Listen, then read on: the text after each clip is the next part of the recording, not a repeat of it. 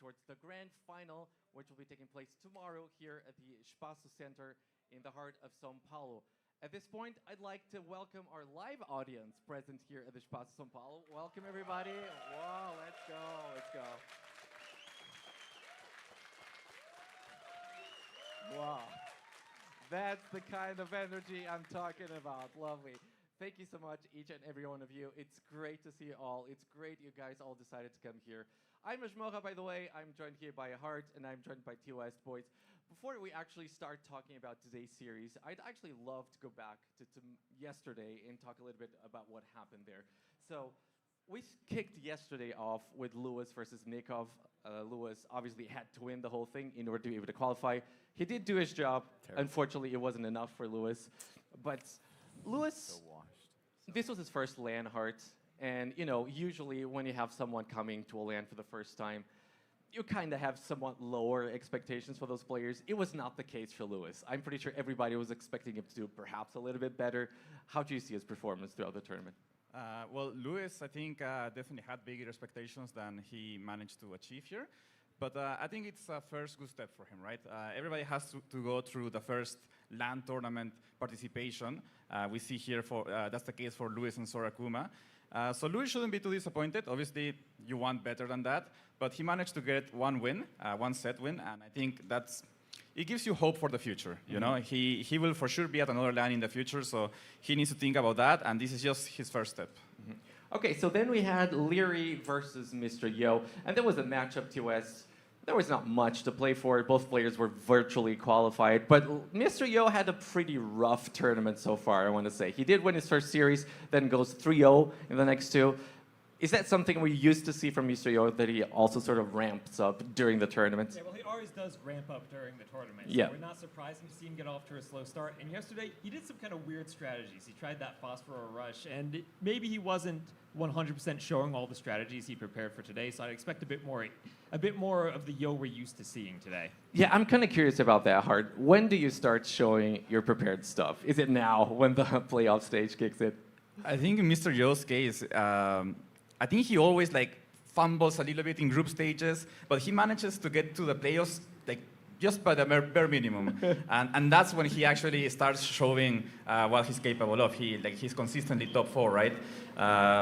I think, in generally speaking, though, you show a little bit in group stage, but if you have something that's really, really good, you save that for the playoffs. If you think you're gonna be like a top 4 player, for example, then maybe you save it for this stage, for the quarterfinals, right? So I think we're gonna be seeing some more prepared strategies starting today. Yeah, I also wonder when when you're here, the live event, you have an audience and things like that. I imagine some players might get a little bit nervous. Mr. Yo, though, obviously Leary, the same case, but Mr. Yo is not the kind of guy who's going to be scared, it's not going to be nervous. Way too much experience on that guy, right? So then we had Hera versus Andy. Hera wins 2-1, despite actually losing the first map, the island map. So I was very curious, and very surprised, I guess, Hart, to see that Hera chose to play against Andy today again, because he had the chance to play against ACCM. Well, what do you make of that choice? I think it's mostly because ACCM practices a decent amount with Hera. I think also ACCM's style is just a bit like dirtier than in play style than freaking Andy. So I think it's just both are really good players. Just who do you prefer facing? I think Hera felt comfortable after game 1 yesterday against Andy. So maybe he just thinks he can execute the same way. Andy did put him under some pressure, like even I would say like maybe made him doubt himself after game 1, right? Because that was a really strong game 1 by Andy, and sometimes that can shake you as a player. It's like, okay, maybe I had the wrong ideas about how to approach, especially a water map like that, right? So maybe Hera did go through some thinking about what needs to change for today, especially if he was going to choose him as an opponent. Then we had Viper versus Sebastian. Sebastian wins 2-1 versus Viper, and Sebastian now the only player with a 3-0 record in the Swiss stage, TOS. Were you expecting to see this kind of performance? Well, I'm not surprised by it. I don't know if I'm expecting it from him just yet, but let's be honest. This is a South American LAN. This is his home turf, basically. He doesn't have to travel far for this. He's here, and I think he wants to do very well. I think there's going to be a lot of people cheering for him, and there we are, right here. Exactly. That's the energy he's going to want to channel when That's the kind of energy he's going to be needing. Then there was Vitruser ACCM, a little bit of a heartbreaking moment there. So for ACCM, he obviously needed to win, and he needed the next series to go in his way, which it did. But what do you make of ACCM's performance here so far, Hart? ACCM also the kind of guy that sometimes struggles quite a bit in LAN tournaments. I believe this might have been actually the first time he made out of a group stage on a LAN tournament and made it into the playoffs. So all in all, a positive development for him, obviously. Yeah, I think ACCM maybe suffers a little bit from the LAN environment because maybe nerves, maybe it's a different play style, I think, for players because we're all playing on lower ping, while when he plays at home, usually it's super high ping. Great point. So yeah. certain things that could work online don't work as well here. But I think he's just a very strong player. He once again made it past the group stage just barely. But today's do or die for him. So I think as long as he doesn't let the 2 first days get to his head, he had a good day yesterday. So he just needs to repeat that today. All right, so last year's yesterday was then Sorakuma versus Tato. Tato wins 3-0. Sorakuma also one of the first timers of the tournament.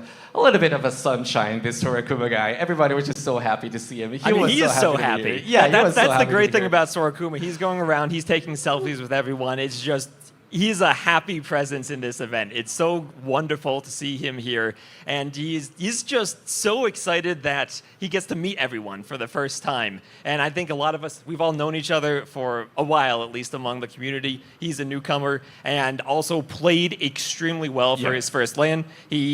I don't think anyone was expecting him to make the playoffs, but he came really close to doing so. Very, very close. Unfortunately, not quite good enough. Now, the interesting here to me, so Tato wins 3-0 that series, and Tato started the Swiss stage actually losing, but it was versus Leary, which can always give a little bit of impression. However, the first series today will be versus Leary, as we do see the players already here on stage getting ready to get the games going.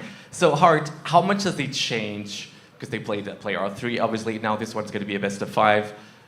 How much does it change? Preparation obviously changes, but who would you say does this favor that we're now extending the series into a best of 5?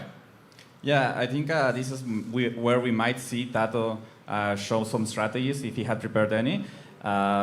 this is where you use them, right? Against Leary, starting off the group stage against him, obviously it's not ideal, but you did get his book holes, which are very important. So you get the potentially number 2 player in the world book hold, so that's very good. And then now you face him again, so I think you're gonna start thinking more about specific wins. It's a best of 5, so if you have just one strategy to give you a little bit of an edge in such a short set, I think it's very important. It would be time to show it now.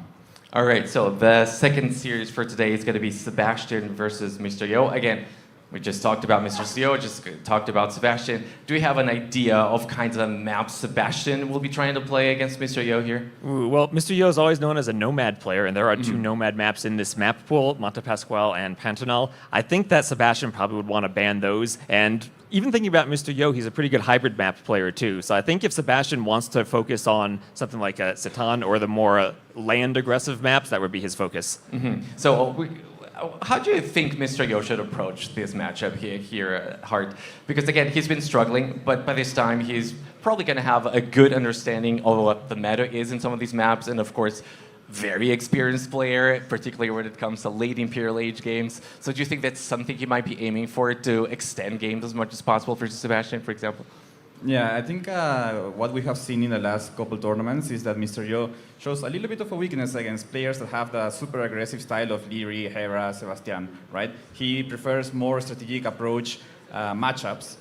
So I think he needs to pick civs that, first of all, let him survive the early game, because I feel like sometimes he goes for like later game picks, and that doesn't go unpunished against these players. So now that he's facing Sebastian, he needs to be aware, he needs a good civilization to make sure he survives the early game, but something that also lets him win the late game, where he usually excels. That's such an interesting point. Then third series will be Viper versus ACCM. Now, Viper has shown some tremendous shape in this tournament so far. He did lose against Sebastian, but he beat Leary 3-0, which was pretty much unheard of. And again, ACCM has been struggling a little bit, so how do you see that series going here? I think that's a big question mark of what type of level is ACCM going to bring now that he's in the playoffs, and how is Viper going to perform, because he's also been dealing with a health issue throughout this playoffs. He just had eye surgery recently, and the first 2 days he said he felt good. The third day he was feeling a bit worse. So I think a lot of it's going to depend on how Viper himself is feeling and what type of game if he's able to continue looking like he was when he played 3-0 against Leary, or maybe if he's going to slow down a bit.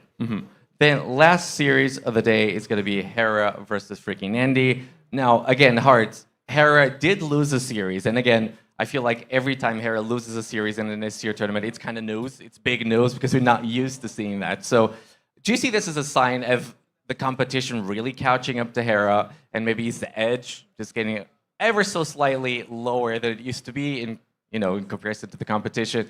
How do you see the fact that Hera has now lost twice in a row to Sebastian? Yeah, I think that obviously, I don't know if it gives people hope, like maybe we're entering an era where it's a bit like closer, yeah. Such high competition between Hera, Leary, Sebastian, maybe Viper in there as well, right? I feel like it's a bit more of the meta being in a state where making very slight wrong decisions at the beginning of the game can really snowball on you. Like I feel like a couple months ago even, the meta was a bit slower, right? Such early game mistakes wouldn't cost you the game. And now, I don't know if it's because players just got that much better, or it was only specifically the meta change, but now it feels like some games, you're just losing from the beginning. And I feel like that's something that's been happening to Hera.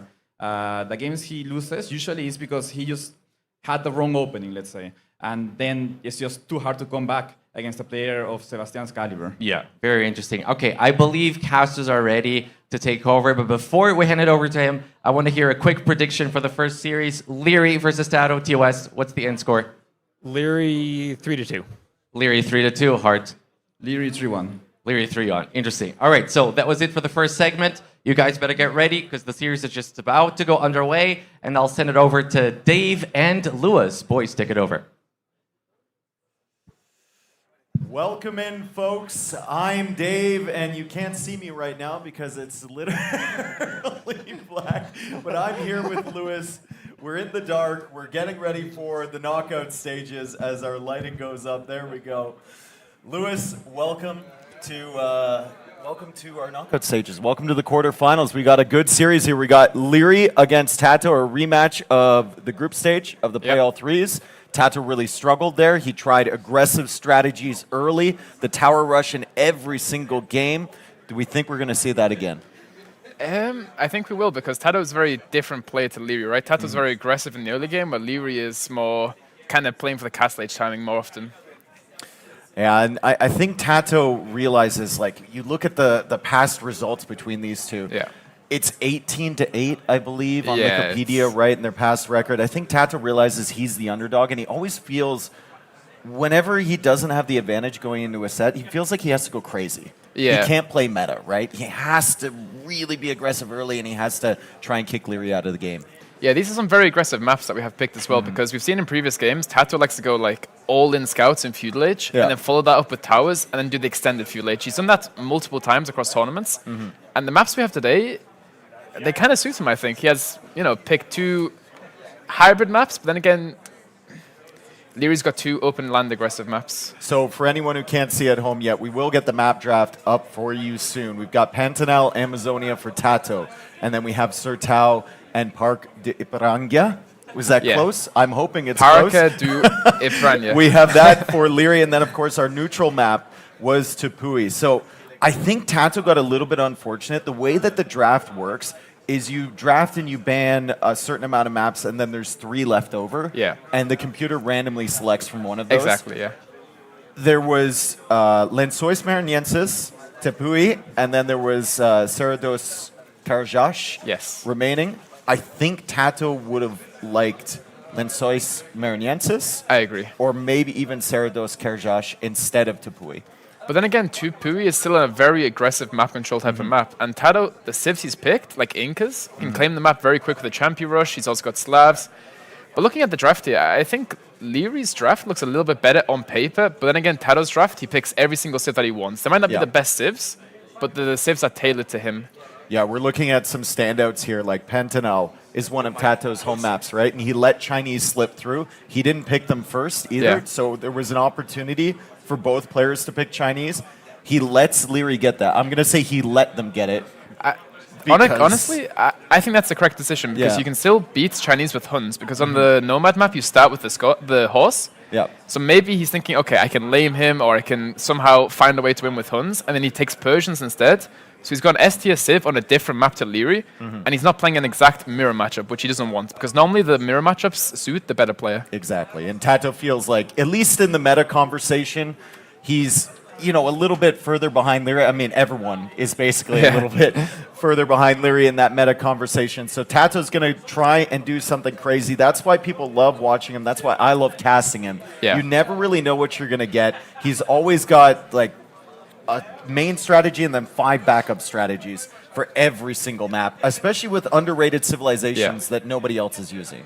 And that's the thing, right? Like, when Leary's practicing, he's probably not practicing versus the Slavs. He's probably not practicing versus the Celts, right? He's only practicing versus the S-tier civs.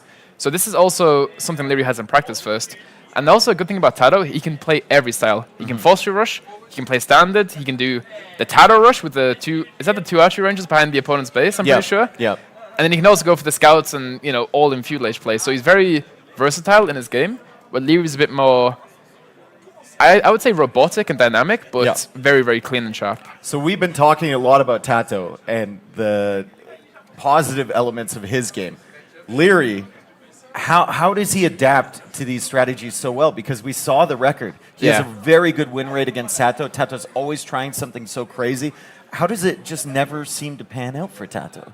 What does Leary do that is countering this so well? The thing about Leary, he's just sharper than other players. For example, if Tato plays this versus like a top 16 player, a top 10 player, they make more mistakes than Leary does. And Leary just doesn't make those super small mistakes, and he can just pull ahead in ways that, for example, I couldn't find, right? Yeah. So that's how he just pulls ahead slowly. Yeah, and whether it's a micro battle or whether it's just, the early efficiency on his Dark Age. I think that's something that's so unappreciated for Leary. People focus on the military, people focus on the archer micro. You look at his Dark Age, and it's just almost perfect. It's so clean. It's like whenever Tato's fighting, in the back, he might be floating resources and like not his workers aren't working efficiently. Where Leary, whenever you look at his eco, he's always on it. His workers are working efficiently. His macro is perfect. He's getting the cast stage really quickly behind the aggression. Yeah. It's really nice to watch. So Tepui, our first map, very, very close. Not a lot of wood. The foxes have gold on them, so you can really utilize that if you want to go for some sort of quick men-at-arms or archers play. There's a lot of extra food on the map. But the theme of this is that you're so close. Yeah. You can't really run away from your opponent. If we're looking at the civilizations here, I'm noticing Bulgarians for Leary. Usually Leary's civ draft is pretty straightforward. If he's picked a civ that seems good on that map, he's probably going to play it. Tato, on the other hand, I think there's some questions. Like, where is Tato going here? Where do you think? Well, Tato has multiple options. He can go with the Slavs, or he can go with the Khmer. Maybe he's thinking about, okay, I'm going to play Khmer, FC, skip the blacksmith and the markets, and you don't need that with the civ, and then go like knights and scorpions. Yeah. But then again, I think Leary might also go with the Georgians, because on this map, you have to move a lot if you're getting pressured. And since all the res is forward, you can kind of like move the mule cart without building extra, lumber camps and mining camps and mills, for example. So I think we should see like Georgians versus maybe Khmer. So would be my prediction. If you were in Leary's position, you were playing Georgians, and you're matching up against an FC Khmer build, how do you approach that? Are you still opening scouts? Are you just spreading your eco out, like trying to make it to castle fast? What's your solution to that? Well, the thing is about Khmer, you don't know what they're doing until they've done it, right? Because they can go up 21 vills. So if you're scouting your opponent, you don't really sense it, right? Until you see the gold. Then again, he could just be going archers. So it's really hard to adapt to Khmer, but I guess the two options is either all in feudal age, forward towers, take him off resources, or try and counter FC yourself. But if you try and counter FC yourself, you're just behind. Gonna be slower. Yeah, you're behind and you're slower because you have to build those 2 production buildings and you're slow to the next stage. So one thing that could be good against the Khmer FC as well, we're just assuming he's picking Khmer. We're assuming that it's going to be FC, but one thing that could be good is the availability of the fortified churches for Leary to really slow down those pushes, right? And also the hill bonus, right? Because on this map, on Tepui, there's lots of like small hills. There's no like big, gigantic hill. There's just lots of small hills all over the place. And having fortified churches on those hills can be very nice for map control. So we see the all-time head-to-head here in tournaments. As we were saying, 17-8, 68% win rate. I believe it's 18-8 now with the latest result tallied in. I don't think that's showing the Buchholz stage. And the game count is actually pretty close. It's 52-40. It's a 56.5% win rate for Leary. Previous 3 results, Leary 4-2 over Tato in the international qualifier. So that was on these maps. Platinum League as well, Leary 3-0 on Tato, and then Medieval Masters, Leary 4-1. If I remember correctly, the last set that Tato had won against Leary was last year, I believe, Warlords, the previous Warlords, I think. It was Medieval Masters in 2025. That's Warlords. That's Warlord's fault, exactly. Teaching Lewis how to read Wikipedia 101. You learn something new every day. Another thing about it, right? Even though Leary beat Tato in the international qualifier, there is 2 new maps in this map draft. Yes. And also, the current maps have been tweaked a little bit, balance-wise. And Tato's been practicing a lot. So maybe he's picked up a few things that maybe Leary hasn't. Is this us? Oh, it is us. Welcome in, folks. We're just having some issues here. This is the first big LAN event in South America. I think the setup looks very, very nice. Yeah. The crowd is filling in. We have a lot of very excited people here. We met a lot of them yesterday at the Liquid Alienware facility outside. We had a nice little bar set up and the viewing party, and it was beautiful. So happy to be here. It's been like a giant party, and we just happen to have a tournament going on at the same time. Yeah, it's really nice to see. And now, okay, so I've got a question for you, Dave. Yeah. So if you're Leary, do you go into the first map picking your best civ, or do you kind of pick a throwaway civ to warm up? No, it's Leary. You pick your best civ. Just pick your best civ? Yeah, Leary. What about Tato? I've watched, I don't even know, like, sometimes I watch Tato in these sets, and I don't even understand the way that he's approaching it. So he's got his own ideas. We'll figure it out with hindsight at the end of the set, right? Yeah. And then we'll judge whether it's a good idea or not. But Tato, he likes to cook. He does like to cook. We've seen it plenty of times. I will guess that Leary will pick Bulgarians on Tepui. Okay. You thought it might be Georgians. Tato, I think Kamur is a little too transparent for him. I think he's going to pick something else. I think he's going to go for Celts. Yeah, I think Kelt's can be really good. You can go like a Mana Time push, or you can even go like a Drush. I think fast castle. Into a fast castle, all just straight fast castle, yeah. Yeah. Because you don't want to play the same thing as Liu, right? You want to kind of do something different, which is why Tato avoided the mirror matchup with the Chinese. I think you could do like 22 pop fast or 22 pop up fast castle with Celts on this map. The Foxes give you so much value. Yeah, you probably could do 21 pop as well with the Foxes. Yeah. Because you probably, like, if you take 4 Foxes in the middle, you probably don't have to build a mining camp. So you're saving 100 wood there. And with Celts, you already have a wood bonus. There's you can just maybe wood all the time. Yeah, you can sell the stone and then maybe even go faster, right? I mean, it's a risky play, but we saw Leary on this map before just absolutely destroy people. Yeah. Then again, like, Tato is the type of guy who will go for the risky play. Like, Leary, I'm going to say Leary wouldn't go for the risky play, but then again, we saw him do the Magia Phosphor Rush. Yeah, which was, but we saw him do it once. I don't know if we're ever going to see that. Yeah, I was going to say. Right? Like, he tried it. I don't know. Honestly, I spoke to him after the set. At first, he was like, it was garbage. But I spoke to him after, and he was like, it didn't feel too bad. It was like, you know, his position wasn't horrible. But I think if you... Because he lost like 5 vills in the feudal age, right? And if you don't lose those first 5 vills, his position is a lot better. Well, I think he actually lost like 8 or something. I think it was really bad for him. He was down to 15 vills at some point. Yeah, so. he was. And he tried to go up with 22 pop or something. That was the game against Viper. I think he also benefited from the fact that Viper made a few mistakes there. He thought the game was over, right? But anyway, it was good. It was good to see. Another thing that's been great to see from Leary, he's not insta-resigning in these games. Like, he's playing on from positions where he's probably losing. He knows he's losing, and he's still giving it a try. Like that final match against Tato, after he had already won the set, he still kept playing in that game. I think old Leary would have resigned there multiple times. Yeah, I think that's a really good like mental change for Leary. Maybe, I don't know where he's taking it from. Maybe Hera, maybe, who knows, right? Yeah. But like previous tournaments, the second he feels like he's losing, Yeah. he's just out of there. But now he's just fighting on because there's always a small chance to win, right? There's always that 1%. Yeah. And that 1% happens, right? We've seen it multiple times in tournaments. It happens against him.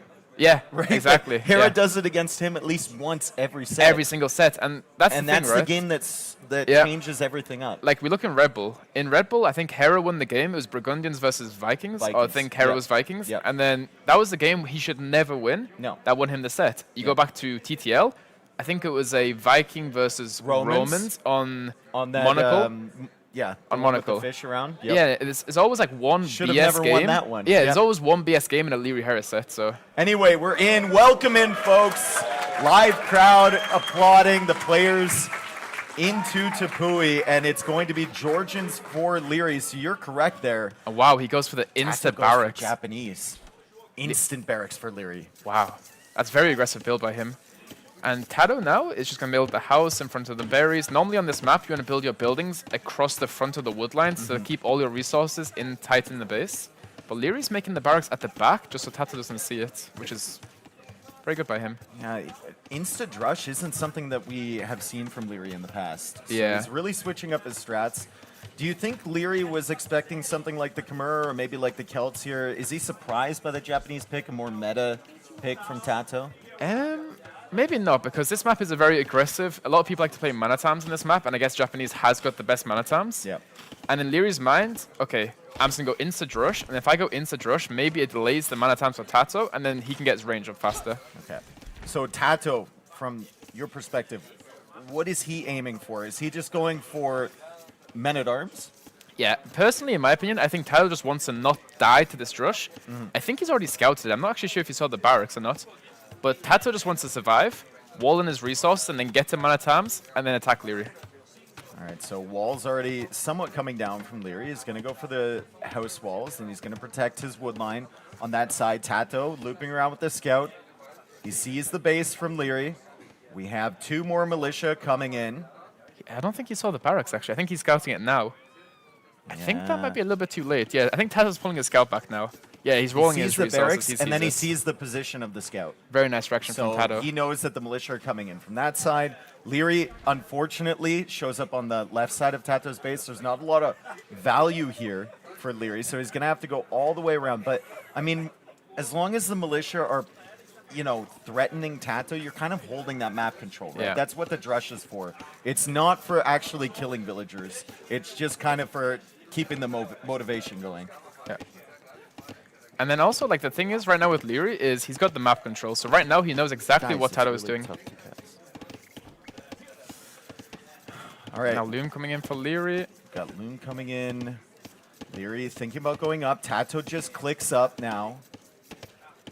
Now After Tato, Loom. yeah, clicks up now. Has he got the barracks? Has Tato got the barracks up?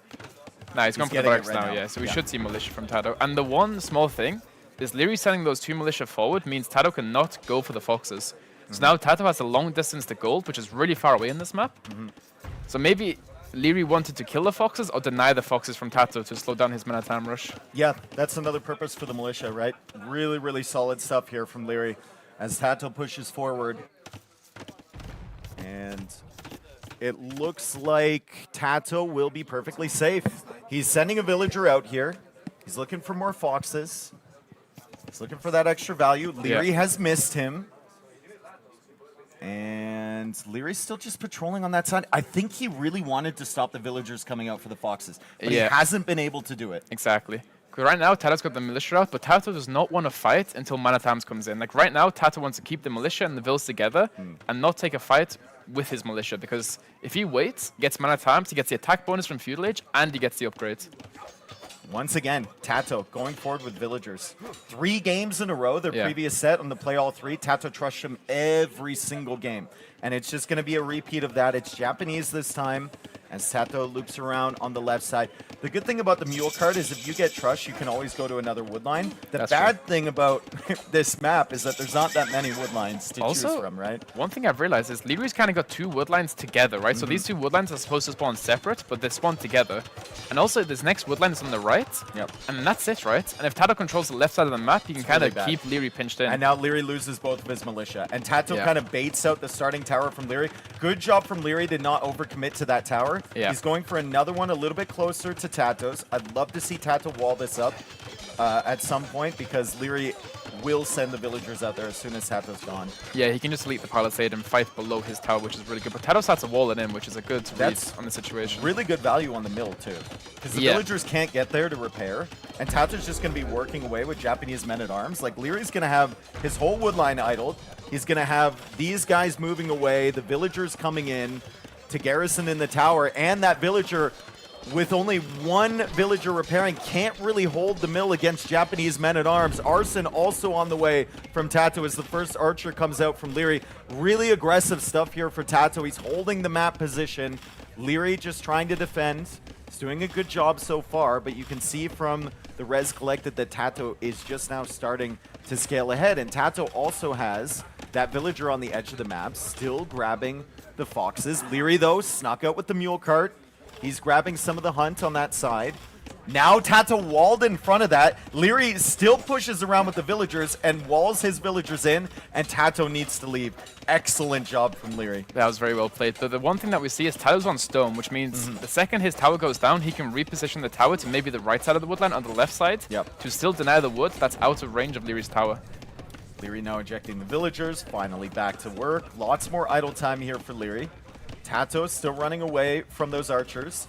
Leary probably needs to make sure he doesn't push those men-at-arms into the villagers, but right now Tato's just running away as Leary finds time to get the wood upgrade. Tato, though, snuck the away woodline. from the archers, and guess where that's going to bring him? Leary goes to the woodline, but Tato finds the hunt on the right side. He finds those exposed villagers, and Leary needs to come back. Yeah, that's Villagers on the really run bad now. for Leary. And now Tato's in such a good position because you're on Mana Times, which haven't died yet. You still have all the HP on them. As I speak, they die. But then Tato has the counter unit. And now Tato can just play skirms and then defend and then go fast to the next stage. I feel like if you just have skirms here from Tato, you push the archers away, you don't even like need to attack the villagers. You can go after the mule cart with the men-at-arms because you're not going to catch the villagers. Yeah, exactly. Like the Mana Times, you don't want to throw them away versus Vills because they're always going to find value somehow in the game. Yep. And Tato actually adding more, and I don't hate it. No, honestly, I think it's really he's good. got the skirms right now. Leary only has archers. He's gonna have skirms behind, but like the men-at-arms find value against the buildings, the mule cart, the villagers, the skirmishers that Leary's making. It's a wonderful start in this set from Tato as Leary went for the super fast rush, and honestly, I don't think it got that much value. I agree. And also right now, Tao's just taking the map res with the mills, the cheaper mills from Japanese. And also, I think he's taking a lot of the foxes as well, which is why he was able to build mana times that actually mining the gold. But saying that, even after all this idle time, right, even Tato being up 2 villagers, we look at the res collected, it's a head for Leary. That's just what we were talking about with how clean his economy is. Really efficient. The efficiency, the lack of idle time for him, it's just always there.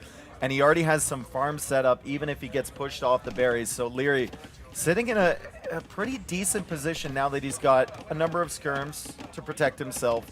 Tato might feel the need to come forward for another tower at some point. Yeah, no double bit axe is really hurting Tato a lot. Oh, true. But then again, he has got his vills on the hunt on the map, so his food income will fly very soon. Because the animals... 18 on wood, though. No double bit axes. That's really rough. Really, really brutal for him. I like the aggression from Tato. He's not like overdoing it by adding like 5, 6, 7. He's just, got 3 mana times, hitting the buildings, annoying the vills, trying to force as much idle time as possible. And it's looking good for Tato. I love the fact that he went for the tower rush with the 3 villagers, figured out that wasn't going to work, and then sent them back to his economy, right? So many times you see those villagers just doing nothing. But like you said, he's not all in here as the res collected is still so even. The KD only 8 to 7. It's a good start for both players. I think Tato would be happy to be in this position if you had told him before this game. Completely agree. That he was being the aggressor, the res collected was even. He's ahead by 3 villagers or 2.5 villagers or whatever it is at the moment. Quite a bit of idle TC time from Leary. Yeah, another thing is the resources for Tato.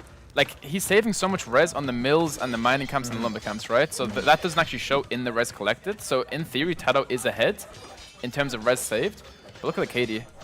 Actually in favor of Tato. Yeah, 9-7. And Leary is spending so much time just repairing, building walls behind it. Exactly. Fletching finally coming in for Tato. We'd love to see double bit axe. He's getting the armor for his men at arms. That's a big investment at this point.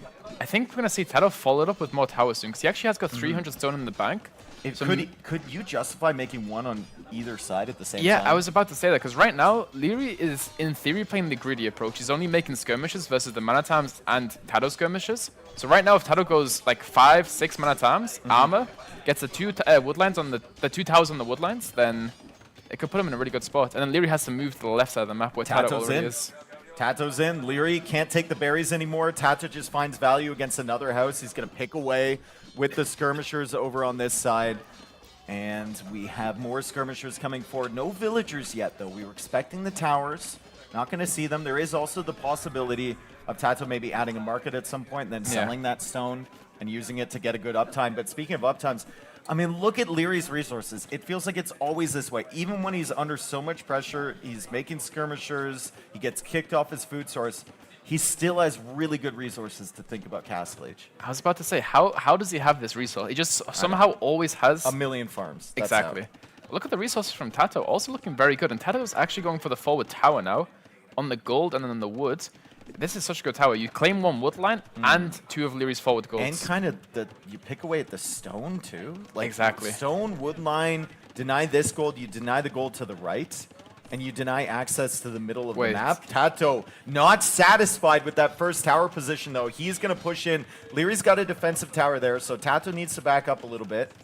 And Leary will continue building this tower. He actually, I think, bought the stone. Yeah, because I think Leary actually made a tower on the left. So he's got right now 3 towers. Yeah, so he's actually trying to guarantee his resources. Yeah. Okay. So maybe it's looking like a Manaspa play for Leary. He is up faster, but resources collected for Tato is looking really good for him. I mean, he's spending so much stone on these towers. Market now for Tato. It's really, really tough, I think, for him to get into a castle. Yeah, normally when you're the feudal age player, you always want to have the map control. If your opponent's faster castle age and then they have the map control, you're in a really bad spot. But right now, Tato's claiming the map, he's making towers, he's buying himself time so that when he gets the castle age, he can counter wherever Leary's making. And also the Japanese, really good CA. Again, Leary finds an opportunity when the military leaves to go take out that tower. Tato will find some villagers, could have found more here. Oh, the men-at-arms are on stand ground. He was in the market. He was in the market buying the resources he needed to get to the castle age. He's also going for another tower over here. 1 villager is not bad.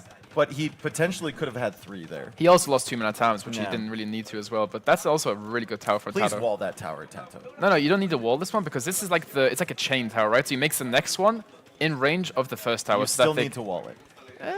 It's not mandatory. You have the stronger army. If you have the stronger army, you don't normally need to wall it, but You have the stronger army for now. for now. So maybe you should wall it later. I think the key is against Leary, you don't make anything easy. That's right? true. You don't take any shortcuts. Even just a palisade wall there is huge. And Another also- tower going up here for Tato, but another defensive tower for Leary. He is denying him off the stone though, so that Manaspa play pretty much impossible. And also he's forcing Leary to make towers, which means he cannot make the castle, and he's taking him off stone. So right now, Leary's going for Bloodlines. He's also got armor upgrade on the Knight. Okay, he's going to go for Knights, and Tato's going Forging. What's Res- Tato going to go for? Tato will go for Knights himself, potentially? Yeah, he goes for the Yes. stable now.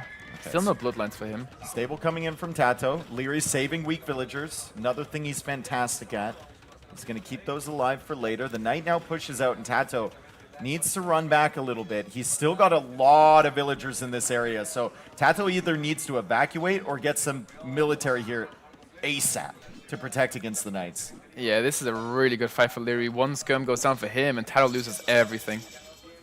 Men-at-Arms even coming in. The villagers are on the run. Fortified Church is up there for Leary, and Look he's at the cleared army up counts. all of the Wow. skirmishers, and suddenly the KD 25-14. Tato, though, still in a pretty good position. He's got a 5-villager lead or 4-villager lead at the moment. Lots of idle TC time from Leary, as Tato will lose his first villager of the game. Res collected, still ahead for Tato. I just think if we're playing Knight-Monk composition, Georgians are on average going to be much better than the Japanese. Yeah, because they have the healing cavalry units, right? And And also the churches. This is really bad for Tato. Yeah, really, really bad. The Knight makes things awkward. You can kind of deal with the skirmishers here. Yeah. The Knight is just such a powerful unit if you only have villagers.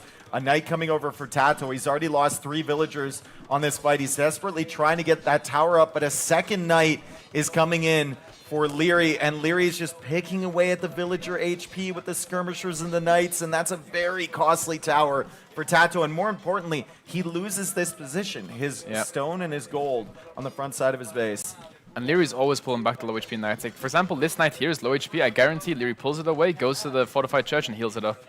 Or He's could so just, good at doing he that. could just run around with it. With He could Georgians, just run right? around with it, yeah. It's slowly going to heal up over time. Perfect for a player like Leary, who's saving all of his important units and trying to keep them alive. Just because we mentioned it, the Knight is going to die at low HP. It's Caster Curse, welcome. Thank you. Still no Binax for Tato, though. Yeah. Like 0 upgrades, Yeah. eco upgrades for Tato. That's really rough. So in this situation, I mean, Tato, it feels like he can't really defend on this map just because there's a lack of wood and a lack of resources and Yeah. everything. Feels like the only good defense here for Tato is to somehow counterattack Leary. Yeah, I think you have to do something, because right now you're kind of just getting pushed. And right now, if like Leary keeps this up, he can make a fortified church on this little mini hill, and then that is just the game secured, unless Tato has stone for castle, which he does not. I'm wondering what Tato decides to do here. I mean, we're looking at his stone. It's not there, like you said. His food eco is okay. He still doesn't even have double bit axe, right? He's got knights, but they're worse knights, and he's got some monks, but they're worse monks again. So it's just really, really tough situation after such a good start from him. Leary trying to body block the light cap. He does kill it. Tato gets a conversion here, and he body blocks that knight, but he loses the monk in the process. Unfortunate situation here for Tato. And look at the res collected. A few moments ago, it was 400 ahead for Tato. Yep. Now it's 500 ahead for Leary. So that's like 1,000 res swing in the last 2 minutes, which is huge. And also, I like how Leary's not adding TCs. Like, he knows he has a lead, he has the army lead, he has monks.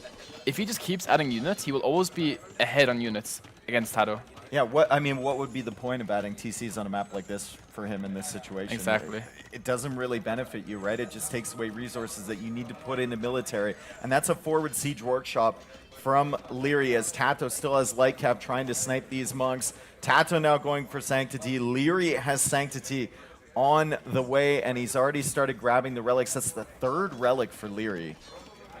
Damn, Tato he snipes the just monk there really as well. turned it on as soon as he got to Yeah. Castle Age. And right now, like, the game's actually evening up a bit. Like, army count is very similar, villager count is somewhat similar, but no eco upgrades for Tato is really hurting him at the moment. Yeah, And right now, Leary converts a Lycav, wow. Missing that 20% on efficiency on the wood lines for the entirety of the game, basically. Like the last 15 minutes is just insane. I think a fortified church forward for Leary would be really nice because you can garrison the monks inside and have the Lycav swoop in. Because at the moment, Tato has to like babysit his monks with his knights. But if you make the fortified church forward, you can garrison your monks, keep them safe, and then raid with the knights. First Mangonel out for Leary. Remember Tato's wood lines, 2 of them are forward here. The Mangonel can range them from the other side. Tato's trying to get some conversions. Leary's just diving in. Wow. I guess he believes he can convert 2 knights if Tato converts 3. All the units are on Sangron for Tato. Tato looks like he's got a good entry to that fight, but Leary is clearing it up at the end of the day. Some good damage coming in from the Mangonel. Tato trying to get some more conversions.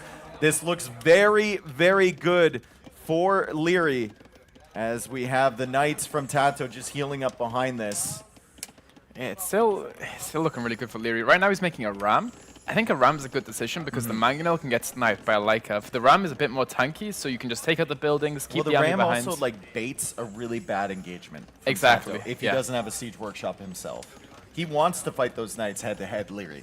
He wants to fight the monks, right? He wants to get the conversions, and the ram is going to force that to happen. And look at Leary going for the CA transition behind this. I think that's a really good call. I think it's like CA and castle drop. I think Tato is just going to get smacked in the face by this next push from Leary. I mean, we've got 8 on stone right now, 300 stone in the bank for Leary. He's got double monastery production, or double fortified church production, rather.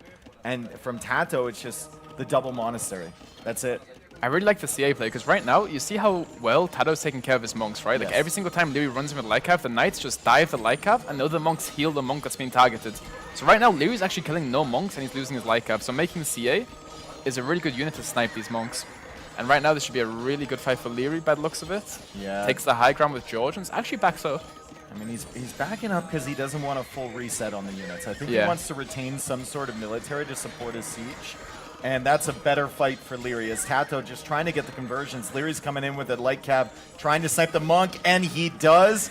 Another monk going for a conversion by Tato. He does get it, but GG Tato call. taps out. It's just too much pressure by Leary. Fantastic play from Leary there. After all of that pressure coming in early from Tato, I really like the strategy from Tato. I really like how condensed he played, and then how he pushed out with the men-at-arms and the towers, taking advantage of the foxes, of the hunts on the outs.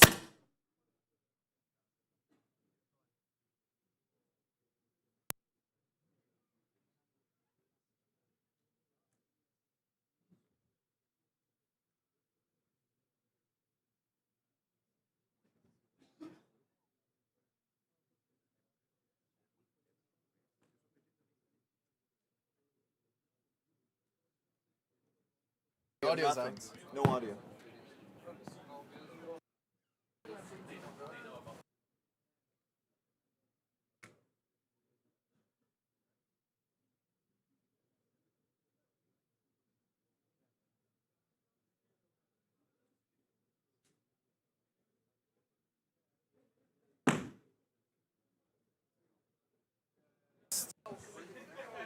Yeah. Oh, it was we working back? for a sec. Okay. Test? Yeah. Okay, I guess we're back. Momentary technical difficulties. Sorry, Very everyone. loud bang in the ear as well, but it's okay. Exactly. We will recover. First set of the day, and Leary's off to a fantastic start. Once again, the damage control there from Leary was phenomenal. He didn't get value from his initial strategy, which I think if he had denied Tato going out to the Foxes would have been good, but he wasn't able to do that. And then, like, the patience here with the counter towers to reposition it there, send the villagers out to take that one, to save the villager behind the mill as well. The archers are right on time. It was just everything he needed to do. I also feel like Tato played really well in scouting the barracks, because he saw Georgians and he wasn't like greedy pushing Dia. He's instantly saw the barracks. He was like, okay, he's going for a drush, or like the insta drush. I'm gonna wall in my resources and then go for mana times behind that. So it was really nice adaptation from Tato. I think Tato's playing really well at the moment. Yeah. I think the mistake he made was his transition to Castle Age. He was a little bit slower than Leary because he got Man-at-Arm armor and he added more units. But then again, that's okay if he was adding like spears, for example. On the way up, you had like 3-4 spears. Because you know the knights are coming. Because you know the knights are coming, exactly. You already have the skirms, so Leary is probably not going to play CA. I mean, also just the small mistakes that Leary doesn't really make, like the double bit axe missing. Yeah. That doesn't happen to Leary, right? And that's a big deal when you're looking for that wood to invest in maybe the market a little bit later to sell the stone to go up to Castle Age a little bit faster, right? It was some missed opportunities there from Tato, but we're going to have game number 2 coming up. Tato looking for a win here. Leary looking to continue his phenomenal play against Tato. We saw the previous results. He's 18-8. We see T90 coming in. We see a couple people from the crowd. And our little spooky caster setup here. We get a little bit more light, maybe. And now the thing is, if you're Tato, what map are you thinking about? Do you want to go to Pantanal, Amazonia, Parque, or Surtao? Is it a home map angle, or is it a Leary's home map angle? I feel like you want to slow it down a little bit. Oh, I think he's going to Amazonia. Yeah, Amazonia would be my guess as well. You try and get a win there, and then you let Leary go on to Surtao or something he's really comfortable on, and then try and disrupt. But the first step of the process for Tato is definitely getting a win. He's going to bank on his home map, Amazonia. We were talking about the Civ selection on this before we started up the stream here. Japanese was the one that I thought he might pick here. Persians is also a great civilization, and we see that coming in, actually. Yeah. Persians against Portuguese. I was about to say Persians versus Portuguese, and the reason Tato went to this map is because Tato has by far the best civ for the map, right? So you kind of want to, if you're down 0-1, you want to get a game back. You don't want to go down 0-2. Yeah. So you go Amazonia, you get the Persians, best civ, you have an amazing start, your docks have double the HP, really hard to take out. But then again, Leary has the better late game. The longer this goes, the thing. Yeah. he can drag it out. And there is a 1.5 hour time limit. Yeah, I'm thinking about the matchup for Persians. Like, they're so good on every single map early just because of that extra production speed and because of the extra resources they get early, right? Yeah, you get the dock faster, the fish comes out faster, you just Castle turbo Age boost for it. Persians, fantastic, right? Yeah. I think early Imp isn't bad for Persians as well. But if we get to the late game and it's Portuguese against Persians, like, Portuguese have the answer to everything the Persians are going to do. I agree. Absolutely everything. I think, especially on like water, if Portuguese get control of the water, it's going to be brutal for Tato. I think if Tato has the map control, there's maybe a Savar play because Portuguese are actually missing squires from the help, so it's really hard to hunt down those Savar units. So I think if Tato has the map control, it'll be okay for him late game, but I think if he's defending and like being pushed in late game, it's going to be really bad. Yeah, that's worst case scenario for Exactly. Tato. Game number 2, though, Tato playing as the Persians. He's going to try and get a win. Leary playing as the Portuguese. And we have Amazonia as the map. Now, Amazonia generally going late. Most players will choose to contest the water quite a bit, maybe 2-3 docks. I did talk to Tato when the LAN event first began, and he said he really believes in adding a tower behind his docks. If he feels like the other guy is really going to overproduce, maybe. We also saw Winchester do that yesterday versus ACCM in the Play All 3 stage. And also, like, normally with Persians, your dock goes up way, way faster than your opponents because of the extra 50 wood. But look at Leary's dock. It's going up at similar timing as Tato's, which means the fishing ship should come out. You know, pretty similar timing. Yeah, he's going to be about half a fishing ship behind, which isn't the worst thing ever. Also, Portuguese, one bonus that they have for the Navy. I mean, Persians have the extra HP, so it's super, super difficult to take out their docks. Tato could have like 10 ships inside of it, and Leary's trying to kill it. It could be brutal, but Portuguese have the extra HP for the ships, and they also have a gold discount as well, so it can be really, really good synergy for the water play. Yeah, so Tato's save is a bit more reliant to camp. Like, he can make the tower, hit the docks, double HP. It's very hard to take it out. And right now, Leary's looking for the bot. What happened here? Ooh. Oh, he was down a villager. I didn't see this. Oh, Tato came in.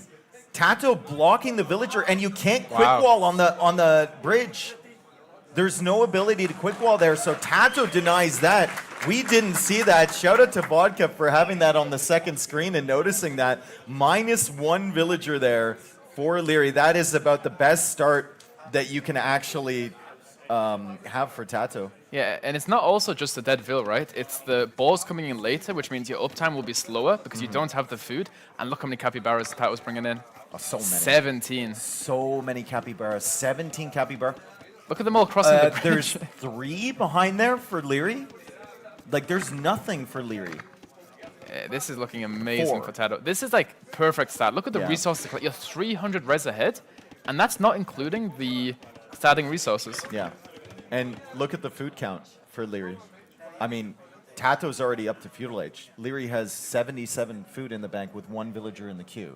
If you're Leary in this situation, do you adapt and go FC? No, he's getting Loom, which looks like a somewhat fast feudal, but Tato's just getting there so much faster. Yeah.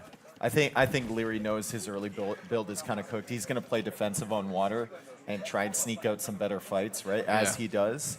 Feudal age coming in now for Leary. Still only 4 fishing ships for him. He's adding a 5th one now.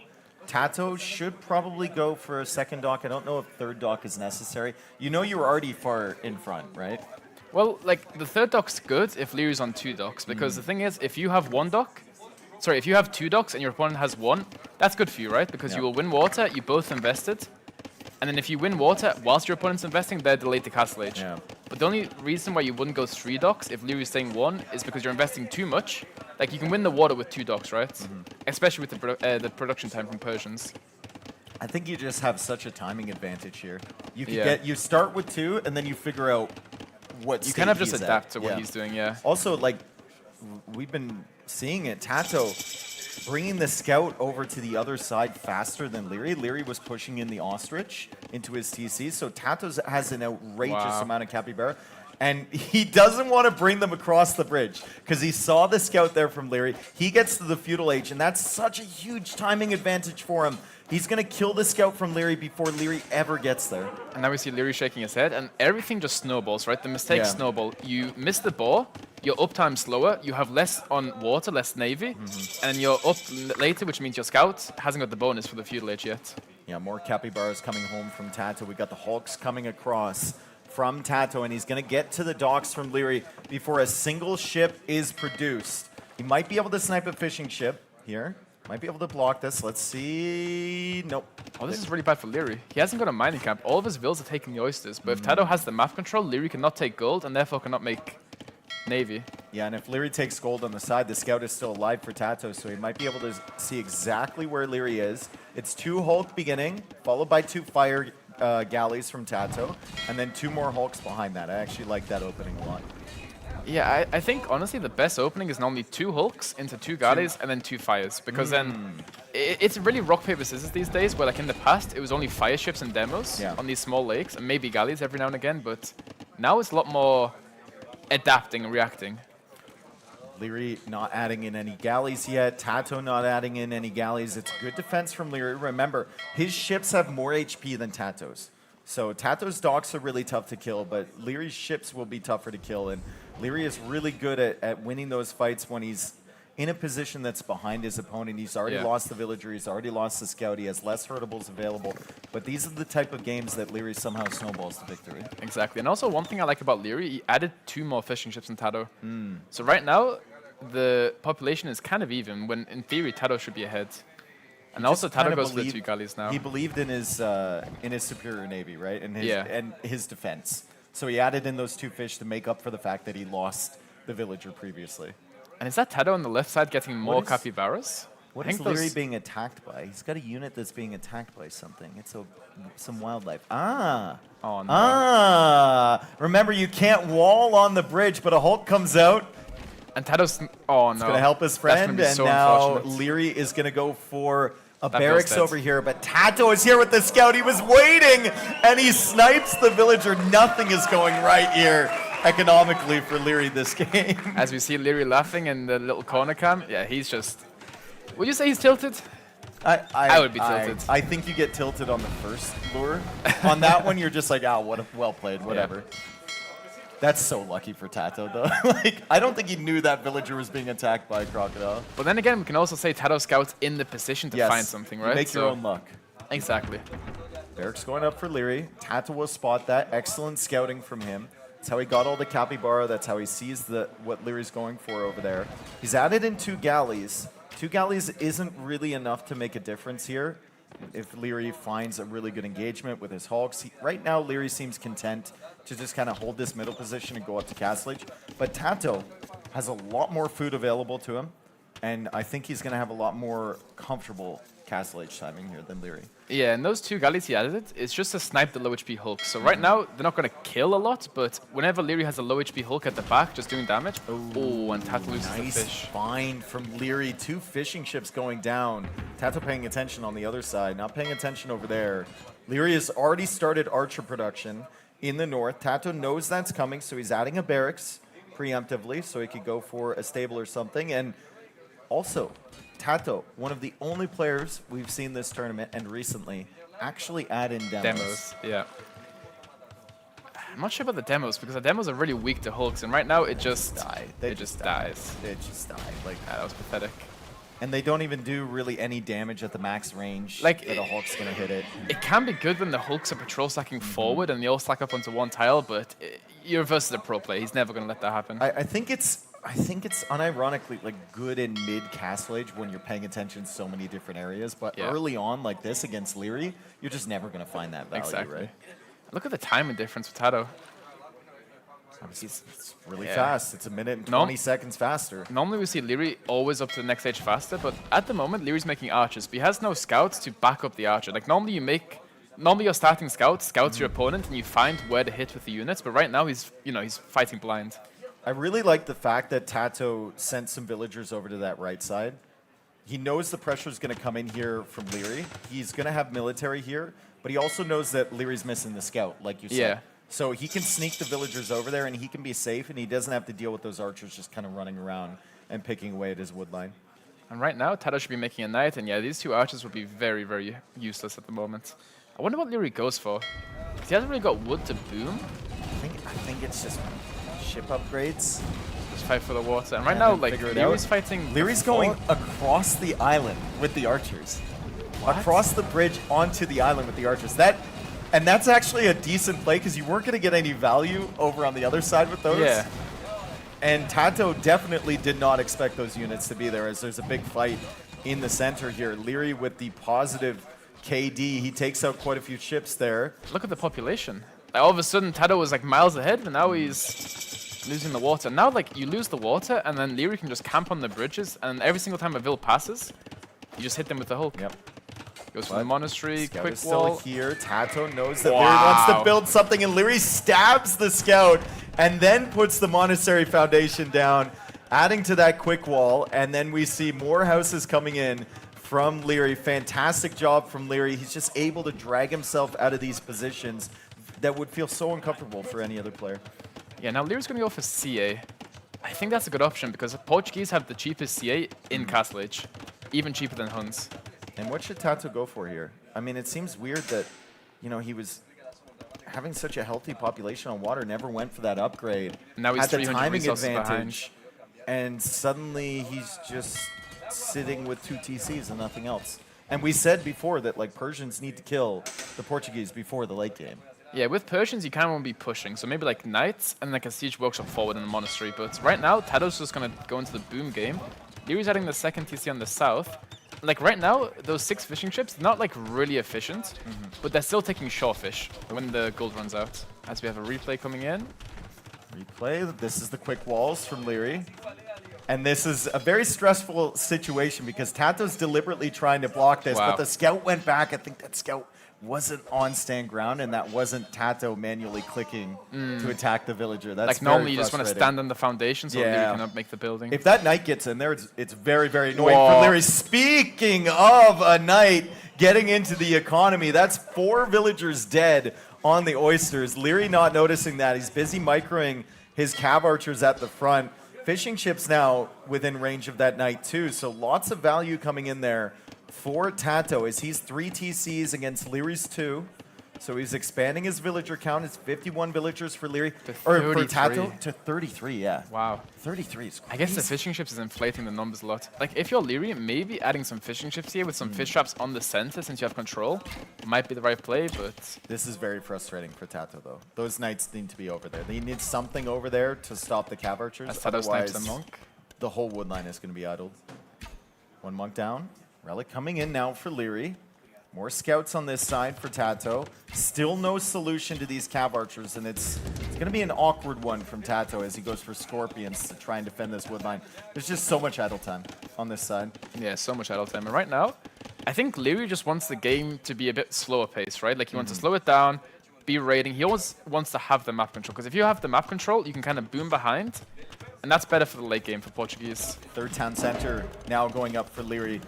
The Scorpions against Cav Archers from Leary feels like just a temporary measure, right? Like, Leary's always going to be able to dodge those shots, but Tato just trying to expand his eco. Like you said before, he's playing the eco game, and he snipes 2 more monks from Leary. Yeah. Fantastic play from Tato. I think it's the 4th monk he sniped this game. And he converts to Cav Archer because Leary was busy. Yeah, I think that Cav Archer also killed the other one, which was 1 HP. Betrayal. Honestly, I really like how Tato's playing. He's so active on the map. He's looking everywhere at the same time. Yeah, I was kind of doubting the position when he didn't invest on the water. Maybe he knew that, you know, Leary was going to be focusing water. He could find some opportunities on the land. I mean, we look at the villager count right now. 65 villagers against 44. And Tato ahead on the eco upgrades as well. So really, really good spot for him. The only question going forward is, will he be able to find a solution for the mobility and the range of the Cav Archers? And will he be able to hold this villager lead into the Imperial Age? And actually, Tato right now is investing back onto the water. He's actually added 5 hulks, and I think with the Persian docks, they hulks, just live forever. Yeah, hulks are really weak versus docks, yeah. And especially Persian docks, which have double the HP. So right now, Tato can mass up on water, and then on garrison everything all at the same time and win it back. Because when you're playing Persians, you want the middle because all the gold is there. Yeah. And in late game, you're going to play Savar, maybe CA, Hankananias. Oh, man. Monk goes Brutal down. Situation over here, though, for Tato with these Cav Archers. Leary's micro and the mobility. Leary has no bloodlines, though. Scorpions to push this away. Siege Workshop behind to deal with the Scorpions. Tato now ejecting with the Hulks. The Persian docks stayed alive for so long. I would have loved to see Leary mix in some fires to potentially take those out. But I mean, he needed all his resources to invest into these pushes because at some point we saw he only had 33 bills, right? Like his eco was not very good at all. It's still not fantastic as he'll go for the first Mangonel to try and take out these 3 Scorpions pushing forward from Tato. I'm also really surprised at the res collected. Like, Leary's been 20 vils behind the entire, like, you know, castle age, right? But the res collected is still only 1,000. I mean, there was so much idle time on the right side for Tato, running away from the CA and everything. So I think that was your 20 villager advantage. And also, Leary had his vils on berries, and with Portuguese, you get wood from the berries as well, so... I like this solution over here from Tato. He places the TC there up on the hill. It's going to be tough for Leary to push that. Persian TC's also double HP in addition to the docks, so such an amazing you'll need TC like spot. You'll need like 4 Mangonels to realistically push that, and then there's a Siege Workshop behind from Tato. Bloodlines on the way for Tato. 31 on food for him. 34 on food somehow though for Leary. He's so consistent. Yeah. Also, the setup on the right side for Tato is amazing, because right now, he could have made the TC right on the wood line, but he's making it a bit more in the middle so that the CA cannot run past them. That's a huge shot from Tato. Yeah, nice shot. Good attack round there for Tato. Takes a couple Cav Archers out from Leary. Bloodlines is coming in. More Knights are in the queue for Tato. Lots of food in the bank for Leary, so maybe thinking about that Imperial Age transition. Maybe once he gets a castle up, he's got 350 stone as well. Nice shot he from uses Leary. the market for that. Nice shot there from Leary. Tato can always retreat behind these TCs, but he'd love to be able to hold this position with that gold there in the stone. Yeah, I think Leary's completely forgotten about Bloodlines, because he's trying to... Okay. There. No. He didn't forget about Bloodlines. It's on the way in. Does tank a big shot with the Cav Archers, though. Tato still tries to push it back. Another Scorpion Mangonel working snipe. away. Another Mangonel snipe from Leary. Well done there, but it's double stable production for Tato. He has Bloodlines. He's got the first armor upgrade, and he's got Forging. So maybe building up a Knight army and then just going to swoop in, snipe all the siege potentially from Leary in one nice attack. What do you think about the heavy plow option for Leary? He goes for heavy plow, but I'm thinking if he sells the stone, doesn't do heavy plow, gets the faster Imperial Age time, and then goes Bracer with heavy CA. Actually, no, Portuguese don't get heavy CA, so... Goes for the Scorpion Snipe. I mean, Leary's taking really good trades here. I mean, I guess the question is, what is Imperial Age getting you here for the Portuguese, right? You can click Chemistry, you can Chemistry, start going to Bracer. Bomber Cannons, Yeah. Bracer. Goes for Pikes now. Yeah, this is very strange. Like, Leary's massing the resources for Imperial Age, and then he just keeps spending them, like trickling them into eco upgrades or into the pikeman upgrade, right? He's kind of just waiting until he gets a castle, and then he's going to click up. You know why I think he's doing this? I think Leary, in his mind, he's further behind than the score says, because we all know the score lies a lot. So in his mind, Tato's really far ahead. Uses the manga now. He just walked right into that one, literally. Yeah, so I think Leary's expecting Tato to hit Castle Age, sorry, Imperial Age anytime soon. So he wants to go Pikes and extended Castle Age. I like this idea, though, from Tato. He's not going to fight the siege with the Knights. He's going to let the TC tank the damage, and he's going to go forward with his Knights. What is in the center there from Leary? It's just the Navy, right? But there's also some villagers, so Tato getting some more villager kills. The castle is forced to go up on the northern part of the map for Leary, I think in defense, because he saw those Knights coming across that center area. And he still can't push over here because of Persian TCs. Imperial Age is now on the way for Leary. So now Tato has the stone for a castle. Where do you make this castle? You kind of have two options. It's either on the south or in the middle. You can control all of the gold in the center, or do you want to make it forward? I think the middle is too risky. You think? Like, yeah. How are you going to get there if Leary spots it once? All your villagers are dead. Speaking of villagers being dead, Tato coming in here for a good raid. He has +2 on the Knights, so he can tank some damage from this TC. Is also on the starting island from Leary. Leary paying attention here in the south, but not paying attention in the middle as Tato continues to kill villagers. He's got the castle on the right side, so you ask the question, where does it go? It goes up here right beside the town centers. He has 360 stone still in the bank, so that second castle isn't too far away for him either. You know what I've realized with Tato? Whenever he's raiding with units, his units normally are hitting farms and buildings instead of villas a lot of the time. I'm not sure if that's like a stand ground issue I think it's stand ground, and then he patrols, or he targets one vill, and then they just attack whatever is underneath them. Exactly, immediately. So right now, Tato's still not going up to him. Oh my god, great house there from Leary. And he gets the conversion on the full HP Knight. That was insane. I will say both players are playing so well here. Pulls back the Knights, Lycap goes to work on the Monks, gets 2 conversions. Yeah, only 2. 2 conversions, but you take out a couple monks. The Mangonel's going to go also down, though. Mangonel. Still no Imperial Age click from Tato. That's another thing that he does consistently. Like, he loves hanging out in Feudal Age or Castle Age. Yeah, we always see Tato with extended Castle Age, but normally when you have extended Castle Age, you want the map control. Yeah. Because if you don't have the map control, you can get trapped, and it's really rough to play from that position. Yeah, I think he should really be prioritizing clicking up at the moment. I Clicking agree. up just gives you an opportunity to go for chemistry right away, get the Cavalier upgrade, get the armor upgrade, maybe get the warship upgrade and try and take back the water in the center, right? There's just so many opportunities. He finally does go up, but that's right after Leary gets there, and Leary immediately prioritizes Halberdier. And also, Tato's making ranges. Is this for heavy CA? No bracer, heavy CA with the Persians. You don't have Bracer, but you have everything else. You have Thumb Ring, Paladin Tactics, heavy CA. They are still viable. It's for Goes Commander and crossbow. Into Portuguese. I mean, Leary won't expect it. It's a weird one for sure. I'm watching it and I don't expect it. It is a weird one for sure. Oh, Tato, another classic kind of blunder from Tato. The wheelbarrow coming in at 130 villagers. Yeah, then again, Leary is missing Boso, so they're both lacking on the eco upgrades a little bit. Bracer now for Leary. And we see the Cav Archers coming in from Leary. He's still trying to get damage. Tato's done a good job in damage control. He's stopped those Cav Archers from killing too many villagers this game. As we see the Cav Archers now pushing in and sniping some villagers on the gold. The Knights are coming in from behind. Tato's trying to take care of these once and for all, but Leary's just going to run away again. Leary now going for chemistry, raiding in the north as well with the Halberdiers. So it's like 7 ranges in the south for Tato, and then there's like another 5 in the north, and Elite Skirm is now coming in. Ballistics is on the way, Handcart's on the way. It feels like Tato really doesn't know what he wants to do in this situation. Yeah, also the position for Leary is amazing. Like, he's cutting off both sides of the bridges, which means Tato is playing in 3 different spots at the same time. Yes. Like, none of his army can connect. Like, with Tato's units, he wants to be together. But right now, he's just completely split up, and Leary's just sniping more and more vills. It's kind of the Albright's on the downside north. of spreading out to both sides on this map, right? You get access to more resources, it's great, but then, like you said, you're playing in so many different positions. That's true. Like you can either like secure it with the castle next to the bridge, or you can just go on one side. Normally players opt to go both sides because the gold, it's quite low on this map. It's all in the middle across the center. Population is now almost even. It's 148 pop for Tato, 142 for Leary. I mean, Tato has had the economic lead for so long.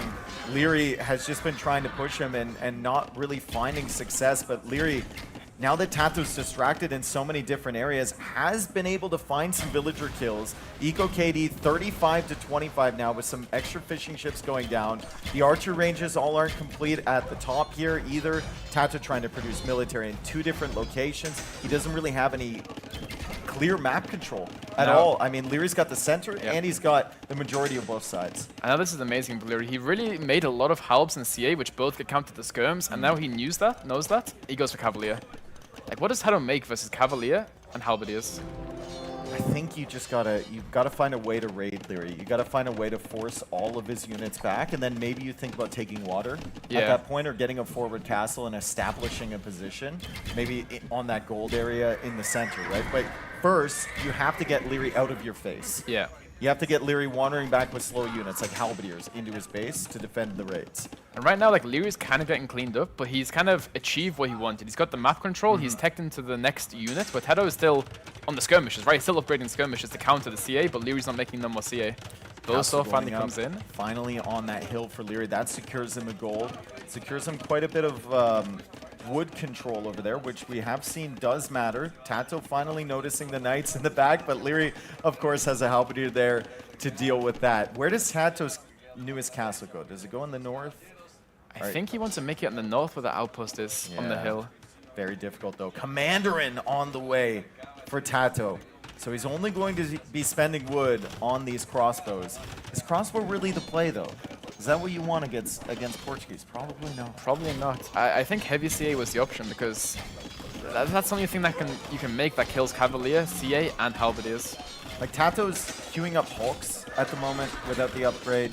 He's got 20 crossbows in the queue. He's got 140 villagers. Still hasn't made that second castle. I mean, it's very clear he doesn't know what to do. I agree. Tato's like, right now he's kind of caught in between 3 different transitions. Does he play water? Does he play land? Does he play crossbow? He doesn't really know what to do at the moment. And like 20 villagers are going to go down in the north here. So he'll keep queuing bills. He'll keep trying to expand his eco. He tries to go for a castle there, but the I don't think that's cav going archers are still there. Like, that's just panic. That's just panic and confusion from Tato. Where is he even pushing? Where is he focusing right now? He's clearly not focusing on this castle. Maybe defending more villagers on this side, trying to clear up the halbs. Leary has done such a fantastic job to recover in this game after a really, really rough start for him. And Leary's got the position in the south. He's killing the villagers in the center. He's denying the castle in the north, and he's even trying to snipe these trebs from Tato, but Tato manages to save it. And it's the same as game 1. Tato had the better opening, the better start, the better position, but then Leary just finds a way to come back into the game. I just wonder where it all went wrong for Tato. Was it not prioritizing Navy?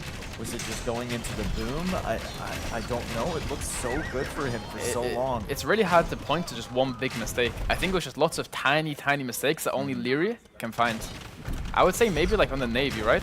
Because that's when the population evened up. Yeah. He lost his Navy and he lost the fishing ships. Tato's still working away on this castle on the hill. I mean, Tato has more population right now. He does, but 45 of it is crossbows. Commander and Without crossbows. bracers. Yeah, that's not the greatest. I don't know. That's almost half a population at this point. The Cavalier now coming in for Leary. He could just focus on the Treb, or he could work away on these crossbows. Plenty of gold available for him. Tato's still kind of threatening that middle area with all of that gold, but the gold is still available on the sides for Leary. He also has 5 relics that he's collected. I just saw the 5 relics. That's crazy for Leary, and he's raiding on the north. There's so much flashing all over the minimap. Tato's just, it feels to me like it's impossible to play from this situation for Tato. A few minutes ago, he had like 3,000 to 4,000 res ahead. Now it's only like 800, 500, 400 hits. The way Leary comes back in this game, it's crazy. Because, you know, maybe old Leary resigns after that second build kill. Maybe. But now he's just fighting in the games. Well, I mean, it must help that he has such a good record against Tato, right? Maybe he just feels comfortable. Yeah. Feels if the game goes on long enough, I'm going to incrementally like take better fights. His opening strategy, if it doesn't kill me, I'm going to survive and I'm going to grind out a victory. Now the castle goes down for Tato, 153 pop to 168, and also Leary securing the north side. He has the middle control, the north and the south. Tato right now has 0 gold. He has 2 on This is the gold. most valuable part of Tato's army, and it's 34 GG crossbows gold. without bracer. Great job from Leary. He lost the villager to the lame. He lost the villager to the scout after it got damaged by the crocodile. And Lewis just points to the top of my head. That's all you can see. Little egghead in the caster booth over here. I will say, I think both players are playing really well. Yeah. Like, it feels like a really high-level game we're watching. Tato's having the lead in both games, but Leary's just finding a way back. Just feels bad for Tato, right? Like, Look he at had the KD. such a good start, and then Leary managed to snowball it. I do have questions, though. Like, why not upgrade your Navy? You had such an advantage on the timing, and then you just instantly go for a TC instead of, continuing on with that play. I think the thing is, when you've invested so hard onto the Navy, it feels like you should just get the upgrade. It's Yeah. like 300 resources Yeah. total. And then if you win the water, you have your fishing ships alive. You have the bridges that you are camping. Like, you just get so much value from those. Oh, and here we have the block for Tato. Yeah, he's got that happy pig mod on, little face above it, and he denies that, then goes for the dock here. He also got so many capybaras, right? So many capybara. Like, he had every advantage early. And he knows that he had the advantage as well, which makes it worse, right? Yeah. He I guess, killed like, the scout, like, and then he killed another Vil after this. yeah. It's like, if you're Tato now, you've had perfect case scenario, like literally best case scenario in this game, and you still lost. It kind of feels bad after this. So lucky right here. But like you Yeah. said, you make your own luck. You're Like, his sitting scout's in right the correct spot. position to, yeah, exactly. I don't even know if Tato manually clicked that or if the scout just automatically attacked that villager. And then there's this fight right now. This was Tato interesting. unupgraded ships, and then he commits to this area, right? Like, he doesn't run away. He doesn't try and snipe the fish from Leary or anything. He just sits there. When this fight started, he was a minute faster ahead to Castlage than Leary. If he gets the upgrade, he wins the fight. And then he adds the TC, 45 seconds later? Yeah. So you're sacrificing 2 Vils, but to win the water. I think that's definitely worth it. So many could have been, should have been moments Yep. in that game. Leary, though, battling through it. Leary's just so good. And I think I mentioned it, but we should talk about it again. Like, when he was pressuring in Castle Age, Leary, he was running around with these Cav Archers, dealing with the Navy from Tato, everything like that, trying to expand. Consistently 30-plus villagers on farms, Yeah. right? When he wanted to click up to Imperial Age, I think he had like 45 or something like that, and he just magically, it seems like magic, he has the res Yeah. to go up always. I don't even know what to say. Like, he was so far behind in Yeah. the early game. And then you can see, like, this is the point of the game where Tato's just frazzled. He knows he's lost. And then also you have the map controls Portuguese pushing onto Persians who don't have siege engineers, they don't have bracer. Like, Persians is an aggressive, so if you're going to be having the map control, but if you're getting attacked, it's really hard to play. Well, here we are, waiting for game number 3. We are in Sao Paulo right now. We are at the top of a shopping center. It's actually a really cool setup we've got. Egghead? Egghead ? I am here with eliminated player Lewis, a.k.a. the GOAT, a.k.a. the Nikov Slayer, The Nikov a.k.a. Slayer. Sorakuma's Padawan. Way. And where do we go now? Where does Tato take us? Does he go to the home map? I guess he does. Yeah, it goes to Pantanal. Pantanal. Tries So to get some momentum. I think we'll see Chinese versus Huns here. I think that makes the most sense. Chinese is the best civ for Leary. And it's also interesting because maybe Tato's like, if he wins this game, he's taken out Leary's best civ. Yeah. So then he has momentum going into the last 2 games. But then again, it also could backfire and you could just lose 3-0. So yeah, Chinese Huns. Yeah. Okay. So this is exactly what we expected for this matchup. Yeah, so the thing is with 9-Vil start, whenever you build the Chinese on a Nomad, whenever you build the TC with Chinese on a Nomad start, you instantly get those 3 Vils. And also you have 3 Vils working on deer and berries on the outside. So you actually have no idle TC if you have the perfect build. So all of a sudden you're just 3 Vils up for no reason, which is why Chinese is banned most of the time. I mean, Huns is still really, really solid, though. You get the horse. There's so many hurtables on this map. You can scout around. You can find your opponent immediately and see how they're set up, see how far the gold is away from their TC. Maybe there's some wood lines that you can grief, right? Maybe you find the villagers on the outside, too. And also you can lame the balls, because right now all the balls are placed on an unbuildable terrain. So if you're like pulling the balls in towards your town center and the scout is blocking you, you can lose the vill, just like last game. Super unfortunate situation here for Tato. He still hasn't found a place to put his town center. Way, way faster for Leary. So Leary's going to start building that much, much sooner. I'd love to see the percentages on those if we could. Tato is waiting for that TC to go up before he can get the horse, and we're going to have Leary waiting for that TC to go up before he can get the extra vills. If we look on the left side, you should see Leary having 3 vills. Wait.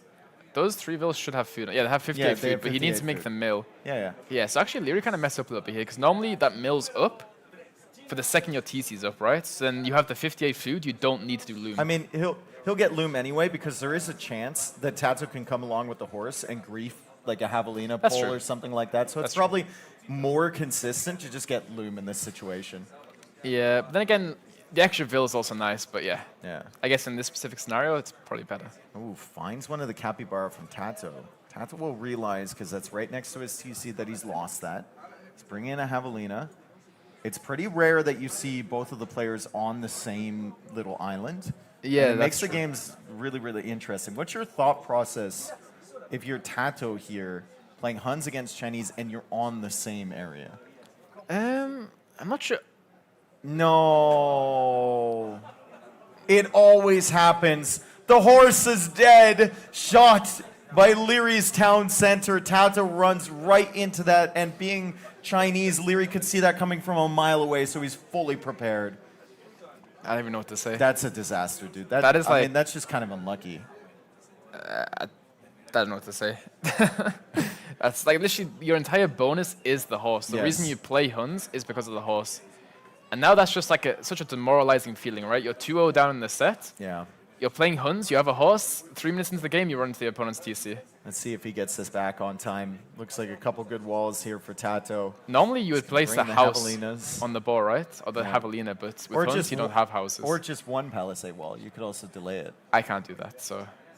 It's easy. I can teach you how. Okay, sure. After this, we can have a look. Always put it to the side. Anyone listening at home, don't put it in between you and the board. Put it to the side and then move diagonally. And it bumps around it.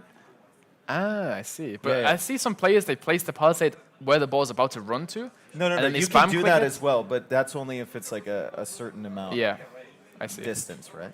So now, what's the play for both players? You think Leary goes fast feudal? Do you think Tato goes fast feudal? By the looks of it, Tato has a lot on food, which is maybe a fast feudal. Tato is adding the barracks already. Now, that's one of his Dark Age buildings.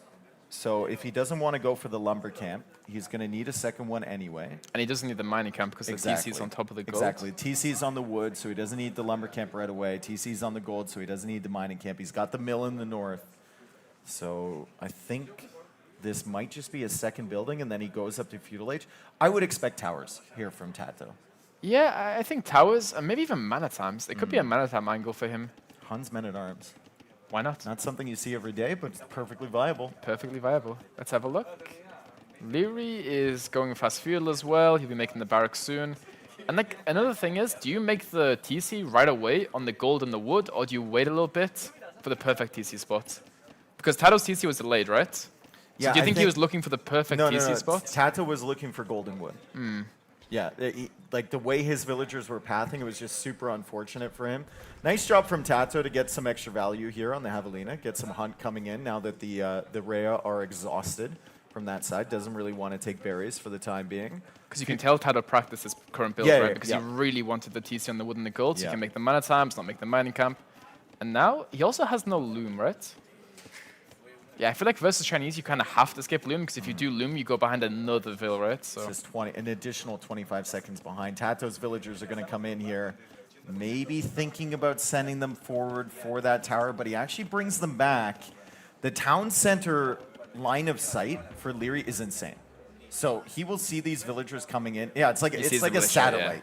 He sees the militia. He'll see the villagers coming in. There's no secrets here for Tato. He's just going to have to try and do damage immediately. And like you said before, after losing that horse, it's just such a demoralizing feeling. Tato's got to be in such a difficult position mentally right now. Because right now, Leary just counter towers. The thing is, he doesn't even have He doesn't even need the tower. counter tower. The wood line's like, he's got another option on the right side. He's going to have archers to prevent the villagers from coming in. Tato really, really needs to do something this game to kind of get control of this set if he can. Villagers now coming out for Leary. He knows that the men-at-arms, soon-to-be men-at-arms, are on the right side. There's no military here to support, and he just sends the villagers out. Can Tato get the men-at-arms back in time? I don't think Tato can actually fight back the vills, because then the TC can range the vills hitting Leary's vills. Maybe not the one on the diagonal. I think the ones on the edges he can actually get. Yeah, like this, for example. But then again, Leary can pull back and lure him into the town center. Yeah. I like the fact that Tato's added in more men-at-arms. He wasn't willing to wait for the archers. Yeah. He was like, okay, I'm going to use this gold, I'm going to use the food that I have, and I've already got the upgrade for this unit, so I'm going to push him forward and save this tower. Leary's got to abandon that position now. Limited food available for Leary as well, as we see the archer range and the blacksmith now coming up for Tato. He has got 3 vills on the left here, just taking the deer and the berries. And on the middle, yeah, Tato's going for arson now. So man-at-arms skirmisher, the same as game 1, but this time with Huns. Oh, he didn't shift-click the villagers back to the berries. Hopefully he'll notice that at some point. Still no wood upgrade for Tato. I don't even know if he has a lumber camp. I don't think he has a At lumber the camp, moment. no. You see the difference between Leary's and Tato's economy? Like, it feels like Leary's is just clean. Like, all of... Oh, never mind. There's like 30 vills on the woodline. Still cleaner Still than cleaner. Tato's, though, as Tato works away on that archer range. I mean, that's just the benefit of being Chinese. You just have a better start. Yeah. More consistent start. You didn't get griefed by the horse at all because your TC took it out right away. Tato now with some skirmishers behind these men-at-arms. He does have arson, so that archer range will be going down. One villager is not enough to repair it. And all of Leary's focus is on this push over here from Tato. I wonder if at some point Tato can get back on stone and maybe try and get a tower up on the actual wood line that Leary is taking. But then again, Leary still hasn't made a tower, so if Tato does go for a tower, That's he his can always counter. counter tower. Yeah. And also, there's another argument to actually make your range a little bit closer to the town center since you saw the militia, just so it doesn't give Tato something to hit. Because right now, Tato can just work away in the range. He actually decides to move to the right side. Leary going out for some extra food. That This could is be an really opportunity dangerous. Yeah. for Tato as well, as we see him taking food in the south, still taking food in the north. Leary Great scouts spearman that. Wow. from Leary. That's just the game sense and the map sense. Yeah. He's played this map a lot of times. And we always see Tato taking map res, right? He did that on game 1. He sends like 3 to 4 to 5 vills out, takes the deer, takes the berries. Right now, Leary has more skirmishes than Tato. Yeah, both of them have fletching. Leary's got the better numbers. The tower is working away for Tato behind this, so it is getting some damage. That was actually a really He's good fight killed for the Tato. house, and he has the opportunity to actually snipe that blacksmith too. So some serious value over on this side. Leary's got a very, very small base, and everywhere that the TC can't range is kind of open to the men-at-arms.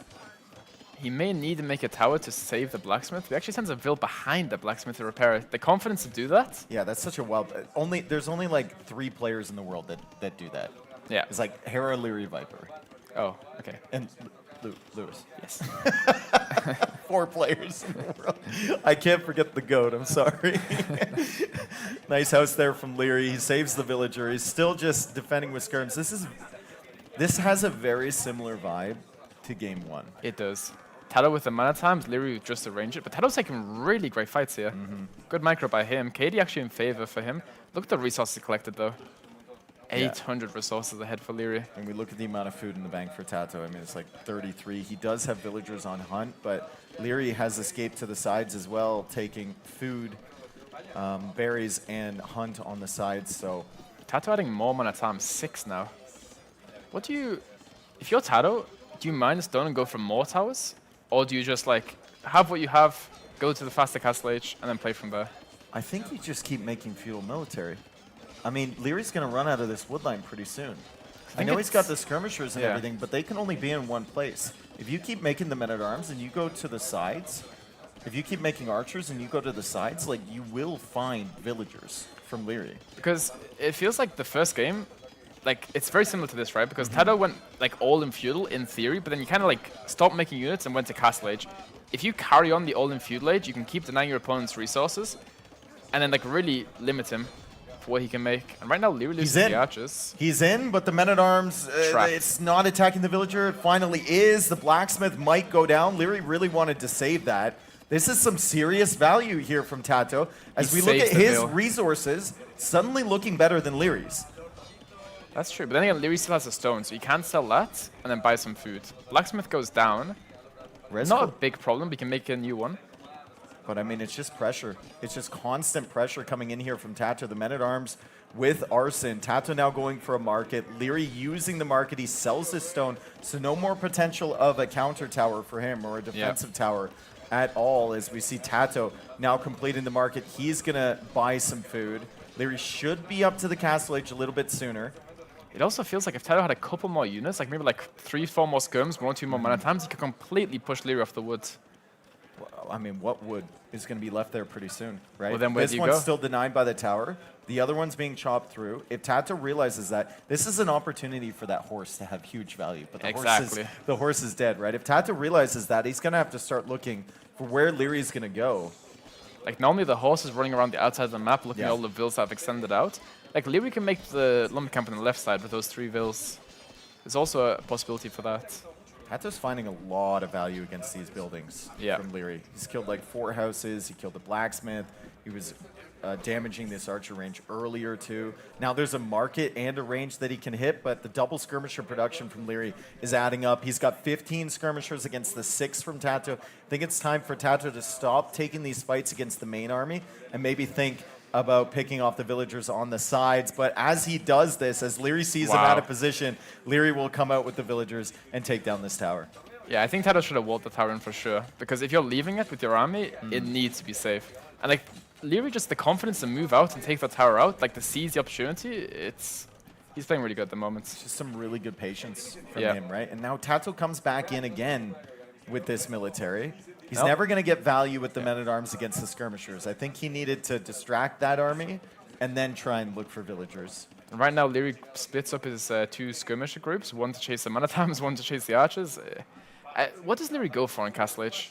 Elite skirmisher, monk, maybe? Elite skirm, bodkin arrow. Nice job from Tato. He's going to find a villager. It's only 1, though. Still looking for some good fights. And that skirmisher army is not big enough from Leary to actually stop this force from Tato. But at the end of the day, it's only skirms. You asked me what he's going to go for. I think it's Elite skirm, bodkin, and then maybe mix in some like fire lancers or something. Maybe a second town center. You kind of forget about the Chinese fire lancers, don't you? Yeah. Like you think of them with Koreans and Vietnamese, but then Chinese have them, Khitans have them, Georgians have them. So now we have cav armor for Tato. Leary's going to go for the CA. Okay, I like the CA approach. Ooh, Tato coming back with the Men-at-Arms. This game has played out far better for Tato than I expected after he lost that horse. Honestly, the second he lost the horse, I was like, I thought it was over. Yeah, for sure. But And he's he playing probably really did well. too, but maybe, you know what, sometimes that helps you out, right? When you think the game's over and you're trying anyway, it just kind of frees you up, gets rid of some of the nerves. Leary, though, still coming in here with the elite skirms. It's a defensive tower there for Tato. He did snipe a few more units, and cav archers is the solution from Leary. But my problem with Leary right now is that he still doesn't really have a wood line. He's got the one that used to be ranged by the tower. He's got 3 stumps or 4 stumps over here. And if Tato even gets a mangonel out to pressure that wood line, I mean, Leary's going into a wood-gold composition without access to wood. Now let's look at the res collected. Like earlier, it was 1,000 difference. Now it's 400 difference. So Tato's catching up on res collected, and that's because Leary's Ville's just working inefficiently. They're walking so far for the wood, they're bumping into each other. He hasn't really got a wood line, right? No. I mean, it's on the well, town center. Tato hasn't got lumber camp yet, still no bid axe, just like game 1. Hey, there it is. He does have a lumber camp. He's there been we working his way through these. Still no double bid axe, though. Is that like 2 games? 2 games, no double bid axe, Yeah. 20 plus minutes? That's I mean, a this lot of one, resources. this one's a lot more understandable because it's a nomad start. That's true. Normally you don't make the lumber camp on nomad start, but also has Tato got some vills on the south there where Leary's cav archers are? I think those are like 4 or 5 vills right in the south. I don't know. Vill lead for Leary. Look at the army lead. Huge army lead. Now you have the skirmishers that deal with Tato's skirms, which he lost them all. And you can have just the CA dive in. yeah. Yeah, double bid axe on the way for Tato. Huge developments here as they are villagers in the south. Leary doesn't notice those immediately, though, so Tato should be able to get back. 1 Scorpion and a Mangonel and 3 Knights doesn't feel like it's going to be enough against Leary's Cav Archers on this side, as he does manage to snipe a villager there. But where is the woodline for Leary? Has he migrated it to the south? He has. Okay. That's a good woodland spot. Finally has another option. Won't last very long, but it might last long enough for Leary to find maybe a prime TC spot on the edge, or maybe just even clear up this army from Tato. Yeah, and right now Leary's making some Rocket Cats, which I think Rocket Cats are better versus Mangonels, right? Because they don't all just shoot in one spot. They kind of like spread that shot out a bit. So right now Leary just, maybe a counterattack for Leary is the play. I mean, he was counterattacking a little bit with the Cav Archers. Scorpions are grouping up. He also has a Knight coming out from that stable on the side as we see the rocket cart coming in. Scorpions pulled away. Good job from Tato to push that rocket cart away. He's going for husbandry now. Needs to keep an eye on the outside. Leary goes out there for wood right now. That's an opportunity for Tato if he spots that. But once again, he doesn't have that horse patrolling around. He doesn't really have a lot of vision on those areas. So Leary's kind of getting away with it. And Leary goes for the fight here. CA sniping the Mangonel. Mangonel will go down for Tato. I think the Rocket Cat might go for a big shot here. Oh, good split from Tato. Fantastic split with the Scorpions from Tato. He one. avoids the shot again. Doesn't take any damage from that rocket cart. That was amazing for Tato. And now all of Leary's Cav Archers are low HP. And he has no monks out to heal them. He goes for the Monastery as we speak. Tato, double stable production now on the Knights. He's got the armor. He's got bloodlines. There is potential here for him. Leary not that far ahead in res collect. He's only 500 res collected ahead. We expected him to be way, way further ahead than that, as Tato now adds the second town center of the game for him. The Knights are looping around. There is an exposed woodline that Leary can hit, but Leary now with the Cav Archers looking for those villagers again from Tato. I think Tato sees that woodline in the north. He sees the Leary's woodline. Rolling it in. Wow. I think he saw it with the mill. I think the mill spotted the Knights. Leary's like, I haven't seen those Knights in a while. I'm going to wall this in. Is there a hole there? No hole. Looks like it's going to be fine. Great job from Leary to save the villagers. Good job from Tato to find that opportunity, but just a little bit too late, as now the Cav Archers might be pushing into the Mangonel, and we'll see this micro over here from Tato's point of view. He does lose the Mangonel super early here, but he gets that good initial shot, and we're back. We're back. That was such an amazing split from Tato. That was so sick. We might be able to see the split later. Leary just kills his own Vil. Oh, with the Rocket Cart on the farm. I didn't like him anyway. Right now, controlling TC now on that woodline from Leary. Villager count 58 to 53. I mean, it's pretty even. It can snowball so hard. Whoever wins this siege trade will normally win the game, right? Tato goes for the attack round, just misses. Leary gotta shoot if you're Tato. gets the Mangonel. Yeah, well you had to shoot there because Leary was just gonna clear you up anyway. Another shot. Awkward position. Oh, wow. Tato tries, but Leary dodges back. Now it's 3v1. Tato doesn't get anything from that. Leary will just repair. 2 Mangonels lost in a row from Tato. And Leary, of course, repairing this house behind, not letting the Knights in, not taking any damage at all. Full focus in the center area here for Leary, with the Cav Archers still behind. And guess what he's doing? He's healing up the Cav Archers. Yeah, that's really well Full played by value Leary. from Leary. Loses the Rocket Cart. Tato's Nice snipe Rocket there Cart's from 1 Tato. HP. He gets another one. 2. Almost gets conversion the as well. third. Still has to wait for another Mangonel to come out, though.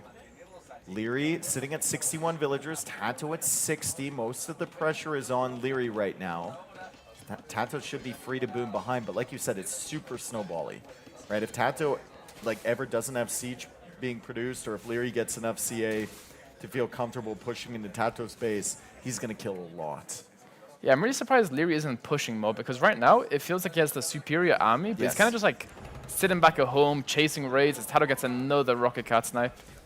Kind of been back and forth for these guys in terms of the Rocket Cart versus Mangonel trades. Ballistics now on the way for Leary. He's going to chase those Knights away. Eco KD, after all of this, is still only 2-2, or 3-3 for Leary, because he killed one of his own villagers. And also Leary deleting the farm, because Tato keeps right-clicking the farm to kill the Rocket Cart. Because whenever you right-click a farm, you get extra range. Gives you like an extra half a tile, yeah. Same thing with TCs. You click the middle, and it goes for the middle, and it extends your range just a tiny little bit.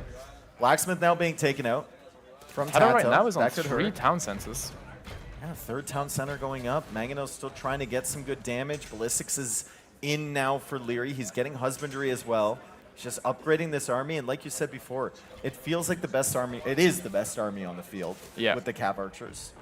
So the thing right now is Tato's adding TCs. If he survives for like a few minutes, he will like pull ahead in vills by a lot. But then again, he can easily get snowballed because he's not adding armies. Because he's adding more villages, more economy upgrades to get in Town Watch now, which is a good upgrade in this map. But at the same time, Leary's not really pushing, right? So he's giving him that opportunity to boom up behind. Wheelbarrow now on the way for Tato. 72 villagers for him. 72 villagers for Leary. We thought this game was going to snowball very, very hard for Leary early on when he killed the horse, and then later in Feudal Age when he had the Skirmisher army, but Tato's just hung in there. He's just been all over Leary's base. He's fighting for his life here in this tournament. If he loses this game, he's out. Leary trying to finish the set off, but the +2 armor is now on the way for the Knights from Tato. With 25 villagers on food, going into +2 Knights, there is an opportunity for Leary to just get raided to death. Or maybe surrounded with his Cav Archers. Leary just needs to keep the Cav Archer number high. He might run in and try and snipe the Monk, goes for the split. Beautiful split, getting a little bit more aggressive now, losing a couple CA. That's a good fight for Tato. Villager count evening up. And maybe we'll see Tato go into his unique unit, which is the Tarkans. Tarkans are countering all range units. Could be a really good option for him, since they have high PS armor. Yeah, I think lack of stone is just the issue there, right? He's got the 2 stone piles there, but only 64 in the bank right now. You do need that castle before you can get the unique tech and start producing them from Goes for a the 1-for-1 trade here, which is really good. 1-for-1. He might be able to get a second one there. No, he gets the Cav Archer instead. Where are the Knights? That's the question. Leary should dive this. It's the one man at arms at the top there, but the Villager's going to take that out. The Knights are coming around to the south. They take up that Skirmisher army. I wasn't even aware that Leary still had his Skirmisher army. And now the rocket cart gets taken out as well. Mangonel goes down. It's not a comfortable position for Leary to push into, though, because there's 2 towers and a siege workshop.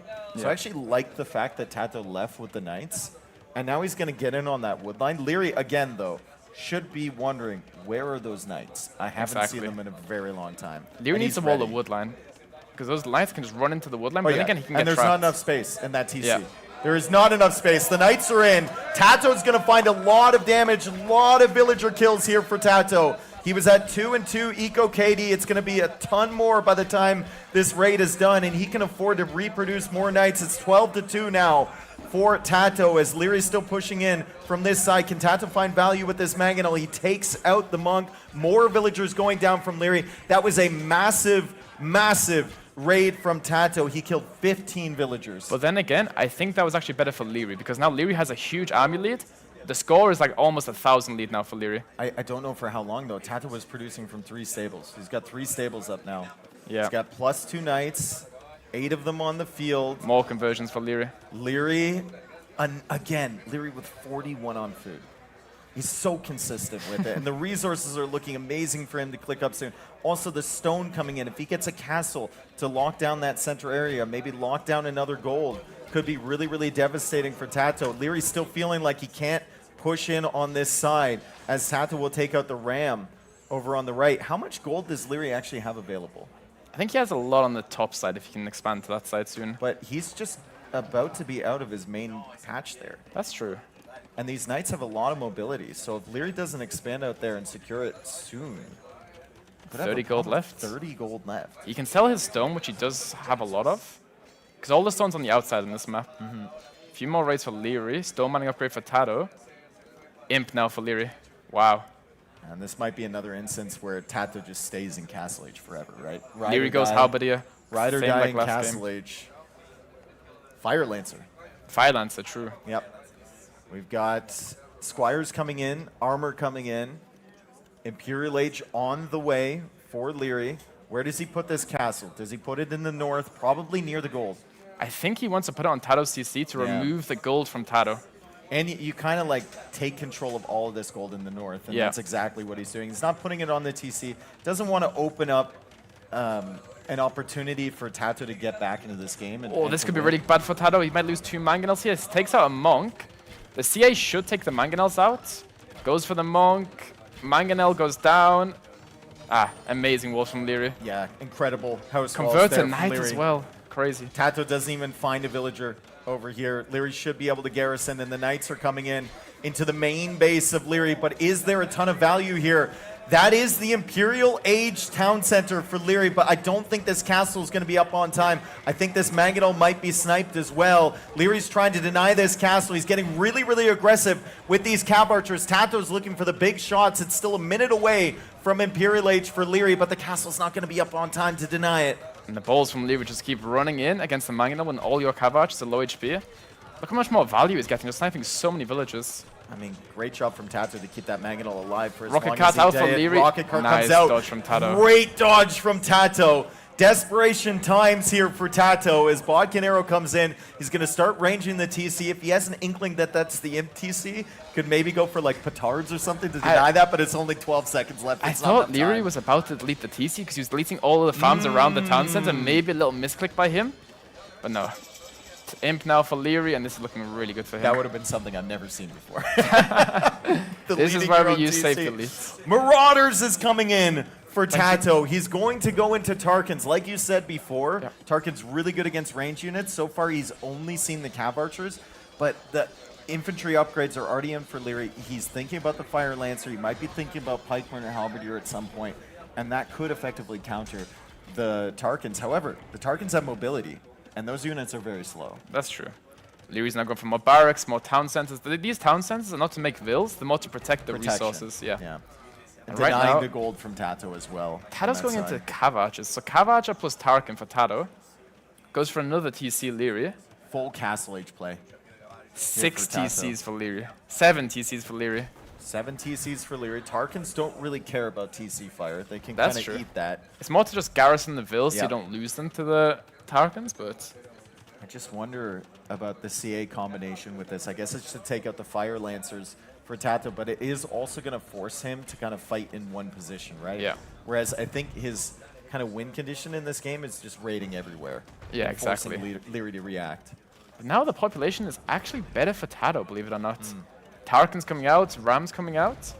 I think Leary's kind of just, he's not really using his CA. Like, he's got the imp upgrades, but he's just sat in the back of his base with He them. hasn't been all game. Like, he's Yeah. just been sitting. If we had a heat map for these CA, it would just be a circle in the middle of the map. I agree. He hasn't really been running around with them. Maybe he's just confident in his late game comp going into Fire Lancers here. He will have to be really, really careful with his trebuchets, I think, as finally Cav Archer comes in on this side. Tato will notice that. Another barracks coming up there from Leary, so he's trying to get Fire Lancers over to raid the wood line from Tato. But like I was saying, he's going to have to be super careful with his trebuchets, because those Tarkins can just run in and snipe. Running and sniping them, which is why he's got the Fire Lancers to protect them. So the Fire Lancers should stay on top of the trebuchets, and he shouldn't be losing them. But I think he needs to be more active with the CA. Yeah. Like, when you get the imp upgrades, you have such a huge advantage over your opponent with the extra damage.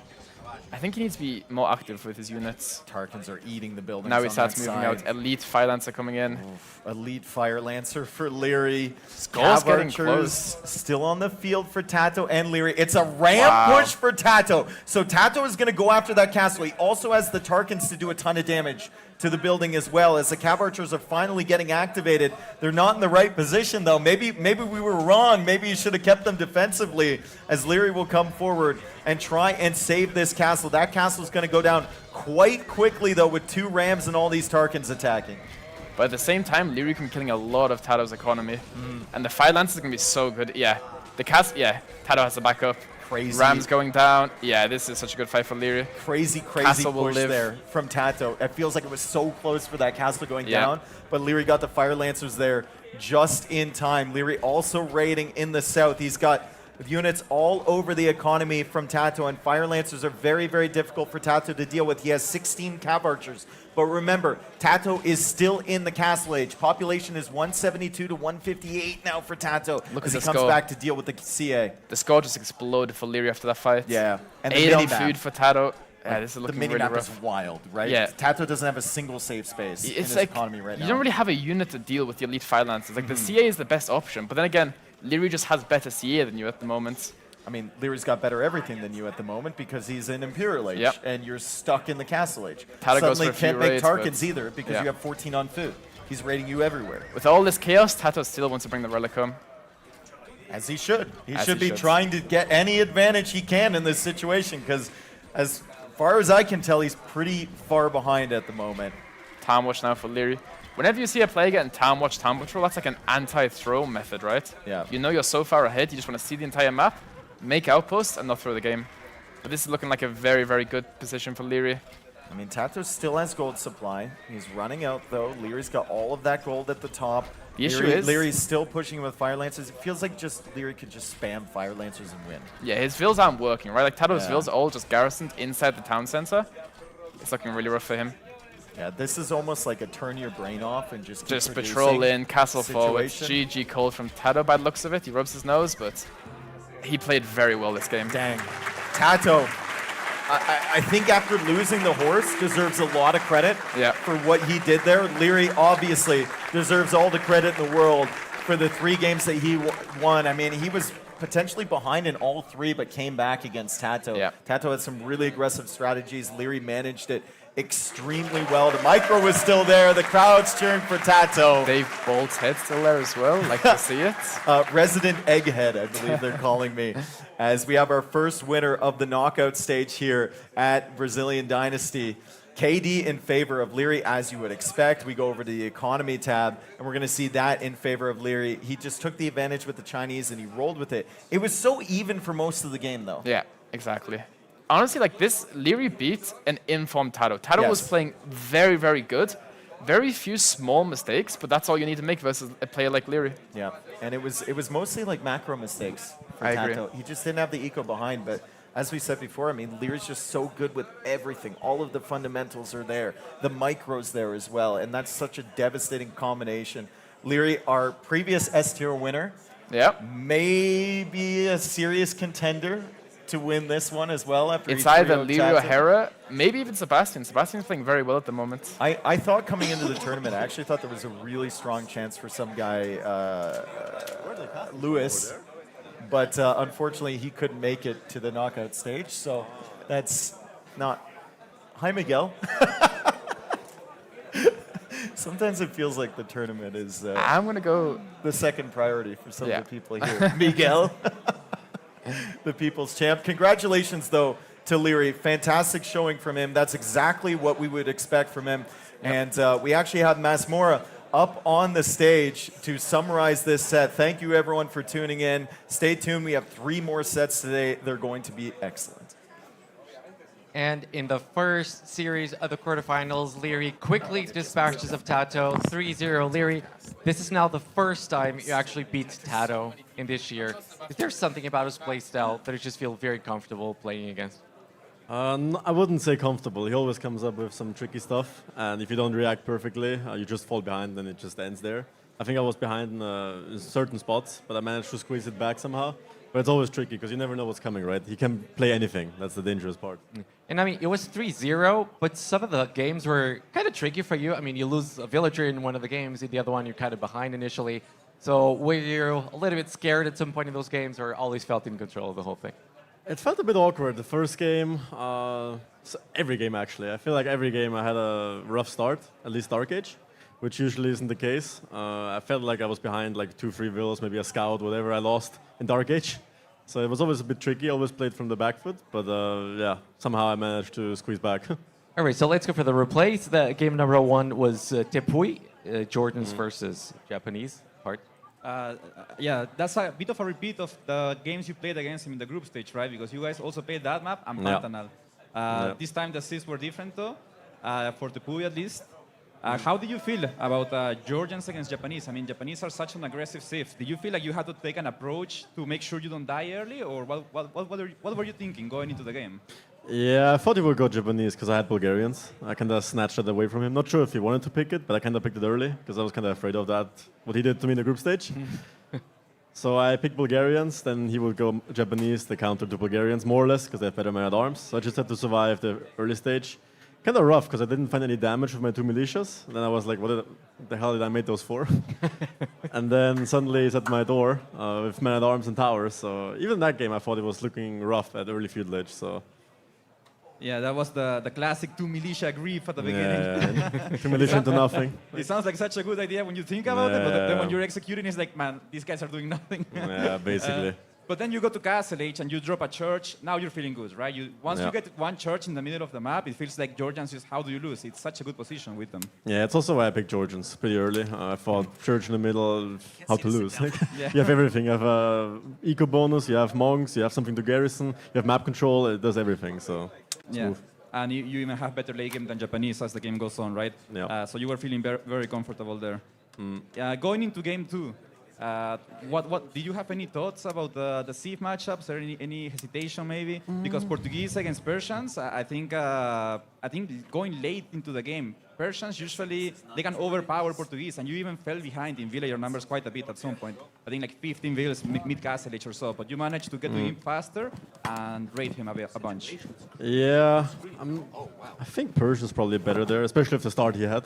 Down 2 units, the scout and the villager. Yeah, can I have a question about that, Larry? Sure, Because sure. it's like the second time we've seen players lose a villager in the exact same spot. And obviously you know we cannot quick wall a villager while they're on the bridge. There's something you can do against it, have your scout close by. Did you see a CCM killing a villager against I Winchester didn't. in the exact I same guess position? just- Oh, well, there you go. You would have I known. guess just roll the dice. It was a 50-50, right? And which side I go, which side he goes. So just get lucky for it. But yeah, good play by him. I didn't really expect it. Still kind of unfortunate after I saw what he did, because obviously I'm luring deer, he's not, so I should be Yeah. ahead. Yeah. If he doesn't get the 50-50, then I feel good. I lost my scout as well, so everything went to shit really fast. With so much going wrong into the game, he didn't upgrade his warships on water, so he basically just gave you water, and he killed a few vills. So were you feeling some kind of pressure about falling too behind in economy, or were you just like still comfortable because you felt like your economy was good as well? I felt somewhat comfortable. I had water control, so it makes the game easier for me to play. I knew I was like behind 10, 15, 20 vills, because obviously, yeah, the TCs, his Persians, I lost some vills, etc. I idled a bit to get some army control, so I knew I had to do some sort of damage. But yeah, either way, I think if I didn't get as much value with my CA, the game would have been really rough. Yeah, I think the CA probably put you back into the game, got so many kills, and allowed you to just get into halves. By the time he was trying to counter the CA with skirmishers, you were already making a switch to something else. So you were just... Those CA, I think, allowed you to get one step ahead of him, even though you fell behind initially. Yeah, and then the workshop push, it all came together, because he doesn't really have units to counter that, so worked out pretty well. Yeah. Okay, then in game number 3, that's Pantanal Chinese versus Huns. Tato begins the game by losing his scout. And it's a pretty rough situation, I think, because with Chinese, you have so much line of sight. And with a scout, you have, or with a horse, you have so little vision. So you saw it from a mile away coming, right? Yeah, he pulled a Leary, honestly. Like, first game, I'm up a unit in Dark Age. Usually it's the other way around. Yeah. But yeah, thank God.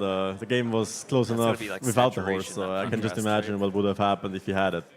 That's the third time you faced Hans on that map against Tato. You played Wei, Tatars, and now Chinese against them. All very good civs on this map, obviously. But do you feel like maybe he was overrating Hans a little bit, or do you think they are really good, but Can you find it's someone who still speaks beatable? Portuguese for these settings? I'm not sure. I mean, obviously, he must think that they're still really good, otherwise he would pick something else. Obviously, I had Chinese first pick, so, it's like a bit of a gamble. I had a better civ. On paper, at least, because I first picked it. Hans feel pretty smooth, especially in a game we just played. I think if I went FC there, I probably would have died when I had arms, so he did the right strat. He probably thought I was going FC again, like the last 2 times. Obviously, him losing the horse kind of set him down, so it's hard to judge the matchup. Yeah, But I think it's close either way. A bit of the idea is that you get all the extra sheep or Yeah. capybara or whatever, that Basically, you yeah. can't do it when you lose the, Yeah, exactly. the horse. Sheep immediately, forever. right? Okay, well, I think that was very nice game by you. You But at managed to least hold. we I think you can even got adjust a past the little bit, stage that's where good. Hans are just better than Chinese because he evened up the build count. of the buttons. He managed to get double V task because he forgot about that in the whole opening. So he managed to stabilize and get to That is Hans loud. CA plus Oh, Knights, which is usually where you want to be. don't But know by if then I you can were change already that. in Imp, and you were taken into superior units like That's Firelands. very loud. Yeah, Cal, if you How can are you hear us, feeling can going I into the next adjust the stage? sound of the music right now? Because it is super loud. Semifinals. So far so good. Obviously, having the first set of the day can be a double-edged sword because you play the first let's see if set, you you wake have up the early, credits. all the nerves, some delays, etc. So if you lose, it's like nothing else to do the whole day except watch the tournament. But if you win, you can rest the whole set and your future opponent. So feeling good right now. I like the stage. It's pretty smooth. Yeah, it I'm looks looking nice forward. for sure. So Sebastian and Yo is going to be the next series.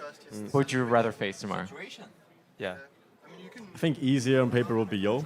But Yo always finds a way to make it far in these tournaments, where he barely got through, you know, like went through the back door or something, like won 2 games out of 9 or something. It's crazy. But he gets stronger as the tournament goes on. We've seen it in the past, reaching semifinals, finals, etc. So it will be an exciting match between him and Sebastian. All right, Leary, really appreciate your thoughts. And we're now going to throw it into a break, a short break. When we're back, we're going to have Sebastian versus Mr. Yo. Don't you guys go anywhere.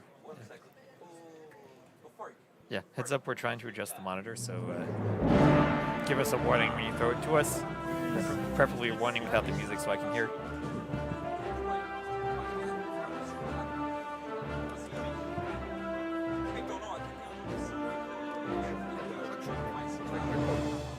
It's amazing.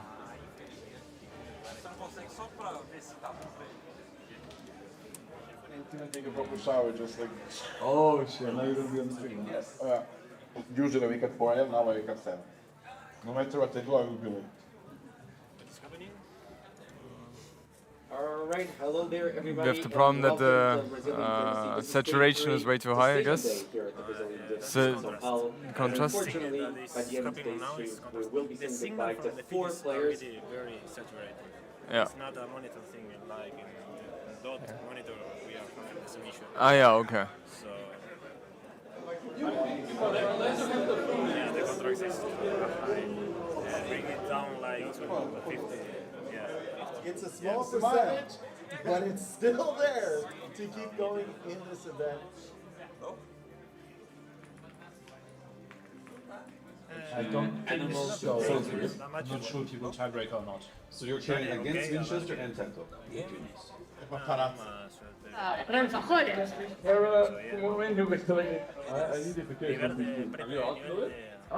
don't know, like I'm getting told like different things by different people.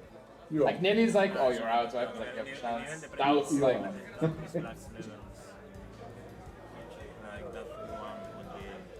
Hey guys, I'm Toasty. I'm Brazilian and I'm from Rio de Janeiro. And I came here to support Doubt, but unfortunately he's Doubt. Might as well support one of the Onimaru guys. Really like Viper, Sebastian, play style, also Vinch. And let's see if maybe one of them can win the event. Hey guys, this is Fredo. I'm here from Brazil, from southern Brazil. Let's go, Andy! Hello guys, my nick is Voxer El Brazilian. I came here to see Baraboons and Total Dominations. Hey guys, I'm Lord and I'm here for Viper. Hello, I'm Danny Winks. I'm from Brazil and I'm here supporting Andy. Hello, my name is Kawan. I'm here in Brazil, São Paulo, cheering for Viper as always. And yeah, let's go. Okay, so I'm Jesus. I'm coming from Chile, and I'm here like I think I'm a pretty like big the Viper fan, but I really enjoy the Age of Empires for the sport. So I want to see like probably anyone winning. Like I don't mind. Hello guys, my name is Guilherme. My nickname in Age of Empires is Gui Schmidt. I'm Brazilian. Viper is my favorite player. Right? The guy was asking me what I'm trying to do now. I said, I am with the stars. I will send a photo of these tapes with the name of Viper and said, put my name instead. That's crazy. What was your strategy after that? Were you thinking like, okay, I'll try to... Yes.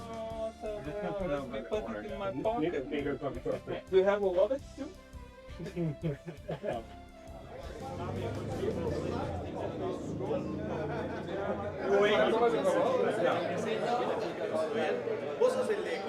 Back, everyone. One of our most anticipated.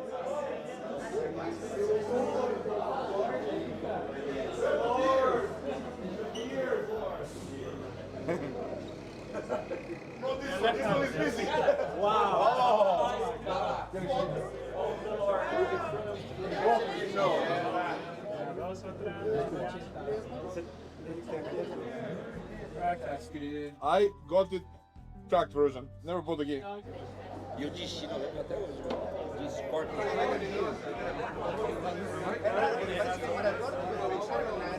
It's not as like heavy. It's light.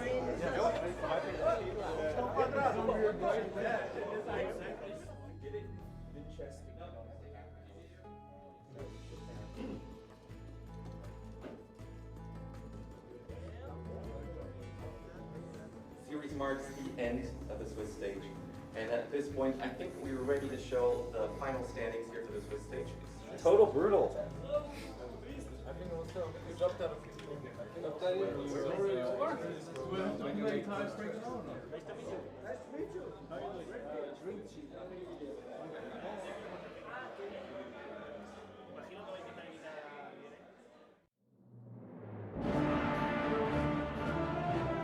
Everyone, I'm T West alongside Jordan, and we are here with our second set of the day, Sebastian versus Yo. And Jordan, you are a pro player. You've played in your fair share of LAN so far, but I think this one is going to be very special for Sebastian. He's here in Brazil, in South America, in front of a live studio audience, and I think he's going to get a lot of energy from this crowd tonight. Yeah, 100%. He should be a little bit of the favorite here. Especially, he had a very great showing in the Swiss stage, right? Winning all his sets, which is kind of the only person who was able to do so.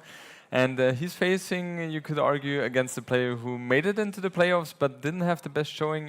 He came in as the 8th seed, Mr. Yo. So I think Sebastian should have a very good support, and mentally he should be very fit in that regard. He should be, but this is a matchup where Sebastian, he's playing very well these days, but even a couple of years ago, I think a lot of people would have looked at this and said, Yo, he's an experienced player. He's been around forever. He's a heavy favorite, but Sebastian, he's been playing so well recently, won all of his sets, and is the #1 seed heading into these playoffs. Exactly. And I also felt like Sebastian could be even the favorite of this tournament because he has just been so dominant, so consistent throughout the entire group stage, so to say. And I feel like he has improved even a little bit more compared to the most recent SU tournament. And I just feel like playing on home turf kind of makes him a little bit of a favorite there. Yeah, no, after traveling, I talked to him, and he was very energetic. He didn't have to travel that far. Yeah. I know he didn't get to travel with Doubt like you did. So maybe he's the second best traveler after everyone who went with Doubt. Yes. But I think he is going to look at this matchup with Yo and look at this as a great opportunity against a player when Yo hasn't played that well so far. Absolutely. However, we know that Mr. Yo is also known to be a little bit of a slow starter, right, in LAN environments. And now we are kind of mid-through. So I think Mr. Yo is going to be capable of stepping it up compared to his performances in the last couple of days. And I think Mr. Yo will definitely show a better performance. Yeah, Yo's a player who can be very creative and very different than everyone else in Absolutely. his play style. So if there's someone who's hidden something, I think Yo's a great candidate to have saved something for these playoffs. Yeah. And now the question is, how well is Sebastian going to be able to adapt to that change we will expect from Mr. Yo? And I think Sebastian should still be in an okay-ish position because he is usually the kind of player who forces the initiation. He's a very aggressive player, and Mr. Yo is kind of known to be a little bit more defensive, more reactive. So yeah, it's going to be a very interesting set because both playstyles are fairly different to each other, and it will be interesting to see how that one shapes out. Now we have the draft here in front of us, and I'm maybe a bit surprised by the map picks from Sebastian. I was thinking he'd go for more of the open land maps, but he actually banned 2 of them in Tepui and Satan. That's something which is very surprising to me as well. I know that Mr. Yo, for example, he was at the most recent Socotra tournament, which was a couple of years ago already. I'm not 100% sure there, but I know that Mr. Yo won a Socotra event there, and Tepui is kind of similar to Socotra, just the foxes are in there, which you don't have in Socotra. But overall, interesting picks by Sebastian. Also the fact that he went for Fernando de Noronha is surprising as well because Sebastian is not the typical water player. He excels in land play, but I think, I guess that's where he feels very comfortable on. And Mr. Yo, I like his map picks though. He's very known to be a nomad player, which is for Pantanal the case. And also Amazonia is the map where I would say that's where the most decision making is required. And Mr. Yo excels in that. All right, and here we have Mr. Yo getting ready for his set. First map is Coast Arena, which is a map that I don't think any of these players would usually want to play. I don't see either of them as an arena player, Yep. but also it's a bit different since you have the water aspect. Exactly, and that is changing things a lot, right? However, in terms of meta, I feel like so far from what we have seen, no one has really gone to fast cast right away. They go up to fuel age with 21, 22 villagers, something like that, a little bit later to fuel age, but we have seen forward dogs, pulling on aggression, defensive playstyles there, but always fast to fuel age because the water balance doesn't really allow you to go for fish boom and be greedy because you can be punished much easily. And yeah, the transition to cast stage is going to be the most important thing here. And also in terms of civilizations, I'm just thinking like Wu should definitely be a high priority there. I think Sebastian will use them there. He also used it against Viper, if I'm not mistaken, right, on Coastal Arena. And Mr. Yo, what does he have there? Very Bohemians interesting. first for Coast Arena. I mean, like see Wu Bohemians. versus Bohemians. Wu was a civ we True. saw a lot in the qualifier. Yeah. The fire archers from the castle have an attack bonus against buildings and extra range against buildings. Yep. And the way I saw them be played is you slowly move forward, amass fire archers, and try to push through with them. It's a very interesting matchup if we do get that for Coast Arena because of how good of a monk civ and a siege civ Bohemians can be. Exactly, and the Hassa wagon, that's a unique unit in the castle which can be produced from the Bohemians, is a very, very strong unit against ranged units, right, or archer units. So maybe that's something Mr. Yo was thinking about as well. However, that's his first pick, right? So it's not like he counterpicked that. Yeah, interesting how that one is going to shape out. There is also a possibility that Bohemians will be played on Pantanal. That's a very good civ there, in my opinion, as well. Other than that, however, Muisca could also be used on Coastal Arena as they excel in their monk play as well. And we see a lot of monks there being used every once in a while as well. So, yep. What do you could think be about that. the Mongols so far at the end of the draft for you? Usually they're one of those civs you prioritize and put at the front. Yeah, that's very interesting. Like Mongols usually is banned because they are so hard to play against, right? The initial spike they have and also the late imp stages. Mongols is one of the best there. Mongols are like, especially on Pantanal, on Amazonia. The other civs, I don't really see them being played out there. But yeah, on those two maps, they should be rated very, very highly. So very curious that Sebastian even allowed that. Yeah, and we do have a lot of extra hunt on Pantanal, as you said, and that's usually where the Mongols excel, but for the most part, these maps tend to have capybaras rather than hunt. Yeah. So no Britain's pick, which is another civ we've seen quite a bit, but then also Celts. What do you think about the Celts? They're a civ that was from the Age of Kings. We all played William Wallace as the first thing in Age of Empires, but we never played them for years, but now they're making an appearance. It's such a beauty to see Celts being played so often nowadays, right? That kind of tells that the balance has improved heavily in Age of Empires, and we are in a stage now that even Celts is being played, which is absolutely amazing. I feel like Celts is such a good civ for hybrid maps, and especially on hybrid maps where the tendency is not to go for later stages. Like for example on the Fernando de Noronha, usually the game ends in Castle Age, so Celts is like one of the best civs there. Right, and this year we've had a lot of changes to the water meta. The hulks have been added, the fishing ships can garrison in the docks. What about that specifically for the Celts with their good wood bonus changes things that they're so powerful now? Yeah, it feels like you are able to add the additional docks faster. You can guarantee full dock production, right? You can also maybe mix in some fishing boats as well to improve your economy as well. And that's just something which other civs are struggling to do, right? They have their other bonuses right now, but it feels like with Celts, it's just longevity-wise, it's like the biggest bonus you can have, right? With Dravidians, for example, you get 200 wood at once, but then not too much more, right? And with Celts, it slowly but surely builds up over time. Right, and in this map pool, we do have 4 maps that feature a lot of water on them. Yep. And I think that, exactly as you've been saying, we get to the late stages of water maps maybe less often than we have in the past, especially because you can garrison in the docks, and even if you're pushed, you have a bit more of a buffer where you don't lose your fishing ships. Exactly, exactly. So on this draft, we should also see a lot of civs which are very strong in the hybrid scenarios. Persians is like one of the best there. Wu as well, Malay. Yeah, Berbers you could also argue are very good on hybrid maps as well, just because the Navy is a little bit faster as well, right? So that helps. And Vikings for Mr. Yo, we have Celts, we have Mongols, could you also argue that are very strong on hybrid civs as well, maps as well. Romans are used often on hybrid civs, hybrid maps as well. I feel like Mongols maybe have kind of the opposite trajectory of Celts, though, where in the past you'd go up, you'd make galleys, and the Mongols were one of the best water civs because of their uptiming. Yep. Now it feels like you're not really getting the same advantage that you used to be getting with the faster uptime from the Hun. Yeah, exactly. So it feels like the game has shifted a little bit toward the little bit more defensive playstyle, rather than in the past it has been all about 100% perfect build order, and you try to edge out every second you can just to be able to produce the galleys faster and then to overwhelm and get the snowball. But I think fortunately it's not the case anymore, because it felt like if you in the past had a little bit of a worse start, you lose the game on the spot. And I think that's a little bit too one-dimensional. Right, and I'm just looking at Sebastian's draft where he picked Lansoris Miriniensis, which to me is a bit surprising against Yo, who is a really good hybrid map player.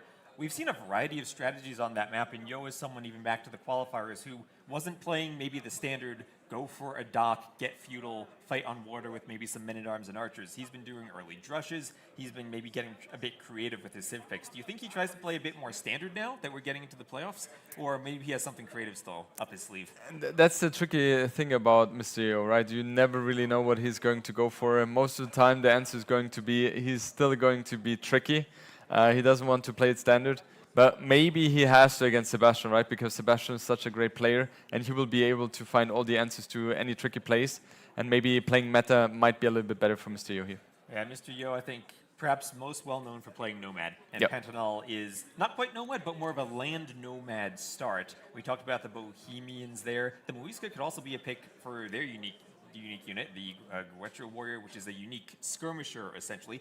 What do you think about that unit? It's something I've heard players say is very weak, but then I've also seen it be successful. I have the feeling that it is way stronger than people are expecting. I saw that unit already killing siege units, killing knights and stuff like that, and hovering around the base to raid. So I feel like that one is very, very strong. And yeah, maybe we will see that one. Yeah, Mr. Yo going for Muisca here on Coastal Arena, and Sebastian will play Wu. Okay, so here we are on Coast Arena. It looks like we had a brief pause at the start. And as you said, Wu for Sebastian, Muisca for Yo. We talked earlier, the Wu like to go for Fire Archers on this map, but the Muisca have a unique unit that should be a counter to the Fire Archers. And that is a very interesting pick by Mr. Yo, right? He's expecting the Wu pick by Sebastian. Wu is one of the strongest civs here, maybe even the strongest, if you could say that. And Muisca with the... West, you have to help me pronouncing that unique name. The Guetra Warrior? I should not be the one to help you pronouncing that. we really need Masmora to do all the pronunciations for us. Yes, the Guetra Warrior. Yeah, and that one is like a skirmisher, but just a little bit stronger, right? Usually you want to place a castle on this map as well, just to... Because the map is very tiny, right? There's a lot of important resources in the middle with the gold and the stone. So having a castle just secures so much position, and therefore going for unique unit just makes sense, right? So yeah, it's a good pick by Mr. Yo, and I'm curious how that one is going to shape out. And both players are going for the early dock, not surprising. We'll see the fish brooms. And we had this map in the map pool for T90 Titans League for a while, both before and after the water change. And I feel that the map did become significantly more defensive now that you can put the fishing ships in the docks. Yes, yes. In the past, it would have been played out way differently, right? But garrisoning the fishing ships into the dock, just having that functionality is helping a lot for the defensive play. We have seen players using their scouts to scout the middle. We have seen players using the scout to lure the board just to be a little bit more efficient in that sense. Not sure what is the best play. Maybe having the HP on the scout makes a little bit more sense there. And yeah, I would be surprised if you see anything else than a fast fuel age time here. Both are still queuing up the villagers. Usually around 20 villagers or 21, we see the tendencies to go up. That's interesting, because if you did want to go for the unique unit, maybe there would be incentive not to go for the fast feudal, but go for a fast castle instead. Yeah. Now that's the interesting thing. If you go for fast castle and you go for the unique unit, of course you have the timing advantage and you should be able to get a very good castle position. However, you will 100% lose water. And if you lose water, you will lose a lot of a big portion of your economy, mainly food as well, right? And that's something you should not really risk, because nowadays players have become so good to, with better economy, to stall out the game and survive so long that their economy eventually kicks in and they will get the upper hand. So the Wu, as I said earlier, fire archers. What makes the fire archers so scary on this map? There are kind of two things which are good for the fire archers. The first thing is that they have extra range against buildings, right? I think if it's fully upgraded in castle, it should be 11, if I'm not mistaken, right? So they can outrange the castle, for example, and they're taking down castle or buildings in general very, very fast, especially with the unique tech, right? That really helps as well. And it feels like the fire archer is also very strong against siege units and other units. It's like a very, very strong unit. Yeah, and here we see the second dock from Yo as Sebastian is clicking up, and looks like Yo doesn't have the 500 food for feudal yet, adding in more fishing ships. He might actually be going for that fast castle. It kind of looks like that. 23 villages, 2 more in the queue. Everything above 25 villages is a fast castle on many, many maps, maybe even all of the maps. Especially if extra food coming in with the fish. We already see 6 fishing boats on the field for Mr. Yo, 2 more in the queue. And Sebastian has 6 already as well, adding 1 more. And his dogs seem to be in the defensive position. So that is good for Mr. Yo, because we have seen a couple of times already that on the side, people have gone forward to place 2 dogs there. And that can be dangerous if you play fast castle. If the forward dogs are there for your opponent, he can raid you so much quicker, right? He doesn't have the distance. And right, Sebastian right now has the distance, and there's a lot of mind games going into as well, because we have seen people doing that, and then if you up 1 villager later, but you have the defensive dog setups, then it's perfect for you if your opponent goes for the forward dog. So Sebastian has lost a little bit in that regard. And Yo, as the Muisca, does have the Champion Scout, and I see those 3 dots near Sebastian's base on the minimap. Those are outposts that he can build with his scout. That's a very nice addition. I always forget about the fact that they can build the outpost. Dowd and I are always laughing about the Champion Warrior, because it's like paper. It's always dying against the eagle, against the scout, whatever. And but yeah, it's a nice functionality it has, and especially on this map, right? Having vision is so helpful, especially because it's such a tiny map, and the earlier you get the information, the better or the faster you can react, and it's a nice addition. Yeah, and all of your gold and stone, your main gold mines, are forward along the wall. So by putting those outposts there, Yo will know if Sebastian's going for stone to go for the fire archers. Exactly. What I'm curious about is, will Mr. Yo also research Town Watch? I don't think so, but it would be a good play, because it just gives you extra vision on those outposts. And yeah, Mr. Yo has a very good economy, so he should not be having any problems whatsoever to going up to Castle Age. Another settlement placed on the stone, so we have the guaranteed here that he will play the castle, place the castle, and he will go for the unique unit there. And Sebastian, left-hand side, is about to get into the fishing boats of Mr. Yo. Yep, and Sebastian opening with the hulks, and it looks like he's just going pure hulk. How do you like that against the docks? Because I think usually the fires are maybe the best at fighting around the docks, but the hulks might be the hardest ship to kind of counter and deal with, because you need a good number of galleys. Yeah, I like opening hulks here because they're very fast. They're very good at killing villagers if they reach them. Villagers? Nope. They only have 1 range. Wait, maybe? No, he can't get there. That was such a close one. Well done by Mr. Yo. Didn't panic there. Barely saved that villager. And the good thing with hulks is they kind of survive a lot of attacks from the hulk as well. They just don't die, right? So you can always be active there and force your opponent to garrison the fishing boats, because yeah, there's just a threat for the fishing boats. They 6-shot them, if I'm not mistaken. And if you micro them properly, it's really, really fast to take those down. And look at Sebastian's resources.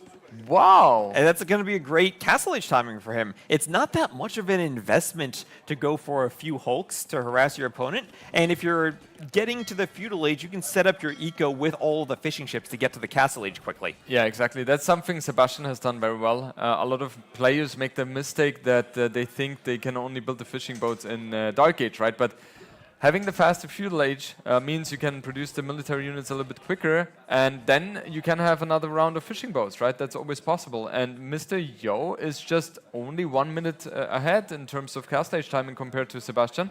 And if we take a look at the resources collected, Sebastian is already ahead there. And TOS, I'm not sure, does the bonus of 65 food per military building also is reflected here in the resources collected? Do you know that? I believe it is. It's 55? 55 food. Yep, they nerfed it from 65 to 55, so it's a bit less. But importantly on this map, it does apply to your docks, so it helps your Dark Age build. Yep. Now, we saw both players go to Stone, and Mr. Yo did do Town Watch, as you said, on his way up. He also did Loom, so I wonder if he's thinking of doing a forward castle. Can we check if Sebastian has Loom too?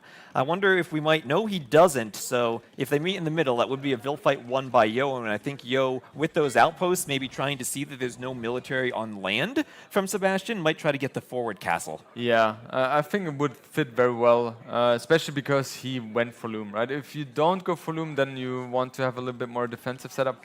However, Mr. Yo, he has not sent the villagers out yet, so he will place a defensive castle. Anything else would be surprising to me.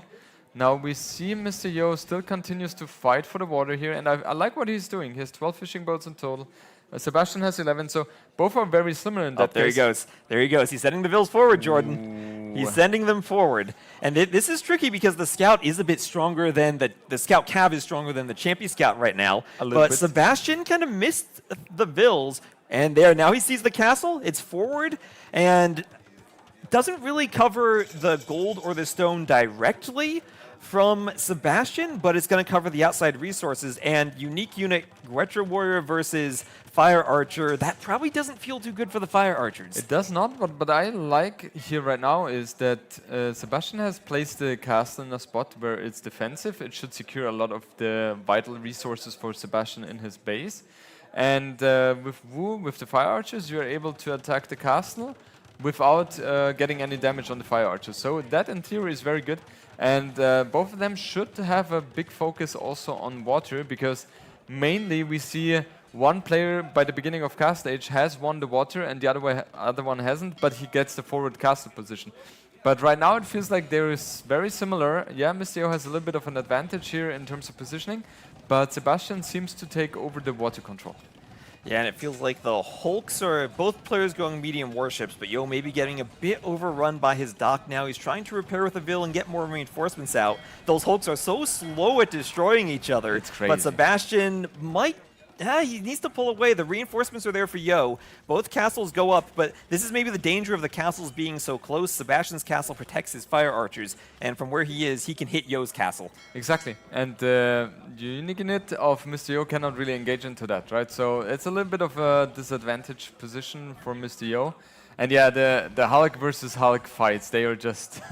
That was a horrible patrol, though, from Yo. He was just running past Sebastian's Hulks while being attacked. He's trying to go for the fish and snipe as many off. So does this now become maybe a race for the Imperial Age for Yo to try to get to trebuchets to take down the castle? Yeah, for Mr. Yo, it's so much more important to get up to Imperial Age faster compared to Sebastian, because right now, Sebastian is taking or dealing damage onto that castle of Mr. Yo. But Mr. Yo cannot deal damage back, right? So he has two options. Either you go for faster Imperial Age timing, or you add siege. Or you could also pattern your way into the base of Sebastian, but it feels like he's not doing any of those. And his economy doesn't look great either. He only has 8 on food right now. Sebastian has 9, so it looks like we will stay in cast stage for a little bit here. And the food is what you need for the Imperial Age, so you start losing the fishing ships. The more Hulks that are on the water, usually, the slower the imp timing. Yeah, exactly. And I'm kind of curious what Mr. Yo is trying to do here right now. He could, in theory, dive in, but Sebastian will quick wall, and then that could be a problem, right? So there's always a risk making those kind of moves, and I would not suggest anyone to do something like that at a high level. Yeah, he looks like he wants to, but just isn't quite finding the right opportunity. Those units have a very small range, so they need to tank some castle fire. They have great Pierce armor, and they might go for it now, but the Mangonel is there for Sebastian. It gets one hit. Oh, The Champy goes down. Yeah, Champy's not Champy. going to snipe the Mangonel. Yeah. Now remember, the Fire Archers have extra range against buildings, not against units, so it's a bit harder to fight against the units, but they don't need to fight. They can hold back and shoot at the castle. Exactly. Sebastian is in a very good position. Like he's patient, right? He doesn't need to force anything, and his economy looks very good as well. I'm very surprised by the fact that he has added a second TC.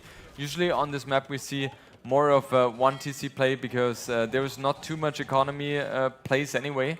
And having the fast and privilege time is way more important because it's just such a tiny map. Being able to get your siege units like traction trebuchets or trebuchets out is really, really helpful. And yeah, it feels like water still is somewhat even, right? There is no one who's really taking the advantage there. They're kind of trading off, and also we're reaching the point where if no one expands to the sides on the water as well, the importance gets lower and lower because the fish is going to be more inefficient and inefficient. Yeah, oh, I love that outpost from Yo still. He sees both of those town centers that Sebastian's putting down, and I'm looking at that stone count from Yo. He still has 5 vills on stone. He needs to repair, but here he comes, maybe in a position to deny the town center. Sebastian does not see this, and here comes Yo. He might, 5 vills there, he might deny the TC. There's 1, 2, and can he get a third? Almost, but more importantly, he denies the TC from Sebastian, stops that expansion, and Sebastian now maybe needs to be careful about his gold. He's maybe one Mangonel fight away from losing that gold on the left. His castle doesn't really defend it. Yep, and I feel like Sebastian is not really seeing that outpost. Is that possible? That outpost, you should be able to see it, but it's kind of so hidden behind your walls, like you're not really expecting that. And you can see the fire archers, they're really dealing out a lot of damage toward the Mangonel. Usually ranged units kind of struggling cast stage against Mangonels, but the fire archers seems to have all the answers here. Population-wise, both are very similar. And the Mangonel kind of indicates to me that there is not really going to be any rams anytime soon here. Oh, a great shot by Yo, clearing Sebastian's Mangonel, and without that Mangonel, his unique unit can run in and fight the Fire Archers and hit that gold. Mr. Yo is doing a very good job here. Being able to deny that mangold here is going to be very painful for Sebastian. And I feel like Sebastian has done a little bit of a mistake here, allowing Mr. Yo to enter his base here. I'm pretty sure he's walled on the left-hand side, at least I hope that for him, otherwise those Guecha warriors could jump in there. No, he has a house wall there, so not a big issue there at all. And yeah, water, it feels like slowly but surely Sebastian is taking control. However, Mr. Yo, it feels like he has not really paid too much attention to that anymore. He's fully focusing on land aggression right now. His resources are looking good. 13 on food, 300 in the bank, 800 gold as well. He's maybe close to Imp. And there's another castle. That's a great castle position from Sebastian to protect his town centers. But Sebastian is nowhere close to Imp. He has a lot of fire archers, but if he can't take down the forward castle, he's going to have to worry about trebuchet soon. And if you get Imp and get Bracer, the castles will outrange the castle-age fire archers. Exactly, and that's the biggest issue for Sebastian. So he is kind of on the timer here. That's always the risk of taking the economical approach on this map. Adding 3 TCs, yes, you will have the better economy. But is it really worth it? You kind of need to find a castle age composition which is capable of pushing through castles and also through siege, and that's really hard to do. Like, one thing he could do in theory is go for Giant Swordmans and Rams, but that's a very big investment as well, right? So I'm not sure. Like, Sebastian really is on timer. He has 3 more minutes until Mr. Yo reaches and privileges and capable of producing trebuchets. And once we see 2-3 trebuchets out, that can be very problematic for Sebastian. Yep, Yo on his way up to Imp, and right now Sebastian has no way of counterattacking. He has a couple of Mangonels, but no Rams, and even if he were to go Imp, he would have to go for traction trebs rather than actual trebs, which are much worse at destroying castles. Exactly. The traction trebuchets are more mobile, so they can attack the traps from, for example, Muisca. However, yeah, I kind of prefer Mr. Yo's position, even though his economy is way worse. Resource collected looked very good. Mangonel trade was, not really existent, right? But both of them did good marks there. And now that's the main focus, right? Is Mr. Yo capable of repairing that castle? He should have. Yeah, and look at the build count now. We have 57 for Yo, 82 for Sebastian. Yo sending a few more forward villagers to repair the castle. And Redcliffe's tactics not in yet for Sebastian. That would help out the fire archers. But Yo just going to sit there and repair. And I think he's more than safe to repair for another minute. He's doing ballistics. And since his unique unit does have a lot of pierce armor, he can maybe think of diving the castles if he needs to. The problem for Sebastian... Okay, so I was about to say, Sebastian definitely needs to have ballistics as well, so this his castles can protect the fire archers even better. And what I would do if I was Sebastian is to delete the stone walls in front of my initial castle, because that will allow my fire archers to get a little bit more ground to attack the castle. Yeah, make it easier to micro. You're not really worried about a ram push here, so delete the walls, make it easier to micro the fire archers. We see them right now kind of splitting on both sides of the gate there, as it looks like Sebastian also maybe taking control of the fish, but Yo doesn't care about the fish anymore. He's imp. He's had the food eco he needs, and immediately we see a trebuchet queued from the castle. Yeah, very interesting position here for Mr. Yo. Now with Bracer, as you said to West, with Bracer you cannot really attack the castle anymore.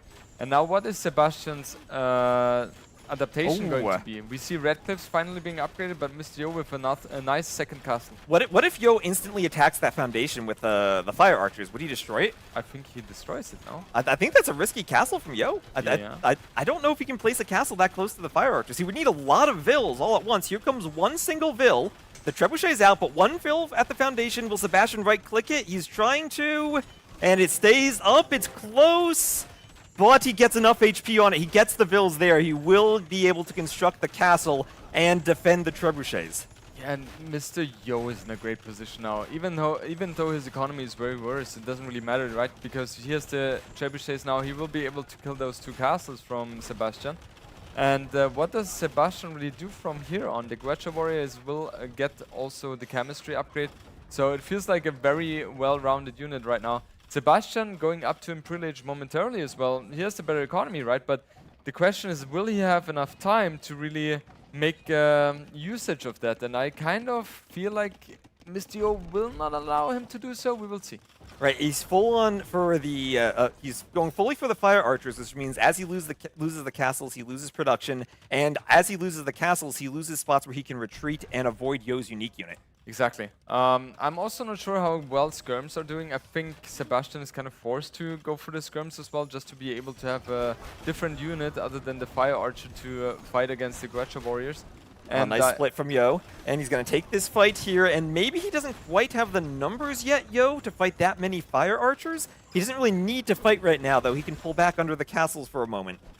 And I like what Sebastian is doing, like thinking about going to the sides, trying to, you know, force Mr. Yo to split the attention. Both castles down, Jordan. Both castles down, and the fire archers, Yo can wall them out. And what damage is he actually going to do, though? Exactly. I mean, population-wise, it looks very helpful for Sebastian. He almost has double as much as Mr. Yo. But what is his transition going to be? Like, he's going for a siege workshop. All right, that's good for him. He's capable of going for traction trebuchets right away. Is he going to lose the trebuchet against the Mangonel? That would be a huge blunder here. Oh, can he shoot the treb? Oh, can he shoot the Mangonel? He gets the Mangonel, but loses the treb. But he has trebs behind it still. That's a loss, but I think he can still weather that storm. Yeah, absolutely. And now those fire archers should go down as well. Relics are also heavily in favor for Mr. Yo 4-2-1 here. Yeah, there are 104 economical units here for Sebastian, right? So he has a very nice one, even a 450 TC added. But I don't really see any transition so far from him. He barely has any army, and I think Sebastian is really struggling to think about what to go for. Okay, he will go for the Jan Swordsman. Is it maybe a bit too late for them, though? He needs to make that transition. He has no more castles, and he is just holding on. He's barely holding on against that trebuchet push. The trebs hit all of those town centers, and then the unique units will raid the gold mines. What I'm worried about for Sebastian is the fact that he barely has anyone on food right now, right? He only has 6 on food, and that's a big issue for him. The John Swordman, they cost food, and the market prices, I think, are not the best as well. He just bought 200 food for 368 gold. He's being pushed away from the gold. So it feels like Mr. Yo just has all the right answers, even though he doesn't have the economy as Sebastian. And Sebastian, he doesn't have any more gold access. Yo trebling that TC. Sebastian desperately trying to repair it, but that's so much of his economy. He has an eco lead, but not if he's spending it repairing the town center. Exactly. He has so many villagers just being idle, not really gathering resources, right? And he's getting upgrades for the infantry, but he has 4 on food only. The traction trebuchet is finally getting rid of the trebuchet, it looks like. but you have to be so cautious, right? Because the Traction Trebuchet, they die by 1 hit from the Trebuchet. Yeah, it's a lot easier to dodge the Treb shots, though. And Yo has to be very careful with his Treb positioning here, a bit close to Sebastian's walls where the Traction Trebs are. And Sebastian, he's just repairing that town center as long as he can. He has more than 6,000 more resources collected than Yo does, but it's not going to matter if he loses everything. And the resources in the bank right now for Mr. Yo don't look too bad. He could even go for the elite upgrade very soon. He even goes for the Temple Warriors here, which are very, very strong against especially infantry units or cavalry. And yeah, it feels like Sebastian with 16 army on the field, a lot of it being naval units as well, is really trying his best, but he's doing a good job. Is there ever a point in this matchup where Yo wants to add more town centers? And as I say that, he adds a town center, so I guess the answer is yes. The answer is yes, but I don't think he really needs to because he just has such a good position. However, the Traction Trebuchets are really a problem here, right? There are 3 on the field right now, no, even 4 already. And with 3 shots, you can kill a Trebuchet, right? So it is getting into a point where Mr. Yo could struggle against that, but the Guacha Warrior is doing a good job at killing the siege right now. As long as they pick off the siege, they should be able to fight. They get the monk, and they maybe don't want to fight the Jin Swordsman directly. And those Trebs for Yo are very weak. Sebastian pushing out with the Traction Trebs takes down one. That final Treb is on fire, and that will go... Oh, they hit the Repair Villain instead of the Treb. The Treb stays alive. That was a hero villager tanking for that Treb. Yeah, and the Traction Trebuchets go down way quicker against the Guacha Warrior as expected, right? I was expecting those traps from Mr. Yo to be dead already, but somehow they're still alive. However, the Guacha Warriors, they're dying as well, right? So Mr. Yo, he cannot afford as much as Sebastian can, but as you can see, Sebastian, he has 0 gold income right now. The only thing which gives him gold is 1 relic.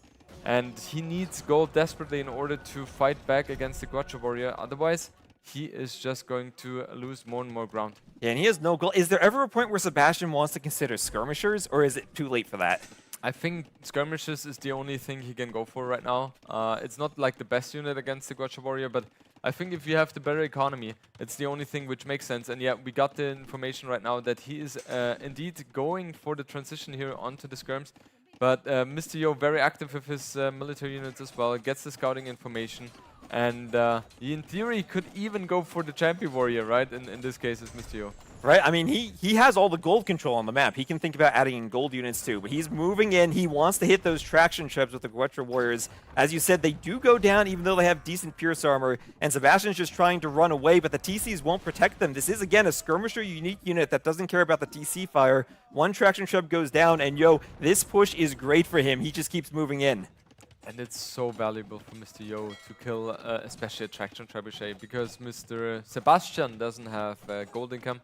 He cannot really sustain the production of those Traction Trebuchets. And yeah, if the Traction Trebuchets are down, then there is no way for Sebastian to regain map control. And Yo has all the map control, and he's moving in. Doesn't care about the TC. He's trebbing that from behind. No more position for the Traction Trebs to reach Yo's actual Trebs, and looks like the Guacha Warriors are just going to destroy everything. There's no more military for Sebastian. The skirms are in the queue, but they're not on the field yet. Even the Traction Treb getting converted by a monk, and this is the GG. Mr. Yo takes the first win against Sebastian, looking so much better than he did in the Swiss stage. Yeah, and that's kind of typical for Mr. Yo as well. I feel like there is a difference between him in playing group stages and playoffs. Feels like in playoffs he's like very sharp, very spot on, and also thinking about nice strategies like this one. He was expecting Sebastian to pick Wu on that map because that's his preference. And instead of banning that civilization, Mr. Yo was thinking, okay, how could I in theory counter that? We'll go for Muisca, and it will go toward my favor. And I think Sebastian was still in a good position, but the biggest issue for him was the fact that he added additional TCs, which delays his timing, delays the fight for the position. And on a Coastal Arena, the position is just so important. Yeah, Sebastian picked the Wu, and if we could go, I like that military graph that we had seen, where it had a huge peak of blue on it, showing that Sebastian had the fire archers, but Yo, he thought about the matchup, came with a unique unit that would counter it, and also we were maybe a bit worried about that forward castle getting destroyed by the fire archers, but I think Yo has probably played against the fire archers enough to know that he was able to repair it. Yeah, and that's also what makes Mr. so dangerous, right? You're thinking, okay, the best player in the tournament plays against the one who has the worst performance, but still managed to do the playoffs. But it's just a dangerous thing, and also the level in Age of Empires on the high level, it's so close to each other, right? So anyone can beat anyone, and sometimes it's just a matter of a little bit of a better strategy. And it feels like Mr. Yo has adapted a little bit better with the faster imp here. And yeah, very nice execution by Mr. Yo, very nice strategy as well. And it caught Sebastian off guard, we can say, to West. But I'm sure Sebastian is going to bounce back very nicely. He mentally is very strong, and he only learns from things like that. Yeah, and I wonder if Sebastian were to see this matchup again, would he maybe not go for the Fire Archers? Can you do something with the Wu other than the Fire Archers on Coast Arena? That's a good question. I think the only option you could have is the Jan Swordman, which we saw Sebastian go for as well, but it's not...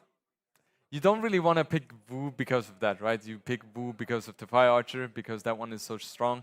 It feels a little bit weird to go for the Jan Swordman.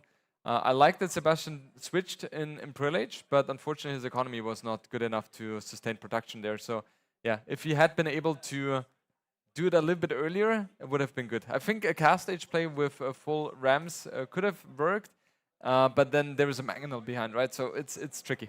Now we're going to move on to the next game, and it looks like Sebastian will be picking one of his home maps in Lensois Mariensis. And this is a hybrid map where I think both you and I were thinking maybe Sebastian wouldn't want hybrid maps against Yo. But nevertheless, it can also be very important to control different areas on the map in the late game on land. It's a very open map, and the hybrid aspect does, I feel, kind of die out after the initial fish boom. Yeah, exactly. It can be snowbally as well on that map, right? If you win water, that's a huge advantage for you. Now you say winning water is a huge advantage. I feel I've seen this map so many times that whoever wins water can end up losing the game. From what I've seen, it's really tricky to make a transition from the feudal age to the castle age properly. Yes, absolutely. The thing is, I feel like you have a timer where you're a little bit more vulnerable for the player who has won the water, because the other one who lost the water most likely has transitioned to land a little bit quicker. However, you are behind in terms of economy, and if you're not capable of really killing the opponent or dealing a lot of damage, then the eco bonus you have from water is going to be superior. So yeah, you're a little bit on a timer there. Yep, and here we are with Persians for Sebastian and Mr. Yo picking the Celts. And, well, Age of Empires fans probably love seeing the original civs from the Age of Kings in this matchup. Both players start to the bottom right of the map, and they will be needing to move out to the top left in order to get to a nice dock position. What I'm curious about for Yo is, will he actually go for the dock, or will he go first for the men-at-arms, or perhaps even for a drush if he goes for an early barracks with the Celts wood bonus? Yeah, we have seen Mr. Yo doing that yesterday, if I'm not mistaken, right? He used 2 militia here against, was it Lyri? I think it was Lyri, right? Where he lost there quite early. So I guess Mr. Yo has realized that that strategy is a little bit more dangerous. And also with Celts, you can just go under the TC and you can lame whatever you want, right? Because you will always get the sheep there. That's kind of the bonus for Celts, so that's very nice for him. Mr. Yo, what are you doing? How insanely strong is that Celts bonus? I feel like it's probably the most forgotten about bonus in the game. We saw Nikov win a game with a transport ship steal of sheep in the qualifiers, and here's Yo just running right under Sebastian's TC to grab the goats. Also, Sebastian seems to be up to build the dock a little bit quicker here compared to Mr. Yo. Mr. Yo is a little bit late on that. So his dock is already up for Sebastian, while Mr. Yo's is not yet. He already has 180 wood in the bank and still not building his dock. So a little bit of a misjudgment here by Mr. Yo, but he was also very focused on being aggressive, getting some extra sheep here. And yeah, Sebastian's start is very good, I feel like. Going for dock very early.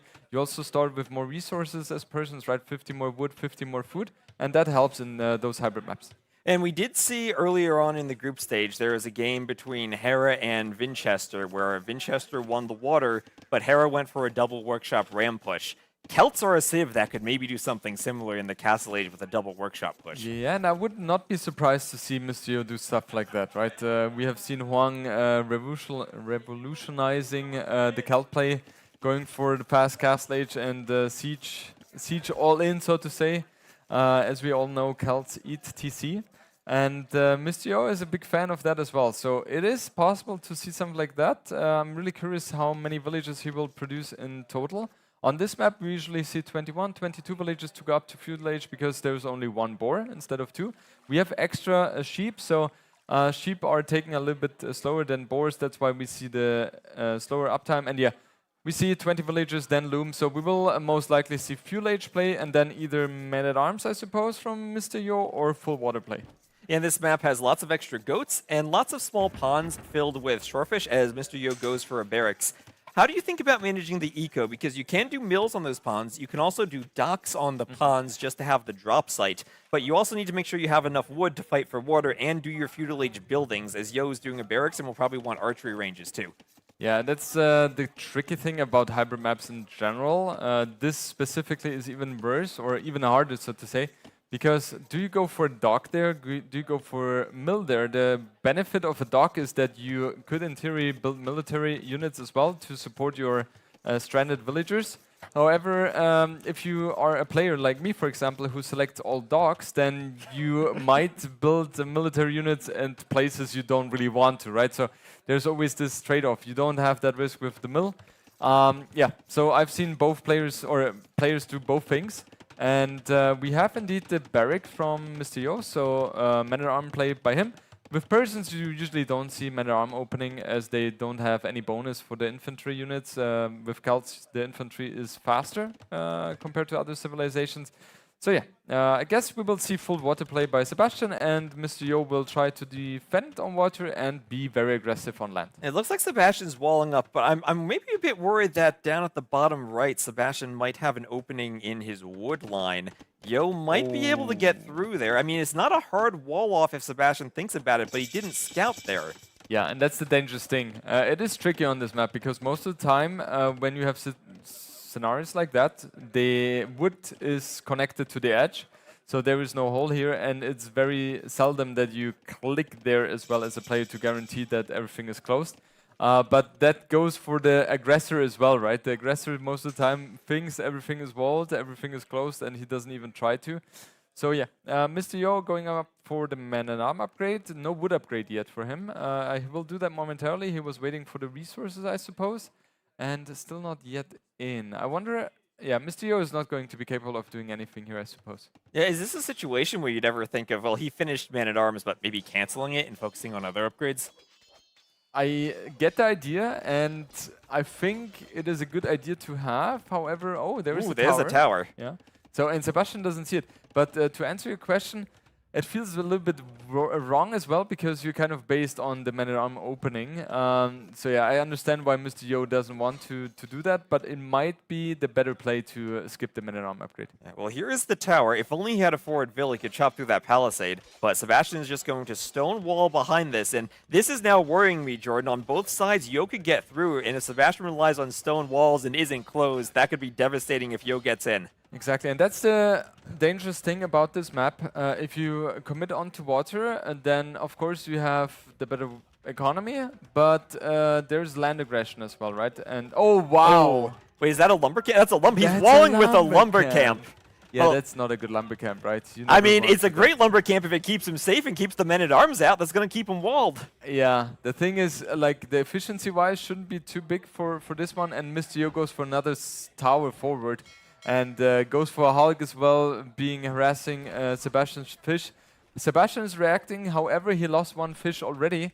And yeah, that's such a good value for Mr. Yo here. I really like his position. And there's another tower from Mr. Yo. Mr. Yo also gave up the water at the top of the map and is instead docking the smaller ponds, only shorefish, but you can drop off with the vills. It's shallow water. The vills can walk there. And he's even bringing more goats back. So this is the tricky thing on this map. If you focus too much on water, you still have a great food eco on land, and your opponent can kind of give that up and just focus on also running through the walls. The men-at-arms are in. The men-at-arms are in and killing villagers. One goes down. Sebastian, he'll run to the TC, but that building almost denied. He'll get it up. but now he has to wall from behind, go for a gate. Oh, this is so tricky on the hill too, and Yo is in. Yo is in. The Vills are weak. They were weak from the tower, and the Men-at-Arms are going to feast on those Vills. Celts eat TCs. They eat villagers too. How many are going down here, Jordan? The Vills are fighting, and they're going to kill the Men-at-Arms actually fairly quickly, but he still loses a few Vills there. Yeah, there were a lot of, I think 4 villages in total, which Sebastian lost here, which is not the worst thing, considering he has still the water with 6 fishing boats versus 0 from Mr. Yo, and he's Persians, right? So he produces these villagers faster. And I understand why Mr. Yo wanted to get in there, right? Because you feel like you are forced to get villager kills. However, losing those 3 Men-at-Arms is pretty huge as well. So yeah, not ideal for Mr. Yo here. Up and Sebastian trying to be annoying with his scout, but Yo will fight with the Vills. And this is, I feel like that's horrible to lose the scout for nothing. Absolutely. And now Mr. Yo trying to get to a second Sebastian quick walling, the Vills. Yo's Vills are weak, one of them is walled out. Does Sebastian have enough Vills to win this? I think he does. And this is a disaster for Yo if he loses the forward Vills. He can't build the tower. I'm very impressed by the reactions from Sebastian. Mr. Yo had such a good start here, but Sebastian is making all the right moves he needs to. He is even killing all the villagers, denying the tower as well. And that was just a clutch defense by Sebastian. Oh, that is exactly what Sebastian needed. He's even going to wall that Vill now as an awkward position at the back of the map. But you can still be annoying with one Vill, and Yo will try to do one more tower. But since that first tower was cleared, Sebastian can move over back to his first lumber camp, and he still has wood access. The tower which Mr. Yo is building right now is going to harass the wood line, so that is positive for Mr. Yo. But in theory, Sebastian can just transition to the wood on the right side, right? I don't think Mr. Yo should be able to challenge that too much. And Sebastian on the way to cast stage with such a good economy as well. He will increase his fishing boats. 4 more in the queue. He will have 11 in total. 1 archer trying to deny a little bit of food income by Mr. Yo, and fletching is in now for Mr. Yo. So what is he going to do here with those 2 archers? Not too much, but Sebastian really needs to ensure that the walls go up here. Those are so many weak villagers too. If he ever stops paying attention for a moment, Yo could move in and snipe 3 or 4 of them. But I think maybe the key to this push is how the food eco for Sebastian was with the fish, and through all these towers from Yo, the food eco never was disrupted. Yeah, exactly. So Mr. Yo, however, very close to clicking up to cast stage as well, and feels like to me his economy is a little bit more stable. However, the resources collected don't really indicate that, and there are so many low HP villagers here from Sebastian. Another forward tower here by Mr. Yo, but I think he will use those villagers to break through the houses, because Mr. Yo knows exactly that's the only wood income Sebastian has right now, and he is really going for a migration here with those villagers trying to get the food. Trying to dock the ponds. He's also not adding any fishing ships on the ponds, just doing docks. Do you prefer the docks over the mills? They're slightly more expensive, but as you said, you can add the other warships in them if you want. I personally like the mill better, because I will not run into the problem of producing military units on the dock there, which I don't want to, right? Because I select the all dock hotkey. Now we see a siege workshop. I really like that. With that, you can push the aggression away without any problem whatsoever.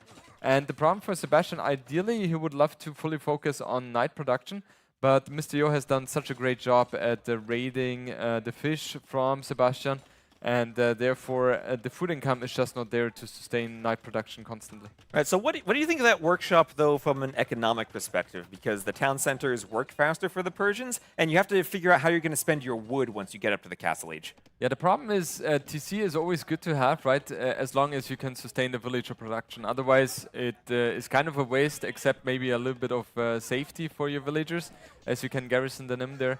But yeah, a lot of players make the mistakes to add TCs a little bit too quick, even though their economy doesn't really allow to get the villager production.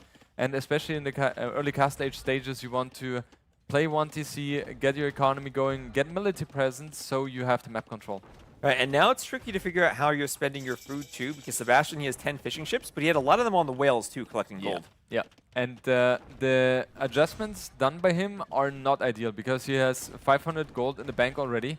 Doesn't really use that as well. It's not like he's producing a lot of units which cost gold. So yeah, he's using the market. That's a very good idea by him, or very good move. And yeah, he needs to ensure that the Mangonel doesn't go down against the tower. Oh, but here comes a Knight. It might go down to the Knight if Yo can repair that tower for a bit, but Sebastian gets the quick walls up and the Mangonel will be safe. That Knight won't get in, and he'll destroy the tower. Very nice move by Sebastian, defending that. And also, okay, I was thinking Sebastian would use that Knight to try to get some villager kills which were in the tower, but he has not done that. No upgrades whatsoever on neither Knight, so they're trading similarly right now. And right now we're going into a very similar state. Both of them having the same amount of villagers. Nice walls here by Sebastian. He's really on point so far. Oh, nice walls from him. There's a hole by that lumber camp. Let's see if he notices it. He needs one more palisade and he goes for it. Yo doesn't try to run in. And we saw Sebastian raiding with a Knight earlier too, but Yo has those speedy Celt spears to stay alive. He'll be adding some farms now. And how do you feel about farming on this map? It feels like maybe you want to avoid that as long as possible, but Yo's kind of hitting the limits of how long he can take the fish. Yeah, the problem is if you don't farm, you're kind of forced to take the shorefish, which could be risky, right? Especially if your opponent has mobile units with the Knights. So having the farms is just a little bit safer, and it's a little bit more consistent as well. So I personally like the farms here. Very nice second TC by Sebastian.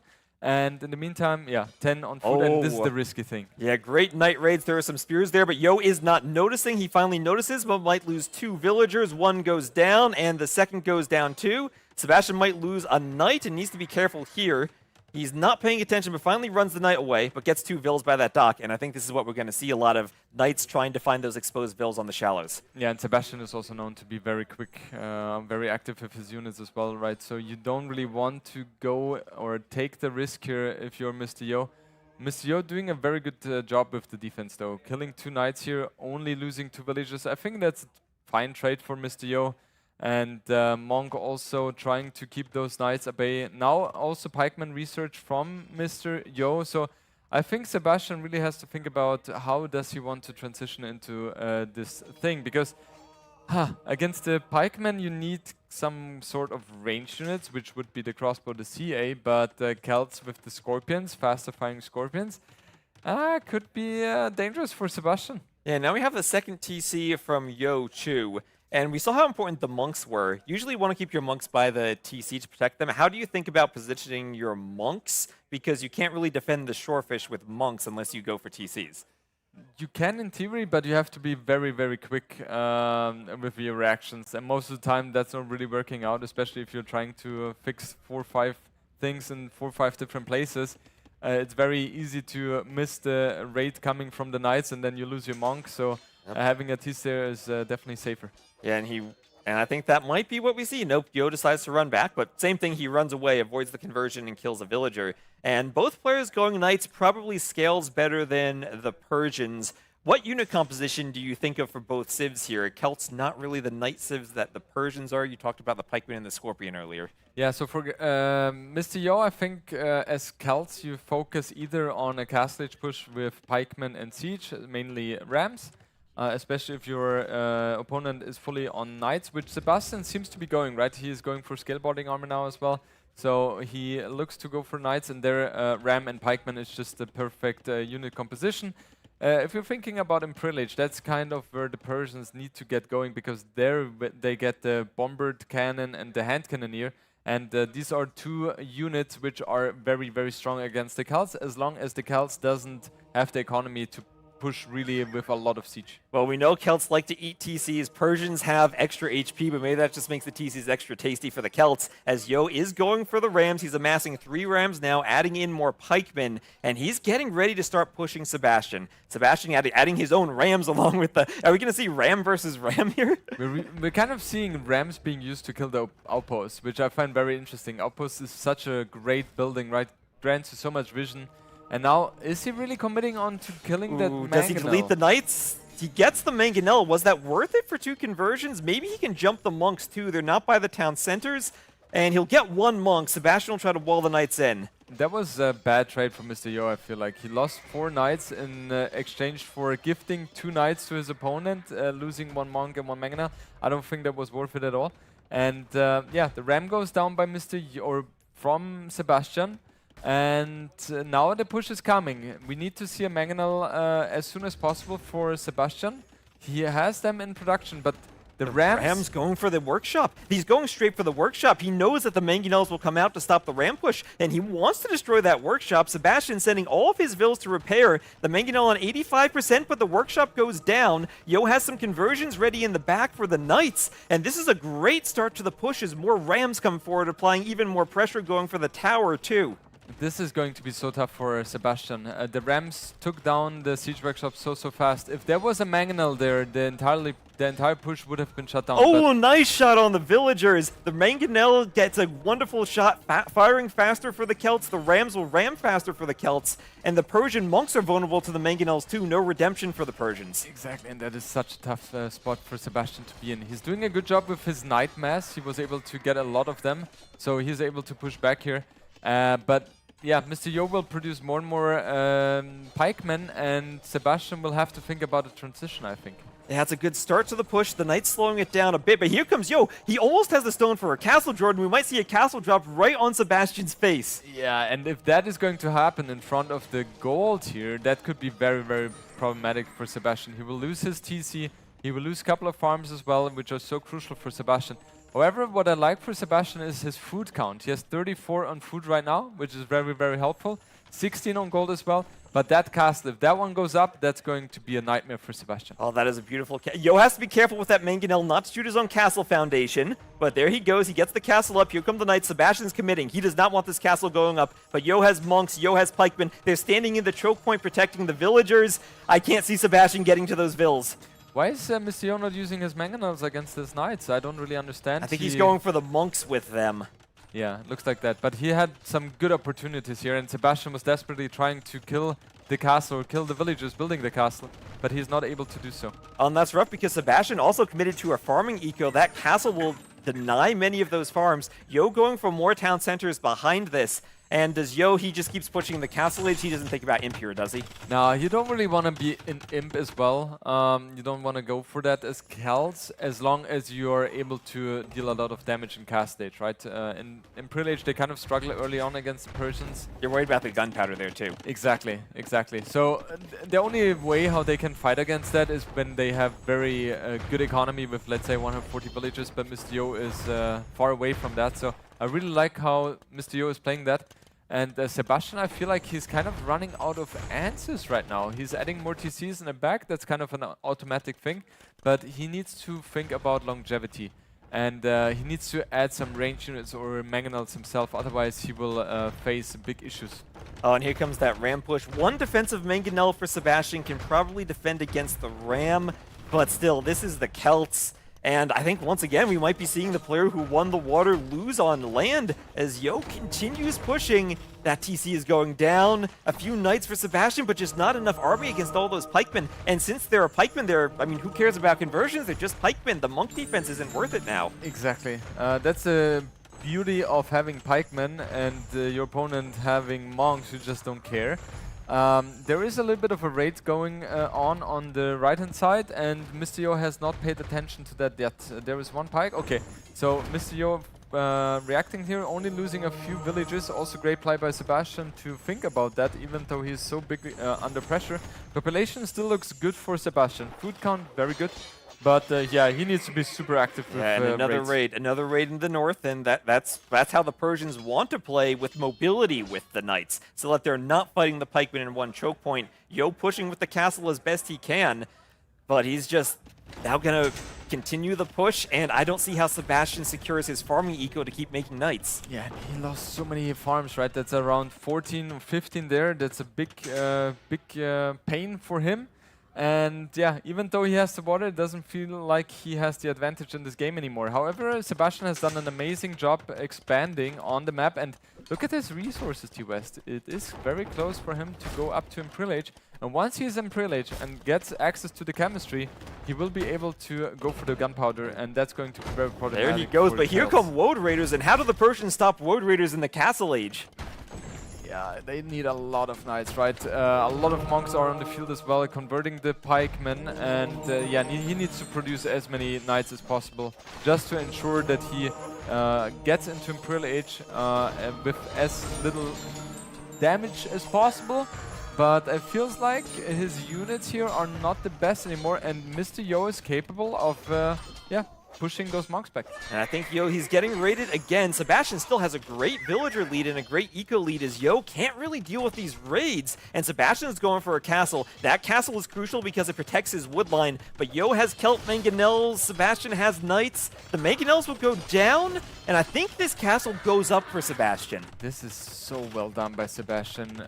So good, right? He realized the situation. He knows exactly his Knights at home cannot really defend as good as he would like to, and instead of wasting his Knights, which I, for example, would have done as well, just because there is so much pressure, he just says, okay, let's get some counter value and let's go for the ratings. And if we take a look at the economy, 106 eco units for Sebastian, 84 for Mr. Yo.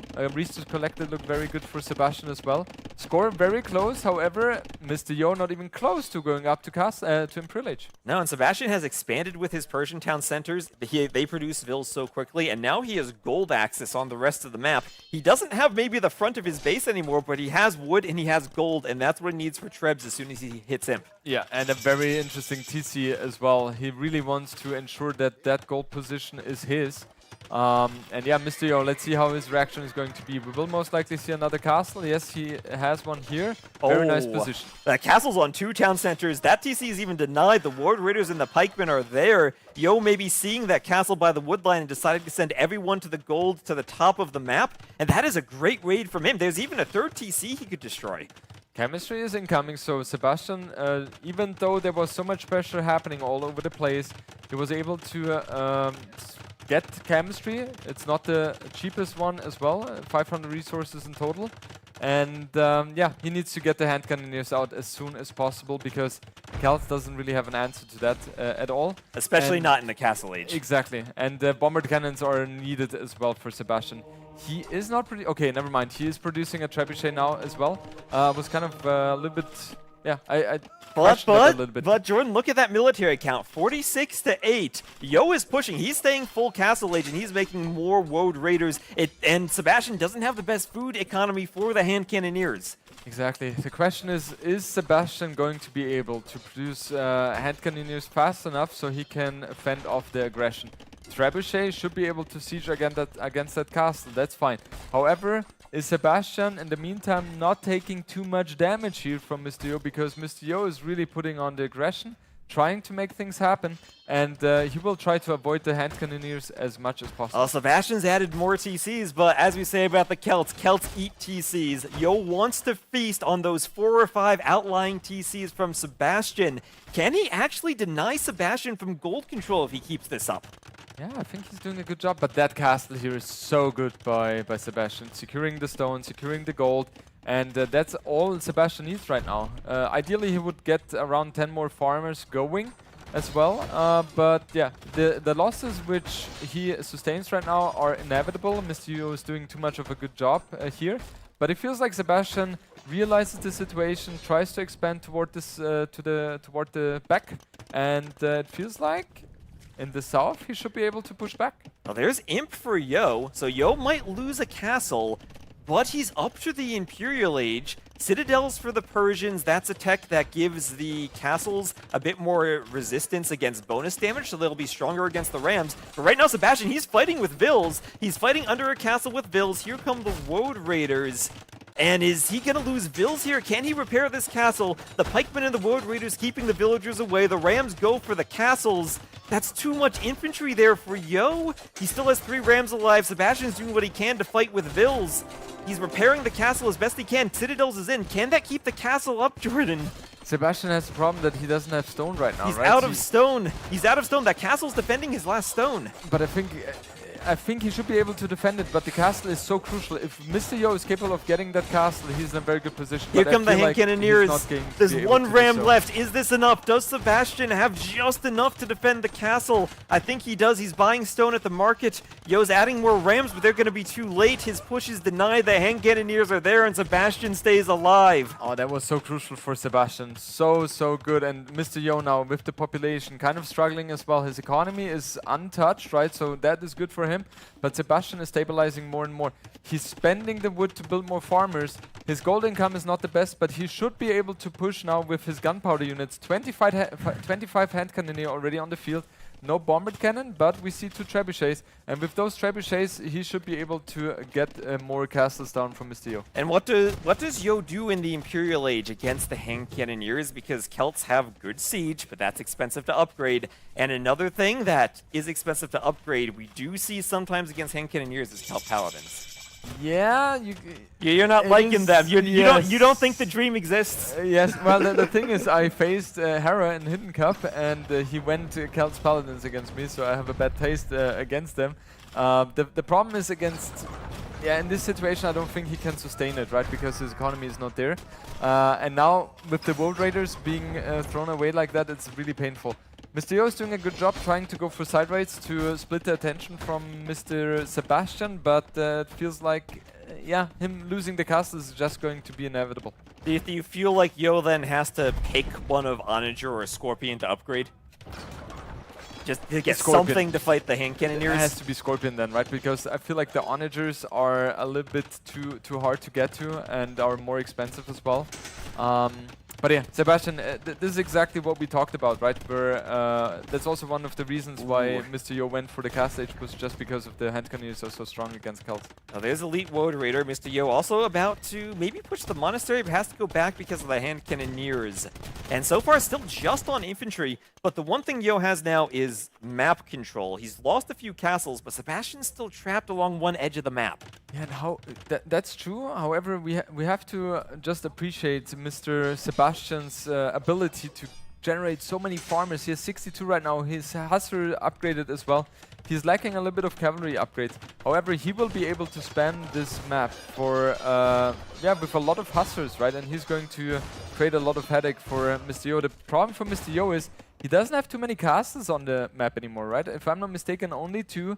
So his production of the World Raiders is a little bit halted there. Well, he's adding in more barracks against the Hussars. Maybe he wants to start going for pikemen, but he hasn't upgraded to halberdier yet. He has the gold for it, but it's so tricky now. Do you go halbs against the Hussars, or do you go maybe Scorpions against the hand cannoneers? Yeah, it's very tricky. Ideally, you fully commit onto World Raiders, because World Raiders also trade well against the Hussars. But yeah, now the Hussars are hitting the fray, getting the first kills in. And I think that's not something Mr. Yo is expecting as of now, especially because he was pushing so much. And usually the players being pushed that much don't get such a good economy. So Sebastian has done such a good job there. Oh, and this is going to be a denied castle. Yo can't go forward with the castle. The Hussars will destroy the castle foundation and kill all the villagers. And meanwhile, the raids continue in the middle of Yo's base. He's losing more vills, and he's maybe struggling now to get the World Raiders in position enough to fight the numbers of Hussars. This game is so good. Both players have played so well. Now the third castle upcoming now for Mr. Yo. Places it more defensively, because aggressively it didn't really work out for him. Sebastian was there to defend it. And yeah, now it's all about the ratings with the Hussars and push with the gunpowder units and the trebuchets. And one thing Celts don't have is Bracer on their castles to help against the Hussar raids too, as the Treb push continues for Sebastian right down the middle of the map. And now he went from one edge of the map to maybe about a third to getting half of the map control back under his possession. Exactly. Mr. Yo trying desperately to get enough of a mass of World Raiders to fight back against those units, because the more you have, the better it's going to be. However, military count, if you take a look, 76 against 41. Oh, down goes the castle. Here come the Hussars. Those vills are dead. The World Raiders can't fight the hand cannoneers. And I think Sebastian is starting to take control of this game, Jordan. Exactly. Iron Casting incoming now as well. Blast Furnace on the other side from Mr. Yo. However, it feels like Mr. Yo just cannot keep up with the unit production from Sebastian. And Sebastian is doing such a good job at the raiding. Oh, the raids. The raids are there. A halb is not in for the Celts. And I don't think that Yo can stop these raids. Just doing Botkin now for the TCs too. He is so behind on upgrades. Yeah, and the problem is also for Mr. Yo that the Celts, well, the Persian TCs have doubled the HP, right? So it takes so much longer to get rid of those TCs. And now another castle goes down. Mr. Sebastian is very happy with that trade. Taking down the castles is like the main thing for him, because that will stop the wood production. for Mr. Yo. Yeah, and Sebastian doesn't even really care about the pikemen that much because he has such a good massive hand cannoneers. Yeah, exactly.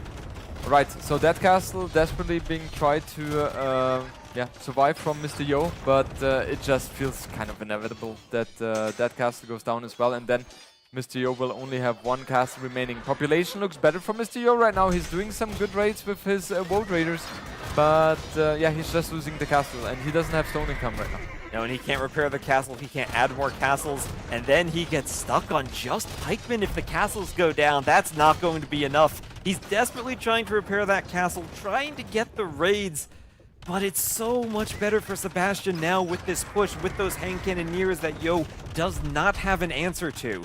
Yeah, this game is so close. Population looks even better for Mr. Yo, but the question is how much damage can he really deal out with those Woad Raiders. Now finally fletching incoming. Ballistics is there already for Sebastian, but it feels like without fletching, those TCs are only tickling the Woad Raiders. No, and without mobility, it's actually really hard for Sebastian to stop the Woad Raiders. Sebastian doesn't have much stone either, and he only has 2 castles. Yeah, that's very interesting. Like, I'm a little bit worried for Sebastian here in terms of his population. The scores are really close. I mean, Yo with these raids might flip the scores. He does right there. He destroys a TC. And those Celts are still hungry, Jordan. Yeah, they are very hungry. Is there a possibility that Mr. Yo wins this game, even though he only has 2 production facilities right now and one I think there is. Killed? I think there is. Look at the Vil count for Sebastian. That's dropping. Yo can't push the trebuchets, but Sebastian can't get back. Or maybe he can push the trebs. That's a lot of hand cannoneers to defend, but he's been repairing the castle. He will dive the trebs. Will he get all 3 of them? 1, 2, and 3 trebuchets go down. Yo defends his castle. The Woad Raiders might even destroy a castle on the other side. Sebastian desperately repairing. If he's repairing, though, he's not farming, and he only has 84 Vils. I don't know if Yo gets this castle that is so close, but his castle is safe. He can make more Woad Raiders. Sebastian desperately trying to keep that castle up. Will he be able to do so? How close is it? He's sending more Vils to repair. I think he is just enough, but he needs to keep buying stone. He only has 4 Vils on stone. His resources are at the limit. He's doing murder holes, Jordan. Murder holes might save the castle. That's gunpowder murder holes. Oh god. Here comes another round of Woad Raiders. He's just barely able to keep that castle alive, but his economy is at the limits right now, and both are kind of going for a base trade here. It feels like Mr. Yo just set up a little bit better here, but man, Sebastian is taking so many losses. He's losing so many Vils. He's down to 74 Vils. Yo's down to 115, but it feels like maybe the hand cannoneers can't get under the TCs or castles that Yo has. The Hussars are there, but they're not really killing as much as the Woad Raiders are. Yeah, the hand cannoneer obviously having a field day against those Woad Raiders. However, the Woad Raiders, they have the mobility, and they're always going to be able to run into the economy of Sebastian, and that's kind of the downside of the hand cannoneers as well. You want to have them in one place, right, in order for them to be as strong as possible, but you are not able to defend, and with 2 castles only, Sebastian is really struggling to keep his economy safe, and that's what Mr. Yo took the advantage in, and we see 160 population against 130. Sebastian desperately trying to make something happen, but it feels like Mr. Yo just had a little bit of an edge there. Oh, that outpost. Yo sees the raids and he runs back. He's bringing pikemen over. Sebastian hoping to kill some Vils, but Yo reacting as best he can. And look at how slow those hand cannoneers are. They're chasing Woad Raiders across the map. But if they chase them, that's no longer getting the forward pressure that Sebastian wanted. And Sebastian, he hasn't had siege ever since he lost those 3 trebs. Yo's taking the scores are flipping back and forth like crazy. Sebastian trying to add more stables, but the more he relies on Hussars, the more effective those raids will be. Exactly. It feels like this is for me the best game so far in this tournament, because it has been a back and forth 10 times already. I'm really curious how Mr. Yo was capable of pulling that back. Nice wall here by Sebastian, killing all those Woad Raiders without taking any losses. And yeah, however, even though Sebastian is doing such great moves, it feels like Mr. Yo has done a little bit of a better job at generating the macro behind and the economy behind. Now, is there ever a period where if you're Yo, you think about doing another unit? You have the Woad Raiders and some pikemen. Do you ever think about trying to go maybe skirms to deal with the hand cannoneers? A lot of your other options are too expensive now. I think what Mr. Yo is doing right now is totally enough. The only thing he should be doing as well is eventually getting siege rams as well, but that's of course very hard to pull off right now. However, his economy is just looking so good, right? He has 81, what was it? 80, let's say 80 on farms. food. and 29 on wood as well. So he's looking very, very good in terms of economy. And a trip. He somehow got a trip for it. He's attacking the castle. Again, Citadels was in earlier for Sebastian. That removes some of the bonus damage the castle would take from the Treb, so it stays up much longer. But it might not stay up if there's nothing to destroy the Treb. The Woad Raiders are there, and the Hand Cannoneers, yeah, they can be annoying, but they can't get under the TC. What Mr. Yo needs to do is to mass a lot of army, which he's very close to doing as well. He has 50 in total, and jump everything onto those Hand Cannoneers. Because if the Hand Cannoneers are out, then Mr. Yo can do whatever he wants onto this map. Sebastian knows about that, and he pulls back those Hand Cannoneers because he doesn't want to risk losing them. And look at the populations. Yo's at 200 population. He's got 142 villagers. Sebastian is struggling here. Can he keep that castle up? Looks like he'll destroy the Treb. But now the Woad Raiders come in. The Hussars are on one side. The Woad Raiders are being chased by slow Hand Cannoneers. And the Hand Cannoneers can't stop these raids. Mr. Yo has done such a good job at being active with the raids, also defending at home against the raids.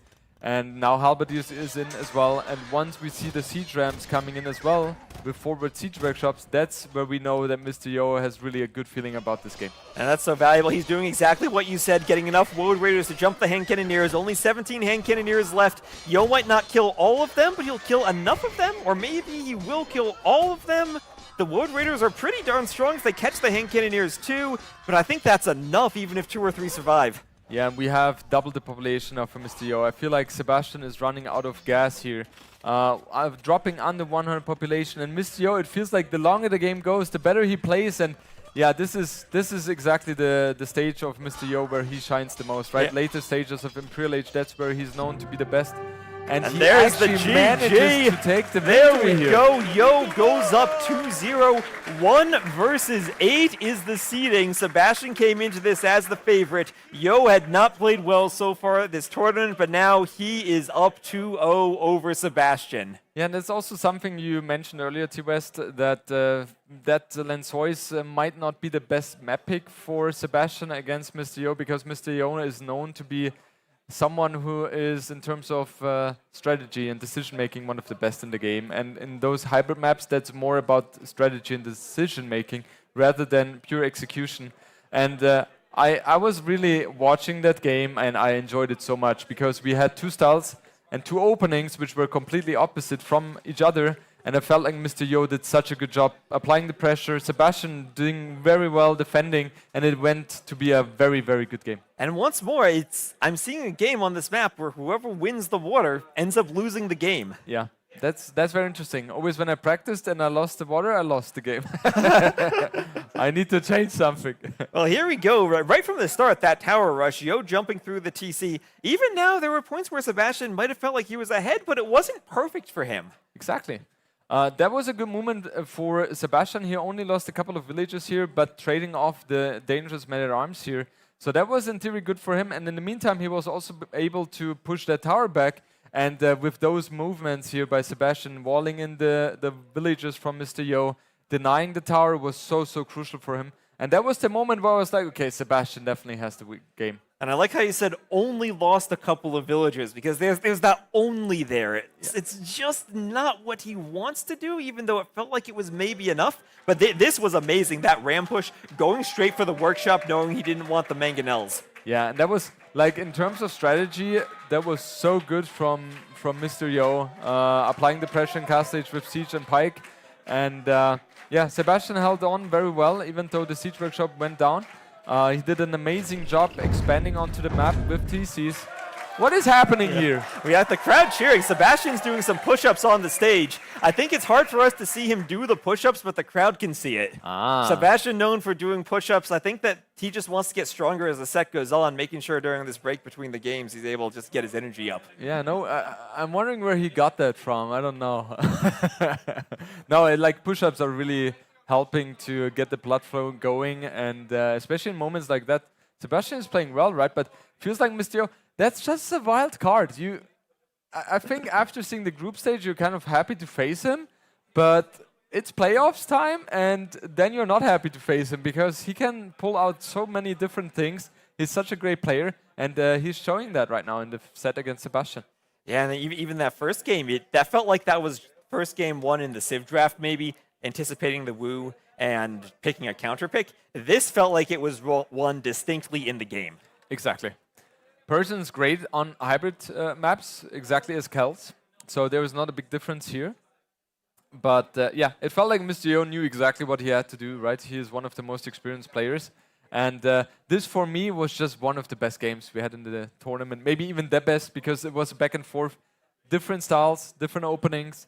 And I just loved how Mr. Yo adapted, saying, okay, I just resign on water right away, but I will apply so much pressure, so you will have to deal with that. Yeah, one of the things I note on that map is you can apply a lot of pressure and take map control, but it's hard to finish someone off. And you get to those crazy situations where one player is pushing, another player is raiding, and you would hope the Persians are a good raiding civ, but just not quite enough. And we didn't see the Kelp Paladins I wanted, but the Woad Raiders got the job done, despite the Hand Cannoneers that you thought was maybe what Sebastian wanted to do. Yeah, Hand Cannoneers are just the only unit with Bombard Cannons in the mix against the Kels, which the Persians can go for, because Paladins or Elephants don't really trade well against the Halberdiers, which the Kels can go for very easily. But yeah, the Woad Raiders, if you're capable as the Celts player to mass them with a good economy, with a lot of castles, then that's problematic for the Persians player. But it was interesting to see, like Mr. Yo was down to 2 castles, the second one was about to die as well, but Mr. Yo with his counter raid killed so much economy and then shifted the focus fully onto the traps, taking them down, disengaging again. That was just beautiful gameplay. Yeah, he was in the right positions, recognizing that he could repair that castle just enough to raid and then get back. And now we're going to move on to Game 3. Sebastian, down 2-0, had played so well, but now at risk of getting knocked out of the tournament. And he is going to pick Pantanal as his next map. The Civ matchup looks like it'll be Chinese versus Bohemians. And this is a map that, if there's one map I thought Yo would be good on in this tournament, it is this one. He is such a good Nomad player. It's a land Nomad start. You can't dock the water. And we'll need to see where the players do their town centers. And we might have a restart if the TCs are too close. Yeah, that's a restart, Is right? that a restart? So on Nomad, you can't place your TCs directly in range of each other at the start. The players didn't scout this. They don't see each other. And they might just build their TCs to find out we need to restart. I have never seen something like and that. yeah, Okay, we're going to restart. That is crazy, but that's one of the classic rules of Age of Empires. You can't build your TCs directly next to each other at the start. You can build a TC, delete it, and then go for that Dark Age Town Center push if you want to, but we'll have a restart there. Yeah, that's very interesting, because I've played that couple of times already, this map, for preparation for the qualifiers, and that's something that never happened to me. I was always quite far from the opponent's TC, so interesting to see that, but it makes sense to have a restart. And also what's very interesting is Bohemians against Chinese. It's their first picks for each player, right? Right. However, I like Bohemians much more than Chinese in the matchup, right? Because Chinese really struggle against Bohemians. But it's a Nomad map, and the Chinese will get 3 extra villagers as soon as they build that town center. And because there's so much extra food on the map, usually the Chinese can avoid that 25 seconds of idle time they get on a land map by gathering food while building the TC. Yeah, that's a huge advantage for Chinese, for sure. So they will have the better start, no question about that. If I think about units or an army composition, that's going to be very hard for Chinese, because Bohemians can just go for the Hussar wagon, which counts as most things the Chinese can throw at them. And then, yeah, the rocket cards, they die against Redemption Monks, for example. And the Hussar wagon and Redemption Monks combination is going to be tough for the Chinese. Right, that's tough against pretty much any save. If you're the Chinese on this map, you're really playing for the early game economy. Yes. And honestly, the early TC position can be crucial for getting your TC up quickly. And I also want to pay attention to Yo's vills on the outside. You have 3 groups of 3 vills on the 9 vill start, and he's probably going to look to make a mill for them. On the inside of the map, there's gold. On the outside, there's stone and food.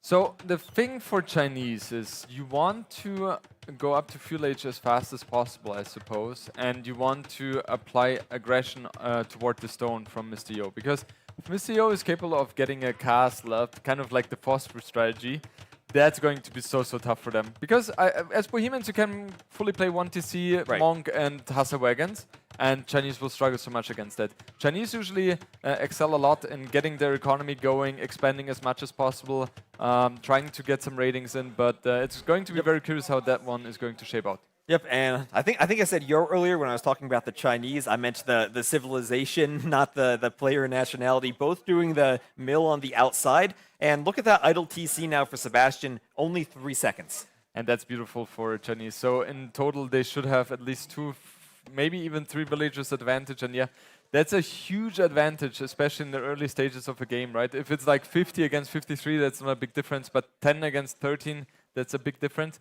And yeah, I'm only expecting the fast fuel age from Sebastian. And Mr. Yo will have to think about how he can defend against that. He's doing a good job against the Javelina here. His TC spot is very nice as well, close to the wood and close to the gold. So everything is secured here for him. Yep. And Yo, if I think about one thing for Mr. Yo, it's him playing Spanish on Nomad, going FC Conquistadors. Not quite the same civ here, but the same thought process of going fast castle, making the unique unit. Exactly. What also is very interesting is that Mr. Yo's home map is this, right? And Sebastian didn't take his second home map, but he chose that one. What do you think about that one, T-West? Well, I think maybe if you're a player, there's some thought process of, I need to win 3 games in a row. Let's save my strongest map for the 5th game, just in case we get there, and then I'll have that confidence boost. Yeah. But for Sebastian, I said, I'm surprised by this, but no matter what, you have to go through Yo on this map. Yeah. Maybe as a player, you could be thinking about the civs, and you just want to know what Yo will use here. Maybe Bohemians, I think you said earlier, might have been a choice for Amazonia, perhaps. So you just want to know what he's going for and try to get them out of the way. Yeah. Also, what is interesting, he could argue, or you could argue, that he wanted his first pick, which is the Chinese, and to be out there, play it, right? Because that's maybe the moment where he feels the most comfortable at, just to regain confidence. But yeah, let's see. The problem for him is that Mr. Yo has his first pick as well. We see on the resource collected why Chinese is so strong on this map, having 100 ahead, maybe even more, because a lot of those resources are still in the hands of the villagers and have not been dropped off yet. And 3 extra vills holding resources too. Yes, that's just massive for sure. All right, we see Sebastian building a lumber camp. That's kind of an indicator that he wants to get up to fuel age, because you need 2 dark age buildings in order to get up to the next age. And I'm sure we will see maybe 1, 2 more villagers, and then he will go up. What does that lumber camp position tell you? There are small clumps of wood in the middle and large clumps of wood on the outside. It looks very defensive. It looks defensive, and also tells me, okay, I want to get the lumber camp up as soon as possible. I want to go up to fuel age as fast as possible. We can see some laming. House trick by Sebastian. He's going to deny Yo from luring the Javelina. Once he gets onto the shallows, you can't construct buildings there. So that makes it harder for Yo to counter lame. It looks like Sebastian will steal that Javelina right out from Yo's villager. That was so well done by Sebastian. And Mr. Yo is, of course, no stranger to those shenanigans as well. He's very good at relaming as well, repositioning, or getting the Javelina as well, but Sebastian was a little bit quicker here. And Mr. Yo has a lot on villagers, or a lot of food already in the bank, and it kind of indicates to me the way he approaches is that he will go for a cast stage. Also, lots of capybaras on this map. Maybe I put a few too many capybaras when I scripted the map. It's good. Okay, yes, okay. I like it. As long as Jordan approves. I don't need to go in the back room, edit the map while we're playing. No, I like it. Especially on Amazonia, it's pretty hilarious as well if you have like 20 around your TC. And here's some micro here. We have Sebastian going for the house. He's trying to figure out what building to place, a gate or a house. He gets the house. You build the foundation. You don't even need to start construction. As long as it's has the animal on top of it, it'll de-aggro, and he does it a couple of times to lure the Javelina with the villager, and he will go with a barracks on the way up. And do you ever consider scouts here, or is it always a range? Scouts can be played, but it kind of tells me the wood he has that it's going to be a range, especially if he has 3 on gold.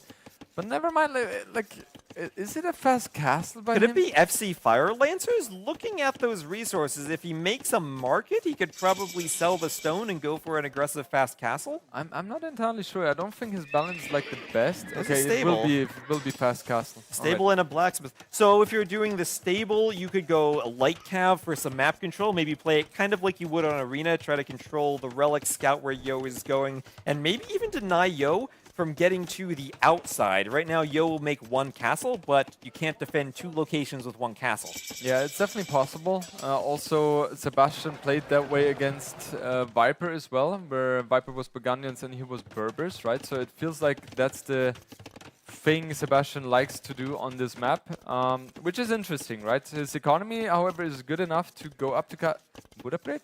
Wood upgrade? Because he doesn't have the gold. All right. Oh, he'll mine the gold and do the wood upgrade. Yes, yes, yes. It makes sense to do so. A little bit of a hiccup by him in terms of the build, but yeah, he will go up to cast stage now. Has all the resources. 24 seconds of idle TC time though, so a little bit of a hiccup as mentioned already, but not a big issue. And now the cast stage time is almost similar. And also, Yo just picked up Bloom, so if there are some scouts or light cav running around, that will keep the Vils just a bit more protected. The other thing I note about the Bohemians is they're a very good monk save, so having that stable for the light cav line to counter the monks might be very helpful. Absolutely. That's also something Sebastian was taking into consideration. The lethal push I was talking about with the Monk and Hassai wagon is the best way to counter that or try to play against that is the light cav play. And interestingly enough for me, Mr. Yo has not even committed onto stone, so I would expect him to just try to play this greedy and go for TCs in the back, trying to get stone and have a little bit of spearments to just fend off the scouts if possible. That's interesting. I mean, Sebastian, can we see what he's scouting on the outside? Is he checking whether or not Yo is on stone? Because with the scouts, he can check that, but I think he's going to see Yo is just staying by his starting TC and not going for the castle. Yeah, it kind of looks like that. And Sebastian is doing such a good job at scouting the map. Like, he has almost explored everything here. Even explores the barrack. I like his usage of getting the outposts here to get more and more vision because it's just so important. And I'm curious what Mr. Yo will do now. He's just having a spearman to get more TCs up because I don't expect him to go for forward Monk and Siege here. Yeah, interesting that he's going to boom. Let's say this does turn into a boom game. Both players get to the late game. What Sid do you like more in this matchup? Yeah, 100% Bohemians. Like 100%. Chinese have no chance against Bohemians whatsoever. Sebastian able to save that villager here. Really nicely done by him. Vil survives. Outpost and Palisade is part of the quick wall.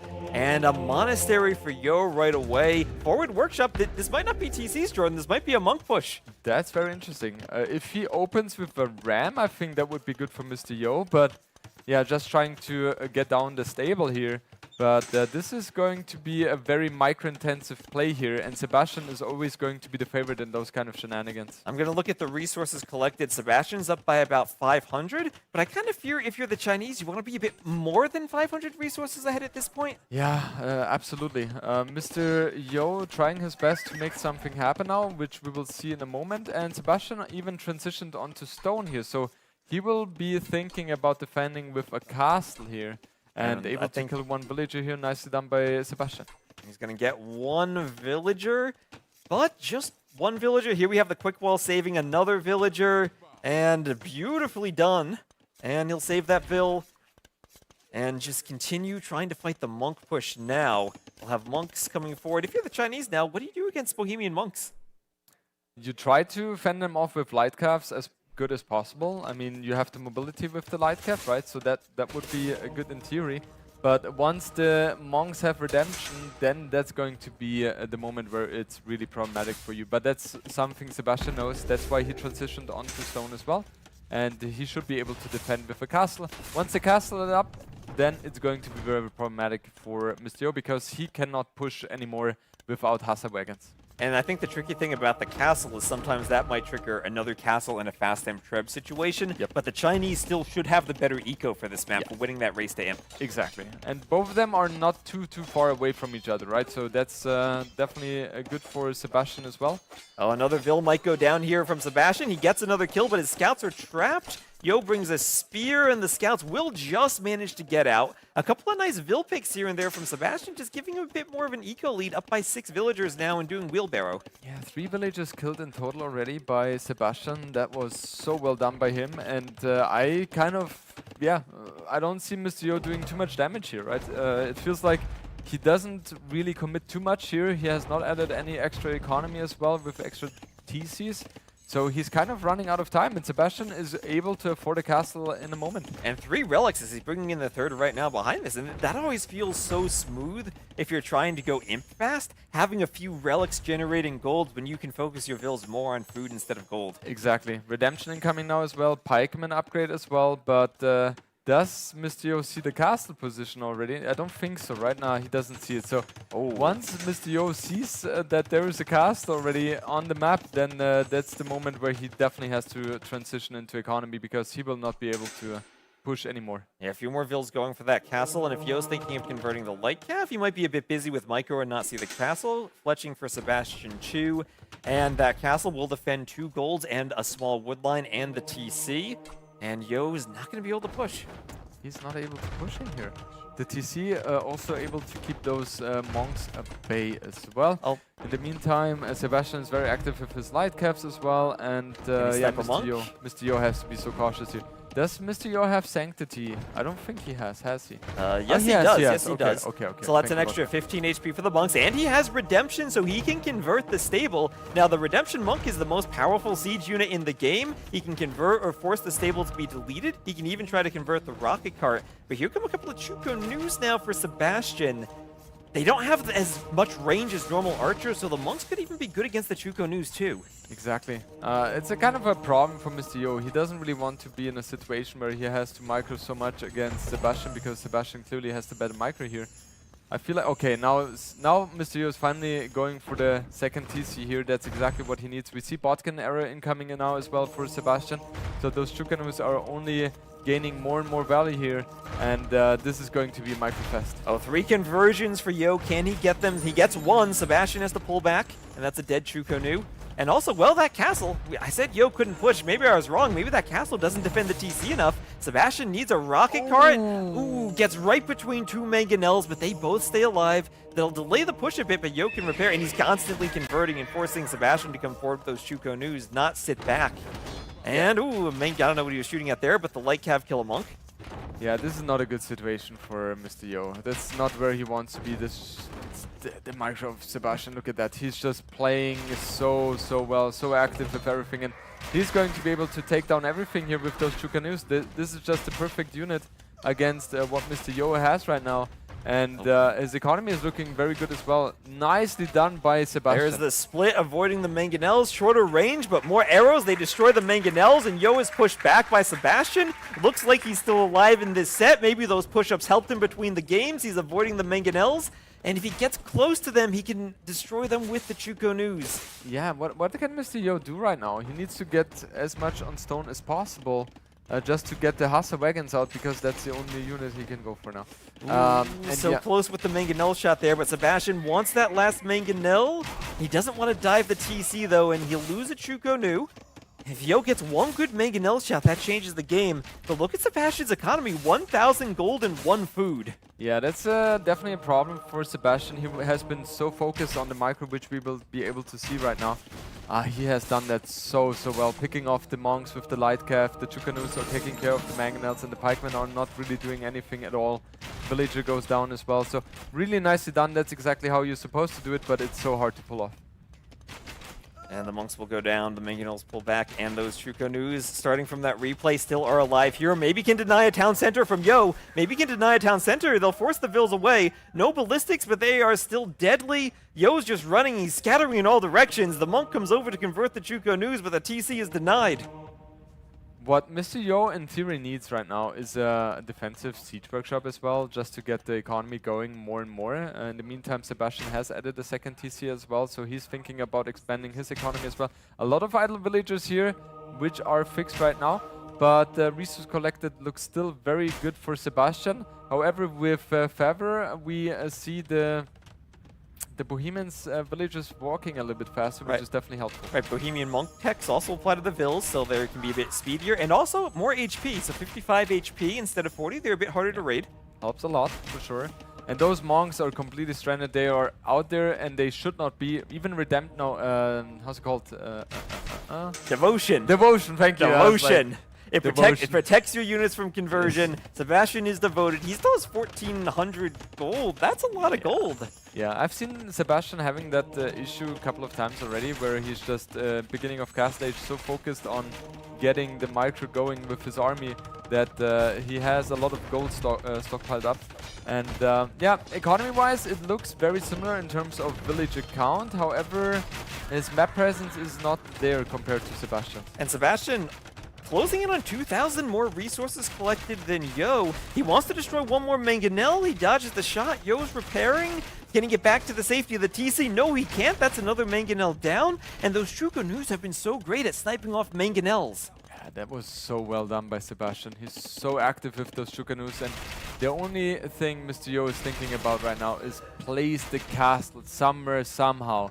But yeah, Sebastian just doesn't allow him to do so. If I was Mr. Yo, I would delete those 2 houses in front of my main TC and build the castle there. But okay, he does it here. Deletes the barrack. Oh, if the Vils path he off. doesn't get the castle here. The Chukonus are there. I mean, maybe Nili should have told that Vil to move off the foundation earlier. He needs to fix the pathing. Here come the Chukonus getting in on the Vils. Can this castle go up? Vils, they're low on HP, but there's no ballistics. The Chukonus will struggle to hit the Vils. Not many of them are going down, and I think Yo gets this castle, potentially for the Hussite wagons. And how do Chukonus do against Hussite wagons, Jordan? I don't think they do too well, if I'm not mistaken. So Yo, in theory, has the tools right now to him to be able to push back. However, we most likely will see some rocket cards mixed in for Sebastian as well, because the rocket cards are very, very strong against the Hussite wagons. And yeah, the Chukonus are faster than the Hussite wagon as well, right? And the economy looks pretty nice. Sebastian was able to kill a couple of villagers here as well, building that castle, and the resource collected looks really brutal in favor of Sebastian. And the Chukonus still can raid for the moment, but a Hussite wagon's coming to the back. Hussite wagons have great pierce armor, but Chukonus lots of arrows as they start raiding the Vils on the outside. And Yo maybe struggling to keep the Vils safe now with small groups of Chukonus surrounding his economy. Yeah, Mr. Yo, he needs to think about how can he pull this game back here. Especially if it goes into Imp, which Sebastian is flirting about or with right now. His economy has been balanced out. That's what the market does for you. It really is good in those kind of situations. And now we'll see a rocket card just smashing against the Hasselwagen. And man, that one dies against 2 shots. I mean, you need the monks if you're Yo, right? You need the monks to deal with the rocket cart. And that's what he's been trying to go for. But behind this, Sebastian up to the Imperial Age, he has his own castle, and he nearly has the stone for a second castle. And what do you do if you're Sebastian now? Just up, Imp, Castle, Trebor? Yeah, exactly. So the second castle, okay, he places it a little bit more defensive than I would have expected. Ideally, if you have the feeling that you're up to Imperial Age faster, you want to have that castle as close as possible to your opponent's castle, so you can trap that castle without any risk of losing your trebuchets, and to gain as much control or space as possible. I feel like Sebastian is in a very good position here. You want to be very safe with that castle, though. He sees the Hussite wagons. Yeah, absolutely. His Chukonus are still roaming around the map. He's also... Or he's winning the game, Jordan. He's winning the game. Yo knows the situation. He loses against the Chinese. And Sebastian has an audience cheering for him. If he pulls off a reverse sweep, this audience will be extremely hyped, and Sebastian is in this set. Exactly. Sebastian is in the set. The push-ups definitely have worked out in his favor, and that was a very important win for him, right? If he had lost that one, he would have gone out of this tournament with 3-0. Oh, there he goes, Jordan. He's doing the push-ups. Let's go! Let's go! Well, you have to do more, right? Especially if it worked out for him in Game 3. Then he has to do more just to get the power for Game 4. And you know, he didn't only win this game, he also won on Mr. Yo's home map, and that is a double win, so to say. Also, he used his top civ, but also took Yo's top civ off. Yep. And both players have used their top 2 civs at least. Sebastian's used his top 3. Yep. But maybe now you look in the draft, you see looming large over this set, I think will be a Vikings on Fernando de Noronha. Yeah, very likely. Yeah, it was I felt like Sebastian has taken the advantage in this game because he was so active with the light calf. Of course, having the Chinese here helps a lot as well. And that was a very nice maneuver as well, getting a little bit of a mental advantage here as well if you are able to deny the boar lure and getting the javelina instead of your opponent, that's just a good feeling, right? So yeah, Sebastian, and that's also one of his biggest strengths. I feel like that he's capable of playing very well, even though he's down in games. Well, what's so crazy to me about that board clip is I even just saw him there cancel Loom while he was luring it. Yeah. So he was thinking about doing Loom while stealing the boar, then realized, now I don't need Loom, I've got this, and brings the boar back. Exactly. And that's also one of the indicators why Sebastian is such a phenomenal player, right? Thinking those kind of things. Even though there were so many things happening, so really well done by him. And I feel like the micro was just on point from Sebastian, which is not too surprising. He's known for these kind of shenanigans. And Mr. Yo, I think he had a headache in this game. I mean, he had a lot of trouble this game dealing with all of those Chuko Nu raids, didn't he? He did. Now, also, the Chukanus also have done a very good job in terms of denying the economy expansion from Mr. Yo. And Mr. Yo didn't really have any units to counter that, right? The Hassa wagons is the only thing he could have gone for, but he needed a castle for that, and he didn't have that in time. So very interesting. I didn't really like the approach from Mr. Yo. I think going for the castle right from the get-go would have been a little bit better, but maybe I'm wrong there. Mr. Yo has a little bit of a better judgment. Well, he is certainly the one to judge Nomad maps. Yeah. But I think we're going to have a bit of an extended break now that we're getting a bit of a break between games 3 and 4. Sebastian will have some more time to do his push-ups in the background and get extra strong for the next game. I think maybe Sebastian really likes to have an extended set because he gets his workout in. Yeah, right? Exactly. I mean, you're on vacation, hotel gym might not be what he's used to. He's just going to go on stage and get his workout in front of the crowd. Yeah, and this is perfect, right? Like you combine two things at once. And also we must not forget to mention that this is the very first time in this tournament now that one set goes over 3 games, right? And that's going to be a little bit of a change as well. That's true. I mean, we did have a play all 3, so it's a bit of that's a bit of a cheat, but that is technically correct. Exactly. So Mr. Yo maybe says, okay, I need a little bit of a break now because I'm not used to that anymore. I'm obviously a little bit kidding here. And now we can also see the stats between Mr. Yo and Sebastian. Overall, it looks a little bit better for Sebastian, winning 4-2 in the series count. Game count, very close, however, 60% roughly in terms of in favor of Sebastian. And the most recent one, the international qualifier for the Brazilian Dynasty, was even won by Mr. Yo. So the most recent encounter was in favor of Mr. Yo. Yeah, that was an interesting set, I remember, because Sebastian even got off to a 1-0 lead, but Yo managed to come back and win, and that maybe gives Yo a bit of confidence, and I think that Yo himself should be thinking, yeah, Sebastian has this better performance, but now we're in the playoffs. Now I'm playoff Yo. Yep. And additionally, Mr. Yo was kind of the underdog going into the set, the first seed against the eighth seed, which is also something new for Mr. Yo, but it helps to be the guy to not have the pressure, right? And Mr. Yo still up to 1. It looks very good for him in that sense, and I'm curious what the next 2 maps are going to be, right? We see it here. One of them is Amazonia, which is known to be a bit of a macro-focused map, and then we also have Fernando de Noronha, which is most likely like a islands play, which should be, in my opinion, there is not the clear person who has the advantage there. Well, what do you think about the civs? Sebastian's now getting back to his seat. He's done his push-ups. He's feeling like he's ready for the next set.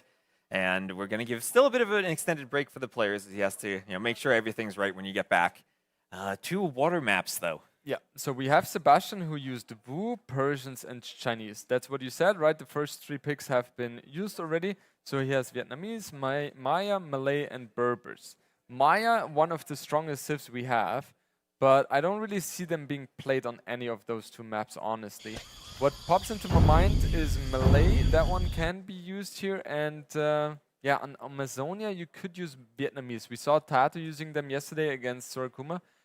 With great effect, so maybe Sebastian has seen that and wants to copy that. So I will go for Malay on Fernando de Noronha for Sebastian, and then Vietnamese for Amazonia, while Mr. Yo still has Vikings. That's clear for Fernando de Noronha, and Mongols, Romans, Magyars. I guess Mongols for Amazonia. What do you think? Feels like Mongols for Amazonia. Has to be, right? Extra hunt. Yeah, I mean, we saw Yo go Magyars to try to go Magyar Hussar. Is there is there have to be Amazonia if he thinks about going Magyar or Hussars, but I don't think that's the type of map where you could pull off a build for it. I think that's going to be hard to do. Could be a nice strategy, but I don't think that's typical map you want to do it on. Especially, you will kind of give up the water as well with that build. And water feels like it's a little bit too important to not fight for it initially. Right, what would worry me about Amazonia, if Yo were to go Mongols, I always feel the Vietnamese have a good late game matchup against the Mongols. As strong as Mangudai and Onagers can be, Vietnamese can go for Rat and Archer, they have Bombard Cannon, in some situations, maybe even some Elephants, which are all things that the Mongols struggle against. Exactly, so if Vietnamese get into Elephants, that's going to be very problematic for the Mongols, but until then, it should be easier to get the Siege Onagers for the Mongols, and that's very nice as well. Like, with Mongols, you have kind of the answer for everything, right? If you have Elephants, then you go for the Scorpions, Elite Scorpions, Siege Onagers. Like, the ideal combination for Mongols against Vietnamese would be Siege Onagers, Scorpions, and Hussars. I wouldn't commit too much onto the Mangudai, because the Mangudai kind of struggle against the Retina Archers, as you said, T-West. And for Vietnamese, with the Imperial Skirmisher, especially early Imperial Age, you can deal a lot of things. Especially the Hussars don't have the last armor upgrade on them, right? So they only have 4 pierce armor and they die against the Imperial Skirmisher. Exactly, that's something where Mongol Hussars usually better against melee units, worse against ranged units, and even Mongol Skirms themselves, both the Cav and Archer lines don't have that last pierce armor upgrade. So I'd be really scared of the Imperial Skirm or Rat and Archer composition from the Vietnamese. If I am Yo, though, what map do you think I think he probably has the better civ for Fernando than he does for Amazonia. Yeah, Vikings is just so good. Like, Malay is good, no question about it, but as we can see, that's the 4th pick, right? So what about Berbers? Their ships move faster. And if they go for a landing, I did see that a couple of times in the qualifiers. I don't think I saw it work, but I did see it. They could go for a castle drop and camel archers. It's definitely a possibility. It was something I was thinking about as well, and Berbers is just phenomenal in these kind of stages. However, the meta is a little bit different, right? People tended to go for a extended dark age to get as many fishing boats as possible, playing very greedy. And then they couldn't deny the transport ship because you didn't have army on the field. But nowadays, meta, I don't think that's going to be a good play anymore, because there's just too many feudal naval units, and trying to go for a transport ship is very risky business. All right, we do have the map locked in now, and it looks like it will be Fernando de Noronha. And I would probably expect to see Vikings versus Malay. Also, maybe in Sebastian's mind, this is an elimination game for him. Would you even have the confidence to do something that crazy and that risky to go for the castle drop if it's an elimination game? Yeah, you're a little bit more hesitant in these kind of scenarios. But we do see the civs right there. And I think, it is Malay against Vikings, so what we would expect for a water map. Yeah, exactly. And Malay obviously very good on water maps for sure. Having extra villagers because they're... How would you say, going up to the next age is a little bit faster, They go up faster, more quickly. Yeah, more quickly, so that means they have more time to produce villagers. And we're going into into game number 4. Sebastian, with his back against the wall now, he'll be the blue Malay to the south, and he'll be playing to the north of the red as the Vikings. Now, there are lots of whales on this map, Jordan, where when you make your fishing ships, you don't have to gather food. You can take the whales instead. And I know I've seen a lot of players playing practice games. They all complain to me that their whales were 6 tiles away, where their opponent's whales were 4 tiles away. How important will be the whales for their gold income? It's such an interesting thing for me to experience, right? Because I kind of started playing competitively maybe 15, maybe even more years ago. And we were talking about maps where you were hoping that you get a woodline without an oasis inside, right? So I feel like nowadays, of course, it plays into effect, but I mean, that's also the beautiful thing about Age of Empires, that you have the randomness and not everything symmetrically. And you would you can argue. Look at that whale. That is beautiful. That is very active, very beautiful. And you could argue that after 5 games, it should average out, right? One time, the other one has the advantage, the other one should have it. So I personally think it's a little bit too much in terms of complaining. I don't think it's such a huge role. Okay, next time I get map complaints, I will send them to you, and you can tell them, nope, the maps are fine. Jordan approves. 100%. I was talking about that with Doubt the other day as well, that I understand that you want to have everything fair, but this is not Age of Empires if it's 100% fair.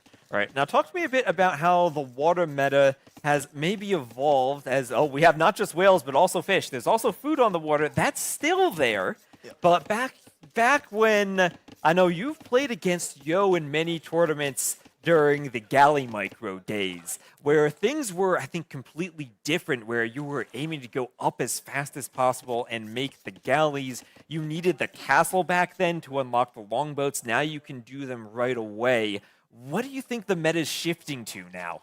Like, it feels like, especially with Vikings, you try to get up to cast age as fast as possible without getting too much losses, and then you have the access to the longboats, and that unit is just...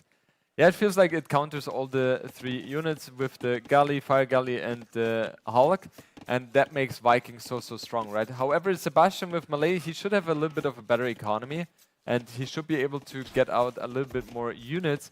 But I think if we're going into the cast stage with a similar state, then the Vikings should have the lead. So I'm curious what Sebastian is trying to pull off here.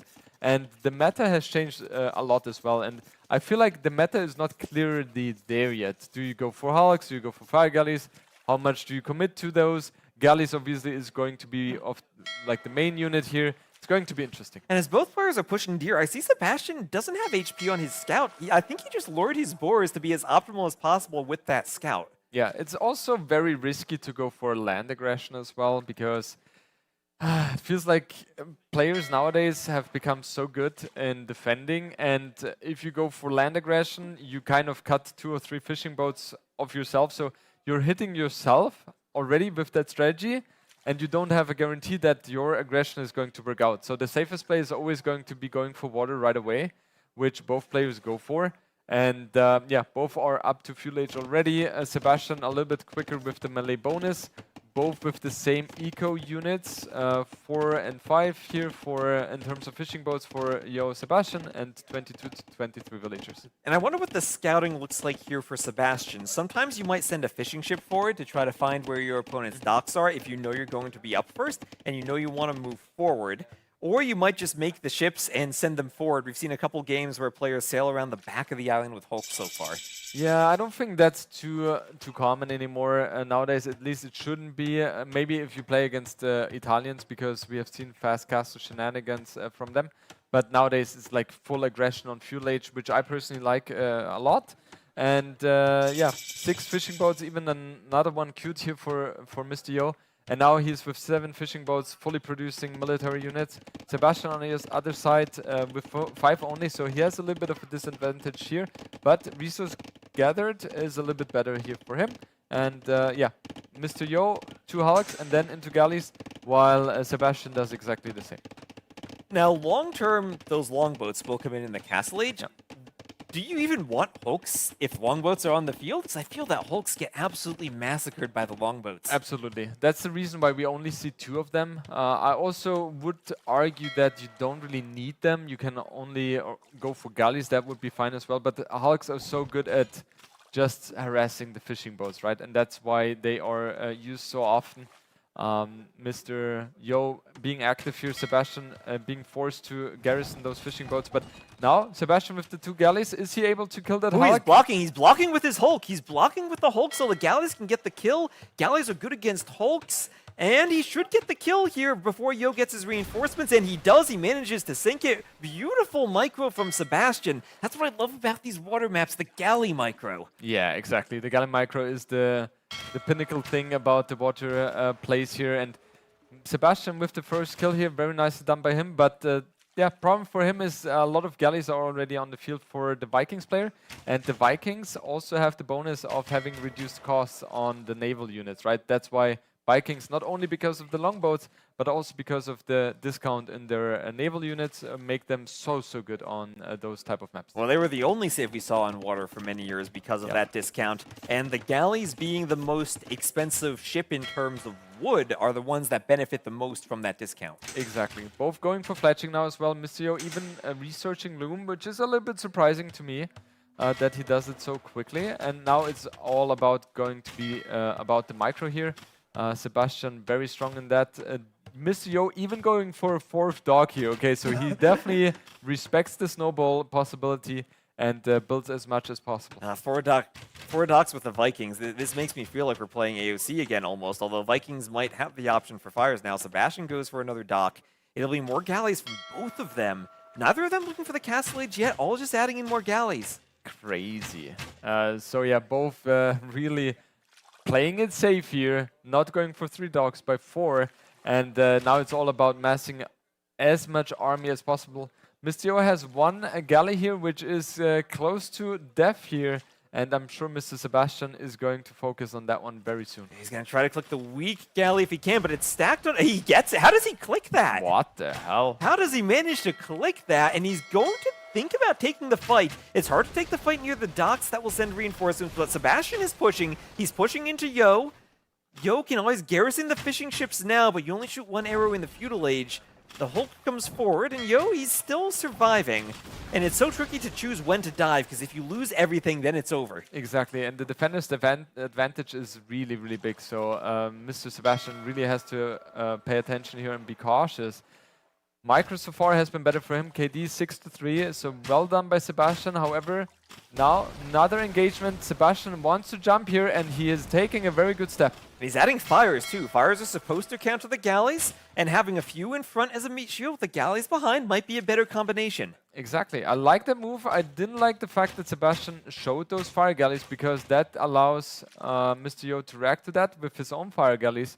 So this is very hard, right? How much do you commit onto galleys, how much to fire galleys? And now even fishing lines in for Mr. Yo. I'm not sure if he is in the right position to do something like that. Yeah, all this time he's kept the fishing ships working despite the pressure, but there finally we have a fishing ship going down, and it feels like Sebastian, despite that defender's advantage for Yo, is starting to take a bit of a better fight, getting to the position he wants with more fires than Yo has.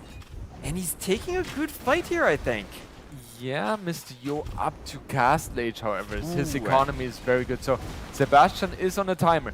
Mr. Yo doesn't really mind to lose all those galleys as long as he has a good trade of that.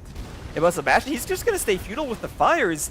He has to worry about the longboats. He can catch up with Castle Age timing if he needs to as the melee, but he's going to get the fires to surround the galleys. Yo will do what he can to run away. Sebastian's still up in the KD 18-14.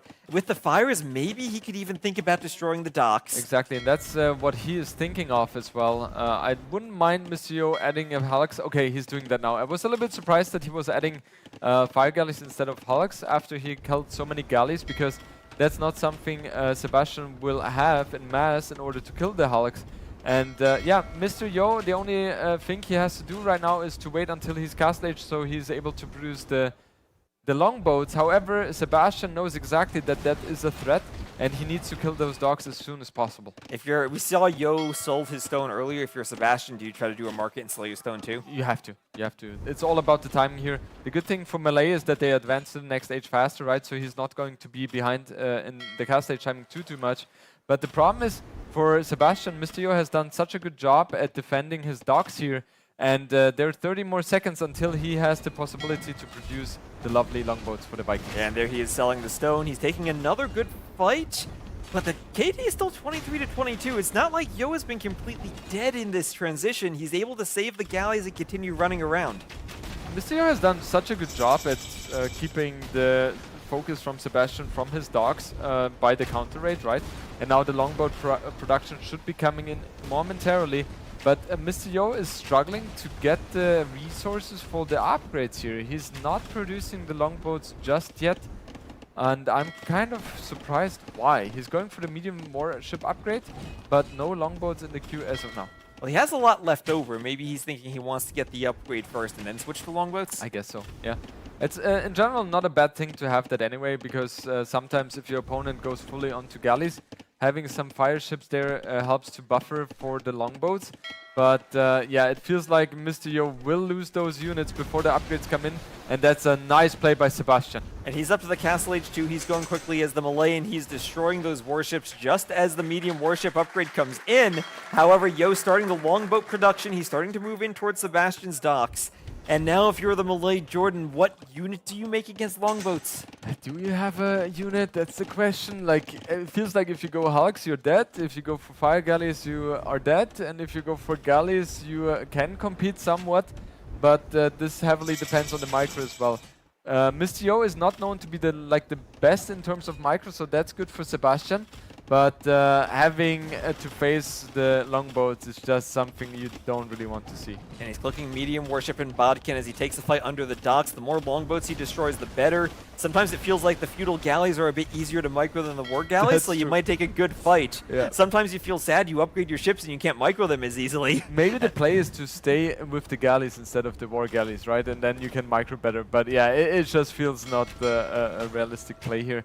And yeah, there is a big mass of units for Sebastian. He needs to take the advantage now, because the longer he waits, the worse it's going to be for him. And he needs to take the fight against the longboats. The fires move in. He's pushing back underneath Yo's docks. Yo retreating. Doesn't have too many longboats. And it's fire plus war galley against fire plus longboat. Is the Malay Navy good enough to take this fight? Here we go. A big fight with the fires. Both players committing to this. Yo doesn't want to lose longboats. I think Sebastian has a bit more HP in terms of his overall ship numbers. And he's destroying some of the fires. He's moving with the war galleys, now focusing the longboats. But the longboats themselves are better against the fires than the war galleys, and Sebastian's fires are starting to melt. He's bringing in some reinforcements. That's more fires, Jordan. Does Yo have enough longboats yet? I feel like Mr. Yo has just the better composition, right? The fire galleys were fighting against each other, and Mr. Yo with the longboats is just able to kill the fires a little bit faster than the galleys or the war galleys from Sebastian. And this is a heavy micro battle. The army is almost the same here. University going up for Mr. Yo as well. Resources collected very close as well. And this engagement should be a little bit better for Mr. Yo. Yeah, now those dock techs are in the university, so Yo racing that up might hurt his production a bit if he starts doing those upgrades, but he's going to try to commit to a fight now under Sebastian's docks. Feels like all the fights have been under Yo's docks, but Yo now moving forward. Can he destroy enough with his fires? It feels like Sebastian's not taking a good fight now. And this could be Yo pushing in into the docks, changing the game if Sebastian loses all of the fires.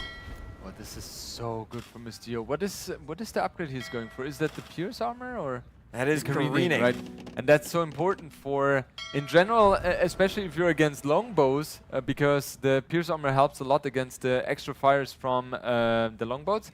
But Sebastian has not had the time yet to produce or build a university, and this situation now is so good for Mr. Yo. He has managed to get the time to master longboats. He has the unit composition he wants to, and Sebastian really has to think about what he needs to do next, because he is running out of time. He's losing docks, and the fires now are applying so much pressure to the docks, taking one down, fighting a second while there aren't quite enough ships for Sebastian to defend.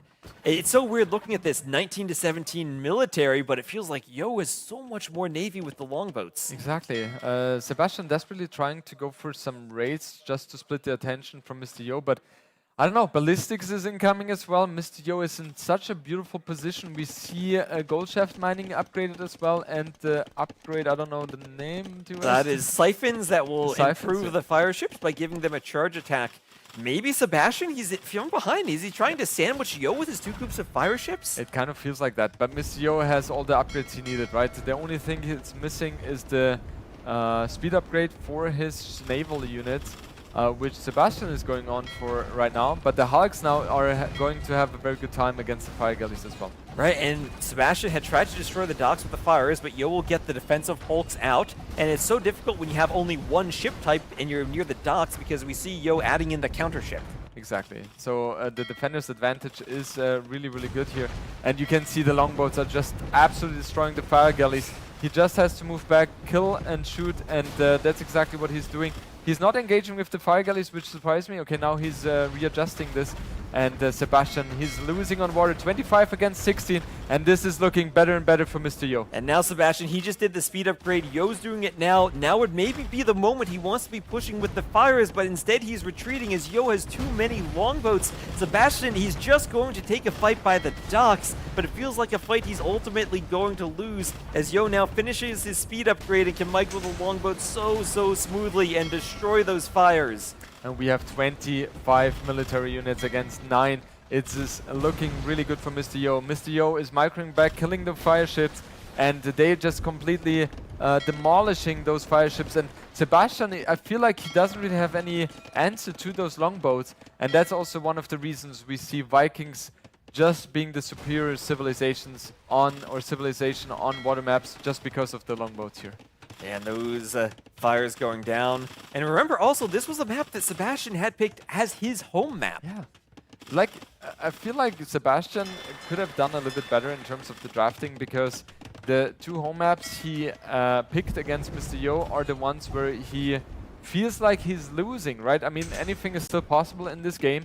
Economy-wise, it looks still good for Sebastian, but man, he is running off of options here. The Hulks are meeting the fire galleys as well, and yeah, military units are 33 in terms of Mr. Yo, and Sebastian is not able to get over 15 here.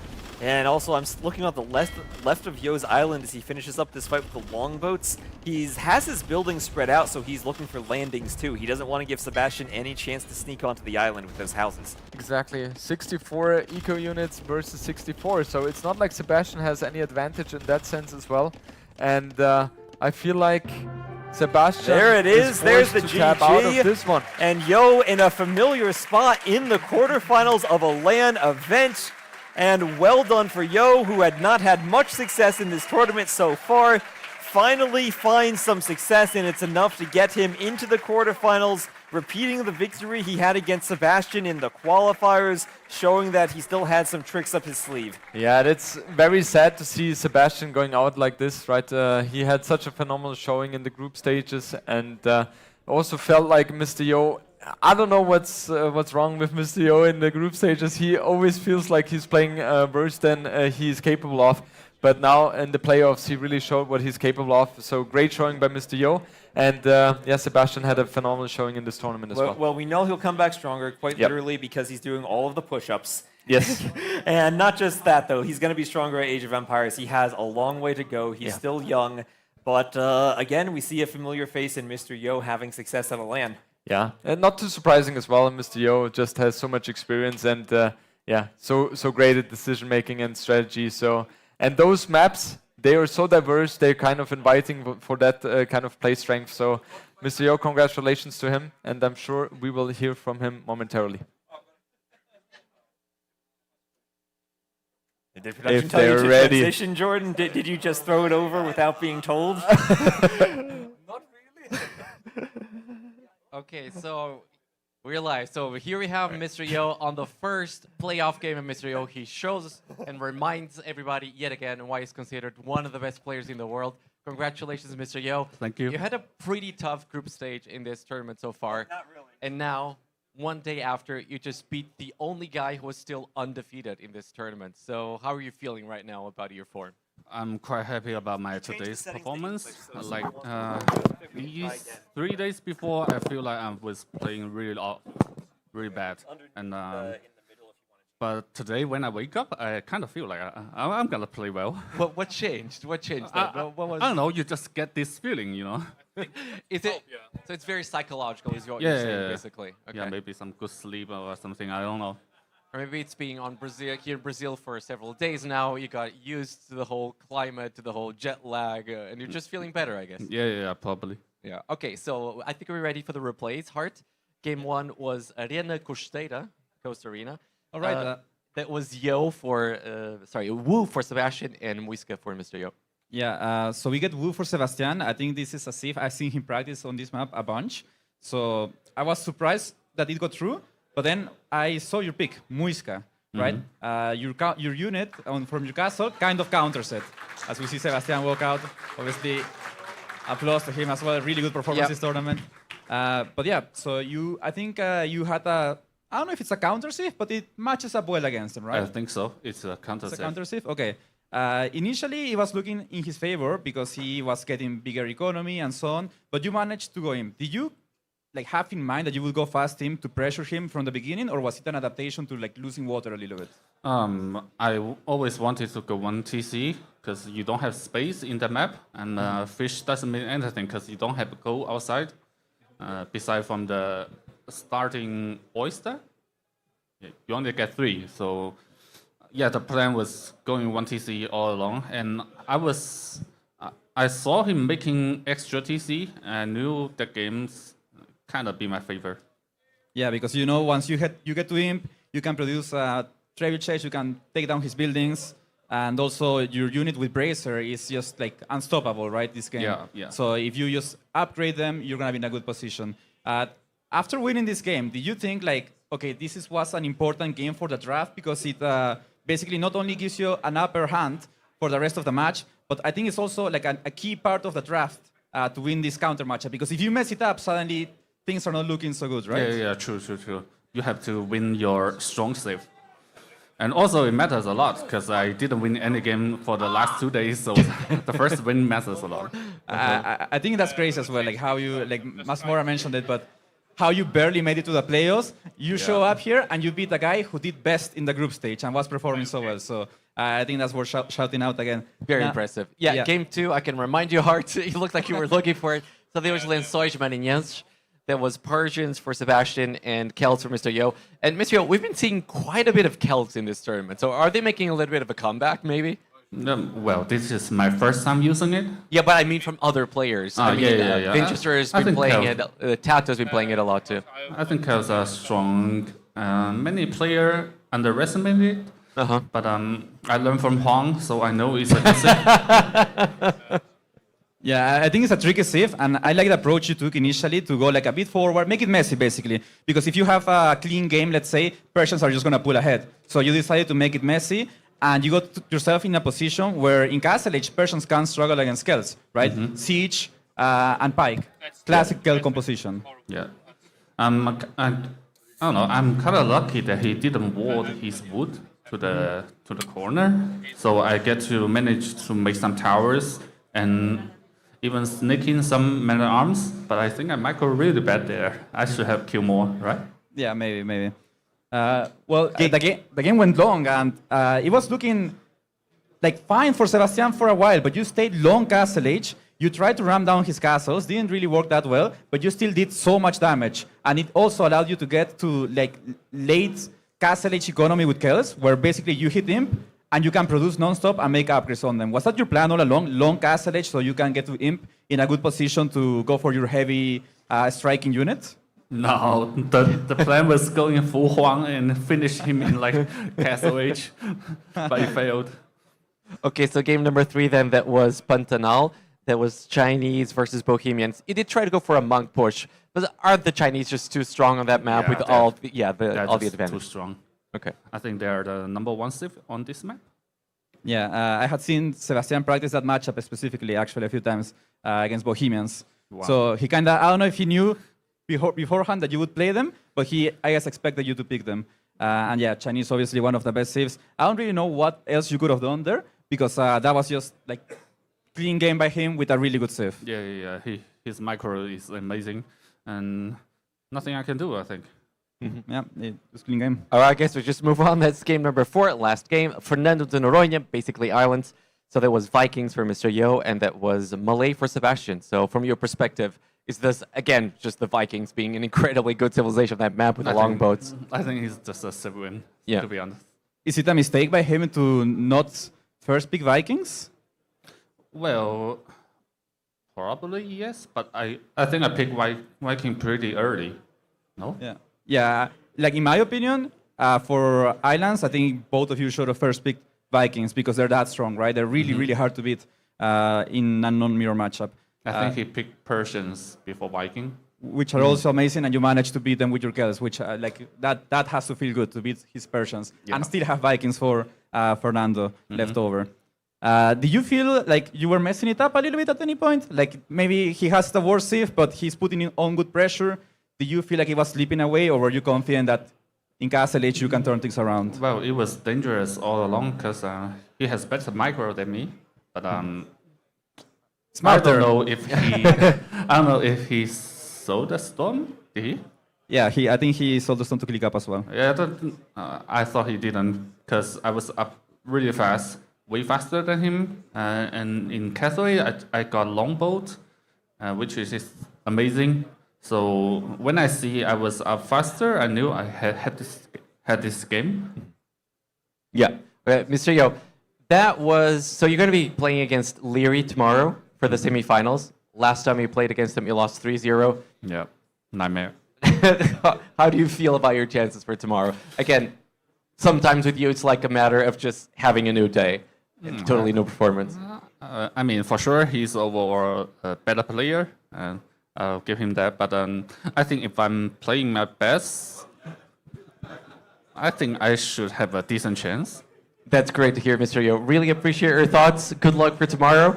And we're going to go into a short break. When we're back, it's going to be the Viper versus ACCM with Neely and Doubtcasting, if I'm not mistaken. So don't you guys go anywhere.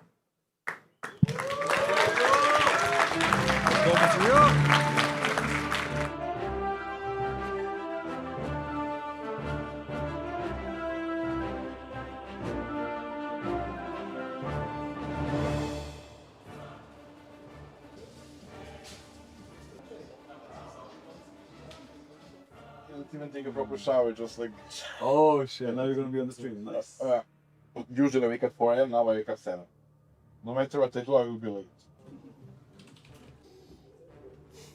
Alright, hello there everybody and welcome to Brazilian Dynasty. This is day 3, decision day here at the Brazilian Dynasty in São Paulo. As unfortunately, by the end of today's streams, we will be saying goodbye to 4 players.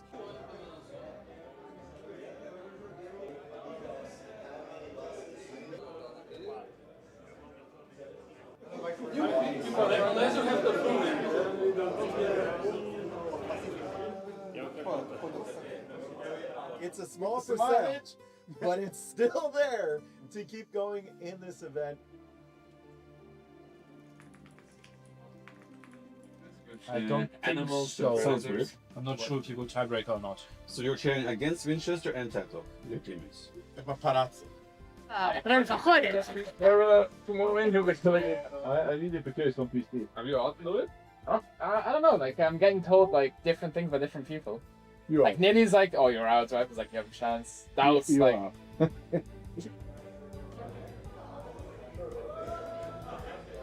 Hey guys, I'm Toasty. I'm Brazilian and I'm from Rio de Janeiro. And I came here to support Doubt, but unfortunately, he's Doubt. Might as well support one of the Onimaru guys. Really like Viper, Sebastian, play style, also Vinch. And let's see if maybe one of them can win the event. Hey guys, this is Fredo. I'm here from Brazil, from southern Brazil. Let's go, Andy! Hello guys, my nick is Voxer El Brazilian. I came here to see Baraboons and Total Dominations. Hey guys, I'm Lord and I'm here for Viper. Hello, I'm Danny Winks. I'm from Brazil and I'm here supporting Andy. Hello, my name is Kawan. I'm here in Brazil, São Paulo, cheering for Viper as always. And yeah, let's go. Okay, so I'm Jesus. I'm coming from Chile. And I'm here like, I think I'm a pretty like big the Viper fan, but I really enjoy the Age of Empires for the sport. So I want to see like probably anyone winning. Like I don't mind. Hello guys, my name is Guilherme. My nickname in Age of Empires is Gui Schmidt. I'm Brazilian. Viper is my favorite player. Right? Working. The guy was asking me what I'm trying to do now. I said I am with the stars. I will send a photo of these tapes with the name of Viper and said, put my name instead. That's crazy. What was your strategy after that? Were you thinking like, okay, I'll try to... Yes. I'm just gonna put it in my pocket. Do you have a wallet too?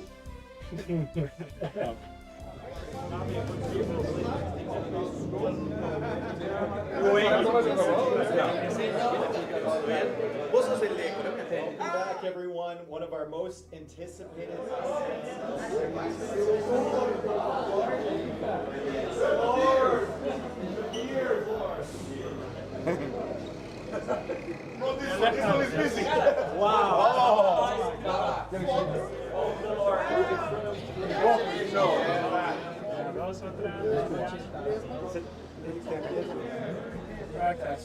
I got the tracked version. Never bought the game.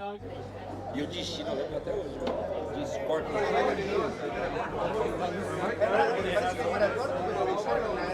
It's not as like heavy. It's like.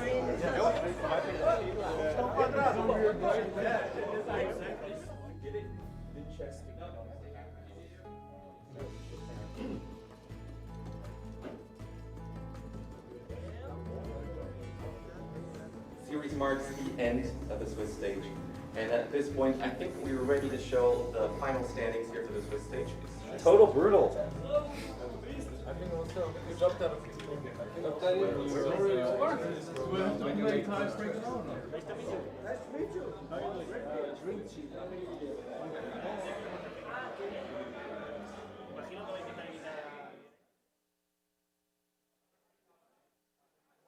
What's up, Brazilian Where's the Dynasty camera? lovers? Hello, hello. I'm Nili, and with me is Dowd, who is adjusting his microphone a bit more, I would assume. Thank you, Nili. And we are having a crazy quarterfinal ahead of us.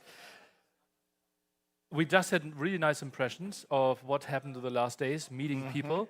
I was on the first floor. The viewing party yesterday was on the ground floor, and I only heard what felt like 100 people shouting, Dowd, Dowd, Dowd, Dowd. What was going on yesterday? Do you really want me to tell you?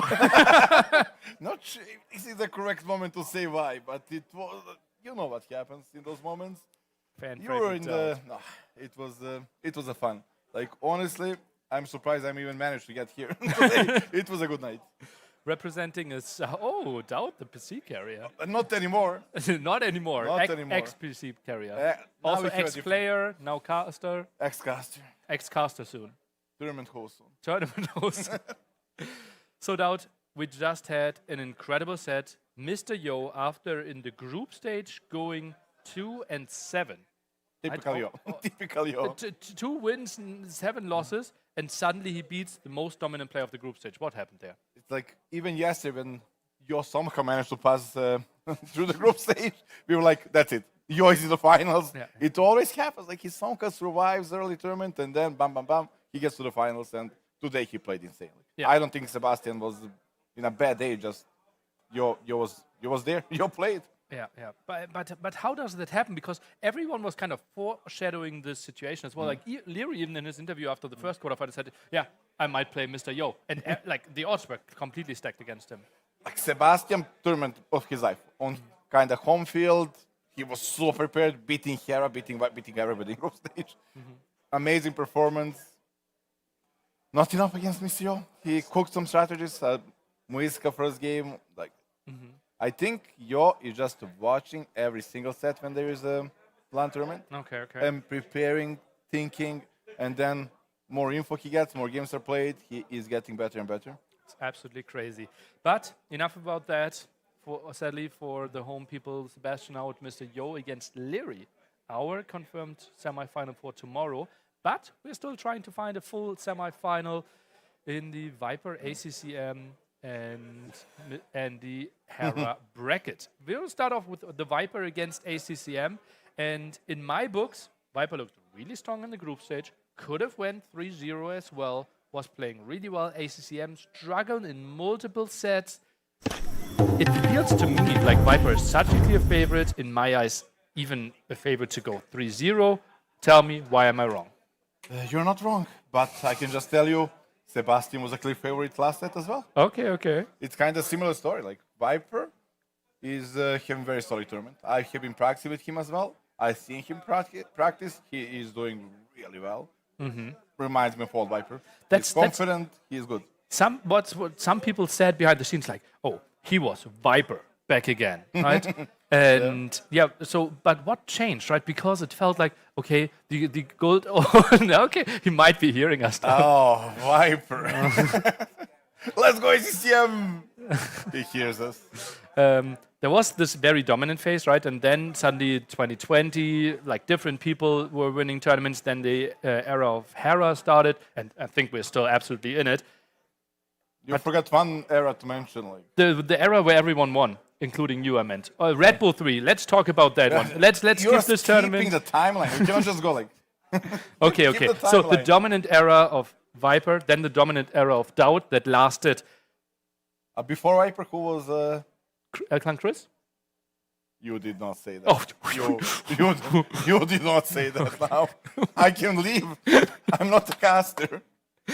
And Viper feels like, at least in this tournament, the 3 sets, right? It's only 9 games, but we feel like he might be back to his old strengths. What do you think might have happened? That's the problem. I agree with you. We cannot discuss when we agree, right? Viper, something clicked. Maybe because he's in a boot camp, away from like family worries. With he got son, he got a kid, he got a lot of responsibilities there. I know how it is. I have 2 of them, and here he's like full focus on the game, and we can tell. Yeah, that's actually true. The 1-week boot camp, something that he didn't have for a long time, right? Only before the first 2 Heidelberg Red Bulls. I And would he think, did right? good there, right? Yeah. He performed well. And Boot camp helps. Good.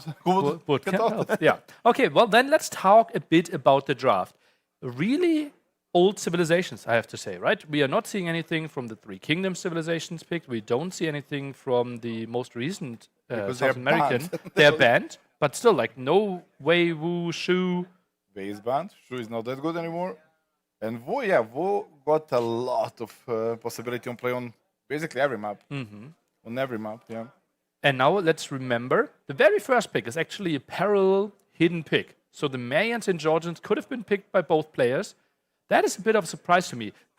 Why are we focusing Mayans this early for the Viper? It's not Mayans anymore, it's Maya now. It's a Oh, recent change change. the names.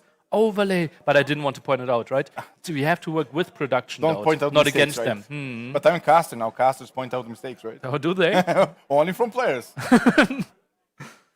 I was surprised as well. I was like, Viper Maya first? And he was like, oh, they're good. But I know he likes them. I know Hera prioritizes them very high, Leary as well. And that's it. Like, those 3 really love Maya. Like, against them, for example, I would ban Maya first. Okay. But I still don't think they are this level good. On what map do you see them? Is it Setao? Trying with the limited gold, or is it I would like- our park? Because you can wall so easily. Yeah. I would like to help, but I cannot pronounce the name of the maps. Like I'm a Black Forest type of Black map. Forest, the one at the very left. Arakurais. Yeah. We saw them there already. I think Yo played them. Mayans there? I think he I did. remember the Mongols. Viper did a really good way game. We had Mongols war with Andy and Hera, but I can see them there for sure. There's a lot of hand, extra resources. It's a good opening. The They're Eagle very- could help as well. Eagle, yeah, For Eagle the at laming opening. there early on, yeah. Yeah, can can see absolutely that see one. them there. And it's also very important, I think, that Viper grab Vietnamese right after. Obviously, Vietnamese is top tier, but Vietnamese is literally a counter to Maya. And now having both of them, he's not scared that AC might pick them. That's a very smart move. I Okay. like it. Love it. I as learned well. when I watched So it. also Goth, we have seen them on the Black Forest type of yes, map yes. played as well, right? And the extra food really helps there with the hunt. We have so many boars that we can contest. The free loom helps as well. So that could be a nice play. Then the question, is there maybe counter Civ to them? I could see Aztecs. Is that a potential counter to Goth on the Black Forest map? Technically, yes, we can see Jaguars counter infantry, but we never see Jaguars, not anymore. They're incredibly strong, right? We haven't seen them. And what better place than Brazil to play Jaguar Warriors? Well, he could become the new local hero. He will be a fan favorite if he does it. Yeah. I need to think next time I'm in the LAN The event. crowd. I will. Typically, you are the man of the people, right? Now I will dress as a Jaguar and make them. Yeah. Actually, the trophy is Jaguar as well. Yeah. So Yeah. maybe you was thinking about that and felt like, okay, if I'm leading 2-0, what do I do against Viper to gain more fans? I might lose, but I will gain the fan. I can see that. Then it's an actual win, right? If you stream. Your strategy for the last 4 years. Since Red Bull 3. Let's Did you talk about prepare that. this one? I'm surprised that us talking about Mayans didn't lead you to the Red Bull 3 finals. No, that's a long time ago. I never. A long time ago. But also, big question for you as a dev. God's losing the attack bonus against Boar. Why? I think it was to keep more consistency for low-level players because they kept killing the boar outside of the town center and did not really understand why. Really? That's the reason? I think that's a bit of a speculation for me, but yeah, I think it was more of a design decision than a balance decision. That's the core of Age of Empires. Like everybody's mad about that. It's such an important change, but like it's gods. It's definition of gods. You kill war fast. Well, I think it's a bit in the same direction with the town center kills hunt as well, and it decays or it loses the food, right? It also it was annoying for new players, and well, it's all about new players, nearly. It's a lot about the core players. What about us old players? You still play no matter what I do with Goth. I guess that's the logic. Guys, stop buying DLCs. Return our Age of Empires. I can see the logic. Obviously not, but it's not the main logic, right? We try to make everyone happy. No. Yeah. Don't save it now. You just lost your job. Like, no. Nearly apartment camp happening now. You don't have anything else. True. Will we see a larger Nearly apartment camp? I don't think so. Do you want to organize it in my apartment? We can organize it together. In whose apartment? Let's just go Viper's apartment. Get his house. Like. Viper's House Cup. Why not? Hosted by Doubt and Nilly. I can see that. I can say that. Yeah. Let's just imagine, how do we get $100,000 funding for a tournament? If I only I know a guy. Are we doing Age of Empires 2 or Age of Empires 4? Age of Empires 4. Is that still a game? That's still a game. That's still a game. Yeah. We are doing Age of Mythology as well. Oh, we actually have an Age of Mythology LAN later this year. Really? In Athens. Where? Athens. Greece. Actually, I know Athens. When? I think September-ish. Will I be invited? Age of Mythology LAN? No, but you can qualify. I think we have 3 September, mid-September, 11th to 13th. I can carry PCs, I can cast. You can cast? I can. Well, it's not that far of a travel for you, right? Yeah, it's close. I talk to people. Okay. Okay. I would like to go there. Okay. You don't want to focus on other big Age of Empires 2 lands that are coming up? At that time? Anything else? No. I think that it's overlapping with the league, that tournament, which you are obviously deep in the stage. But yeah, let's talk a bit about recent results here. The Viper against ACCM. We actually have to say, the last 2 sets they played against each other, out of the big ones, even out of the last 3 ones, ACCM was looking really good. He won the Warlord set, and also I looked it up, he won, drumroll, Ling Yuan Cup. So the last LAN they faced each other, it was looking really good there on the normal random match settings. Score. Like when I see there, it's always like 3-2, 3-1. Like really close sets. It's really like close a very, sets, very competitive You can see it, like 62% win rate, quote unquote, only for the Viper. That's from the old glory. Yeah, that's still, I think if you just filter for the last 2-3 years, it might be closer to 50% actually. Yeah, ACM looking really strong there. Best of 5 only, Doubt. Anything can happen. Easily invites upsets. It does. We already had kind of few upsets, like being interested not being into the top 8 top and 8 not making the playoffs. A really big surprise to me. Yeah. I would even put him as a top 4 player. He is so well prepared, and he was during the boot camp, he was the most motivated. He was practicing constantly, and he was playing good. Yeah. Also, the first set against Hera looked really promising. Lots of people felt like, okay, he will have a deep run, can maybe challenge. People wanted to see a rematch there in the playoffs, Winchester against Hera. Not going to happen. Thumbs up, our tech guy, now resolving all the issues here with ACCM and the Viper. Yes, we are starting on soon. the blue side. It looks like. Thumbs up. Viper feels ready as well. It's rare to see him without glasses, right? Yeah, it's cheating actually. It's cheating now that he sees in 3D. Yeah. Super. That's you asked about what's changed, but Viper got glasses. Yeah. He sees better. He finally sees units. He sees the world. Definitive edition. I need it as well. You need glasses? A bit. What? Didn't you say you had 0.75 or something? That was 5 years ago. So now you are at 1.5. Do you think I go to check? Do you really think I go and check? I check when I have to do driving license. They said you're good to go without glasses, but watch out. And In 5 years, I do it again, and then we will see. When was the last time you were at a doctor? Ooh, when Before COVID? During COVID. During COVID. Yes. Okay. Why would I go to the doctor? Yeah, it doesn't make any sense, right? Only 6 people go to the doctor. Exactly. Yeah, that. you don't want to be sick? Do you take your car to car shop and it's working? No. I do. And you're working every year once. I take better care of car. So you take better care of your car than obviously. It's expensive if it breaks. But it's not expensive if you break. No. You don't care. I'm replaceable. You're replaceable.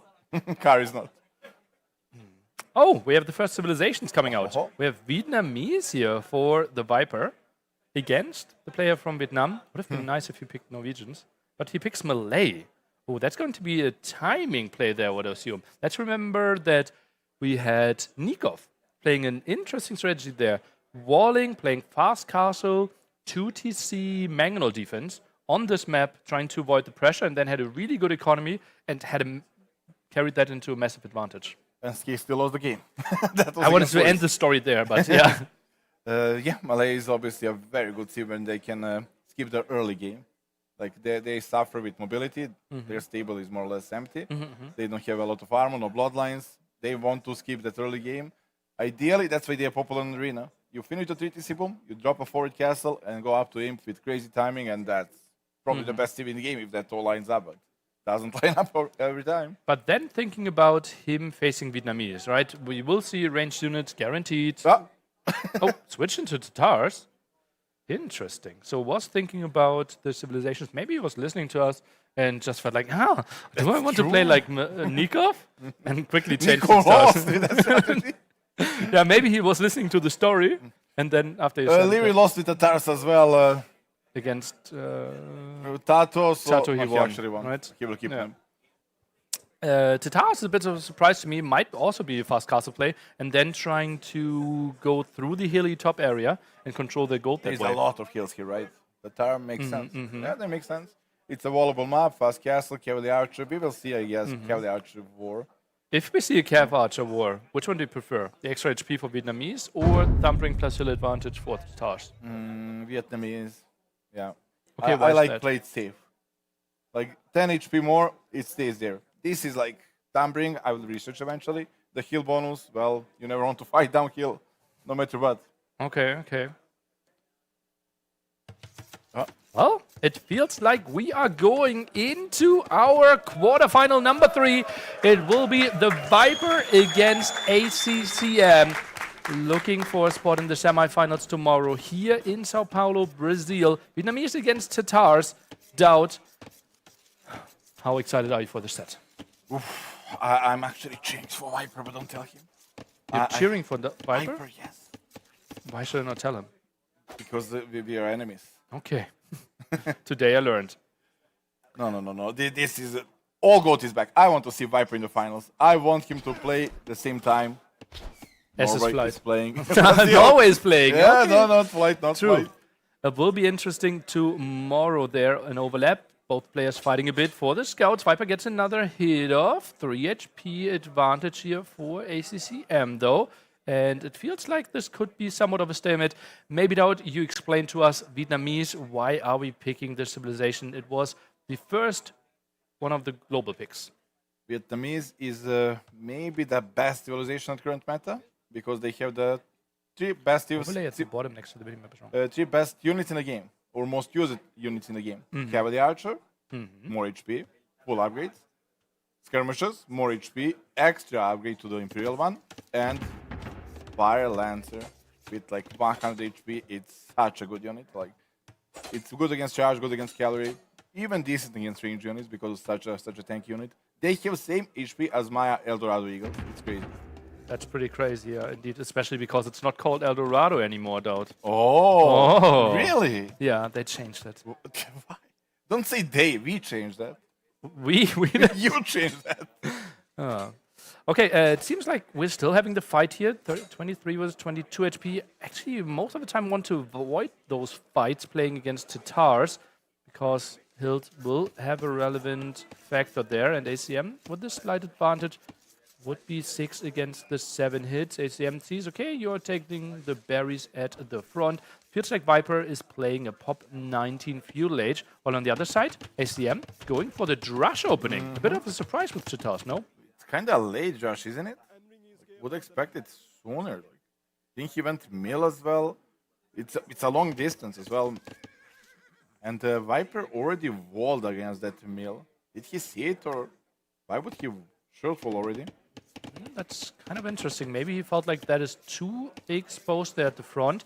He went up with Loom. That villager is being found, so potentially ACM finds something. And that villager's walled in as well. That's really nice heads-up play by him. Maybe he saw the score. Okay, now some engagement here, but the scout is low HP from earlier. Shouldn't really happen. And those militia are scouted. Nice heads-up play by the Viper. That's like he even had Loom. Like I would do that if I don't have Loom villagers. You want to protect them to scout, but he had Loom. Just a game sense. He felt it. Yeah. Pretty crazy. ACM obviously had a score lead of 60, 70 points there. Maybe it was tough to explain that because both players kind of scouted the same, being in the middle with both Now you scouts. sound like that, but he's like always counting the points. Who is up? Well, I don't need to count the points. The points are displayed out. Moving on. House is going down. How much is that really affecting him? I think Viper will be accepting that, just knowing, okay, yeah, I will just need to build some more, but everything will be stable. And look at that. Eco upgrade instantly is not going for a stable or range. That's the thing, right? When an enemy is doing a rush, you don't need to rush the building. Better prepare economy, maybe even drop early farms. 3 on gold here for ACCM. Might be an Archer follow-up. Fast cars obviously out of the question with only 21 villagers here. Both players walling up their base a bit, and it feels like a relatively stable game. You said maybe even drop a farm. Viper only now dropping his first one. Oh, a bit of an overberry, but shouldn't be the biggest problem with only 2 militia. Looks like I even know the game, right? 2 farms before even showing the building. He wants to confirm, but ACM is doing before. Like. But his scout is completely out of position. Look at the minimap. He's far at the right-hand side. Yeah, so I he's don't not really. understand that. That is a bit of a surprise, no? Maybe he was checking for stone there because the stone is only outside, but Tatars don't really want to go for unique unit. Kashik is not really a play there. Yeah, it just recently got made cheaper, but ooh. Actually, 4-minute arms. Viper didn't scout that. His scout is so out of position. Really, like he thinks it's like Cito rush, French rush, 2 militia into archers, right? Viper saves this one. Nice move here. Maybe the house behind. Those 2 militia are trapped, and especially shortly before 4-minute arm upgrade. That's really costly, but Viper will be surprised by this upgrade. Is trying to get those villagers back home. It feels like one is being saved. The second one squeezes through as well, and Viper won't lose a single villager against 4-minute arm attack. And Snake is scalping the Viper as well. There's the Snake. It's destroying the Minotaur. If he doesn't, he will lose the Minotaur. ACM not taking care of that. Quite a surprise here. Oh god, that is sloppy by him. The mill will be going down though. And the villager Viper will be idle for quite some time. Can easily go for an Archer. Is not on gold yet here, the Viper. And farm count, yeah, not too impressive. Pulled some villagers against this. A bit of a fight being taken. A greedy play that actually paid off for Viper. That's crazy. Such a micro quick wall play. I think if ACM arrives 4 seconds later, or the man arm upgrade comes in 4 seconds earlier, he might find 2 villager kills there. But Snake was also there. All those little details help him. And the vodka obviously shows us the killer. One Archer there for the defense. Queues up a skirm behind this. Sends some villagers there to the side to get some more ostriches for himself. And is scaring those archers away. Now 2 coming over there. How aggressively can ACCM play this? Cannot anymore. Like those Manitams are on very low HP. He knows he's about against Vietnamese with extra HP on the skirms. He cannot break this. Like his timing has to be now with fast fletching. But he cannot afford, right? He made 4 Manitams. Manitam upgrades. But he knows he has to do something. He really has to do something. And now the skirmishes here for the defense. Viper still exposed with those villagers, trying to take the fight. Is going to the right-hand side. Quick walling against this is a really good one. Saves another villager that should have been a dead one. Viper is back. Those are the quick walls that we used to see from him in the 2019 era. And Looks like skirmisher defense. Forgot mining camp. Oof. Sloppy. I think he might have been lacking some wood there. Is adding more and more farms. And Viper is skipping production. Right? He is at 3 skirmishers right now. And he's still missing wood. And Kind of rare that armor. only... He needs armor? He No, did armor. He did skins. armor because Yeah. he didn't have enough gold. Now he can go for fletching. Those archers still annoying, but shouldn't really find too much gold upgrade before fletching. Viper's playing so incredibly greedy though. It's really untypical for Viper to be this greedy, right? But this time it works out. Everything is calculated. Only made 1 archer to stop an attack. Switch to skirmish instantly as a long-term unit. Like everything is working out for him so freaking well. Keeps track of it. Another skirmisher now arriving. Really at the limit when it comes to resources. HCM has more there. And this seems to be a stable follow-up. This style reminds me of Tato, right? He loves to play long extended feudal age.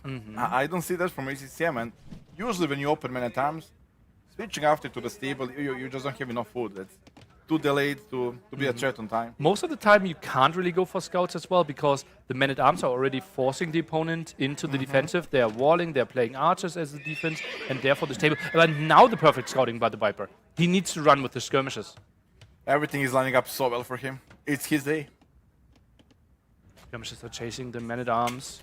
Is only going now for some archers. 19 on food. Fletching is coming in for ACCM. Is going for at least 2 scouts. Aggressions coming. But with all those vaults that the Viper already did, he doesn't need too much more to be fully close. And now he just sends the skirmishers to the right-hand side, trying to buy more and more time for himself. He will lose 3 skirmishes. He's happy with that.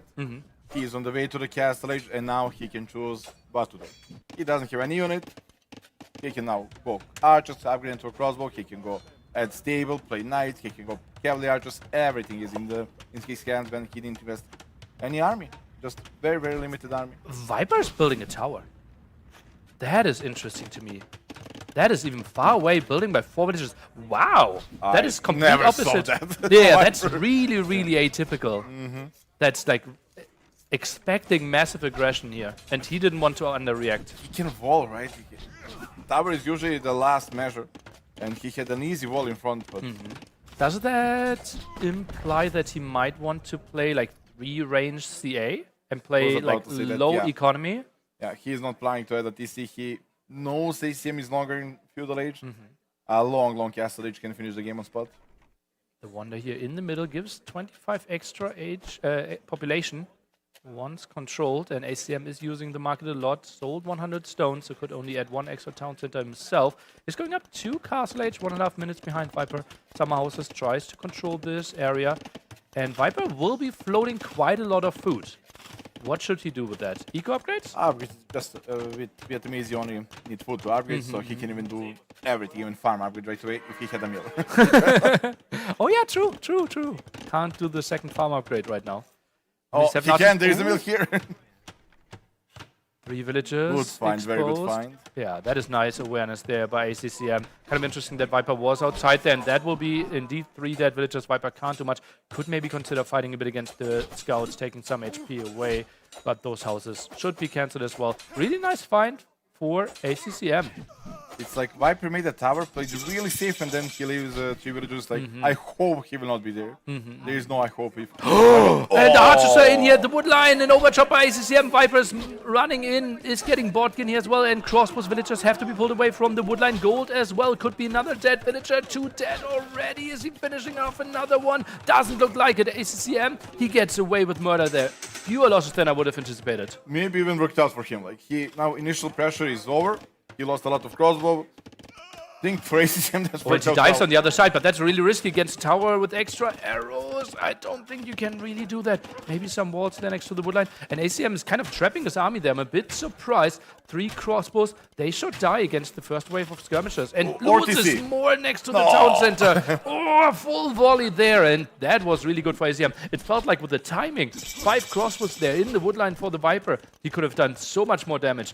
Now it's suddenly a good game, and I see the advantage for ACCM. Yeah, ACM did snipe those villagers next to the mill on top, and now clean up army of Viper for free. Like, that could be an endgame move, but I'm not sure how he was. Maybe his range mode on TC is not working. Like, that's so easy to avoid at this point. Cross is now killing this from the distance. 3 crossbows there. Upgrades are coming in for ACCM. Has the hill advantage there. Viper needs to dance a bit. Goes for more eco upgrades. Now 5 eco upgrades here for our Vietnamese player. Extra town center for ACCM. Tries to get the advantage that way. ACM is really happy to see that tower as well. He knows Viper cannot have the TC zone because the zone is outside. Viper up without market, so Viper is stuck on one TC for a very long time, and ACM knows that. Would that incentivize you to tech into elite skirmishers if you're ACCM here? Not yet. You wanna prolong those expensive upgrades. First, use those resources to boom, and then when things are correct, timing is correct, then use the upgrade. Okay, goes for some more attack here at the front with the crossbows. Still some dancing here by ACM. One villager low HP. Is getting aggroed a bit. And Viper, he's really struggling clearing this one up, but now with ballistics, life should get way easier. But that's the thing, like Viper even doing +2 armor, he's doing ballistic and he's stuck at home. When you do expensive upgrades, when you invest into university as well, that's so expensive, and you want to be on the aggressive side, not chase across with your economy. Does Viper realize? I don't think so. The crossbows went to the other side. Villagers are being pulled. That's not enough units. He has ballistics, he has +2 armor pretty soon. ACM, how is he dancing against this? He has dumping, Viper does not. Military count looking so much better. Villagers are being pulled, and some are dying already here. Viper with some moves there in the center, but intercepted by ACCM as well. Nice awareness, and that should be some more dead villagers here. Will be a tough hold. Viper is forced to go scrims to defend. That's not the place you want to be. You invest more into army, and you have less units, strong units. ACM is happy to, and you're going scams, elite scam. Such a tough spot for our Norwegian player. Maybe he feels that both players fully committing to the ranges will help him the more HP, as you mentioned earlier, but now only 5 villagers working on food. There will be tricky to afford all those. Is going for some raids, but not finding that villager killed. Nice awareness by CCM again, and now trapping this army. Yeah, this is sloppy. There's no better word to say. Like Viper sending 4 units there, but he will think end the game. Like you will not end game, you will get sniped. That's not how the game works at this level. Some skirmishers here going for the clear up. Viper is sending the crossbows to the top. Main gold is running out. He will need to expand. The skirmishers will find the clear up there eventually, but Viper's macro slipping a bit. Idle villagers for quite some time there, and is now extending to the next wood line. It's floating 600 gold. Didn't really plan for the mass skirmisher production. Like 4 on foot for Viper. He will not catch up in economy, and the ACCM is even adding knights. He knows Viper is forced on skirms. Really, really solid. Why the knight play. decision here over Siege Workshop? The mobility. You keep mobility. You can use knights to defend your home and to put the pressure. But Siege Workshop, well, you can only protect or attack one place. Even gets the town center there in the middle, gets a nice clear up there against the skirmishers. Expansion for the neutral golds. Crossbows are coming behind this. No armor upgrades for those knights though, so they will take quite some damage. Viper again with another small group of units. You seem to hate it. I absolutely hate it. Like, what do you think it will happen? Like, you need to get super extremely lucky, and he even got lucky one time and didn't do anything. Some units around here, skirmishers even getting sniped down. The numbers simply in favor here for ACCM, who's dancing. Not fully using the hill advantage there, but maybe feels, okay, I need to dodge more, and yeah, he's just retreating from here. Yeah, that's Age of Empires I don't like to see. That's people microing? Yeah, yes, the way they microing. Like, one unit up and down. Like, look, if I want my units to have seizures, I would not play this game. Like, that's not Age of Empires I grew up with.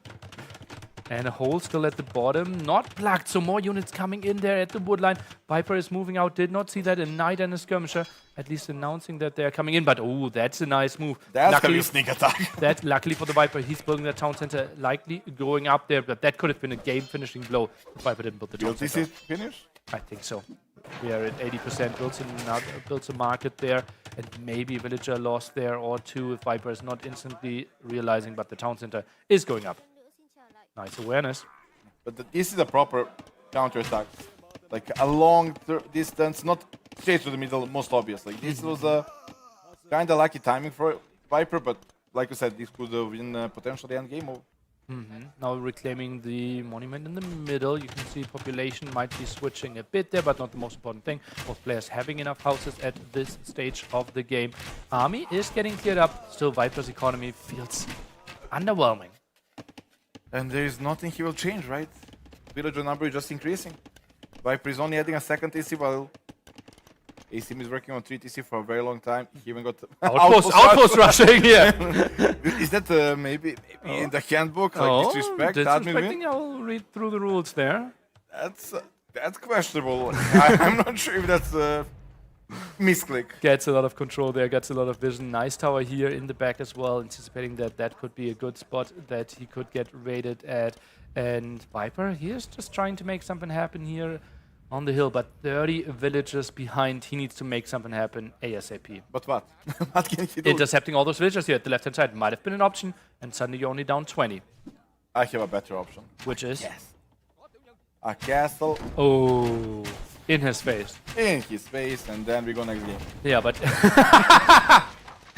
but we only have 4 villagers on stone right now, so it will take quite some time till he can build that. Another TC there at the top. You're also facing Knight. You're facing a lot of vision, right? So the moment you send out the villagers, ACM has a lot of time to react. Still, I can only see Castle bring a potential comeback or an amazing micro fight, but also he's the Tars. Now he's choosing the fights and he will come the hills and get that bonus working for him. Maybe getting some villagers there. The TC kind of exposed. Magno's shot could maybe kill 1-2 more villagers. Feels like the town center is going up though. Full hit, but ACCM jumps in. Now, what a nice move. Poor sheep. Poor sheep. 25 military against 7. ACM right now struggling to get onto numbers. Goes for crossbows, Mangonel and Knights. Crossbow blocking all this off. It feels like the last minute were really going into Viper's favor. He's trying to put himself into the spot to allow himself the comeback. I'm telling you, army lead is here. Now is the moment. Drop a market, buy 200 stone, and let's see the boys. He's switching into CA. Villagers obviously would be super far away. That's why we're playing such mobile civilizations here that can have really good CA, that can have potentially some cavalry for yourself here. Because the distance is so long and the vision is important for ACCM, and that could be somewhat at build. Viper took the control of the game fully. Maybe ACM did the overboom. Like he was too confident in the late he had. And once you invest into bomb, it's not only like you lose resources by investing into economy, but you also have more places to protect. Like look at those 2 outside TCs. That 3 Mangonel 4 crossbow push will be interesting, and that's the castle. I assume you wanted to see that one more aggressive. Yeah, that's not a castle. Well, it actually says castle though. No, the name is on it, but not yeah. the castle he needs. Not the castle he needs. I can see that. He's trying to control the gold. The push through the center still. It feels like putting on more pressure than the castle at the top. Also only building it with 3 villagers. It feels like you would take 2 fewer. Yeah, I respect that. I respect that. Mangonel push now coming in here. Viper. That is easier for Viper to play, I believe, this situation. He can decide better where he wants to put all his attention to. And yeah, this is tough to micro for ACCM. Mangonel fights on both sides and they are so crucial. If you win both sides, you win the game. If you lose both sides, you lose the game. Sounds fair. 1-4-0 trade for now. CA production continues. Spotted and trades of 1-for-1. And that Mangonel, look, trades off against the full HP one. So 1 Mangonel with barely any HP left. That fight is still happening. 2 villagers still around. Viper takes another nice hit. ACM could not find the kill and will get a lot of hill advantage. This is not an easy game to play now for ACCM. You can see it's not easy game for Viper. Look at the wood bank, like 2,000 wood. Oh god! Even without farming, you cannot go that far. 30 on wood there. That crossbow still shooting away, and some more skirmishes being added. Viper's macro slipping a bit. He sold 1,000 wood and probably dropped a lot of farms. And now he's having a wood problem. He's completely out of wood. Can go for Rattan. Now he bought wood. Rattan's a really good unit against everything that ACM is putting on the map, right? Not against Mangonels. They're actually terrible against Mangonels.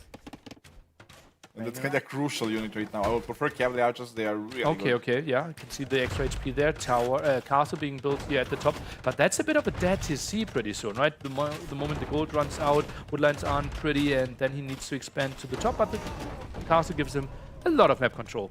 Is that castle good for ACCM? Is that monument so important that you will still want to contest it, like put some pressure? I think it's more like controlling that Viper can't move to the top and start some raids from there. But feels like on the bottom part is where gold is, where the things will happen. But then you have to go into the trap war uphill. And trap war is the next phase of this game. Both They have players same on the time? way to him. Still, a 30 villager lead for ACCM. Resources collected plus 6,000 for him. Now, Viper needs to do a magic unit, and he is doing the magic unit. Explain to us, why is this so good? Is it only the extra HP? It's the unit itself. It's very cheap. It's like Eagle Warrior on steroids. It costs only wood. It's good against every trash unit. It's very good to read. Destroys calorie. You need a big number of archers to turn into arbalists to be able to stop them. And because the game was so active, we only have 5 archers, right? Okay. So that unit will be unbeatable soon, you know?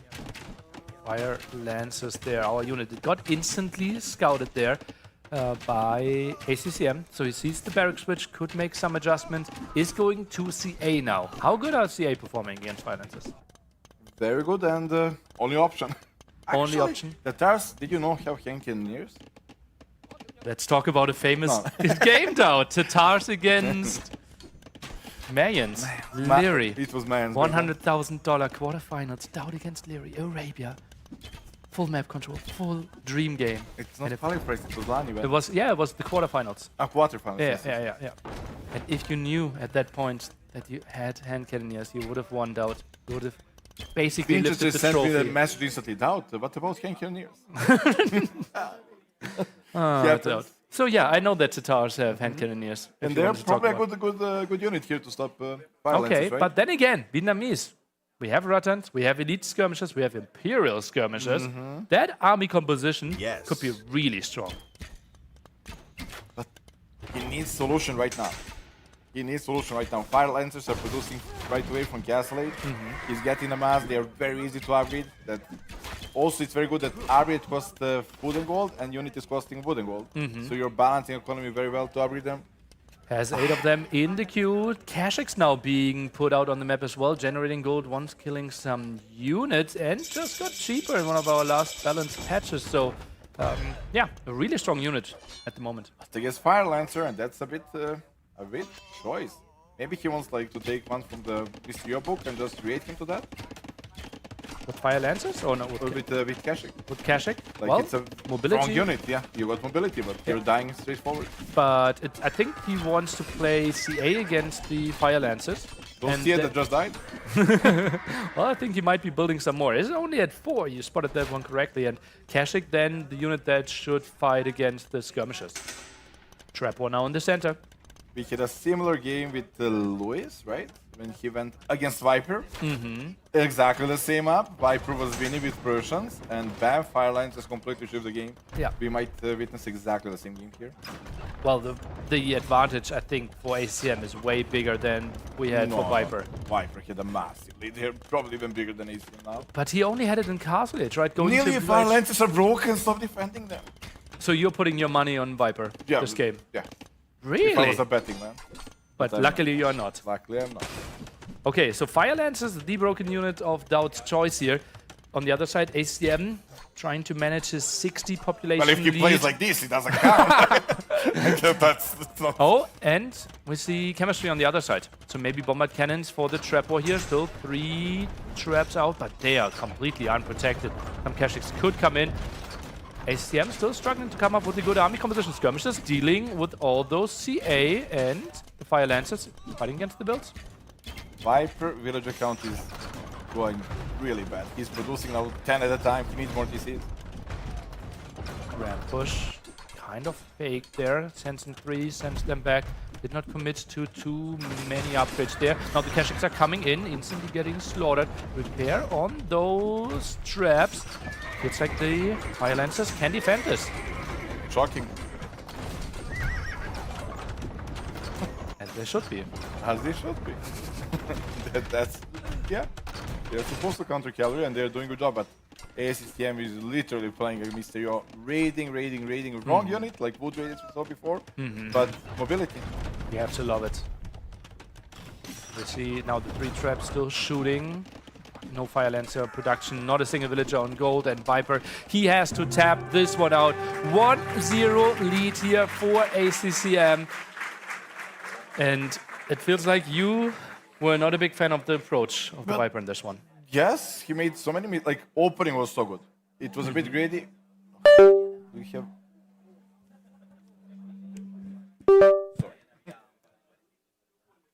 Some sound was very disturbing in my headset. Yeah, I heard it as well.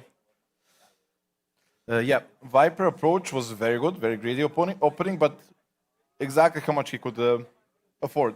Early economy upgrades, late building, early farms was really beautiful play. He even got that overchop purchase in.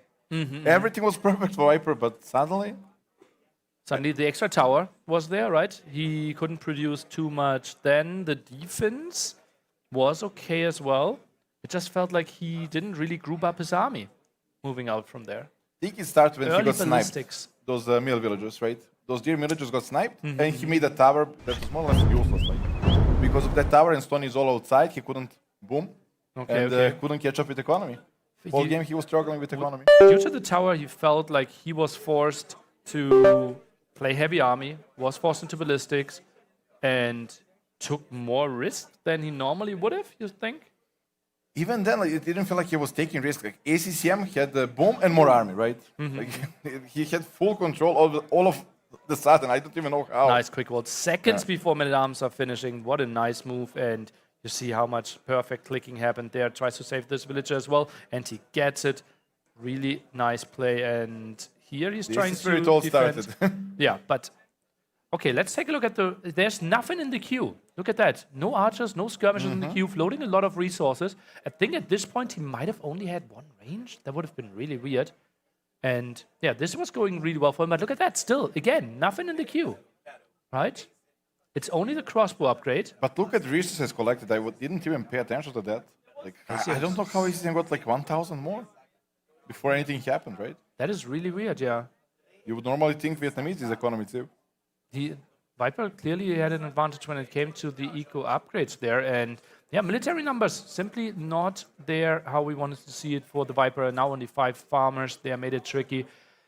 Was the eco balance a bit off? I'm having a bit of questions. Like, how did we get into the spot that ACM got so much more army mid Castle Age? Well, resources collected. Now we have this capture age tool and we see everything. Like, if I didn't have that, if I didn't see that there was 1,000 more resources, I would be still confused. But he turned that 1,000 into army, and army turned into pressure. Means even less economy for Viper. Delaying the getting to the stones. Cannot use the market. Viper stuck on 1 TC, and ACM the winner. Simple game. Also, the tower meant ACM, even after going for more military, could still somewhat compete with the Castle Age timing, could use the market, could sell the stone, an option that Viper didn't have, could juggle a bit there, and then with more army, could contest in Castle Age. Like when you use market to sell stone and you see enemy got tower up, you're happy. You are really happy. Like, okay, I sold my stone, my boom will be delayed, but you made the tower. I feel like I won the game at that point. And you can buy the stone back if you wanted to. The opponent can't do that or has to go into some investment. Or you can go like Viper, sell 2,000 wood, buy 500 wood. He was playing market game there, like trademark. Yeah. And obviously the rates are getting worse and worse, so unfortunate for him there. It also felt like he stayed on 8 on wood for a really long time. Yeah, obviously Vietnamese need fewer villagers on wood, but 8 felt like he needed to fight for wood for such a long time. Just really prioritized this farm count. ACM played better. Okay, we will take it as that. And we will have an interesting mind game. Look at that. It was ACCM anticipating Goth, having the counter pick with that 6, but we're actually having Spanish there. You were right. Aztecs were here to counter God. Yeah. But maybe not see Jaguars, not against Spanish. Not against Spanish. Conquistadors might be the key unit here, and we are going for it. And villagers are being sent through the middle. He's trying to contest for those spores here. Double villager approach. We see fletching from both players, and we are on. ACM is leading 1-0. Villagers fighting there. Gets 2 shots off. Now fights off against the Eagle, which has more HP, but eats quite some hits. And 2 of the boars are already following. Some gates to block this one off. Viper, again, on point at the early stages of this game. We saw that before. Viper still very much point with his quick wall micro, and he got a big reward here. 2 boars against 1, and you might think, okay, yeah, Viper sent 2 villagers, obviously gets 2. ACCM also instantly sent 2 villagers and instantly did loom, so same investment. ACM now sending a villager at the bottom, but feels like Viper is there a bit earlier as well. The dream start for our Norwegian. Yeah, both are seeing, like, the boards are on the top and on the bottom. There are 3 on top, 3 on bottom, and both send on the bottom, and it's really big, like, game ends here. Game ends here if ACM is denied again. He is sending another villager to the top. Viper is as well. Let's take a look. Shoots 1, goes to Viper's favor. Now the double boar. Let's take a look at the block. And that was downhill hits as well. Villager goes really low. Nice house block. Gets not the shot off against the second boar. Goes for the block and feels like, okay, I cannot return with only 1 boar in the back. On the first group, it was... No, he's not looking. One. Goes for another block. Oh, this is tough to micro. Viper got the first aggression there. And that is only 5 HP left for ACCM. Now I'm nervous. I think they're fighting on top as well for the... In the picture, we saw that one is scaring the villager away. The macro of the Viper, a tiny bit better there. And just imagine him returning with another 3 boars there from the top. So far, I think it's even split. 2-1, 2-1. Just ACM didn't pick them up yet. Viper doesn't know that. He was like, I lost that war. He will not check it anymore. But theoretically, he could, right? On the mini-map, like in the fog of war, he could see that there are still 2 boars. Yeah, but he's busy. He's really somewhat busy. Yeah. Trying to block there. Obviously, 3 boars should do quite some damage. And yeah, ACM is pulling those. So we have an exactly 3 boar advantage. But those only bring 300 food. 3 versus 6? I think so, I think so, right? With kind of the same investment. So really good opening here for the Viper, who's already building the dock as well, while ACM, different approach, goes for the barracks. Greedy opening with the dock here. There's not much surfish. You're like counting on game being a bit longer where you can afford fish traps, and that's also a big investment. Like fish traps are more expensive than farm.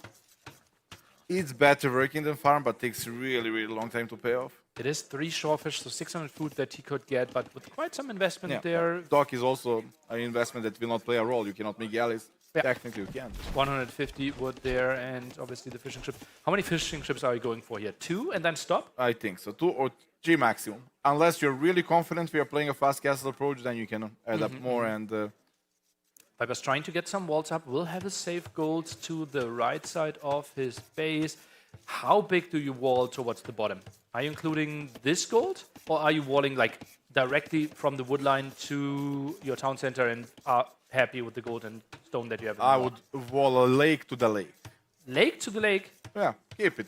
That's so big out. Isn't that easily like giving so much surface area to attack by CM? It does, but it looks prettier. It looks prettier. Like we are all, is that the definition? Yes. Like we are still here for the beauty of the game. Like, Okay. I can see that. Viper not being too greedy. He plays a reasonable feudal age there. Pop 22 plus the 2 fishing ships and ACM. He won't do too much. Now the big question, will we see a Spanish archer? Ooh, we have to see at least one of them, right? I think so as well. You can easily afford them. You will get more gold, getting all the upgrades. Viper now going for the small walls next to the gold, but I fear that ACM could be pressuring this quite a bit. Oh, goes for the mining camp there. That is a surprise to me. You don't need that to build archers, right? You do upgrades, you get 20 gold. With 2 upgrades, you can make 3 archers, and that's enough to push this back. Yeah. I'm a bit surprised by this. Is Viper trying to play like fast feudal into eco upgrades? He doesn't have... Oh, that doesn't well worked out last time. Yeah. Okay, needs to go for the walls here. Gets 2 good volleys off. That's a lot of HP loss for ACCM here already. The Eagle, low HP from earlier. And do you do many time now? Okay, he still does it. He does. Okay, he also queued up a 4th Man-at-Arms, so lost quite some HP. Another ball there in the back, and that will be an archer range instantly spotted by the Viper. His scouting absolutely on point. Is it the spot where you build the tower next to the gold instantly? I want to see we have exactly the same game as before, right? Early Josh, transition into Man-at-Arm, add a few more, run into TC, lose HP. Exactly the same game. I love Viper spot. And yes, you want to tower. And Viper is building the tower. We can see it with the stone count. Is getting the clear up here if he wanted to. Ooh, and but that's not the that greatest tower. spot. That's a bad tower, and explain to us why. Because you will not protect your gold. There is always a tower that is behind the gold and will range the villagers, so... Oh, gets the kill. That is good for ACCM. And indeed, the tower of the Viper now useless. The Not gold useless, he can cannot still break be- in with many times, but Okay. doesn't protect the gold. Viper standing, still having a villager on gold. Did not go for the archers. Food count will be really tricky for the Viper, right? Barry's at the front. Does not have a mill yet, I believe. Can't build farms. Can still get one single Javelina. But this Castle Age transition will be tough to afford. This is like always a punishment. You have such a good start. You have so much food under your TC, you don't think it will ever run out, and then you're hit instantly. Like food running out, you cannot afford farms. Your berries are blocked. You will collapse. Gets the blacksmith. We'll try to get some upgrades in there. 10 on food for now is scaring ACM away, who has no idle TC so far. Impressive. He's going for the seconds. mill. He really believes he can fight it off. He is going for the mill. Well, the army is going to the top. 5 skirmishes chasing this one down. Maybe it's to afford the farm upgrade, but would be really greedy. Wow! 6 villages on stone. He's building a tower next to the mill. He is going tower defense into Kongs. He knows his win condition is getting to Conquistadors, right? Aztecs will struggle against that. They don't have cavalry archers. The skirmisher is the only weapon. And I'm scared for the Viper here. It's Spanish builders. 3 men-at-arms, an eagle added as well, gets another eagle, walls around this. Is there a chance to dive this? Get some more houses in, but men-at-arms will squeeze in another gate. What a nice block. Gets the villager behind this one, tries to overtake the men-at-arms, but is a bit late. The tower will go up though, Viper. He survived this attack and actually dealt a lot of damage. I have to say it's really nice being with the audience and see how people are hyped when the quick walls are happening. Yeah, really, really sweet here. And people also anticipated, right? The quick ball wasn't ready yet. They saw the villager coming from the town center that could have set up the perfect trap, but ACM weaseled out of there. ACM saw that trap possibility as well. Fletching now finished for the Viper. We don't have the blacksmith upgrades for ACCM yet. Eagles did not really get the value. He has 3 on the field, is trying to dive in. This will be some hits, and Viper a bit sloppy, loses some skirmishes. Is going for the regroup here, but that will be him playing with like 3 skirmishes Nearly now. pet finding right there. How many tournaments do you cost us, Nearly? Well, it's the blessing for one and the loss for another. Builds the galley there for the defense. There will be a lot of pressure, and there is one layer of palisade that is not reinforced right now. The tower tries to protect the water and this area. Let's take a look at the pathfinding here. Oh no, that is the quick wall. From Viper point of view, right? Yeah, indeed. Goes for the house there, and the house behind this. Then the gate blocks the men-at-arms, and now we see the villager from the town center coming out. Is he going for something? No. Oh, he actually did. That was just a random villager. That was just a random It was just villager. passing. That was just a villager being produced, and everyone was hyping up. Oh, how he envisioned the trap there. He didn't even click the villager once. Oh, God. Tower in range there. ACM will have a lot of map control. What do you think about relic control on this map? I don't think we will get to the game that matters with such aggressive play. Isn't Monks like one of the most important go-to units for ACCM here? Is it? I think so. Do you think never worked out for me when I want to convert the Conquistador. It never works. Okay, actually, like, if you get upgrades, you get more HP on those. I heard about that, Aztec bonus, right? Right. But he already got the counter unit. He already got skirmisher that he will upgrade. I don't think he needs a double counter unit. Okay, so the skirm defense would be your approach. Stand 8 villagers there, 7 actually, to take down the tower. Maybe walling this one in could have been an option. Low HP villagers being microed back. ACM needs to make sure to not get lured in there. And there's some eagles arriving. House a bit late, and Viper, I think he has to disengage with this. Maybe finding a kill here with the tower is ACCM. Okay, nice one for him. A bit weird play by Viper. Like, that tower is also, in my opinion, questionable. Like, you have blocked the shoot. It didn't achieve anything, right? That tower. Maybe Viper just saw the opportunity. Okay, army on the other side. Now, at least some villagers could be low HP here. ACM finding another build. No, he doesn't. Viper saves that one. Nice move. More villagers being pulled away from gold and wood because the army arrived from the right-hand side. Viper didn't wall this one in time, and now sitting at only 3 skirmishers resources, pretty close to Castle Age. But that's still so much. That's still so much army. Where's Viper? Like, what happened, Lily? Well, we are in his base now. He had 3 skirmishers.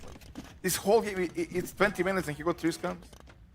Yes, fletching there, tries to fight. And this off from Castle is distance. faster for ACCM even. And he is now taking into more Eagles. I wouldn't be surprised if we see a second barracks there. Maybe a Monk follow-up. It will be stable by the Viper. So he's trying to fight this one off with Knights. Is that a thing? Now being blocked off from Stone? It's not a thing, but you are running out of options when you don't have Stone, right? It's either that or Monks, but Monks are not that good against Aztecs. Could maybe go for some later attacks then. Hulk now being added by the Viper. Tries to fight this one off on water. Skirm still doing their job. But ACM even taking down the mining camp there means that if the Viper wants to switch onto it later on, might need to build another mining camp or a spot for a town center there. It's a nice little bonus damage, right? You're already there, let's snipe a mining camp, maybe a house. Viper takes the stone mining upgrade. So that 20 kind gold? of that's kind of implies to me he will go for like 2 knights and then try to make Kongs happen. But that will be tough because ACCM is going for so much army. Viper might crumble against the aggression. Well, ACM is out of scrums. That's very good for the Conquistador transition. But Conquistador transition is so far away. With 0 stone, yeah, it's not that easy to do. He needs to buy 500 stone. Viper is new phosphor, apparently. Now reaching Castle Age here. Quick wall against that. Eagles plus 3 damage now. Reaching the Castle Age. Quick walls will be on point. Good job there. Tower finding more and more damage. Viper now reaches Castle Age. Still not properly on stone. And he is open. There's so many spots to raid. It seems though that ACCM only has 1 barracks at home. I think Viper needs to make a TC on that stone. No, he's making on wood. So I'm not sure why stone upgrade. Triple barracks, but no production. Look at that. There's not a single eagle in production. Forward Monastery denied as well. Viper in shambles. So many things going wrong for him. Not in production because he got upgrades in the queue. Upgrades in the queue, that's why the production was there. Now production is back and yeah, everything is idle. There are no Kongs. Monks will not stop this. One stable knight. Not really a thing. Goes for some missionaries. Wants to go for some style there. I don't mind it, but it shouldn't really be the answer against Eagles, which have multiple bonuses against that. You remember when he used to play always Eagle spam? Now it feels like it's a way weaker with the modern way of microing. But still, if you can overwhelm, Eagles are still best snowball unit in the game. Interesting that he sends the villager back. ACCM, that was the forward villager, so he's not fully all-inning this. Even walling the left-hand side feels like counterattack could be a threat to him. Now the missionary at the front is trying to walk away. Cannot go into tower. Monk is better. And missionary dies. Another costly unit gone. Eagles are threatening the engagement here. 3 knights alone won't be enough for this. But as you said, villager went back.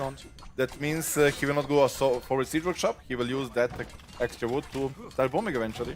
This is not like do or die. This is a big pressure, and let's build economy after that. Prepare for him. There's the Monk. Could get the first neutral relic there, and Eagles won't find too much in the back. 2 relics at the sides there. And it feels like Viper won't have too much map control. Missionary number 1 stopped, but that feels a bit sloppy there with the Eagles. Might get pushed back. Good micro by Viper. He's doing with bare minimum. He's doing a lot. He's surviving. He is surviving. And now 7 villagers on stone. And he is also doing light cave to snipe the monks. Viper kind of turned this around. Like a moment ago, I was ready to call it for Viper, but I prefer Viper spot now. Viper had enough towers, and those Eagles were low HP from earlier. Felt like the Knights there with bloodlines and a bit of good micro, keeping the numbers alive. Was really good for him. And missionaries now, they can yoink away some of those relics. It's so funny. Best change ever. It's running away here. He was missing the upgrades on those Eagles, right? It's only 1 armor. Yes, that's why they're dying so fast and doing very little. Might be the reason here. Now takes the engagement. Viper low HP, try to micro this one back. And conversion finishes, and this will be tricky for the Viper. Does not go for any conversions himself. Military count still better for ACCM. Only now goes for the 2nd armor upgrade. That's too late now. Now Kongs are coming. You should be aware that Kongs are coming and that you need to switch out of the Eagles. Eagles are not the unit anymore. Oh, a conversion on Eagle. That's something we rarely see, right? Typically, you, with the resistance, can get the kill there earlier. The missionary spawned on the wrong side. Relic being yoinked there, and feels like low HP Knights, you could maybe focus those down, but feels like Missionary is the better choice for now. ACM still keeping up the pressure, and Viper returns empty-handed there with his Missionary. If Viper was making monks, he would save at least 2 so far. He could jump into the tower. Like, Missionary looks cool, and it's maybe a better unit, but in this situation... To contest Relics, I could absolutely see why you went for them, right? Yeah, The faster speed. You need to grab them. You don't want Tassis with Relics, you never want that. You're getting closer to the castle. He can buy it at this point as well, but he's in no rush. Oh, loses that one again. They're just now jumping into the town center, trying to save themselves a knight there for the defense. Feels like those 3 eagles shouldn't find too much. The Viper with the eco advantage. What happened to the I eagles? still don't have game sound, and They used to be so... can you hear me? Okay, okay. I can hear you, but I don't... Okay.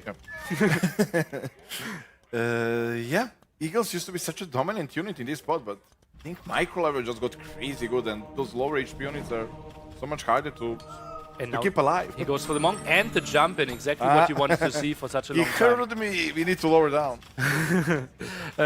Now the castle here being built to free up the gold spot. That's Viper. a lot of villagers that he's sending. We are not that stage of the game. Viper Holy can chill. moly. It's not a wonder. Like, Crazy. damn, Viper. Crazy how he's Chill. surrounding this. Okay, it will go up. And it's Spanish as well. Now everything to the goal. Like. I think the stone just ran out, and that's why he shift-clicked it. Wanted to get more control over this area. And now Sanctity coming in. Plus 20 HP for the Aztec Monk. ACCM is now adding archery ranges. He's going for skirmishes, you anticipated. Yeah, but you want to have that tech ready before the threat shows up. Now, as a reaction, well, it takes time to build, and the Kongs got mobility. They will be able to snipe a lot of villagers. Viper is finally in a decent spot. Finally, he'll be able to see ACCM base. I don't think he ever visited ACCM base, maybe with the starting scout, and that's about it. Now, finally... Ooh, but we didn't see this. Ram push is coming. And Viper is doing the motion. Don't do the replay now. Yeah. Don't put the replay now, the big deal is going on. Devotion has to finish. Viper doesn't want to replace that monastery, that's for sure. Well, he at least will finish the upgrade. One relic ejected at the, for him, good side. Monks are scaring away those knights. 4 Kongs now for the defense. That stable going down. Luckily for him, he already got the important upgrades there with Husbandry and Bloodlines. Lead Skirm now being tagged. Botkin being tagged as well. ACM walled the left-hand side. Those Kongs, I would be surprised if they instantly find too much value. I'm not sure what changed that we are seeing Rams way more often now in Castle Age. I love it. I absolutely love it. But the Ram change was like 2 patches ago, and we still didn't use them. Now, Yo and ACM are using them on a very, very high level. Really, really nice move. Gets a lot of kills very quickly there. Damage output is nice. What I also absolutely love from ACCM is that he's stonewalling both sides and will therefore stop all the raids. Look at that. Perfect wall here. Perfect wall on the other side. Villager is missing though, but I appreciate the idea. Yeah, that's the only thing that can kill him at this point. If he secures all the relics, if he is unraidable, just push one side. I don't think Aztecs can lose to Spanish. Is scaring those monks away, but they might find some damage here. Villager advantage still established for the Viper. Some more villagers in danger here for ACCM. Eagles not finding too much. Is he diving deep there? That would really surprise me. We know that a town center is behind us, even triple town center. Oh, ACCM, is he getting desperate? What's happening here? I don't think he cares about Eagles anymore. He just wants to find as much value and escort those monks at home with relics. If he grabs all the relics from Viper, Viper is on a big timer then. 3 relics already secured. 1 on the way home. Now the ram is being filled with those eagles, and the switch for the Viper into more stables. Is this a full night attack in Castle Age? Is Viper not trying to make this a normal in play, or is he going for light cap? Maybe he doesn't see like a long game after ACM grab all the relics. Maybe he just wants to finish in Castle Age before relics actually get to work. But ACM is building the perfect castle in the middle. He's completely zoning this out. Sends more villagers to the top. This will be really tough for Viper to find damage in Castle Age here. Some skirmishes to get the control first. And also the walls. He walled in the goal. Like walled is everything is on the ACCM side. True, true. Only the 2 goals here in the middle, but those will be so contested. And Viper feels like he needs to do damage. Is going in against Ballistic, Botkin, Skirmishes, Monks there as well. He won't find any damage. And he's going to him. Okay, that makes way, way more sense. Nice read there and a nice switch by the Viper. Only wanted to go for some light cav. Thought about the possibility of finding damage, but feels like this has to be the imp game. Doubt going for imp. What are the dream army compositions? Aztecs have fortified wall? Ooh, I would say no. You would really love it here. It buys so much more time. I would say yes. They do? They do. Okay. I think that's the tech. ACM is experienced Black Forest player. He knows how much fortified wall are important here. Just keep him outside. Give the gold. He got 4 relics. Maybe second Viper layer. on the timer. Maybe second layer could be an option then. For sure. But you don't have time. Like upgrade is instant. Like to keep balling, it's not as easy as just clicking upgrade and focusing on the middle. So, still thinking about perfect army compositions. ACM, it has to be something around block printing monks, I would assume. Atlatl skirms. What's the infantry choice? Are we playing pikemen there with Garland Wars? Are we playing Jaguar Warriors? Maybe Jaguar. That's actually the best DPS unit now from Aztecs. Even better against Knights than pikemen. They're missing half upgrade, and that's maybe the change that needs to happen. Like they are lucky. They don't have stable, obviously, and missing half is such a big deal for Aztecs in post game. But you don't have problem with gold, right? Yeah, that's absolutely true. 4 Aztec relics in there for him. Has so much gold control as well. Is there a weird world where we might be actually attacking into some heavy siege for ICCM? Could we maybe see SO? Not against Spanish. No, Okay. Bomber cannot shoot faster. They have monks that convert faster. That's too expensive. Maybe Onager, but Siege Onager is just too much of investment. Okay. Yeah. Not expecting too many range units, not expecting hand cannoneers there, I would assume. No, I think Viper probably has to go full Paladin and have one snowball go through the middle. He's completely zoned out. Like ACCM played this Absolutely brilliant. perfect. Yeah. Such a strategic approach by him over and over again, and gets the early map control, benefits behind it as well. Now goes for the conversions. Lightcap are coming in, but thinking better of it and retreating. So many knights. We have 5 knights out on the map for ACCM. Crazy. More knights amount for of conversions. ACCM. Yeah. Viper on 3 knights. Great, absolute madness. And now we see the switch into skirmishes here by the Viper. Oof, that's like resigning at this point. You want to go skirmish war against Aztecs that got full map control. You're just resigning. Atlatl coming in, +1 range, +1 attack for the skirmishes. Right now 16 on the field, on the right-hand side they're getting attacked. Now dives in for those monks, a bit out of position. They have more HP though, but it feels like they should get cleared up and some might stay alive. Viper gets most of the snipes though. Not that important, but certainly satisfying to kill those monks. And okay, now I can maybe mix in some bomber killers because those monks get full upgrade. They even get redemption. Yeah, we have 4 monks still on the map, 2 more in the queue. Elite Eagle Warrior is coming in here as well, so those would be good against Bomber Cannons, against the snipes there. And Viper, look at that, supremacy, making his villagers way stronger. Nice against the raids. Don't think we will use them at the fighting units. Well, he got 10 fighting units and 110 villagers. I think that's the only unit he can use. ACM in such a strong position here, controls the full front, and oh, it feels like we are ramping up towards our second big upset of the day. GG. Absolute masterclass here by ACCM.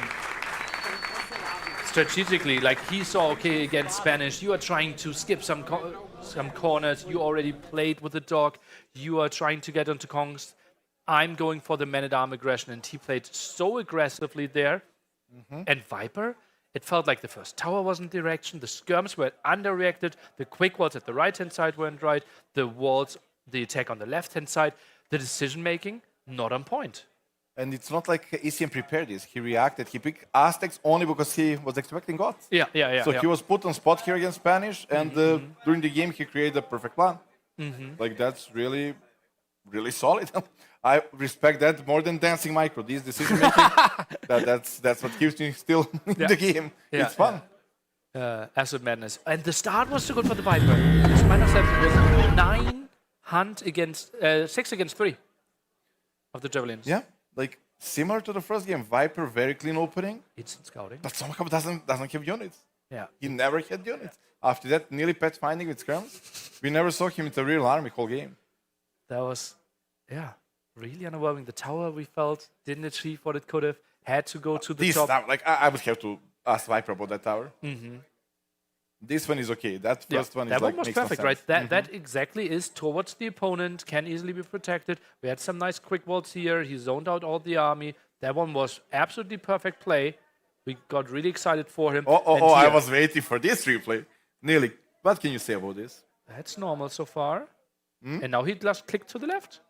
It's not pathfinding, it's Viper's fault. Well, I need to see the POV for it. But yeah, it looked really, really unfortunate. He lost so many units there for sure. I think Viper never had more than 20 units whole game. Yeah. Those knights, right? He did a really good job. With the limited amount of units, he did amazing. But why don't you make units? Why don't you make more units out of If you did with 5 units, going to make 20. Like, you will do even better.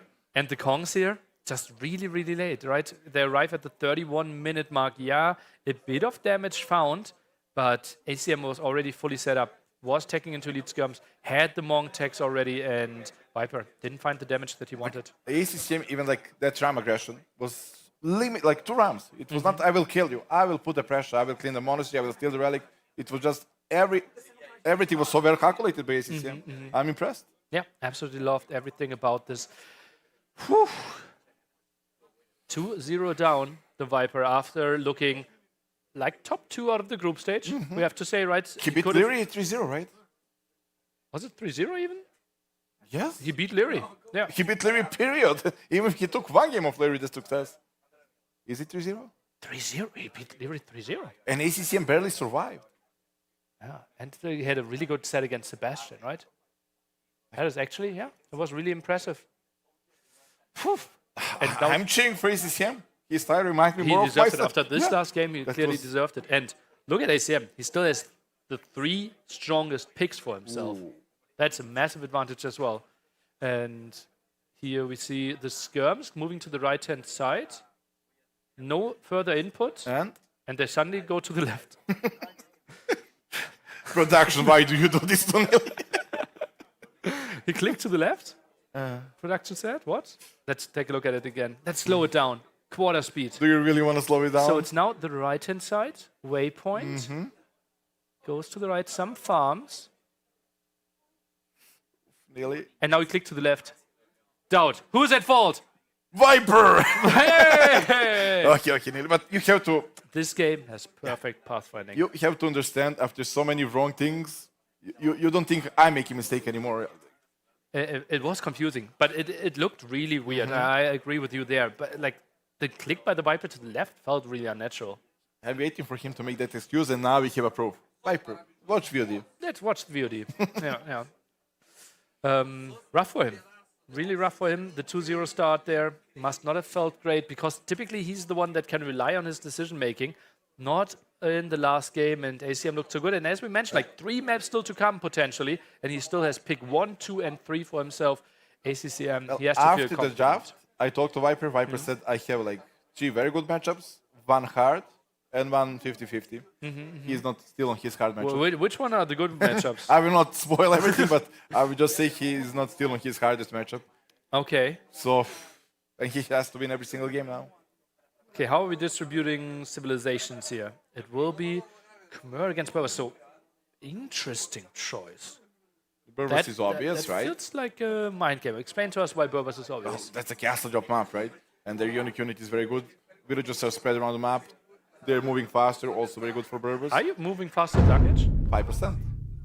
Ah, it was 10% Everything and matters. it's now 5%. Yeah, Okay. Yeah, I can see that. Yeah, just a good unique unit and good overall civilization. Cheaper knights, they're good. And the order is really fortunate for him as well, right? He didn't need to have it potentially safe to play against Spanish. Yeah. So that's really fortunate that Spanish is out of the question and he can play Berbers. 3 match points for ACCM. Berbers against Khmer, the Viper, with his back against the wall. What do we prefer here? Berbers or Khmer? You prefer Berbers. I ask you. And you explain to me why. But do they have bonus damage against the ballista elephants? Camel archers? I would say no. I would say yes. Well, then let's assume yes. So what is Khmer doing here? Is this the wild, fast castle territory, pop 23 siege workshop stable? It sounds like a Viper / Tato opening, but do you want to do that when you're like this close to be out of the tournament? Well, if you think it's the best strategy, you probably want to do it, right? Because the normal macro game, ACCM looked too sharp. It's not like, okay, I can just play the macro game and win most of the time. It just looks like ACCM is absolutely on point today. Those type of strategies are gamble strategies, right? You can win right away or lose right away. It's not like bulletproof strategy. It's not like opening scouts and walling on Arabia. This is a risky strategy. It can work. You can beat a better player with that, and you can lose to the worst player with that. And when you're down, I would not like to be on Viper place right now. Gets the boars in now. Game so far, obviously not too much happening. Trying to get a bit more scouting for themselves. Trying to find some capybaras. Burp is nice for that as well, right? Lowering the boars a bit faster helps. Oh yeah, you need to work way less, right? Yeah, that's so true. Didn't even realize, yeah, Burbus is one of the better tips here. And it is only pick 6 for him as well, right? And Viper, you can see, he needs to work with the capybaras. He needs to go for the house walls. He's getting 2 javelins for himself now. And, or javelinas. And look at the easy job He's for just ACCM. running away. Oh, that looks so sweet. And he will lose now. No. So 2 hits there, and yeah, Viper, as we said, needs to work a bit harder there. Capybara is running out. For a Black Forest player, that's easy job, right? Yeah, true. Like, this is like 5 years ago, I might have been impressed. Now it feels like the absolute standard. Oh, 2 villagers, and they could maybe fight this one off. Went for Loom, while Viper doesn't have Loom. Jumps in and out. They're sharing the food here. Damn, they teleport. That was very efficient. Okay, got the food. And now, with 5% faster running, does he want to quick wall this? This is it, like ACCM, 3 match points. Let's risk it. Let's go Will War. Let's go Will War, see what happens. And but isn't this just the Berber advantage? No, not that big. Like 5% here, you don't feel it. You're not chasing him down? No. It's not like I will win because of that. If anything, this Khmer house helps way more than that bonus. I can see that. Viper now with a villager on gold, meaning archery range is not really a typical approach. We have to expect a fast castle from the Viper here in some form. Does he have enough food for it, though? There's plenty of food on this map, right? But does he have it, like, around? Because, yeah, we see... He doesn't know about this yet, does he? He doesn't know, but you can guess. You know, there's like every 10 tires, there's a boar, there's capybaras everywhere, and with Khmer, you don't need a single villager on wood, right? Everything goes to food, a little bit gold, and you're good to go to Castle Age. ACCM trying to bury through there. And he's picking the perfect one, right? It would be the next step for the Viper, the first one that ACCM can actually get to. And it feels like both players are going to play Castle Age. Now the big question again, Viper, what army composition is he going for? You're expecting Camel Archers from ACCM. Yeah, that's for sure, and Viper needs to find solution to that. Scorpion is very good with extra range, can even fight down Mangonels with a good lucky micro. But risky. Everything Viper has to do will be a big risk. No Loom for the Viper, only 1 single villager on gold there. Do we maybe even see Loom only in Castle Age? Feels He very won't likely. have gold. He won't have gold for long before clicking up, right? Oh, sends 4 on gold now. That is quite something. I'm a bit surprised by that. Well, he needs 200 gold. Once he gets 200, he will just remove them and put them on food. Okay. It's easier to... You don't want to calculate. We're not all in nihilists. Like, if I send 1 villager on gold at minute 4, I will have in this... No. We play by the feeling. Maybe I can give you a rule of thumb, Todd. Every 1 minute, a villager collects roughly 20 gold. I don't care. I play by the feeling. And if you need... I die by the feeling. If you need 100 gold, divided by 20, how many minutes do we need? I wasn't even listening. Okay.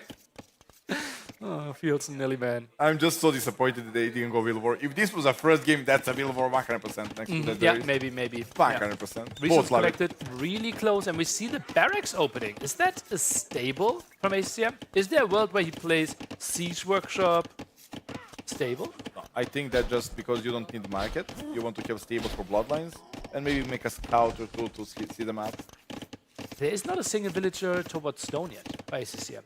I think he might... Ooh, goes for it, but Viper should be hopping in. If he's not is... Oh, he tries to trap from behind. That was a debate. But he could delete Mill, no? I don't think he could go through. He could eventually fight through with the berries. Viper on the way to Castle Age, perfect resources there for him. He goes for the stable. On the other side, ACCM, I'm expecting the stable with the blacksmith as well. Indeed, that is the play. So no Camel Archer played out. And this is even playing better for ACM favor if it's a stable wall, right? You have Camel. cheaper knights and you have camels that are also cheaper. They don't even need to be cheaper, they will beat Khmer. Capybara trying to scout around, obviously knows, okay, Viper, you have to be in that area there somewhere, and gets the confirmation that he is around this area. Is ACCM thinking, okay, if I was Khmer, what I would make to stop Berbers? Knights, and then he was like, okay, I will not go Camel Archers, I will go Knights myself. They're cheaper, I have Camel option. I checkmate you right there. That's very high level. How's the scouting on the outside? Did Viper, he has no chance to see the stones, right? No way. Oh, his scouting is really limited. Only scouted around the space. Now builds the scouts to confirm. Actually goes for 2 scouts. He's trying to find the villagers on the outside. Right? Scouts got a lot of value. The map got a lot of capybaras to pick up. Yeah. And you want to have a vision where the gold is, where the stone is. You want to have... Stone is very vulnerable. It's only on outside ring, while gold is very visible, right? It's only in the inner rings. So you want to have scouts and see what resources is being taken. But 3 scouts feels like a lot. Yeah, maybe it's a lot. Maybe ACM it's is going overkill. for 1 as well. And I think Husbandry will be an upgrade we see really early here by both players. Just chasing around with the camel, with the scouts. It's very important. And Viper, he's actively scouting and he's not finding any villages on stone. That was his first check, right? He wanted to confirm the Camel Archers, and now he kind of confirmed stable, and now, well, Monks. Monk defense and the boom, right? For the Viper. But you're like playing into Berber's game. Berber scouts are also cheaper. Will be interesting. 3TC play by the Viper, maybe trying to have a massive advantage and then like a siege pike push. Is that an option? Distance between the 2 bases isn't that big. Goes for this now. Lightcap upgrade is coming in here. Yeah, I could see that. I could see that. Oh, finds the villagers at the side. Nice pick off by ACCM. ACCM gets always more value with that mini engagement. 1-0 Kitty. 1 And is 3 Priestess for collected ACCM as well. Higher for ACCM. I don't know how. They play the same thing. I think Viper spent quite some time running to the town center there, right? 1.5 minutes of walking there. All those 3 villagers. You can do the math. Both are playing mirror game. Viper is on again on maybe the the timer. villagers at the top. Gets the house, gets the palisade. Nice anticipation. Yeah, he knows. He knows. Great play by CCM. What do we see then, Viper? Pikeman? I think 3TC into adjust. Oh, God! Light Nice. cap in, but the wall. Drop! The villager is trapped there. So both light cap are trapped, but maybe the 1 villager could still go down from the light cap that's coming from the left-hand He side. can even lose 1. No, it's trapped. 2 villagers dead. Unless Viper gets the quick ball out of hell! What a crazy move, and has to delete the light cap. That is the move that the Viper needed. I love being in audience with those moments. I need to practice this just to make audience happy. That's Just so for nice. the people, you learn how to quick one 2026. I will. That's so sweet. That's so sweet, Dowd. Now, not on stone. ACM feels like, okay, it's not the time to go for the Camel Archers yet. Viper trying to pick up the relics. Already has 1 confirmed. Some camels here. Goes for Sanctity. Those camels really hit hard on light cap. Such a big deal. We don't have bloodlines. We don't have any armor upgrades. Monks behind. Now jumping on this one. I think Viper could maybe find the kill. Conversion still locked in. This could be good for the Viper. I don't think the camels can take the engagement. The Monk is guaranteed to be dead. And this, I think, could be the kill, though. Nice body block! Oh, God!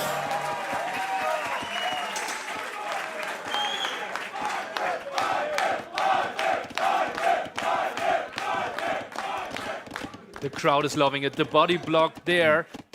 Could find another monk here to the left-hand side. 2 camels might not be enough. Villager a bit exposed. Viper might just do a drive-by. Gets the hit. Gets out of there without a single loss. Gets away. Viper setting himself up to extend the series. All this came from those scouts being trapped in. If it was 2 extra light cap for ACCM, Monks will get sniped, the game would be different here. Such a big value there. Tries to get to the villager. Lightcav at the low HP ones at the right-hand side being microed back, obviously faster than the camel. Monk being locked in from the right-hand side. Not sure if ACM will realize that. That conversion could be really good. The macro of ACCM not on point. Now deletes it. Could go for some healing. They desperately need healing. Oh, Monk is forgotten. Where's the light here from ACCM? He has two in the middle there. One now coming through. Tries to jump for the Monk. Could we see another body block? Low HP there. Goes for the block. The pathing is on point. Viper absolutely on point with all those moves. The Monk is idling out. Low HP. Lightcav is even being microed back. ACM can't finish the job there. KD somehow is only 3-3. But we so saw exciting. 20 units go down. So many things happening. And Perfect farming here as well. Oh, what crazy moves here. Only 4 villager advantage, but it feels like emotionally Viper has to feel like he already won this game. Every single move went right for him. But 4th TC he now. lost 1 or 2 villagers with those raids. He lost 2 villagers, correct. That's coming up. He got 2 relics. 3rd one is now coming in. Still the one on the left-hand side in his hand is getting some more healing. He has a lot of vision. HCM now 5 villagers on stone is thinking about Camel Archers, but Viper's eco advantage will be big enough. I think he might play a massive Castle Age attack and then Camel Archers. It's tricky to have them all in the same place and put out all the fires that Viper's trying to light. But massive Castle Age attack cannot be nice. Absolutely cannot be nice. And Pikemen are not countering anything. Do you think it will be 4 TC into fast imp and try to go for the trap wall? I think it has to be a full Castle Age, but I don't know what unit. Ah, that's the question. Maybe Monks plus Pikemen plus Knights. He needs to find a solution to the camels or berbers. I would assume it's something like Siege Pike and then try to find your angle. Like Yo, like Mr. Yo with kills. I can see that. Probably the only solution, but... That's another... And Pike Knights is actually a really good composition against Berbers. They might be struggling against that, right? Unless you don't make camels, but go full Berber Knights. They're very, very efficient unit. Okay. Then again, Pikes struggle on such a map, right, where mobility is not really an option. Monks are trying to defend there, but won't really be the greatest option. ACM sees this raid happening. Maybe can save the villager. No. Close to the left-hand side there. No conversion happening. Meanwhile, on the other side, we have the raid, and that will be a nice pickup for ACCM in return now. Yeah, they're trading villagers, but Viper economy is growing bigger, right? He's 68, 69 villagers. Could have had a house next to the stone there. Could have saved some villagers. That's actually a big mistake. Yeah. Trying to protect those villagers there. Observer gets debated for the 3rd time in a row now, looking at the left-hand side where the houses from earlier. 4 TC play. Now for ACCM, feels like, okay, there's so many spots that he has to defend, right? This is not necessarily for villager production. This is mainly for, okay, you're raiding me so much, I need more protection for my builds. And this is the push. This is siege, this is stables. This will be a knight, maybe? Oh, what do we think about Knight Scorpion Doubt? We like it. Hello, we like it. We like it. We like it. Yeah, Scorpions are good against camels. With extra range, they are actually very good against monks. It's only 1 extra range for the monk, and that's sniper. And I think it will be aggression into the forward castle. Yeah. On the other side. All gold is visible. All gold is in the middle. If there is no gold, there are no knights, there are no camels, there are no camel archers. That could absolutely be an incredible move. Had 12 villagers on stone. It's getting raided again there. He's building the house. Nice move in that regard. Lightcap still will be tough to take down. Has 1 arm upgrade. But the ACCM will be the first one to drop a castle. Needs to buy 100 stone for himself. That villager is running away. Faster moving Berber villagers helping quite a bit here.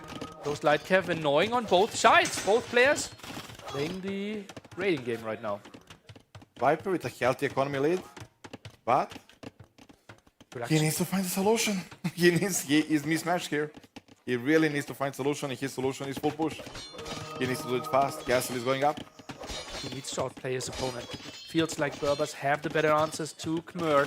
The ram push is lining up. So far, only Lightcap. That is not really the unit that will stop the push, but now the camels are in the queue, and that would be the answer to the Knights. Viper, Knight only won't be an option. What are we thinking about Elephant? They're good. They're fast with Khmer, right? They have extra upgrades with the crown. Is But that an still option? Still die to Camel, It's right? not great. It's not that. They don't die that badly against Camel, I believe. Obviously, the big cause. Oh, no way, ACCM. That can't be. You can't Let's be go, for real. ACCM. No way. Is And he Rams doing this are there game as here? well. Rams are there. Military's there. The spotting is there. Another He buys the careful. castle against it. This game might be decided right here, right now. The Knights are coming in. The Rams are even positioned that they don't instantly die. That castle of the Viper is going up first. ACM felt like he needed to take some risk. He felt like he lost too many villagers. The Rams are coming in. Viper is 25 villagers there. The castle goes up. Those will be so many losses. ACCM, he is taking the risk, but Viper is extending the series to another game potentially. The crowd is loving it. ACM, he has to retreat from this aggression. Those two Rams were not designed to kill this castle. It worked out so well for Viper. And Viper, doing all this, no production. He had only one knight. This was a perfect moment for ACCM to do a castle for him. Viper buying all his stone there to find the perfect answer to this. Now goes for the unique unit there. And tries to chop through everything. Raid is coming back here. Viper, still a lot of villagers on stone. Built two houses, trying to hide himself there. Now more light cap. He sits at 100 villagers. ACCM, even after those heavy losses, still at 75. Feels competitive. Every game, there is Viper army. Like, he got like one of everything. We just had a big fight, right? But ACCM got a big army and he lost more than Viper. Viper committed a lot to killing those villagers and stopping the castle as well, right? Yeah, but still. Eco KD is a bit better Make for Viper. something. Make something, Viper. Well, this is the Viper approach. Ballista Elephants now. Ooh, can he Whoa, trap whoa, behind whoa, this? Cows. No way! No way! He gets the trap! The whole army of ACCM completely being idled. Now you ask me, where is Viper's army? I ask you, where is ACM's army? He only needs to send one single ballista and he will shoot through this. You don't need army when you have villagers like quick walls, right? Unbelievable scenes here. Viper finding the answer to those raids. Has ballistics coming in as well. Has so many villagers and ACM is sending more units to free himself, but that will be basically impossible. Maybe Viper is quick and chops down the tree with the ballista elephant? Could be an option, but mainly traps behind there.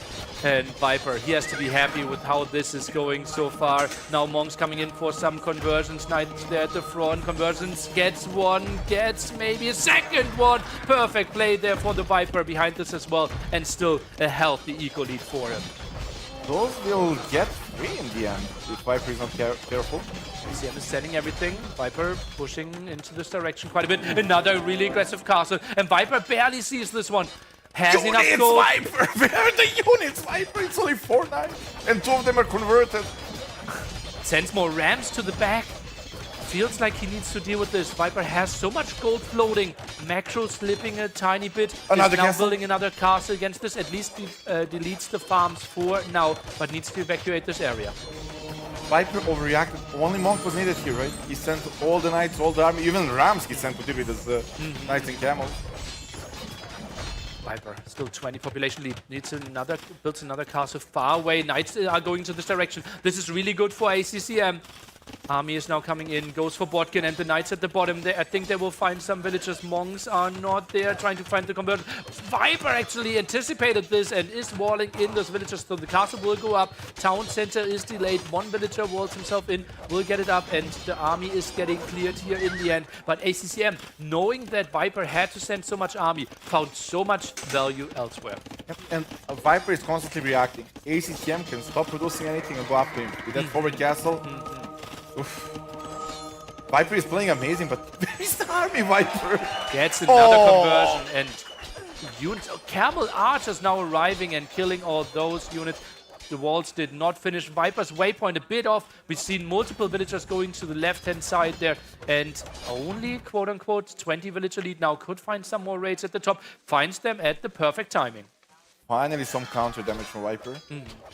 He needed that. Devotion now coming in, tries to deal with the Monks that way. You see a Siege Workshop far back for the Viper. A bit of a surprise to me, but it's Elephants, only 3 on the map. Handcart is coming in.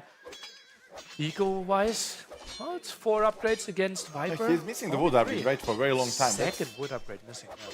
You can probably do the math how much wood he would have now, how much extra. Probably like 2,000, 3,000. Someone could do the math.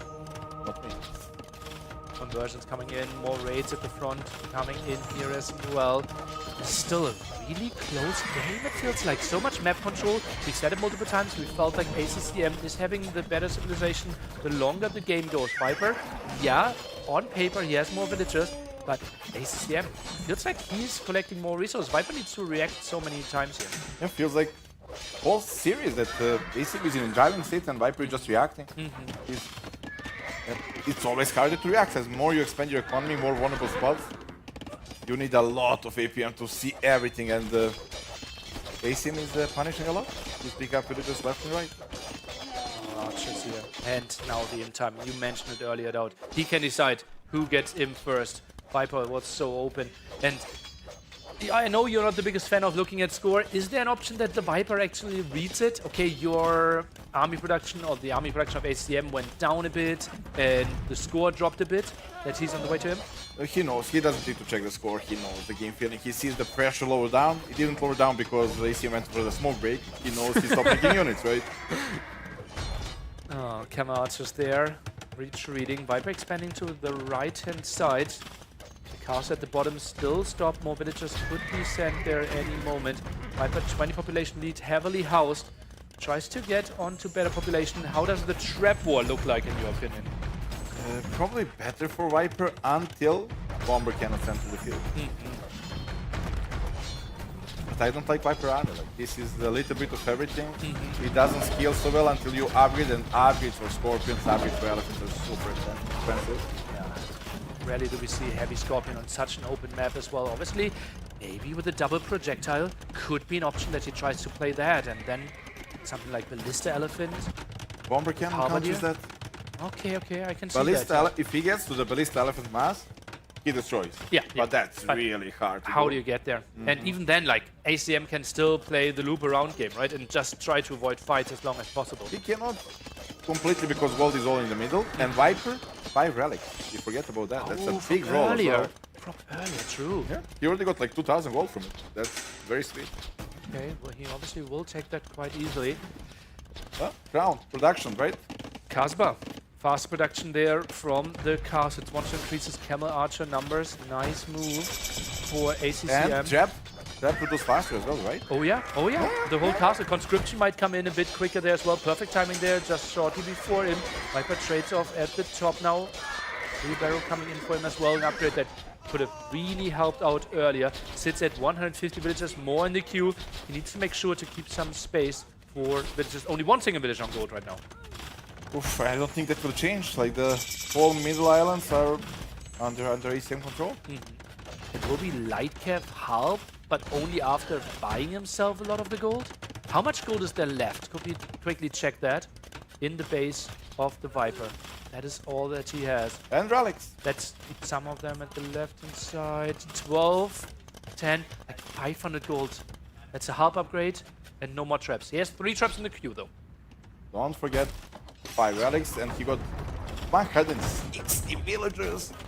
Can sell the stone from now. Yeah, that's a lot of economy. That's panic. That's the pressure. And if that castle goes down, ACM only has the one at the top, which could easily get trapped as well. Can ACM make the whole Still happen? producing villagers, he got 200 villagers. Yeah, and certainly an overboom here, Viper. His macro is pretty wild, but well, he's still not pop limit, right? So rule of thumb, typically, most people say just continue producing villagers. He was even doing crop rotation. Viper is playing a wonder race at this point. 40 population lead for him. ACM trying to find some damage. He can't really. The castle most likely going down on both sides. Ballista Elephant now coming in for the defense. Castle fire really good against those light cap. We have the last armor upgrade. But still under 2 castles will be tricky. Villagers there for the repair. Can he save the trap? It feels like it's getting close. 2 more light cap alive, and the trap is going down. And Viper, 180 villagers. He is completely overbooming. What's happening still here? producing. What is happening here? Does he feel like he doesn't have enough resources? Autopilot. Like, you know you're under pressure, you're producing, you don't think. At this point, it is a match point for ACCM, and Viper, please give me a... Delete 20 villagers. For him, the best thing can happen is if he starts losing villagers to the raid. Yeah, 20, 30 villagers down. Maybe those villagers or the units then dying on the castle could be really good for him. Hazard tech coming in on the other side for ACCM, and villager kills are guaranteed. More farms being added by the Viper, and he will soon be at 180 villagers, unless he loses quite a lot here. Still no real tech switch. He's now going into Spearman at the 42-minute mark. That's not what you want to have at 42-minute mark, right? Still more villagers dying there at the gold, and just feels like Viper not really having the answers there. If he loses his castle, the trap will be exposed at the front. No real answer. Still only 2 Spearmen. Viper, his production is simply not there. His whole economy is villagers. 8 army, like every game, he's fully on economy, no units. Like his army is left over from castle, right? He didn't upgrade anything. 14 Spearmen in the queue without the Pikeman upgrade. 200 gold in the bank only, can't really tech into the things that he wants to. That economy is quite nice for him, can be graded a bit later. Viper down to 160 villager might give him a bit more space, but he's just getting overwhelmed in the middle. Where the relics for Viper? That's like his mass protect position, right? Like 5 relics is something to fight for. It's worth playing if you control those 5 relics. If ACM traps them down, oof, not looking good for our Viper here. Halberdier now being texted, but still 50 seconds away from reaching that. The raid is deep. Camel Archer count at 4 is increasing, and those could deal with all the pikemen. 20 more pikes in the queue, but he can't really get onto the numbers. The production wasn't there. He missed his timing getting onto proper army. He's getting overwhelmed. Viper from pop limit to around 150. ACM is pushing this. Only 2 miniature units, like he's... And now he got villagers, but all those villagers are in the TC. They're not working. Is trying to expand to the left-hand side, but if he loses everything in the middle, he won't really get to the production there. Maybe just putting them into the barracks could have been an option, then trying to eject 10. They're coming out one by one. They're getting slaughtered one by one. And Kassar will not be a unit to stay. He will send them to raid, just fully focus on Camel Archer production, and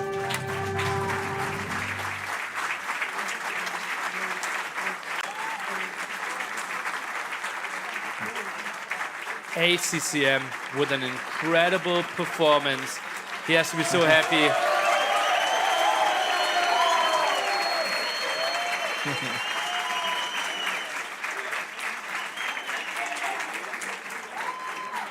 I need smoke now. Makes a break, makes a run into the semifinals here, into Brazilian Dynasty.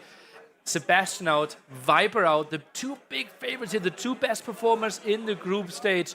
ACM has to be over the moon, and oh boy, did he deserve it. Decision making absolutely on point, the set. Like, I'm speechless how well decision making was from ACCM. Every game he knew his win condition, and he played out every game he won in feudal, mini fights, big balls, everything was so clean. Yeah. And then it's like, I don't know, he stopped playing. Like late Castle Age especially, right? It always felt like ACM just kept up the pressure, and Viper tried to cut some corners, was a bit off here and there. And in this game again, right? Viper with a massive overboom, 180 villagers needed to the castle, needed Even to have the denied that pikemen. castle from ACM, he was in such a good spot. I thought the game was over. At that point. That was crazy how ACM kept in there, right? And how he also, in this castle, realized, okay, I can still retreat, save 10 villagers, and continue to the game from there. Yeah, I would just send 20 more and see how it goes. Go game 4. Go game 4. If it goes up, I win. But he actually like, okay, I back away and I make that castle, save some stone, make that castle on a different angle, take it from there. But Viper didn't use that initiative that ACM gave him for free. Yeah. I'm impressed by ACCM. And he will face the winner of Andy and Hera. That will be our next set today. How excited are you for that semifinal? Well, we are running out of players, obviously. Every round is getting harder, right? It's like against Hera, we know. Like we know it's easy to get swapped. Even now, we didn't expect Viper to get like 3-0. Like he was performing so well. Yeah, yeah. I had him as a favorite. Yeah, yeah. I had him as a favorite. So did I. My first question to you was like, how can this not be a 3-0 for Viper? With how well he looked and how shaky ACCM looked, right? And all of a sudden, he's changing everything. ACCM was on point today. It's not all about Viper, right? It's not all about Viper. Doubt is speechless, but I hope we find someone who has some words that will be your winner. That will be your semi-finalist. It is ACCM. And on the third series of the day, the Vietnamese beast does it, pulls perhaps, arguably, the biggest upset of the tournament so far. ACCM, congratulations on your performance. Just 2 days ago, I met you in the elevator of the Team Liquid building, and you were so tilted because of the Siege Tower game against Tato. 2 days later, you're in the top 4 of the Brazilian Dynasty. How are you feeling right now, man? I'm feeling amazing. Obviously, absolutely deserved. ACCM, awesome performance, man. Really, well done. So I think we can start with a replace. Game 1, it was Parque do Ipiranga. That was Vietnamese versus Tatars. Yeah, so Vietnamese against Tatars. I think it's a pretty even Steve matchup, right? Yeah. Vietnamese really strong, but Tatars on a map with a lot of hills can also keep up. I think you had a decent start. The militia got some value, but Viper, he had some quick walls going on the whole set. Did you feel bad about this trap, or do you think it was fine? Yeah, I think it's fine. As long as it boosts the confidence of the players, I think it's good. All right. About the matchup going up later, do you feel like maybe you had a pressure to do something? Vietnamese can be very scary, a strong economy, but you put so much pressure on him all game. Yeah. Was that part of the plan? Yeah, part of the plan because I try many approach because before I got the practice with Hera and he gave me some advice too. And I feel like it's play fast castle or it's not good again. Vietnamese, they can just rush and fast fuel and you are just behind. So my plan is just rush and see what he doing. And I will see, when I see he got a mill, okay, I feel like he's doing the greedy thing like he want eco, just barrack, no range. So yeah, I would like to punish the greedy. Yeah, you end up pulling ahead a lot. And I think you got to the dream army composition with Tatars. Keshik plus CA, very strong, right? Good late game. Yeah. I think at that point you're just feeling good. Fire Lancers, a bit scary, right? Yeah, really scary. But still, you have a good lead and you manage to pull it off. Yeah. Really well played on that game. This game's still even. Yeah, I was little bit scared of Fire Lancer of Vietnamese, so strong. Yeah. So here on game number 2, ACCM, that's Araucarias, Spanish versus Aztecs. Were you expecting Goths from Viper, and that's why you pick Aztecs? Yeah, I expecting God, and he expecting me Malay too. So maybe it's my game, right? Yeah. Okay. And I was like, okay, I just go Aztec, and I think Aztec is great against God as well. So as we save in Malay for my second pick for another map, and using it's close to the last pick like Aztec to play the really messy game here. Aztec, very strong Sif, counters what he would do. Yeah. Very good, very good. Yeah. I think your general game plan here was amazing as well. A lot of pressure. I think that's how you play against Viper all the time. A lot of pressure. You like that? A lot of pressure. Yeah, I like it. You prefer playing Viper. You said you wanted to face Viper instead of, who was it? You said you thought, instead of Hera. Yeah. You prefer Viper, yeah. So you prefer Viper instead of Hera. Yeah. And just so much pressure, relentless here. Yeah. Really like that style. What did you think? Were you scared that he could be going for conquistadors and having too many conquistadors, and that would be difficult for the Aztecs with the Eagle Warriors, or you're not worried about the conquistadors? No, because at that point I knew my ego were ahead, and I also got the Monk super broken from Aztec, right? So I don't scare the Kong. I want to transition to skirmisher to be safe, and then just try to work on the side so he cannot like go to sneak to kill my villager and then just play one side, and that's it. Okay, he was a bit ahead in economy, but you once again so much pressure, fast Eagle, elite Eagle, and you just finish the game basically. And then in this game, Khmer for him and Berbers for you. You think a bit of a counter pick, Berbers against Khmer? Yeah, I got Berbers. I think he picked Hispanic, right?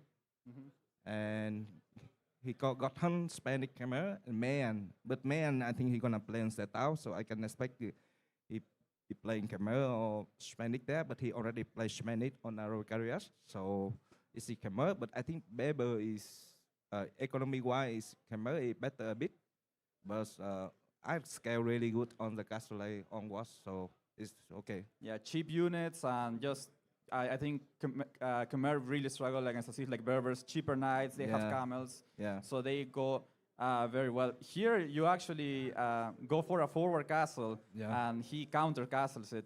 Were you panicking a little bit, maybe? No, because I know I were behind. I know I were behind because my scout is trying to run around the map, and I see he got 40 Cs a bit earlier. So I just like 3 TC, mass army, try to pressure, and then also add another 40 C to make sure my economy is good, and then just play from there. Here he gets an amazing trap. Yeah. It's master P by him for sure. Yeah. That was very well done by him. I think this game was looking really bad for you. Viper had a huge lead, but you went crazy, man. Just full knights, castle left, castle right, castle everywhere. Yeah. And you broke him. Yeah. Were you surprised that you were able to pull this game off? Yeah, I'm a little bit surprised for sure because he plays so good early game, right? Like he blocked my light cap, so he won't convert, and it also quick were my light cap, true light cap is huge in the early castle lane. So yeah, big credit to Viper. He really a legend of the game, and I'm so happy to win against him. So are you, ACCM. So are you, my friend. ACCM, I believe top 4 in a LAN tournament is your best result ever for a LAN tournament, right? I believe so. You can confirm me. I believe it's your best so far. Obviously, you were second. Finally. I hear myself now. Yeah. I hear myself. We hear now. And We hear now. if you could choose between Hera or Test. Andy Working. to face tomorrow, who would you prefer? Andy. Okay. I can't. Okay, I can unmute. Testing. Okay, I think we're good. Testing. Oh. Tomorrow. Perfect. Good. Well, and to the viewers, we got to go to a short break as always. When you're back, Everything. it's gonna be It works good. Hera versus Andy with T90 and Daniela casting, I believe. So don't you guys go anywhere. We'll be Throw back. the cord behind your shoulder. True. Yeah. Good call. So I'm still debating on how I want to bring this up, if I want to bring it up, but I know Andy's strategy for Tapui because I gave it to him. We'll see. We'll see what feels natural. Yeah. You know. I'm so hyped that we're casting water I maps. know. It should be good. Should be good. Every single set. Yeah. 0 water maps, and then like when we left from the casting booth, Mashmura was after us. Yeah. And Mashmura sits down and is like, "I'm casting a water map." I was like, "Oh." Yeah. Seriously. Yeah. Nah, we got good mix here. Yeah. Everything. Nice. Arrogant Khmer Vikings first pick. Ooh, that's This by the way, like huge for Andy. So it goes down and then it's random. Yeah. And so Andy wanted this. It could have randomly been banned. Yeah, So yeah, it randomly banned those and gave him that. That's exactly what Andy wants because he beat him yesterday. Yeah. In game is very low for me.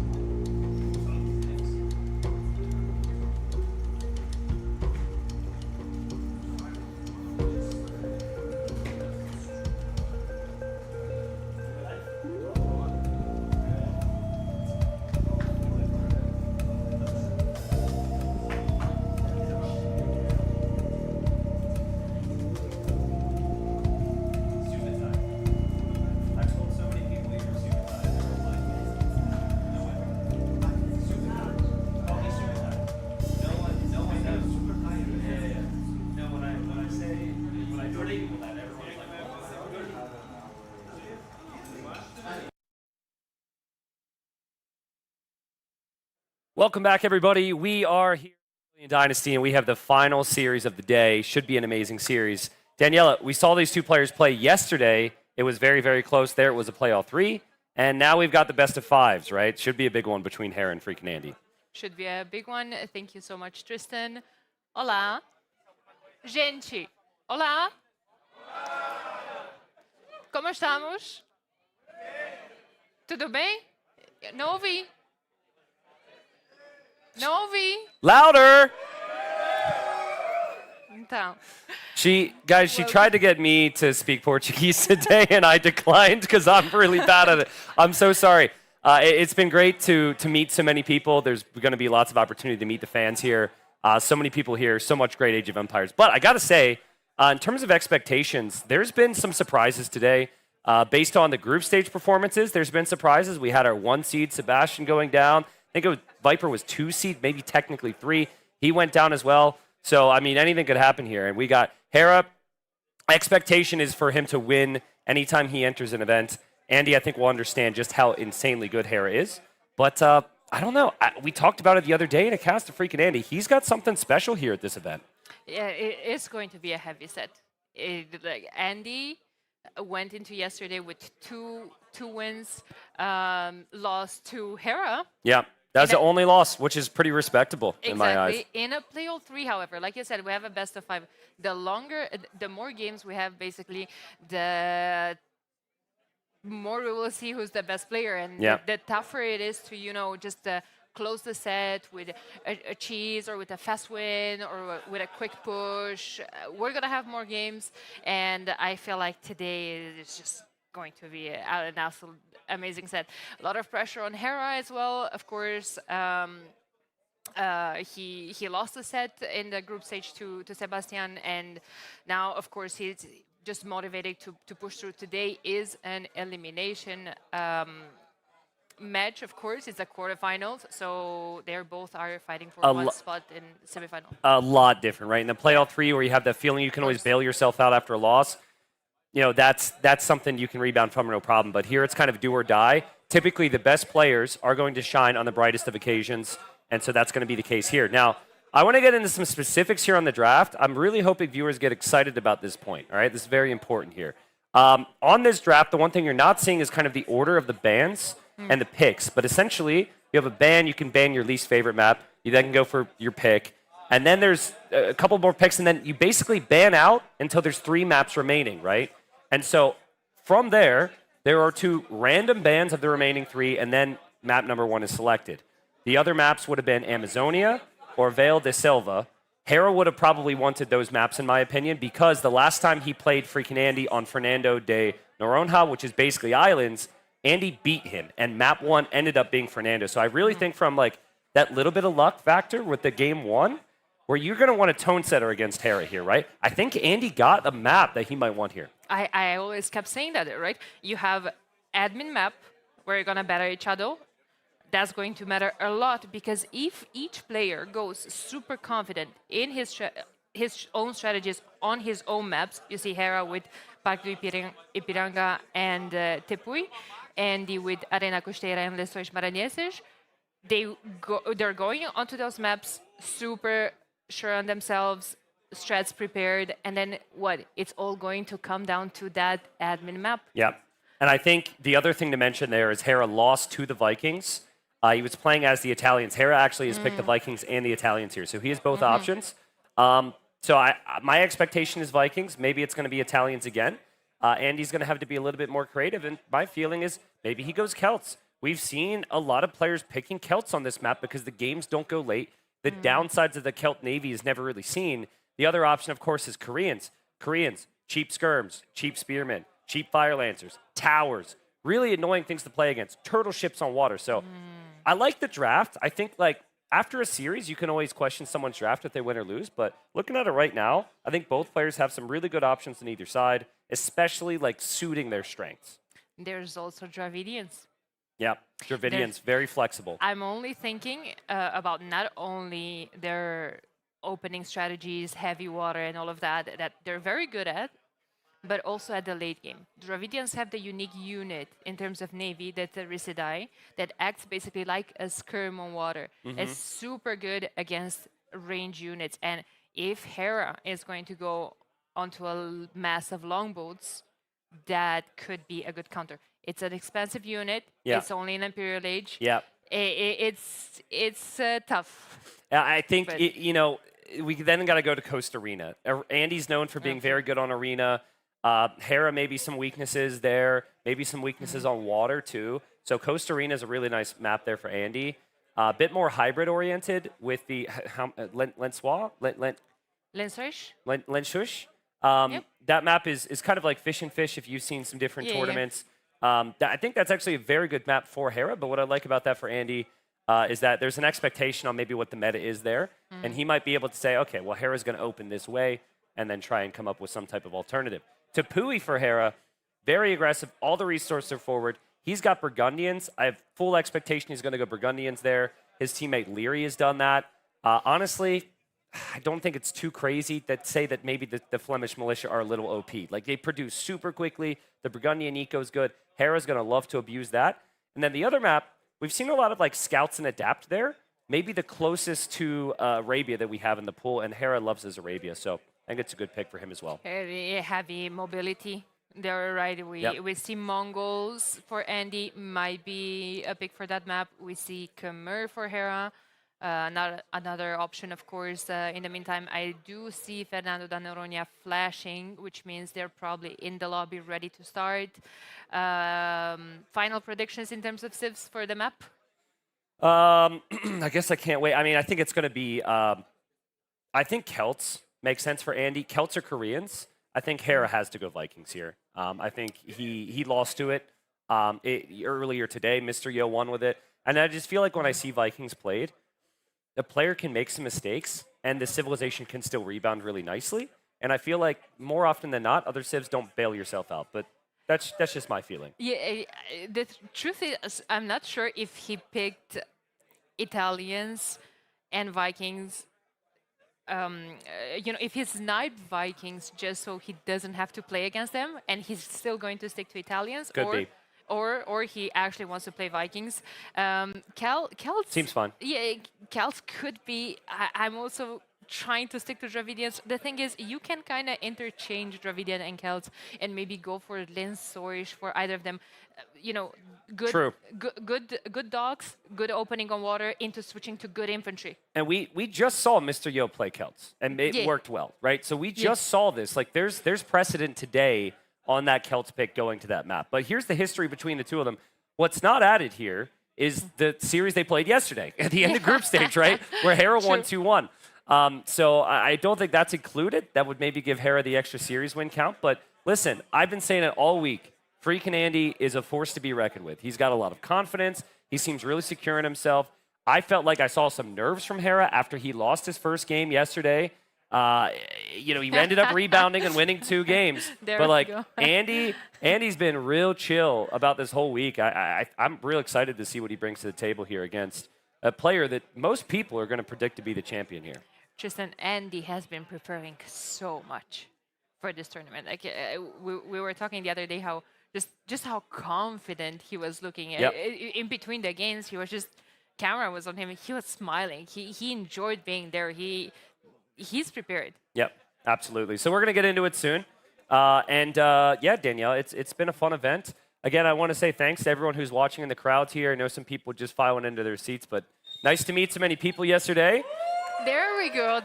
We're going somewhere. We're getting closer to the end of the quarterfinals, and the crowd, I feels like, is just getting warmed up. Yeah, thank you to the dozen people that brought me a beer yesterday. That was amazing. You guys are very hospitable here. A dozen people brought you only one beer? Well, I lost track after a certain point. I don't know. Okay, so it was a dozen. No, it was a good time at the watch party, and many more people to meet here as well. We've also got some good Age of Empires 2 players out there watching, some who maybe would have been close to qualifying, but there's freaking Andy, and he's getting ready here. Again, I really think for Andy to win, because he is the underdog, every map that's got water on it, he has to win, right? Like, Fernando is perfect. He beat Hera there. He has to win this one. if he starts off with a victory here, a very real chance. I know that people, understand Hera's skills and expectations and all that good stuff, but that's a lot of pressure, I think. And so in the moment, you never know how good someone's going to be. I was talking about Viper in the back room, and Mr. Yo was saying, listen, sometimes it's just not your day. Sometimes, Mr. Yo said, especially as you get a bit older, he's like, you can't be as consistent. And I think every player could run into that situation where consistency is hard to find. If I remember correctly, one of the other pro players, I think it might have been Cito, in an interview to a recent tournament, where he said, listen, sometimes you wake up, you open Age of Empires, you do your first click, and you just know, like, yeah, I can't play today. I'm not going to play well. I'm not going to perform. Yep. One's in chat for everyone watching live, if you understand that feeling very well. So you get in, you watch, and you're like, oh, this is going to be great. I can do that. You watch the high-level play. Ooh, man, I can't wait to execute that build. And then you're housed, and then you lose a villager to a boar, and then you're like, why am I playing this game? I'm going to go watch a stream instead. And then you lose a villager to the boar goes back, and does enemy scouts, lames it. Yeah. So, like, it's just... It's a very punishing game. And if you're not 100% sharp mentally, it can snowball on you very quickly. So... Yeah. I gotta go back to what you were talking about earlier, though, when you were saying that Fernando da Noronha, Amazonia, and Vale do Selva were the last 3 maps. Yep. So, of course, 2 of them get banned, and the other one automatically is the admin pick. One of them full water, one of them kind of hybrid, but the water matters a lot on Amazonia as well. Hera had low chances of getting his Vale do Selva in there. Yeah, maybe. Yeah, I mean, but you only have so many bans. I'm a little bit surprised, like some of Hera's map bans, which doesn't show on screen, are maps which are a bit more land-oriented. But maybe some of them have the fish boom. There's the one with the barrels, the exploding barrels, where Hera also lost a game. So, there's a lot of maps here. Yeah. But I've just felt like if Hera's got a weakness in this tournament, it has been the water maps. Beyond that, if you have a standard land map, he's able to pressure you big time. I think he's got some really good civs for it. And again, we're waiting for word here, but we should be into game number 1 very shortly. Yeah. So we're going to see after game number 1, like you said, that win for Andy would be huge for his mentals. Yeah. But I will also say, if there's one player that has probably some of the strongest mentals in this scene, is Hera. 100%. If we're just bouncing back, looking a tiny bit at Red Bull, he opened the Red Bull final. Yep. It was a best of 9. He opened it 0-3. Yep. Leary won 3 games in a row. He looked like he's on a speed run. And Hera was like, okay, this is not a catastrophe. I'm just going to sit back, recompose. I think part of that, Daniela, as well, is a good understanding on how all the maps are going to play out, right? In that final, you see 0-3, and you think, oh no, like Hera's falling apart here. But in reality, those 3 games, those were the 3 maps that were Leary's best, right? So that brings us back to this as well, right? Like, I think if Hera loses games, if he loses the first one, he's going to be like, okay, that's where you expect to win from Andy. Then he just needs to break Andy on maybe one of Andy's home maps and then just win his home map. So it really, where the worry comes in for me, if I'm a Hera fan, is Hera loses to Pui. You lose to Pui, you're like, oh man, like that's the map you killed Andy on in 10 minutes last time. That's got to be one, and then the other one as well. So that's just experience, right? And the players, that's how way they see it. And another part of that as well is the Civ priority too. So like Hera might come out here, start the first game. If he wins with Vikings, top Civ, he's like, boom, perfect. But you lose the first game and you lose with your number 1 Civ, then you have even bigger problems here. So we've got some civilization stats, and that is a lot for my brain. My goodness, but. There we go. We could see it looks like it's sorted by play rate here. And civilizations we've seen the most this tournament. My eyes are just dropping straight up on Celts. Yeah, true. 100% win rate. I mean, we had people banning Celts yesterday, I think after seeing some others playing it pretty consistently. Then we had the Celts win today. That's 4 wins and an S-tier LAN event. So that's pretty incredible. I think it might be the first time I've seen that in years. Huang is sitting there smiling somewhere. Yeah. What which civilization has really struggled though, right? Like you look at Malay, like that's a civilization which typically is like a must pick for people. Malay only 3 losses, but still not a civ that's been as strong. I was looking through the list here and try and see. Of course, we've got the stats for the picks as well. Like poor Jurchens have been picked twice. The bottom right of your screen, played 0 times, banned 5 times.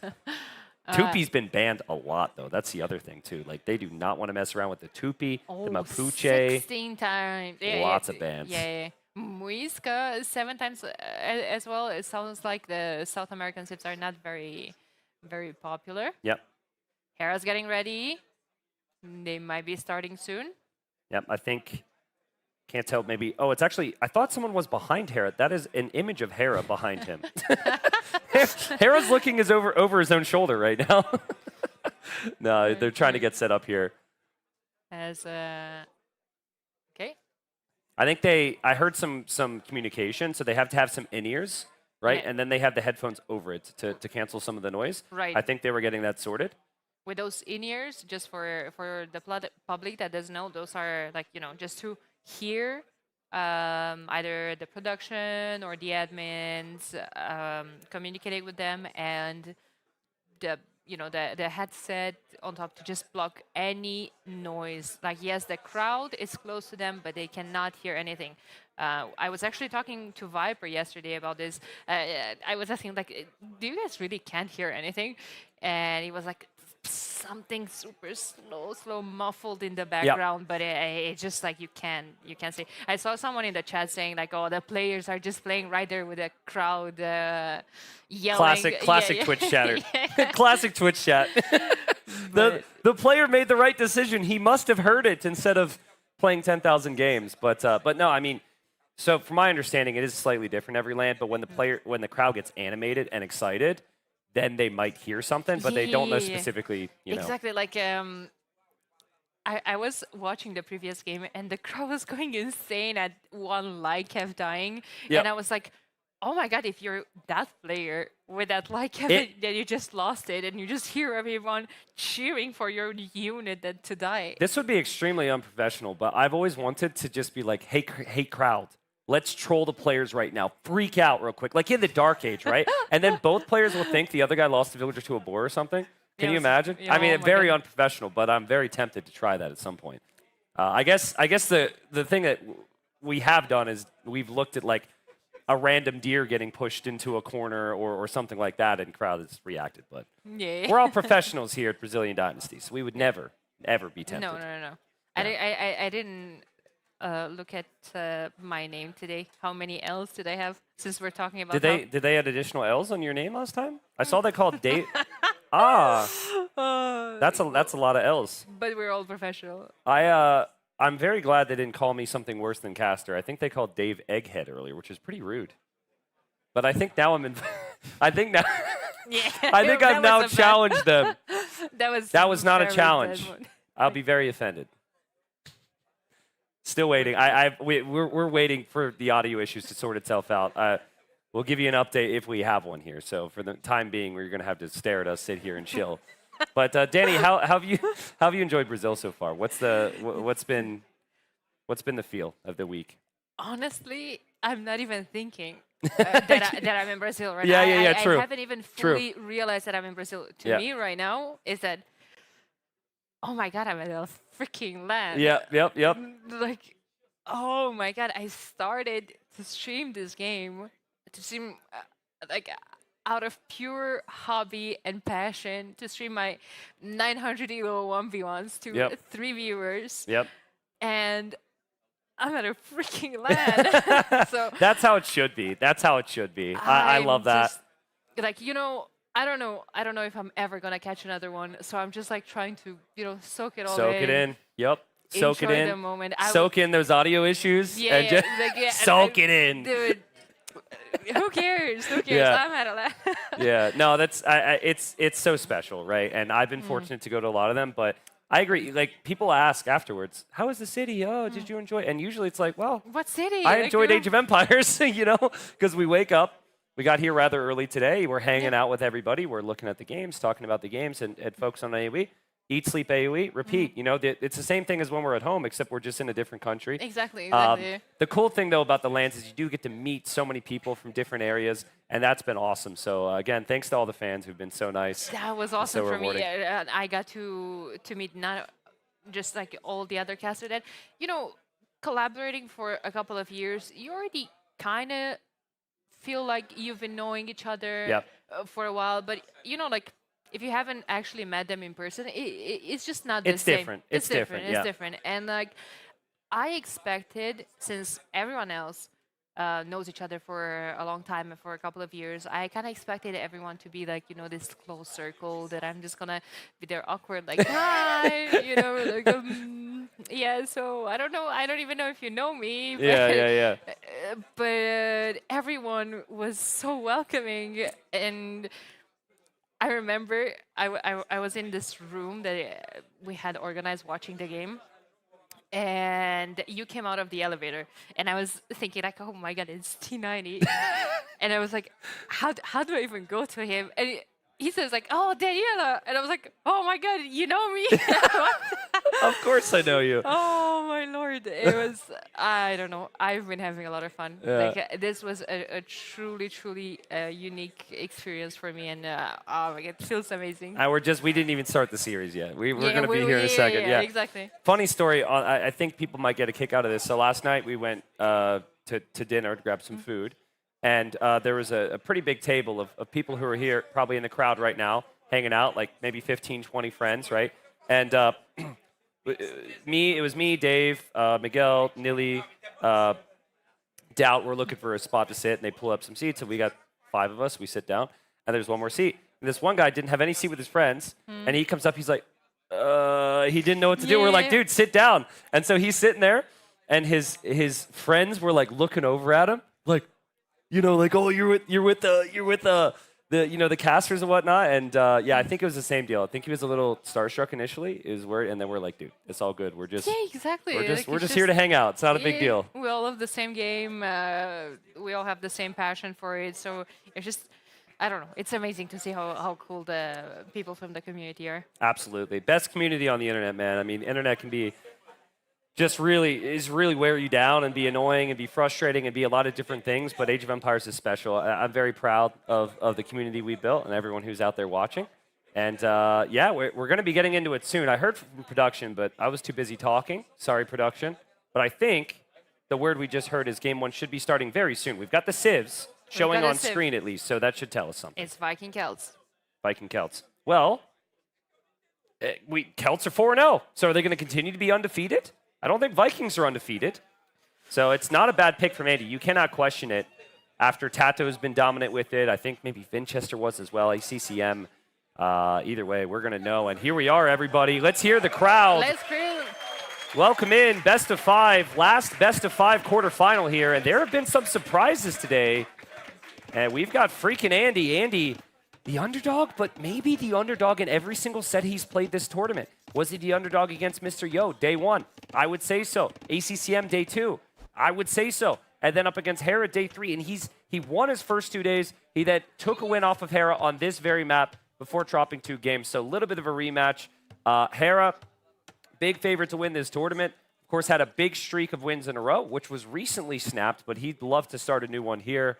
And he's gone for the dominant water civ in the Vikings. Absolutely. In terms of a map, we have a similar map with islands. Maybe for the eye of the public, you have 2 main islands where the player starts, and then you have 3 islands in the middle. The difference here is that these islands are bigger. They have more resources: 2 piles of stone, 2 piles of gold, and a couple of wood lines as well. They're bigger, so they're not, as easy to harass with random galleys or navy from the water. A castle on one of those could give you a lot of map control and cover a lot of resources. Yep, a map with a lot of potential if it goes late. I will say, majority of the games just have not been about getting those islands because people are snowballing with so much navy, right? And Hera, I was curious where he would dock here. He docked the back in his set against Andy. He's going to do it again. And last time he went for some type of fast castle with the Italians. We'll see. But the downside of docking on the back, as our super pro analyst Hart described yesterday, is you don't have the access to those whales. And so Hart, who's actually Hera's teammate, he even told me afterwards, he's like, I really disagree with the back dock. I think the whales are really, really strong. So I'm surprised Hera's probably not factoring the whales into the equation right now. Yeah. Now, in the same time, I feel like you see that back dock, you just feel an FC. Yeah, Like, usually. Usually. I feel like, yeah, okay, you're giving up the whales for now, but you're thinking about taking control over them later. You're thinking about a fast castle, get your techs early, and then snowball on water. Because if you get to Castle Age before your opponent on water, you have the resources to get all the techs you need. You can snowball quite hard. Yeah. He's going up 27 pop, 22 villagers. This might indicate a very tight build order. I think he might even sell his stone and go full water. And Andy's up to the next stage as well. Now, you were saying earlier that we haven't seen usually this map going late. I don't think Celts want to take it late. Yeah, that's hugely important here. Yeah, like Celts missing Bracer means that Galleon is pretty much not an option for them. Absolutely. So as Andy looks for and will find those whales, yeah, I'm with you on that. Celts need to win this game late Castle Age. I think Hera's not going fast castle. He's just going to drop the dogs in the back here. And he will adapt that aspect of his build. Again, to take gold, though, if he wants to do it with the fishing ships, he'd need to find some whales. I don't think there's any whales back there, so likely going to have to send some villagers over to a mining camp. That whale might be a little too far away for Hera to see right now. Okay, so I could see that happening. You know, when 22 villagers, moving a couple of those to gold, just kind of waiting.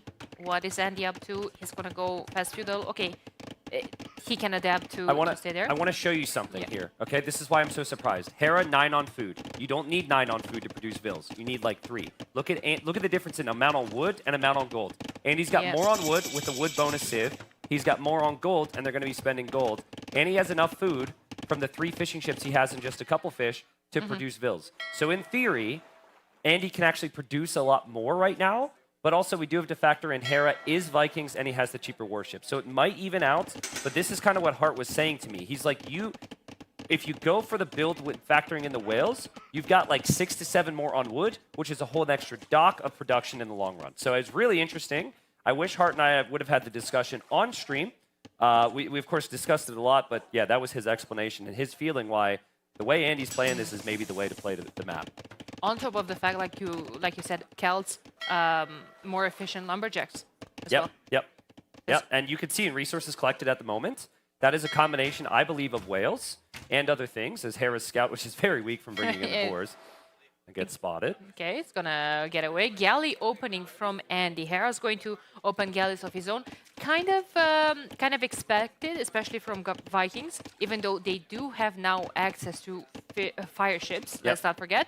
But with Vikings, you open a couple of galleys, you get your upgrades on them. Depends how much your opponent is investing or not. You can add in maybe even a couple of hulks, but you do want those upgrades from the blacksmith for the ranged navy, because I'm sure in Castle Age you want to continue on the long I know it's just one galley, but that is a massive start here from Andy. He gets a first pick off. Hera thought he could chase down that fire. He runs right into it. Again, maybe a bit of deja vu for Hera. Like, he just played this map against Andy yesterday, and he lost this map. I'm sure after the draft, he really didn't want this as game number 1, and Andy also sneaks in fishing lines behind this, and Andy's going to keep pumping forward here with Navy. This is a good start. By no means over, but a good start for the underdog. Good start, I think. However, Hera is producing from 3 docks more galleys. Oh, never mind. He had more galleys. I guess Andy caught up. Yep, and he's going to be going dock number 4 right now. Oh.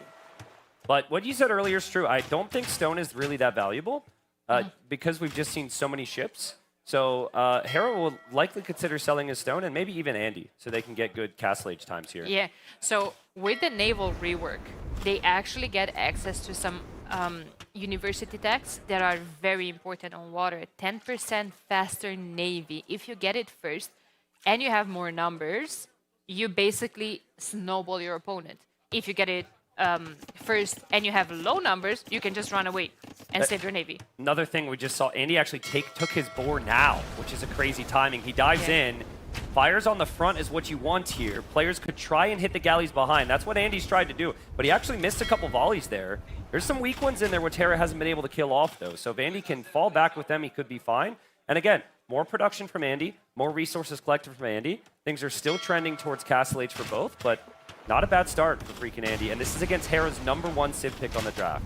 Yeah, finally another dock going up for Hera as well. His docks are cheaper with his Civ. But yeah, continuous production in terms of fire ships for Hera while Andy's continuing to mess on galleys, and I think that's going to be more important. There's a lot of weak ships in here, Daniela, both in the fires and also with the galleys. Feel like if Hera can continue to push forward, there's like 3 or 4 ships in there, he might be able to snipe. This could turn around very quickly for Hera. Nice micro on the side with the galleys. He dodged the shot from Andy, but maybe just a little too close to the production buildings. He knows he'll force a reaction. This is around the time of the game where I expect market to come up from both players. We're getting very close to that. And there's the market from Andy. Yeah. Defender's advantage right there for Andy. Hera knows that he cannot get closer because the production is just going to pop out right into the battlefield. So he's just going to go back, maybe possibly soon consider adding the market his own.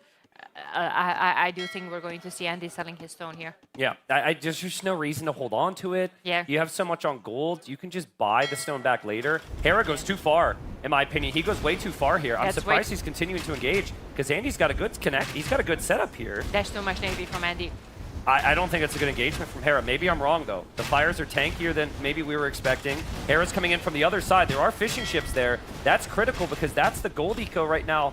But yeah, I don't know. Maybe I was a little too crazy there with my coverage at that moment, but I like that fight for Andy. Yeah, me too. I think Hera was a tiny bit too late with the galleys. They were too late to the party. He didn't lose a single fishing ship. Beautiful save as well. Just a sniped one. Yeah, beautiful save as well with the galley, and there goes Andy on the way up. Hera hasn't clicked yet. No market yet from Hera. Will that come? We'll see. Freaking Andy. He doesn't have the ship advantage anymore, though. Hera's got 17 galleys. Andy's going to have the fires coming in. And this is where Hera can force his advantage. The problem for Andy, he's got these 2 docks here. Hera is happy to cut this off because he knows that those are producing. So he's just like, okay, I'm going to camp these, and those docks are completely useless. And Andy's resources are at the limit, so he really can't like just go be building new docks at the moment. So good position here from Hera. Also having to move all of those fishing ships all the way to the back of your dock. It's a lot of sailing time for those. They're not working. Your food income is going to be low. You're going to need food for Botkin Arrow, for your upgrades.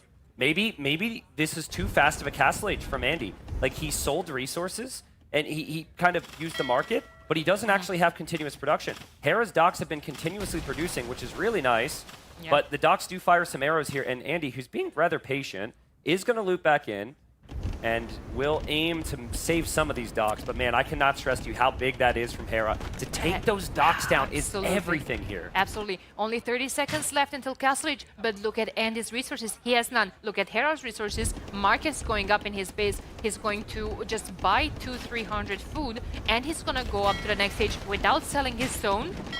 Yep, and he gets like 2 free ship kills and 2 docks taken out. This is really going to hurt Andy's production. This puts Andy under a lot of pressure to upgrade his ships and either kill this navy or take down Hera's docks. I would say you probably want to take down Hera's docks, but it's a risky trade because, I mean, which dock are you even going to research the upgrade in at this point? Hera might hunt that down. Yeah, exactly. That's crazy. If Hera actually takes this dock down before the upgrade, that's crazy. It's almost like he switched knowing that Andy would go for this dock. I think it'll be too late, Daniela, but this is really close. I'm not sure. Yeah, 70%. There's a lot of fire ships, a lot of damage. I think the galleys do like 6 damage against the dock as well. Fires even more. Oh, that was just in time. Honestly, if Hera, he kind of hesitated there. Yeah. If he didn't, I think it would have been a different situation. More docks coming up here from Andy. He does have his own fires pushing. Hera's got so many ships. He's got so many ships. 16 war galleys, well, soon war galleys, and 20 fires. These numbers are ridiculous. Yeah, I mean, look at the entire pop. Hera is 20 pop ahead. I mean, Andy's just putting down a university, but like I said, you do not have the food to produce any of those. And Hera, you know, medium warship is going to come immediately.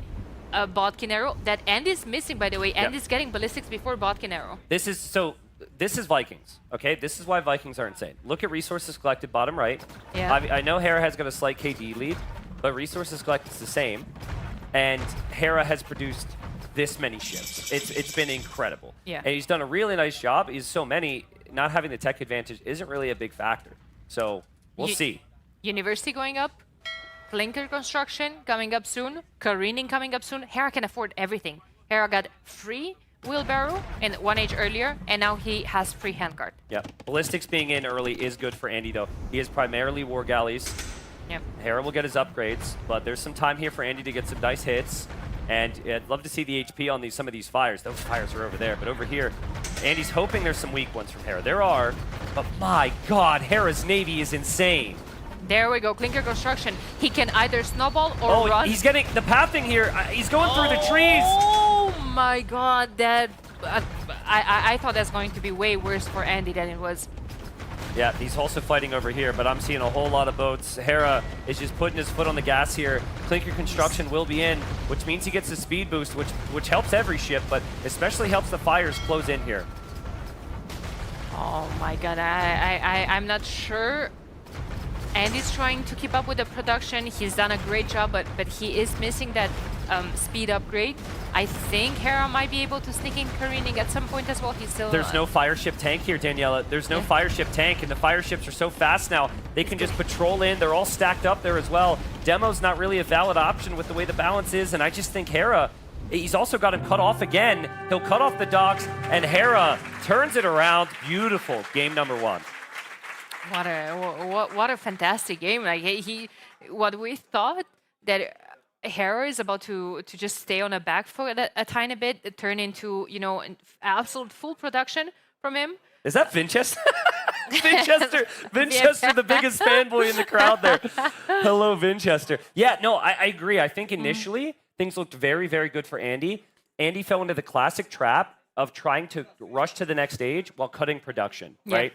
You need to naturally get to the next stage while still producing, and Andy stopped producing to click up. And against the Vikings, it's just far too dangerous. Again, this start was great. I love the fishing lines behind it. Andy's probably kicking himself a little bit right now, Daniela, because that felt like a very smooth opening. We might even see it soon after this. You just look at the amount of production, right? He's got 4 docks at the top right. Those little dots indicate his production. That was 4 docks against 2.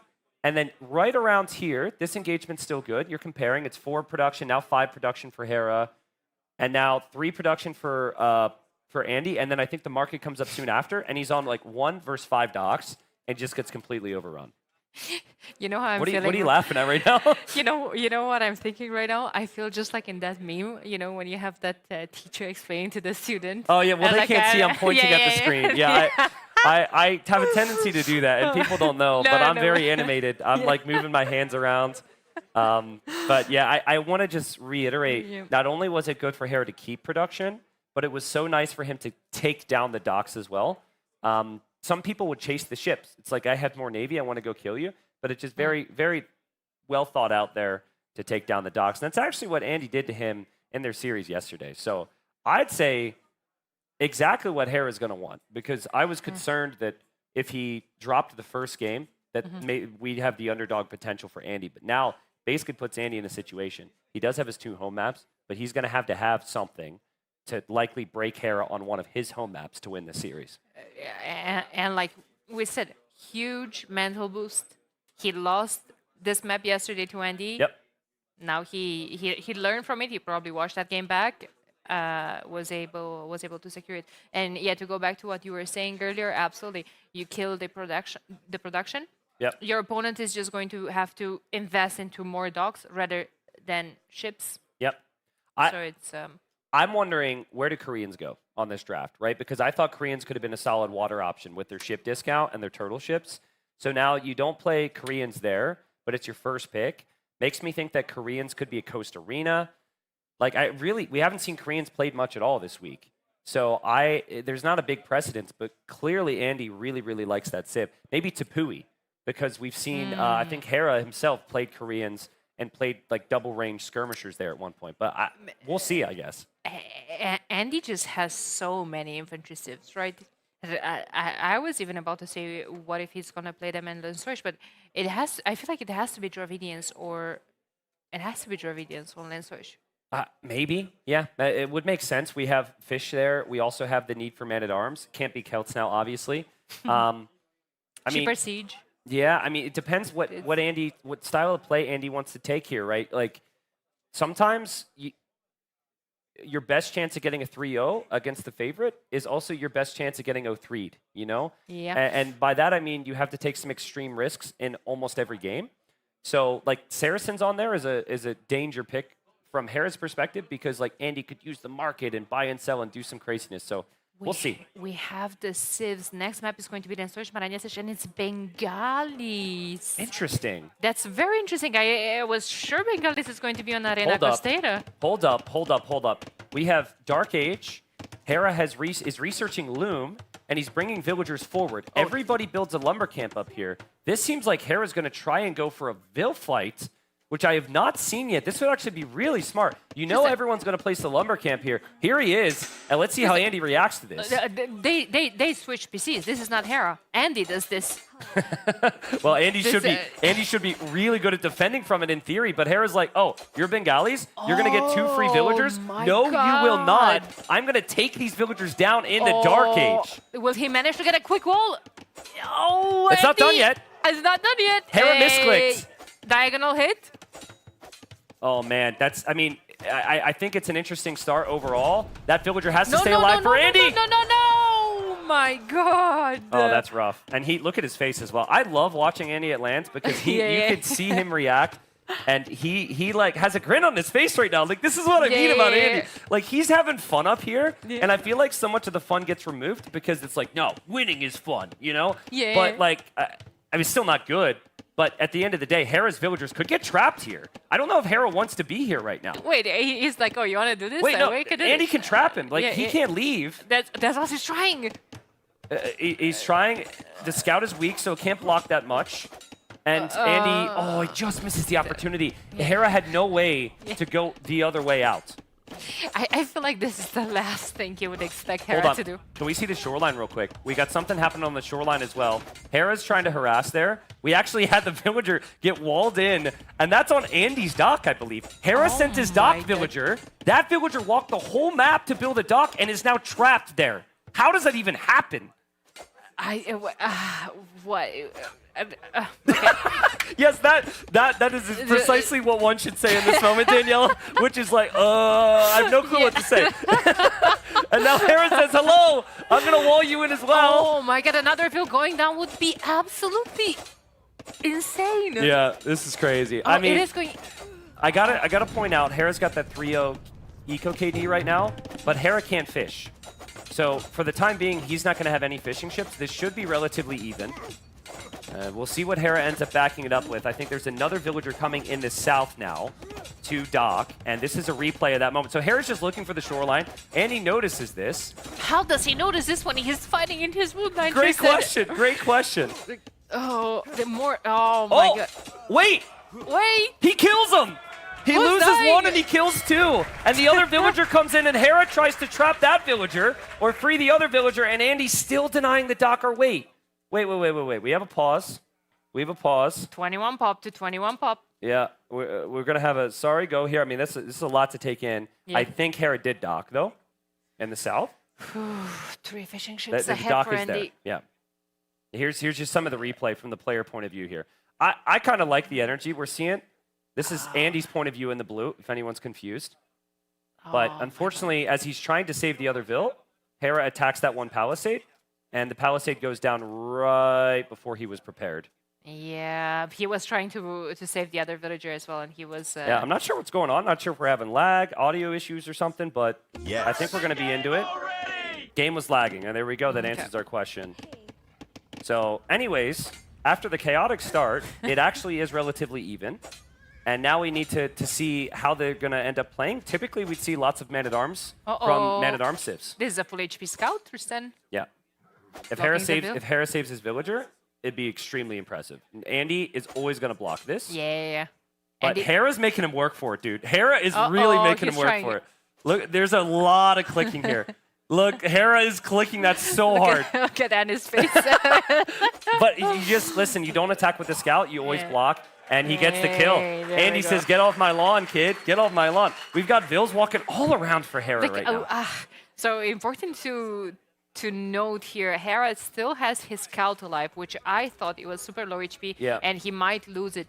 is very important. It's not just scouting information about what your opponent is up to, what's going on the map, but there's a lot of hurtables on this map as well. If you, in packs of 3. So if you lose it, your opponent gets away with all of them. And okay, on top of the fish being harassed, and there's going to be early fights on the fish. That's a full HP scout, but the villager has loom. Villager does have loom. I'm curious though. We need to know, does Andy know that Hera docked the other side? Because you would not really expect a second dock at this point. It looks like there's going to be enough information. Hera's going to go for a trap. Hera goes for the trap, so that should be another dead villager. Really sucks to be a freaking villager, but it's great to be a viewer right now. It's a really bad day to be a villager, I swear. Oh, man. All right. Yeah, Andy ran away from that Vill because he didn't want to trade his scout HP. And Andy is going to be on the way to feudal. Faster, which is kind of impressive, but Hera is melee. Yeah. He wants to delay 2 vills. That's it. Because you were saying earlier that, Bengalis do have those extra 2 villagers. So do melee coming from the uptime. Just because they go up so fast. All in all, eco should be the same for melee and Bengalis. Yep. It kind of feels like both are just going to play water here as well, Daniela. We have Andy coming with another villager to build a second dock. Andy does know that there's 2 docks from Hera. Hera also built his docks on the other side of Andy's fish. So maybe because there's been such weak economy with all the villagers running around, and also lack of traditional scouting here because they've been quite literally all over the place. Man-at-Arms just doesn't feel too viable. And that's 7 eco for both players. They're going to be exposed on the water. So yeah, my expectation is we see Andy, interestingly enough, place the docks like that. My expectation is water. The reason I like those docks, you can actually garrison fish in both of them. And if ships come in, the arrow fire is going to be double there. So it's really tough for Hera to push that position with even fire ships. Yeah. However, the maximum amount of damage that a dock does to ships has decreased significantly, especially in the early stages. But I mean, I still like what you're thinking. Yeah. You want the production, you want them close to each other. You want maybe you're gonna lose water. Maybe one of them is about to go down. You can just hop your fishing ships in the other dock to save them faster. Scouting here is pretty critical, and scout HP is low for both. Andy's checking because the typical build is man-at-arms. So he's looking on the front. He's not seeing anything. He does know Hera's fast feudal. So he's queued 3 fires.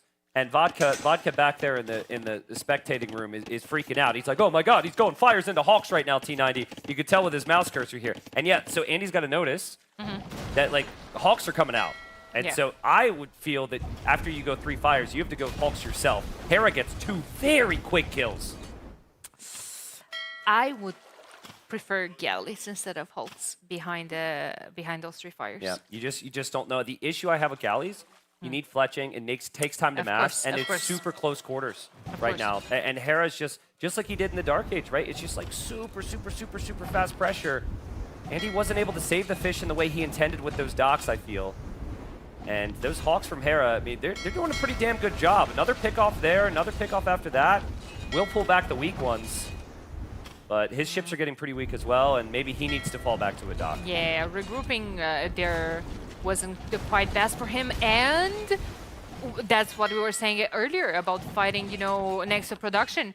And his fire ships just hopped out. He's mixing in hulks of his own, and had to push Hera back. Yep. Yeah. Once you've got, the thing is about the fires, if you keep them in the fight, they still have a bit of range to help your own hulks.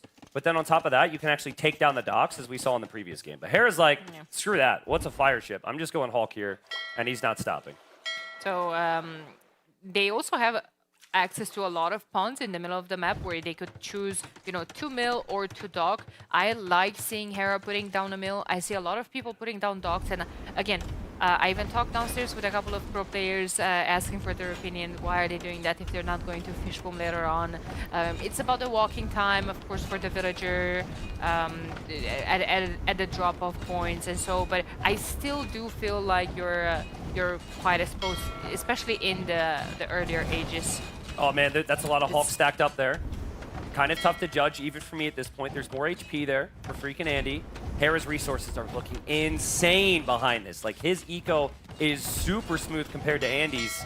His micro's so good. He's just going to stack them in between all of those. He's going to patrol them in, and I'm not sure. Also, Andy has all of those hogs right next to Hera's dock. Yep. Yeah, and Andy's fishing ships have just not really been working, so he hasn't had the food eco he needs here. Like, Hera's been able to transition onto the shorefish. Hera's going to be in Castle Age in 90 seconds. That's incredible after this start. That's insane. Andy has double-digit resources in the bank. Yeah, I mean, Andy needs a fight now, right? In the previous game, we saw how getting to Castle Age faster, sometimes you cut production, and then you don't have the control that you want. So Andy needs to push right now, take those engagements. Still looking like Hera's producing from these docks, though. And you can always just garrison the fish. He's done so nicely here.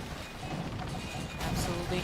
Just waiting 34 seconds left till Castle Age. Hera could even go back to the docks, wait for the upgrades to come in, but he does have the numbers right now. Yeah, I mean, this is where I would fall back for a second, right? But Hera has just not had that approach at all today, right? He's just come out with such force. It really feels like Hera's like, I'm going to just assume that I'm going to win every fight until proven otherwise, you know? The thing is, I feel like, yeah, okay, it makes sense to fall back when you're looking at your resources. Okay, I have barely enough to get my upgrades, you know, I need to fall a tiny bit back. But he had like 8 hulks in the queue and still had resources to click his upgrades afterwards. And Bosaw already on the way, and second TC already on the way. So like, those are steps you typically skip to get these really, really good uptimes. Yeah. But Hera's been able to get his upgrades. Here he goes. Now it's going to be a bit of a scarier fight here for Andy. But Andy knows as well. He's like, I'm not even up yet. Like, this is horrible. Like, Hera can do so much. So he wants to fight, but now you see the bigger ships, and you're just like, can I even engage here? Yeah, and it did throw down a panic market immediately when he saw Hera's in Castle Age, and now he sold his stone. He's trying to get the resources, but only 9 on food. A lot of those fishing ships didn't work. They were either garrison or, you know, being idle, and now we have a big fight. Andy just relaying on his numbers. I don't think this is going to go his way. I don't think so either. No, I just don't think so. I think the fire's in there as well. We'll take these docks down pretty quickly if he loses the fight.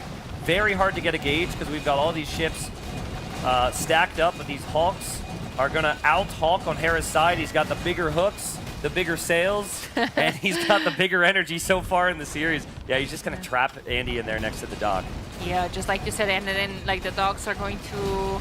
You kind of would have to micro the docks to attack the Hulk instead of the fires. Fires have more pierce armor. They don't care about being next to the docks, and like you said, they take down production quite easily. And Hera's fish are he's got 6 fish working and 2 town centers. So he doesn't need to add any more fish. He just needs to ensure that he doesn't like freely give up the water.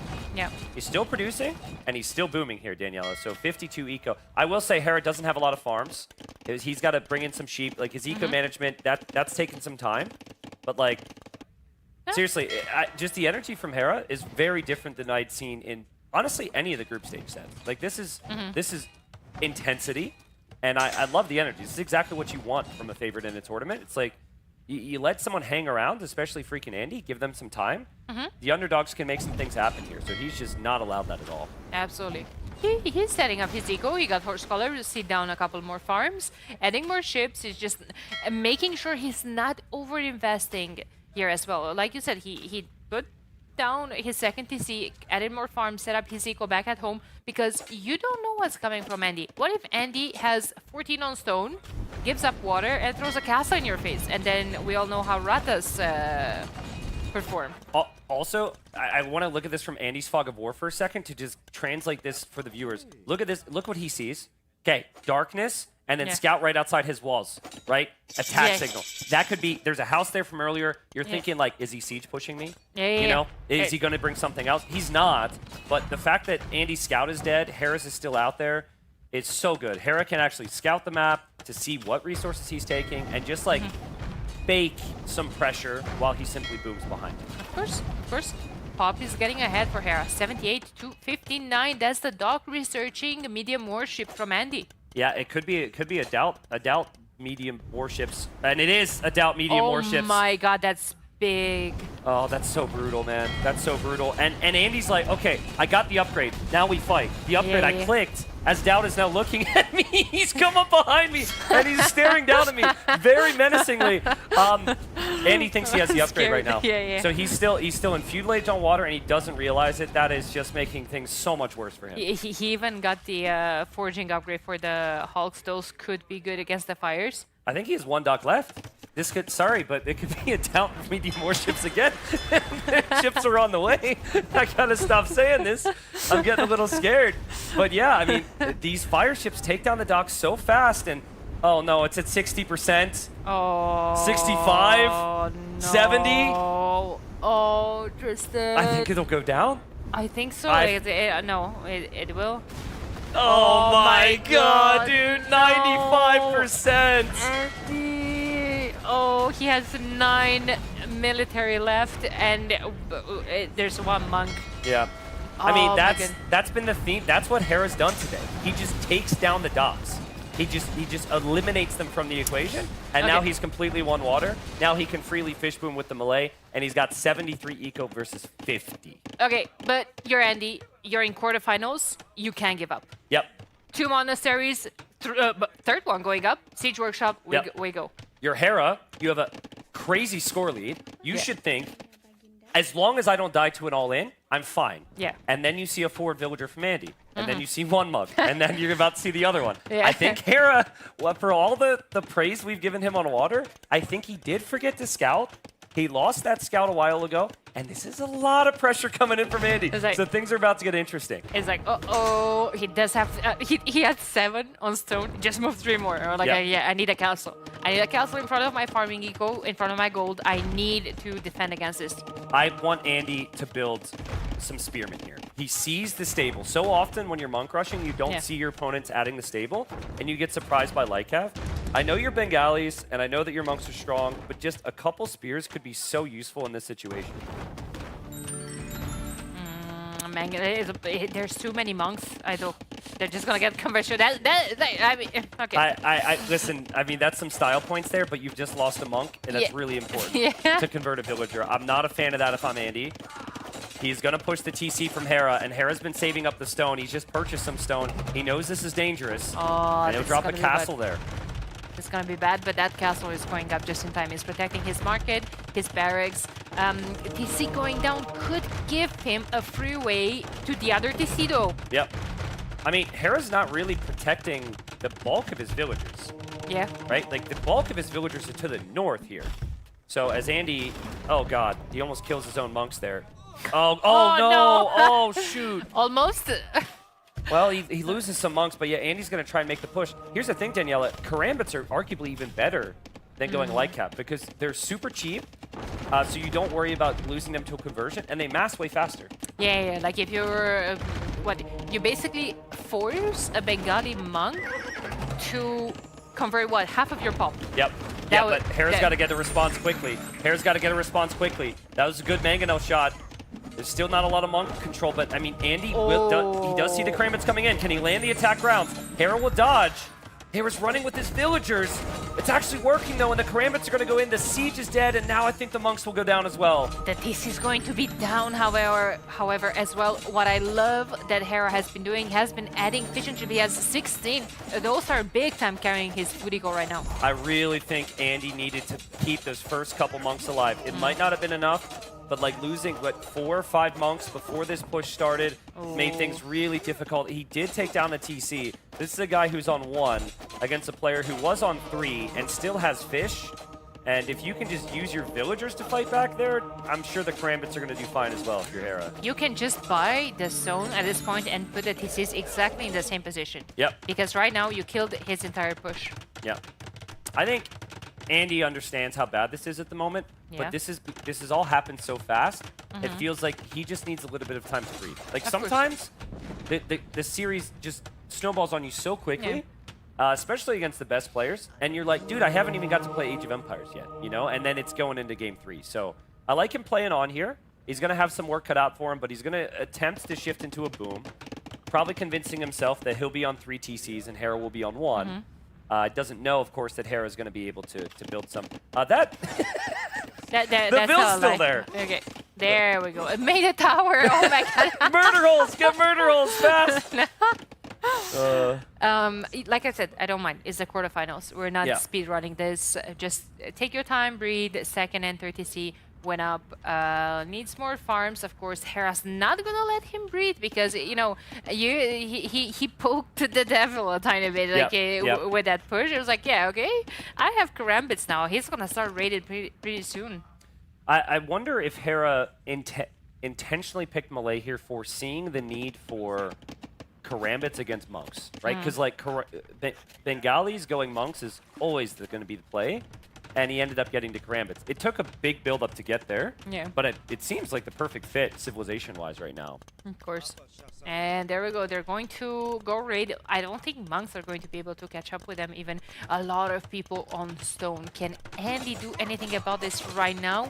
We are looking at 50 pop lead from Andy. Sorry, from Hera. Yeah, and here come the Bills. I mean, the Karambits are out of position. They're not home to defend. That's another army's job. And there's the castle. Forward. Scorpions are there to help. I am not going to mention the name of a player who fails castles in this moment, all right? I will not do so. The Karambits are going to dive with the attack upgrades. There's the villagers. And, I mean, Karambits also don't do that much damage against the Bengali monks. So maybe Andy's doing okay here. I think Hera's coming back in a panic with the rest of his Karambits. There's a towers. Just going to deny it, Tristan. I'm a big believer in towers. No, you're right. There's not enough. It's not even the tower, though. It's the Karambits from both sides, and the monks can't convert anymore. No. It's a tower. Oh, and it is a doubt castle here in Brazil, as much as he doesn't want to hear it, and that is just so well played from Hera. And it was also the best play from Andy to come back in the game. Just try and drop a castle somewhere. Yeah. It was. He's going to have to come back now. Look at Andy. Look at Andy. He's like, I can't believe this is so uncomfortable. This is so bad. I love the attitude, though. He's still smiling. Like, he's not, like, doesn't have that super try-hard face. Yeah. Like, he's like, couldn't do it. Things have just not gone according to plan for Andy. Hera's been able to play very, very strong here today. I really think that what you've got to avoid here is exactly what I'm going to say. But like, you got to push these games out of your head somehow and take it one game at a time. You can't think like the casters and say you needed game one, you had game one, but maybe you undercut production. You needed game two. You can't do that. You've got to win 3 straight here. It's going to be difficult. Hera 1 win away from another semifinal. Oh, look at the freaking Andy's army high, though. But where? 16. Oh, yeah. True. Army high. Where? And that was like it's Navy. Coming from after that corner. It was like, it was Navy. But I want to talk about this, Danielle. Like, this was not what we were expecting from the Dark Age. No one fight. expected this from Hera ever, I feel like. Yeah, I mean, I like it because if you feel you're the faster player and you are the more aggressive player, you want to be aggressive as early as possible. So everyone thinks you got to go feudal age to be aggressive, but Hera's like, no, just use some vills. And you know the lumber camp's always there, so you just can walk on forward. And I think it ended up being somewhat even, but Hera, of course, benefited just because he was the one to strike first. The most ironic thing is that Andy is one of the top 5 players of Black Forest, Yep, probably. with vill fighting. Amigos are probably hearing this somewhere, like, really mad, not even close to top 5. But anyway, he's in our top 5. Yeah, he's in our top 5.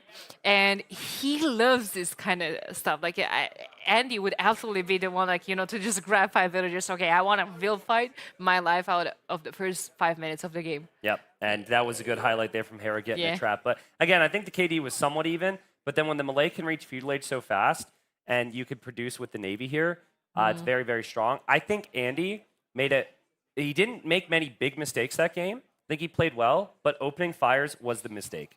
I think they were producing at the same time out of the same amount of docks, and Hawks beat fires, and we saw that very clearly. Then he shifted into his own Hawks, but by then he had already given Hera initiative, and you give Hera initiative, then he's going to run with it economically. Here, of course, this is just unlucky. This is a second dock that went down. But this is all a result of some of the early stuff. And it was a good fight back here from Andy. But Hera going to stone, dropping the castle, getting Karambits out, was just perfect here.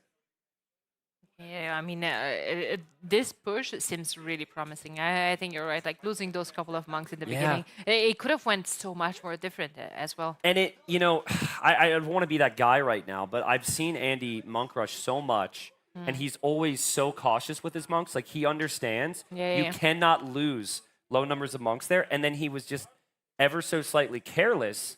So I wonder, is Andy playing at that 100%, or has Hera just forced him out of his comfort zone? At the end of the day, that's got to be what it is. But yeah, here's the denied castle. Yeah, and Harris playing absolutely fantastic. I think Andy most likely has to be nervous as well. He's been performing so well. There's a lot of pressure on him, from himself, from everyone. They're playing in front of an amazing crowd that I cannot really hear right now, so I don't know if they're still here listening. The crowd? Crowd? I think they're here. Yeah, okay. they're here.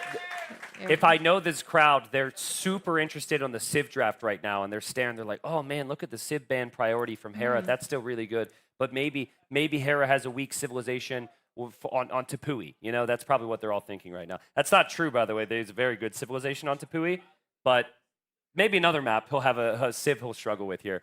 Daniela, what do you do if you're Andy? You got one home map, but you need 3 wins.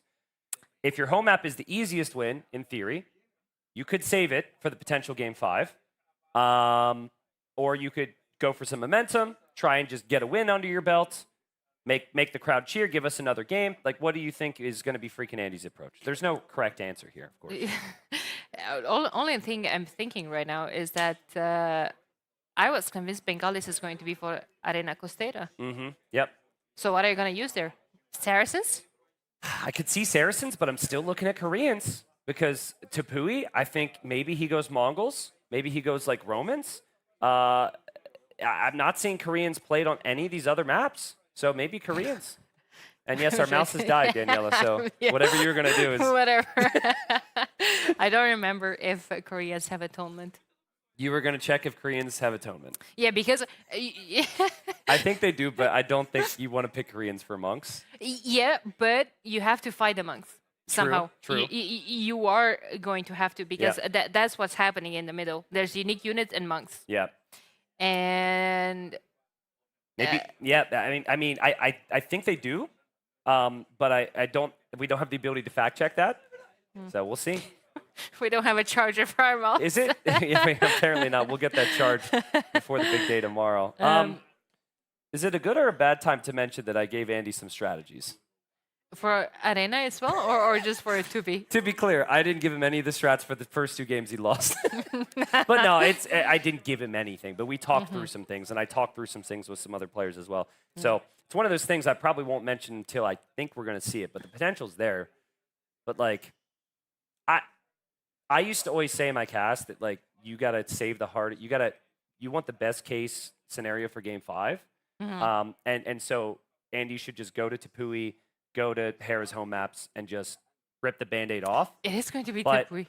Okay, he's going to go for Tepui. Yeah. So at the same time, like, momentum's a big thing, and like having that feeling that you could beat your opponent after they've beaten you 2 games is nice. So getting a win's nice, is my point at the end of the day. So Tepui, curious to see what civilization he goes for. Koreans, towers, spears, skirmishers. Romans, man-at-arms. Dravidians, skirmishers, man-at-arms. Mongols, hunt. Lots of options. Now that you were mentioning Koreans and spear skirms, that could make a lot of sense. They do have that discount in terms of wood, but aren't like Flemish militias completely blocking both of those? It could, yes. Like I am 100% certain that Hera would play Burgundians here on Tepui. So and it's looked like maybe the best civ. It beat Bulgarian man-at-arms with armor and everything. So, but we'll see. I mean, maybe Roman man-at-arms could compete. You get the double armor effect there, and you have potential timing attack because the Burgundians can't produce the Flemish militia until they're in feudal age. Could go Dravidians as well. Imagine man-at-arms skirms, man-at-arm technologies on their barracks, skirms 25% faster attack. Interesting civs. Hera's got Incas here. I've had a feeling this week, and I've told players, and everyone said it's bad, that going early barracks is really, really strong. Okay. Like insta-drushing, like non-stop militia. You would have to go champies in this case, but I think like lots of pressure with champies in the Dark Age is insanely strong. But I think with Inca it's possible. You stay, you build one house, you build a barracks, you stay on stragglers, And then you build a settlement. It gives you 10 extra pop as well. Yeah, it's really good. So maybe that's going Yeah. to be the play. Let's see if we have an instant barracks at all Let's from Hera, or if he goes for the go. settlement. Here we are. We've got freaking Andy going for the Romans here. And Hera's gone for the Incas. I want to direct your attention to the population space for Hera. That's where the Incas shine. Super flexible. And when they build a settlement, they get even more. So basically, in terms of wood spend, Hera doesn't have to spend wood on barely anything compared to the opponent here. But Tepui, the golds are forward, the stones are forward, everything is super, super forward, and typically we see all-ins in the feudal age. Yeah, you just have to. There's nothing protected in the back. Gotta stay aggressive. You can't just like wall, go AFC and pray to come back because of the technology. There's simply not some sort of situation. There are some foxes on the map, and that's quite important because usually you do see 1 or 2 villagers roaming around, looking for some extra gold, maybe even potentially thinking about that early militia or respectively Champi rush from Inca. Okay, question for you here, because I think I'm pretty certain I know what's happening here. Yeah. Okay, Andy's following some tips. If your opponent is in Castle Age, making Scorpions, what is the best unit that you have in Feudal Age to counter that in the game? The Scorpions? I would say Scouts, right? 65 HP Scouts, a Civ with Bloodlines, spamming Scouts against Scorpions. Against Roman ones? Incas do not get Scouts. They get Archers, they get Skirms, they get Spears, they get the Champies. I believe, and I could be very wrong on this, but I believe that Andy might consider, he's already down 0-2, a super risky, fast castle, low economy, double Siege Workshop Scorpion, like full-on Phosphorus style. We'll know if he overloads the berries here. If he like pre-takes the berries, expecting to lose the berries, I think that's how we'll know. Let's see. So, Phosphor style, you overload the berries. The idea is you need to save as much food underneath your TC as possible because Hera is going to pressure you like an absolute maniac.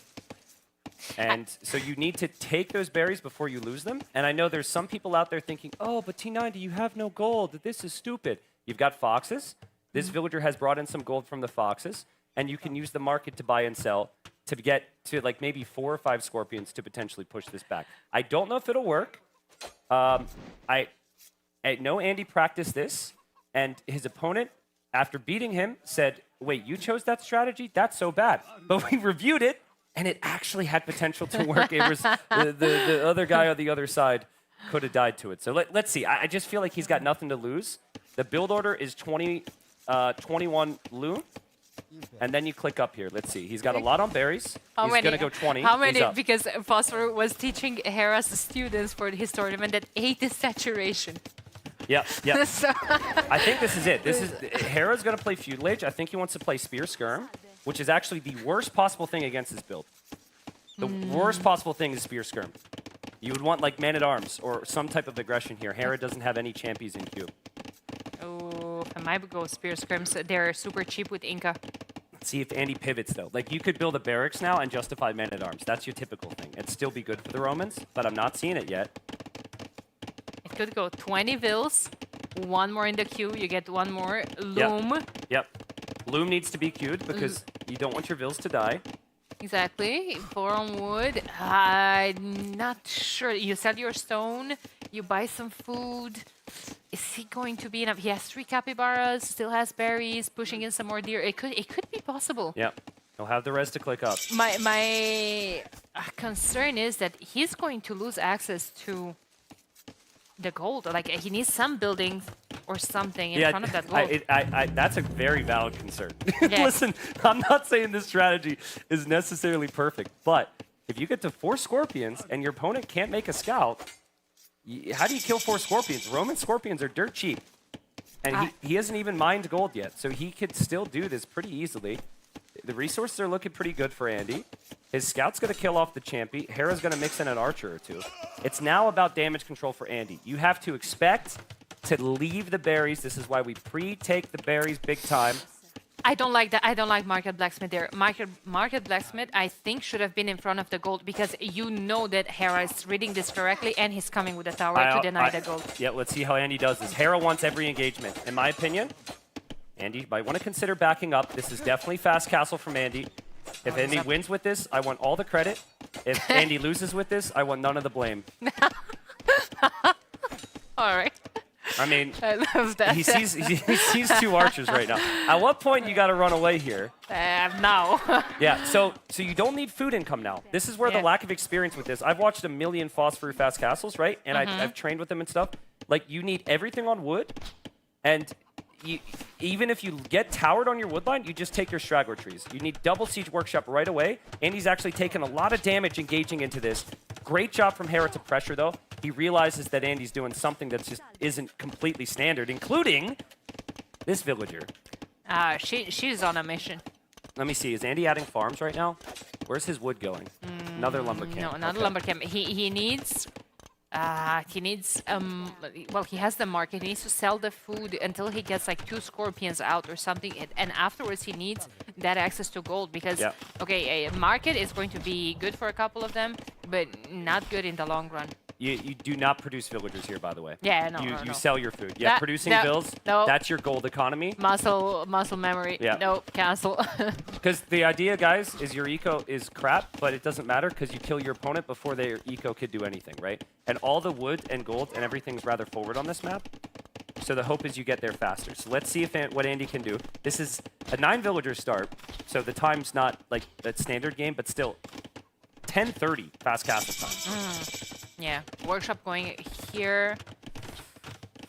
Oh my god, will he manage to do it? I don't know. Like, I mean, look at Hera splitting every single one of his units. Oh, Andy, literally, we just talked about this double siege workshop. Don't take gold before you have scorpions. Ah! Yeah, okay, well, one scorpion is going to be enough to push this away. He needs to save that vill, though. Yeah. You need a lot of numbers here, Daniela. But yeah, this is where Hera... See, he's kind of forever feudal, right? Yeah. And this is where if you had, like, Khmer or some civ that could make scouts, you could make scouts now. Okay, there we go. But the thing is, it's also freaking Hera. He's going to micro those 2 archers to oblivion, while these other 2 are going to be super annoying in Andy's woodline. I don't know where this game is going, Tristan. Yep. Yeah, Hera's going to try and pull him out of position, right? Hera's like, okay, your Scorpion's on the front. Well, I'm going to attack your woodline. And that's where he is right now. Scorpion's on the way here from Andy. Andy adds another Scorpion, though, and now he's going to come out to that gold. If Andy loses 1 Scorpion, remember, he can't produce any more vills. This is going to be very, very bad, but he keeps the Scorpions alive, keeps these vills alive. Hera could have some problems here. The thing is, Scorpions are all, you know, out of position. Like, they're not together to do a whole lot of damage. I need to see the other side near the siege workshop. Yeah, okay, we got the archers there. We got a lot of Scorpions around. Hera's micro is amazing. Can Andy repair? He doesn't have gold. Oh my god, that was a really good save by Andy. Oh my god. And he only lost 1 more villager there. Hera has archers against now how many Scorpions? 3. And it's going to be a ram here from Andy. I'd still like to see more Scorpions, but you know, this is a bit of an adaptation. He feels like he has to kill Hera quickly and take down his buildings, which is correct. This is pure cinema. Andy is 25 pop. Yeah, and it's 41 for Hera, and Hera has 5 on food. Hera is feudal age forever, and he cannot make scouts. So he's making archers against Scorpions in feudal age. It's extremely complicated to counter this. The thing is, I was going to say it's only 3 Scorpions for now, but he is adding more, and now there's the low HP villagers. That's so good from Hera, though. You're like, okay, you're going to push my base? Well, then I'm going to just go raid where I know you're exposed. Andy's going to come forward now, maybe take the gold in the middle of the map. But where's Andy's Scorpions? He needs to keep his Scorpions together here. Exactly. He doesn't know what Hera is up to. Hera might have 3 random champions to jump on a Scorpion that's alone. Yeah, he doesn't have any champions yet, but I think he might consider it. Hera's just telling himself, my eco is superior, I just have to avoid the Scorpions. And he would be correct. Archers are on the wood line. Scorpion is waiting for him, though. And he's losing some of these archers. Oh, but if these could find that... Oh my god, they're running back. I didn't see it. But there's, like... Can we get a slight zoom out and see Andy's Fog of War? Because this map is really small. He can see everything. Yeah. Right? As long as there's a Scorpion in every spot, Hera can't go anywhere. This is insanely tough to stop. Even though Hera's got the vills, his archer range is going down. He's stuck on archers, and the Scorpion mass is only growing here, Daniela. And you're responsible for this. No, Phosphor is, but I was told by multiple players that this is bad. And freaking Andy's the only one who believed. And he needs some self-belief right now, down 2 games against Hera, so I'm loving the energy. Hera's soon not going to have an archer range. Archer range is going to go down. Who knows about the Vills and the TCs? This is crazy. Hera back on the wood line, though. Hera back on the wood line. Hera dropping a tower there as well. And he moved the Scorpion. The Scorpion that was there to protect, he moved. He's losing Vills. He's looking here. He's looking here. The whole wood line for Andy is going down. But now Hera's villagers are going down here. Oh my god, Andy's 19 villagers. Hera has 20 more villagers, but he's going to lose a couple of them in the process. The issue is if Andy loses all of this, he does not have anything to replace with. But if you don't lose Scorpions and you don't lose that ram... That's a big... that's a coming. All right? The woodline and the gold is not far away. So it's very realistic that Hera could lose 20 villagers soon himself. I would love for Hera to delete 5 vills from the Q and Q3 champions. Yeah, I agree. I'm very surprised that he never switched into a couple champions. Because his barracks is about to go down. Yeah, and his archers are going down, and he can't believe it. He's like, I can't believe it. My opponent's been a Castle Age. I've had all this army, but he can't counter the Scorpions. It's working for freaking Andy. He has nothing on gold. And it's working. And you see, at this point, right here, right now, you kind of can't counter all of that because there's 4 Scorpions in the same place. But some of them, like, there's going to be a random one. And the champions are fast. They can just wait for one to be alone, snipe it, and run away. I think you go for the tower here and not the TC. I think if you take the one tower down, it can be good. But Hera's doing the right thing. Any bit of resistance he can find to slow this down is the best because his eco is obviously way stronger here. But there he hops out. He's going to try and hop in and out of this tower here. He's building a market. What is that? If he's building a market, he doesn't have... well, he could buy, of course, the wood for a settlement. Nice job from Hera. Nice job from Hera. He'll still lose Vills. And I think Andy needs to back up. You got some weak Scorpions in here that you can maybe replace, but it's going to be extremely difficult. 17 villagers for Andy, 35 for Hera, but not very efficient at the moment. Scorpions have extra pierce armor. It's just so hard to kill. You can't kill them in feudal age. Yeah, you can. Not with archers. Oh my god, here comes the tower. This is... Oh my god, Hera still at 44 population, 26 from Andy, but the Scorpion number is what is increasing, and Andy can repair them. Oh, Hera's archers, Hera's villagers on the tower. Hera's army is down to 4. He's got no army. He's got 1 archer. He's got that archer. I can't look. Oh my god, 1 archer and a dream kills a villager. A second one possibly might go down. Oh no, villagers are so weak. Oh man. My god. All right, Andy's going to add a mangonel now. Hera's on the way to Castle Age. In Castle Age, he can make a siege workshop, and he can make mangonels or monks. He's got a holds now, and Andy will have no distraction. So if Andy can fully focus on the front, he has some opportunity. But the thing is, I want to just quickly glance at Hera's main eco. He's done a really nice job. The towers are in good positions. I think he needs 1 more on the other wood line. But like those towers have absolutely kept him alive somehow.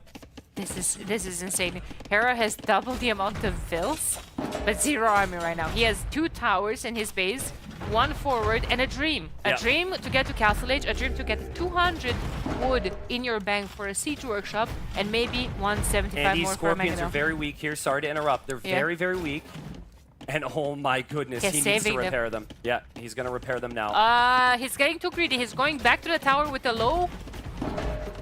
Once in front. He's calculating it very nicely. Yeah. He's also, that was pretty nice from him. He was extremely paranoid that he was going to lose access to that gold.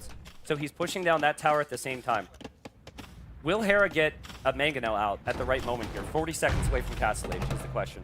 And Andy, no gold. Andy, no gold. He can't repair. Oh, he force drop now. Just in time. Jesus Christ. Okay, 17 vills. He's repairing everything at 2 HP left. When there's a slight chance, could we check the damage on the forward Scorpions, on those that Andy kept repairing? I think he lost a couple of them. Yeah, they're all spread out at the moment. They're all spread out at the moment is the issue. And Hera's made it to Castle. Hera needs an immediate siege workshop. Uh-oh. Botkin arrow for the towers is pretty good. Against the mangonel, eventually, if you really want to kill the mangonel, you could still... Does Hera... I'm sorry, Danielle. I'm getting so excited. All his wood's on the front, right? Can he take wood right now to get to a siege workshop? Getting wood from there. Yeah, it's kind of tough. I thought he would buy it. But there he is with 2 archers again. I like this. He needed some counter damage. So he's still going to give that a shot as he might lose some villagers here. Champion runner in the queue for Hera. Yeah, and sniping some vills. Nice job, nice value from Hera. He's got 34 vills. It's the weakest 34 villager economy he's had, but he does still have 34 vills against 16 from Andy, and Hera remembers these villagers are weak from before. Okay, am I crazy to not like the champion runner upgrade right now? I would have liked the mangonel. Yeah, like just add your own mangonels, maybe sell the stone, and buy wood. But I guess maybe guard tower and champy isn't too terrible. I don't like, I don't mind, I mean, at all, guard tower. But first of all, well, this tower is yesterday's news. But the ones in your base, okay, they're there. The thing is, champion runner, when you have 7 on stone and 400 stone in the bank, that tells me he's thinking Kamayuks. So what's the point of it? I think this is just, everyone has a plan until they get smashed in the face. Yeah. Oh, and now course, Hera's course. like, I want to do everything. I want guard tower. I want castle. I want champy. And none of it is clicking. He really needs a cohesive choice. Yeah. But the issue has been no wood. But at the same time, Andy hasn't actually focused on the wood. Hera has been getting a little bit, and Hera's 2 archers are still running around. 15 villagers for Andy. 12 military, hey-oh. I mean, the timing on guard tower tech is huge here because that is Hera's defense of his eco. It gives him time to get to a castle or whatever his next option is. Guard tower's on the way. Will that tower actually be complete to defend his town center? I don't think tower stays alive. Guard tower was just in, but another one is going up next to the TC. He's gonna have some villas to hop into the TC. A couple of them have to kind of attack the ramps as well. A lot of scorpions going down. Yeah, a lot of scorpions going down. Andy knows that guard tower means with this eco, he might not have enough, and he sacrificed every scorpion underneath the town center. Now there's nothing to protect the rams. Hera could just eject, and he could take down the rams, and he's got 35 vills, and he can hold. And Andy, the smile's returning as I think he's realizing he was so close here, but he's kind of run out of steam. It's a match point for him, right? He loses this game, Hera takes the win. Yeah. I mean, it's so much potential here, but I think the theme above the unit type has just been Hera fighting, and Hera's recognition that my eco's got to be better here. So he just has worked his way into this game, getting those Vil snipes, making it very difficult for Andy. He still can't really push Andy, but guard tower and Bod Canera means that Andy can't ever push a tower. He doesn't have to push him right now. Yeah, true. He knows Andy's eco is inexistent behind all of this. Yep, and the score as well, which was in Andy's favor for a very long time, is now there for Hera. And Hera, I think, it understands the game state enough to know, that's his whole eco. Oh my God. And I'm up 2-0 here, and we've got a live fans in the God. building. So let's just try and put on a little show here. Why not? Why not micro 2 archers against 3 pieces of siege units? And Jesus look at Andy Christ. laughing. Andy's Andy. Hera's so locked into. Hera's like, oh, so serious, and Andy's having a great time. Yeah, I mean, that was pretty impressive from Hera. Oh, what a game. What a strat. I really think this is what you needed against Hera today, right? You needed something crazy. That's the danger situation, though. The Siege Workshop. Yeah. And you lose the Mangonel to the guard tower as well. Yeah, Hera should be able to make Mangonels now. The Scorpions can't really push. There's a champion runners in the queue. Might coming in handy. He needs the armor on them, but Archer's it's fine. back. Archer's back. Little micro there. Weak villagers. Hera wants the style. Hera wants another Vil. Andy won't give it to him. Andy refuses to give it to him.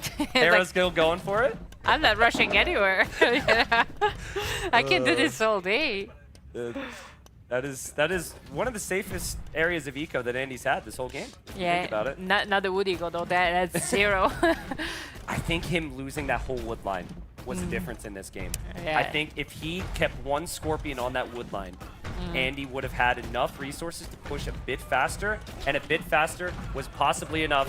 Hera's still going for it. The fans are appreciating it, and Andy says no. Enough. Look at him laugh, dude. Gotta take those small wins in life. Just gotta. Maybe another Mangonel popping in. Hera cannot afford it right now. I don't even know where he's taking gold from. Yeah, I mean, the champies as well, right? Like, so, he's just going to wait, take his time. Hera's going to make one more archer so we can have a little micro scenario again. And then champions will eventually come in. I still think Mangonel would have been super, super good here, but he has really struggled for wood, as you can see here. It's going for champion warrior, dude. Yeah. I mean, Hera's got the eco, like we said. Yeah. He knows it, and he doesn't have to force the issue. And unfortunately, for Andy, Hera's created a scenario where Hera cannot be pushed. Hera cannot take more damage. And here comes the Archer. Andy just bought 100 stone, but he was missing 2 stone, so he just had to buy another 100. For what exactly? Yeah, for a tower somewhere, I guess. Okay. Well, here's the Champions, and the Champions can getting close to the Scorpions, and the Scorpion count isn't what it used to be. And down will go the Scorpion, and Andy taps out. Hera is victorious. What a beautiful set from Hera. Yeah, there we go. There's a relief. Just dominance. I mean, Hera had 3 maps, which are very solid. Strategies incredibly strong. There's a smile from Hera after he gets the job done. Absolutely, and let's appreciate a bit Andy's performance as well. Like, what a beautiful attitude. He was just getting up, smiling, went to greet Hera, probably wished him a great set, and well, just a beautiful performance throughout the tournament so far. And on the other hand, Hera, like you said, kind of started a tiny bit shaky, especially in the set that he lost. But now I think we're starting to see his true form. Let's just recap the situation here with Andy in this tournament. He won his first 2 sets. He then lost to Hera in group stage, and because Hera was at like first seed, which he typically is and whatnot, he then unfortunately had to face Hera here in the quarterfinals. Yeah, exactly. I think Andy's performance was way better than the scoreline suggested, and he could have easily ended up maybe making a semifinal run. But with Hera being the favorite in this tournament, extremely difficult, of course. And yeah, Hera wins. It was a fun set. It was a dominant display from Hera, particularly in the first 2 games. And we'll see what he has in store for us tomorrow, the final day. Absolutely. We're going to send it over to hear from Hera now with our pro analyst, Hart, and our pro host, Mazmora.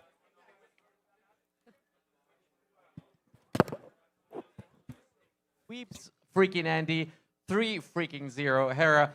Every time you don't win a group stage game, as it was the case against Sebastian, questions start swirling in regarding your shape, regarding your form. But I wonder how much of that actually applies to you as well. So when you don't win a round like that, do you start questioning your training? Do you start questioning whether your preparation was enough? Was there something you could have done better? How is it for you? When I lose the game, especially in like the group stage where you can learn from it, I see it as like a good learning opportunity. But like normally what we do is we just review the rec. I have like 5 guys around me just telling me how bad I am for doing this, and that wrong. And I think that like high standard sets a good precedent or like a good follow-up, I guess, into the later rounds of the tournament where you can't afford to lose games. So then you can kind of tighten things up. I think it's we often talk about how Mr. Yo starts the tournament very shaky, and then he improves and improves. But I think it's underestimated how much you do the same, right? In your set against freaking Andy for the group stage, you lost the map that the random map, Fernando de Noronha, right? And this time you randomed it again, but now you came up with something completely different. So, what's the thought process behind, like, what goes on behind the scenes that makes you lose to him at first and then beat him so convincingly?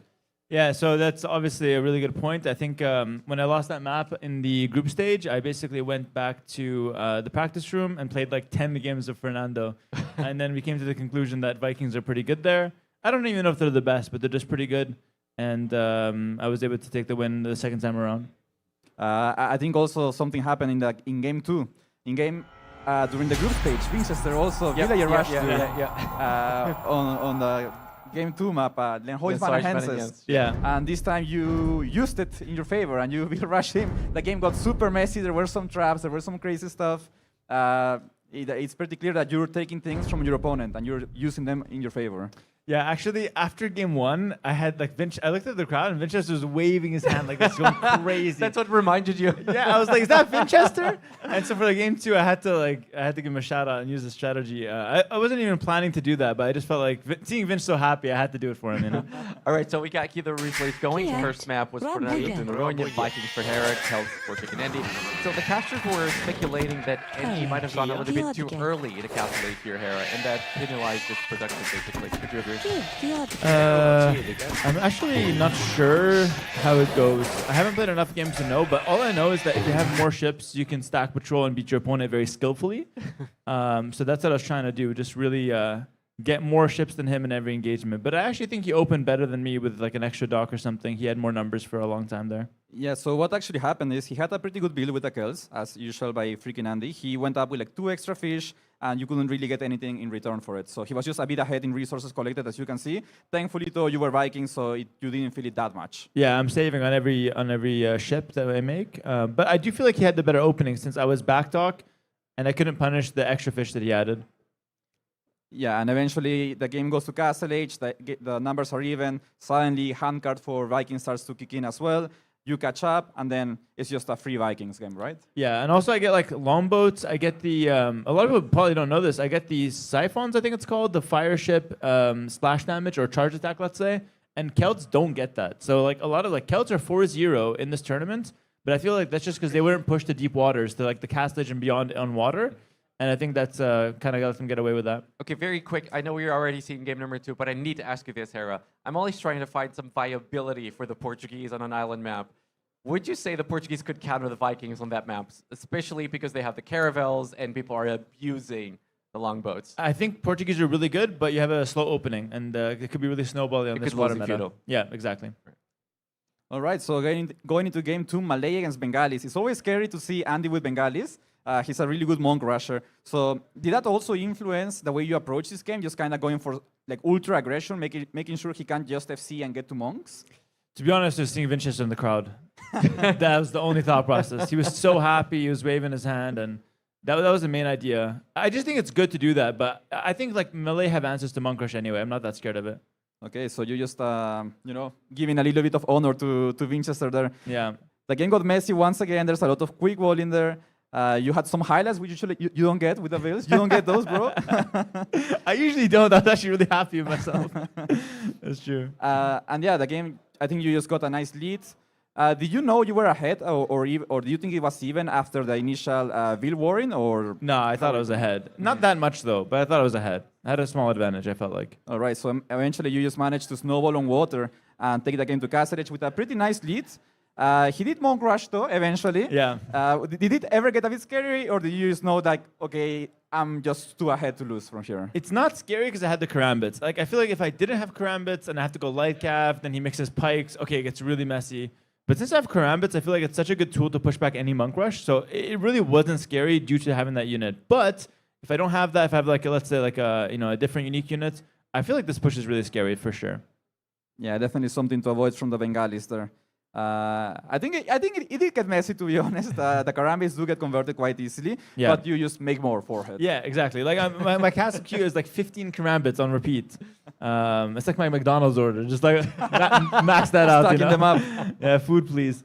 But yeah, I feel like karambits here are just so good. Like they're just so cheap, spammable, and like if I don't win the first fight, I just win the next fight. Of course, just another W for fat age, my friend. We take those. So map number 3, as we're still waiting to see here we go. Map number 3. What a crazy game there, Hera. Phosphor is always there. Even when he's not here, he's here. So how did you read this game? No, I spoke to Phosphor before the tournament. I said, give me some FC strats, bro. You're always helping the others. Help me out. He's so nice that he always helps people out.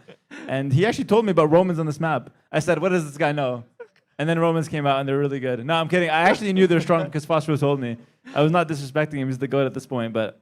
I actually wanted Khmer here. I was telling Hart earlier, I wanted Khmer to counter the Romans FC, but I thought he could go Koreans, he could go Dravidians here. And because of that, I felt like, okay, let's just go with the option that beats the other two civs. In the end, he went Roman FC, which counters Inca really hard, but I don't know. This game got messy, I guess. Yeah, seems to be the theme in this game sometimes. He had so many low HP builds. Like if you just got a bit lucky with what your archers are hitting, you could have killed so much. Yeah. You were also micro-nerding the whole game. Kind of embarrassing to do that. Unheard of. Kind of embarrassing to go that far, but you know, you do you, man. The thing is, I had 10 archers and they did less than 1 archer. Like I needed one good man up front. I had 10 men initially and they were just terrible. I had like you up there. I needed like someone like Mr. Yo that gets the job done. You know what I mean? Someone like Lewis. Somebody with a sharpened up sword. Yeah, exactly. It's like my one archer was really good later. Do you think maybe Champies earlier could have finished the game in style earlier or no? No, it's so expensive to get to. I had no food. I think what I did was perfect actually. Just buy. He has no villas. He's not making villagers. That's why the strategy is like it gets so exposed sometimes. Because if you just don't die completely, you're so far ahead. So make sure your TC doesn't die, tower up, and then build up to that champions eventually. No need to rush it here. I can play 30 minutes. I have my stream running, like play 3-minute ads. Like the revenue's coming in. I have no rush whatsoever. He's got no bills. I'm chilling. Just squeeze that content. Yeah. Just run the ads for the boys there. And here he goes for a bit of a desperate play under your town center. You aim the scorpions, they go down. And then, this is just a Hera show. Like, you're just, at this point, you're styling for points, basically. Yo, editor, put those clips on freaking YouTube Shorts, please. Straight to the shorts. But the thing is, every time the crowd got loud, I was like close. I got nothing. You didn't get it. I got nothing. None of those plays were good. It just looked good. So anti-clutch. All right, Hera, really appreciate your thoughts, my friend. And with that, we conclude day number 4 of the Brazilian Dynasty. I believe we should be having an overlay for tomorrow matchups. I mean, they are known. Obviously, we're going to be seeing Leary versus Mr. Yo. I believe that's going to be the first match of the game. Indeed, there it is, 13 GMT, and still to be decided. So you're not quite qualified just yet for the semifinals here. Oh, there. Okay, now you are. Oh my God! Now Yeah. Thank you, man. It means a lot to me to be there. That's close, man. Yeah. So tomorrow, of course, big day here at the Brazilian Dynasty. Last day of the tournament. We got 2 semifinals. We got 1 grand final. 3 best of 7s across the board. Be there. Tell your friends about it. Tell your parents about it. Tell your dogs and cats about it. And make sure to be here. It's going to be an amazing show. I want to say something. Please do. Sorry about that. I cut you off. That was really rude. No, but no, I have to say it. It's cool. If You're Mr. allowed. Yo wins tomorrow against Leary, that's the most fraudulent run ever in an S tier. He won 2 games versus Sorokuma in the group stage. He gets into the quarterfinals, seed 8 somehow, and then beats the rank 1 of the group stage in Bro, quarterfinals. You're going to interrupt me to talk shit about Yo like that? Yes, of course, I have to. All right. No, but honestly, I think he's done a great job of getting back into the tournament because Sebastian is not a bad player. He's playing amazing. I guess you could say that. So yeah, I just wanted to squeeze that in there. In any case, big thank you to the live audience. You guys were amazing. A lot of noise was made, a lot of energy. That was fantastic. Thank you so much, everybody, for being here. Be here tomorrow. Show is going to be even better. Tell everybody about it. Please be here, and you at home as well. Tune in. 13 GMT, last day of the Brazilian Dynasty. Until then, have a great one, and bye-bye, everybody. See you all tomorrow. That's why you're such a good host, bro. He's Honestly. getting experience. I will. No.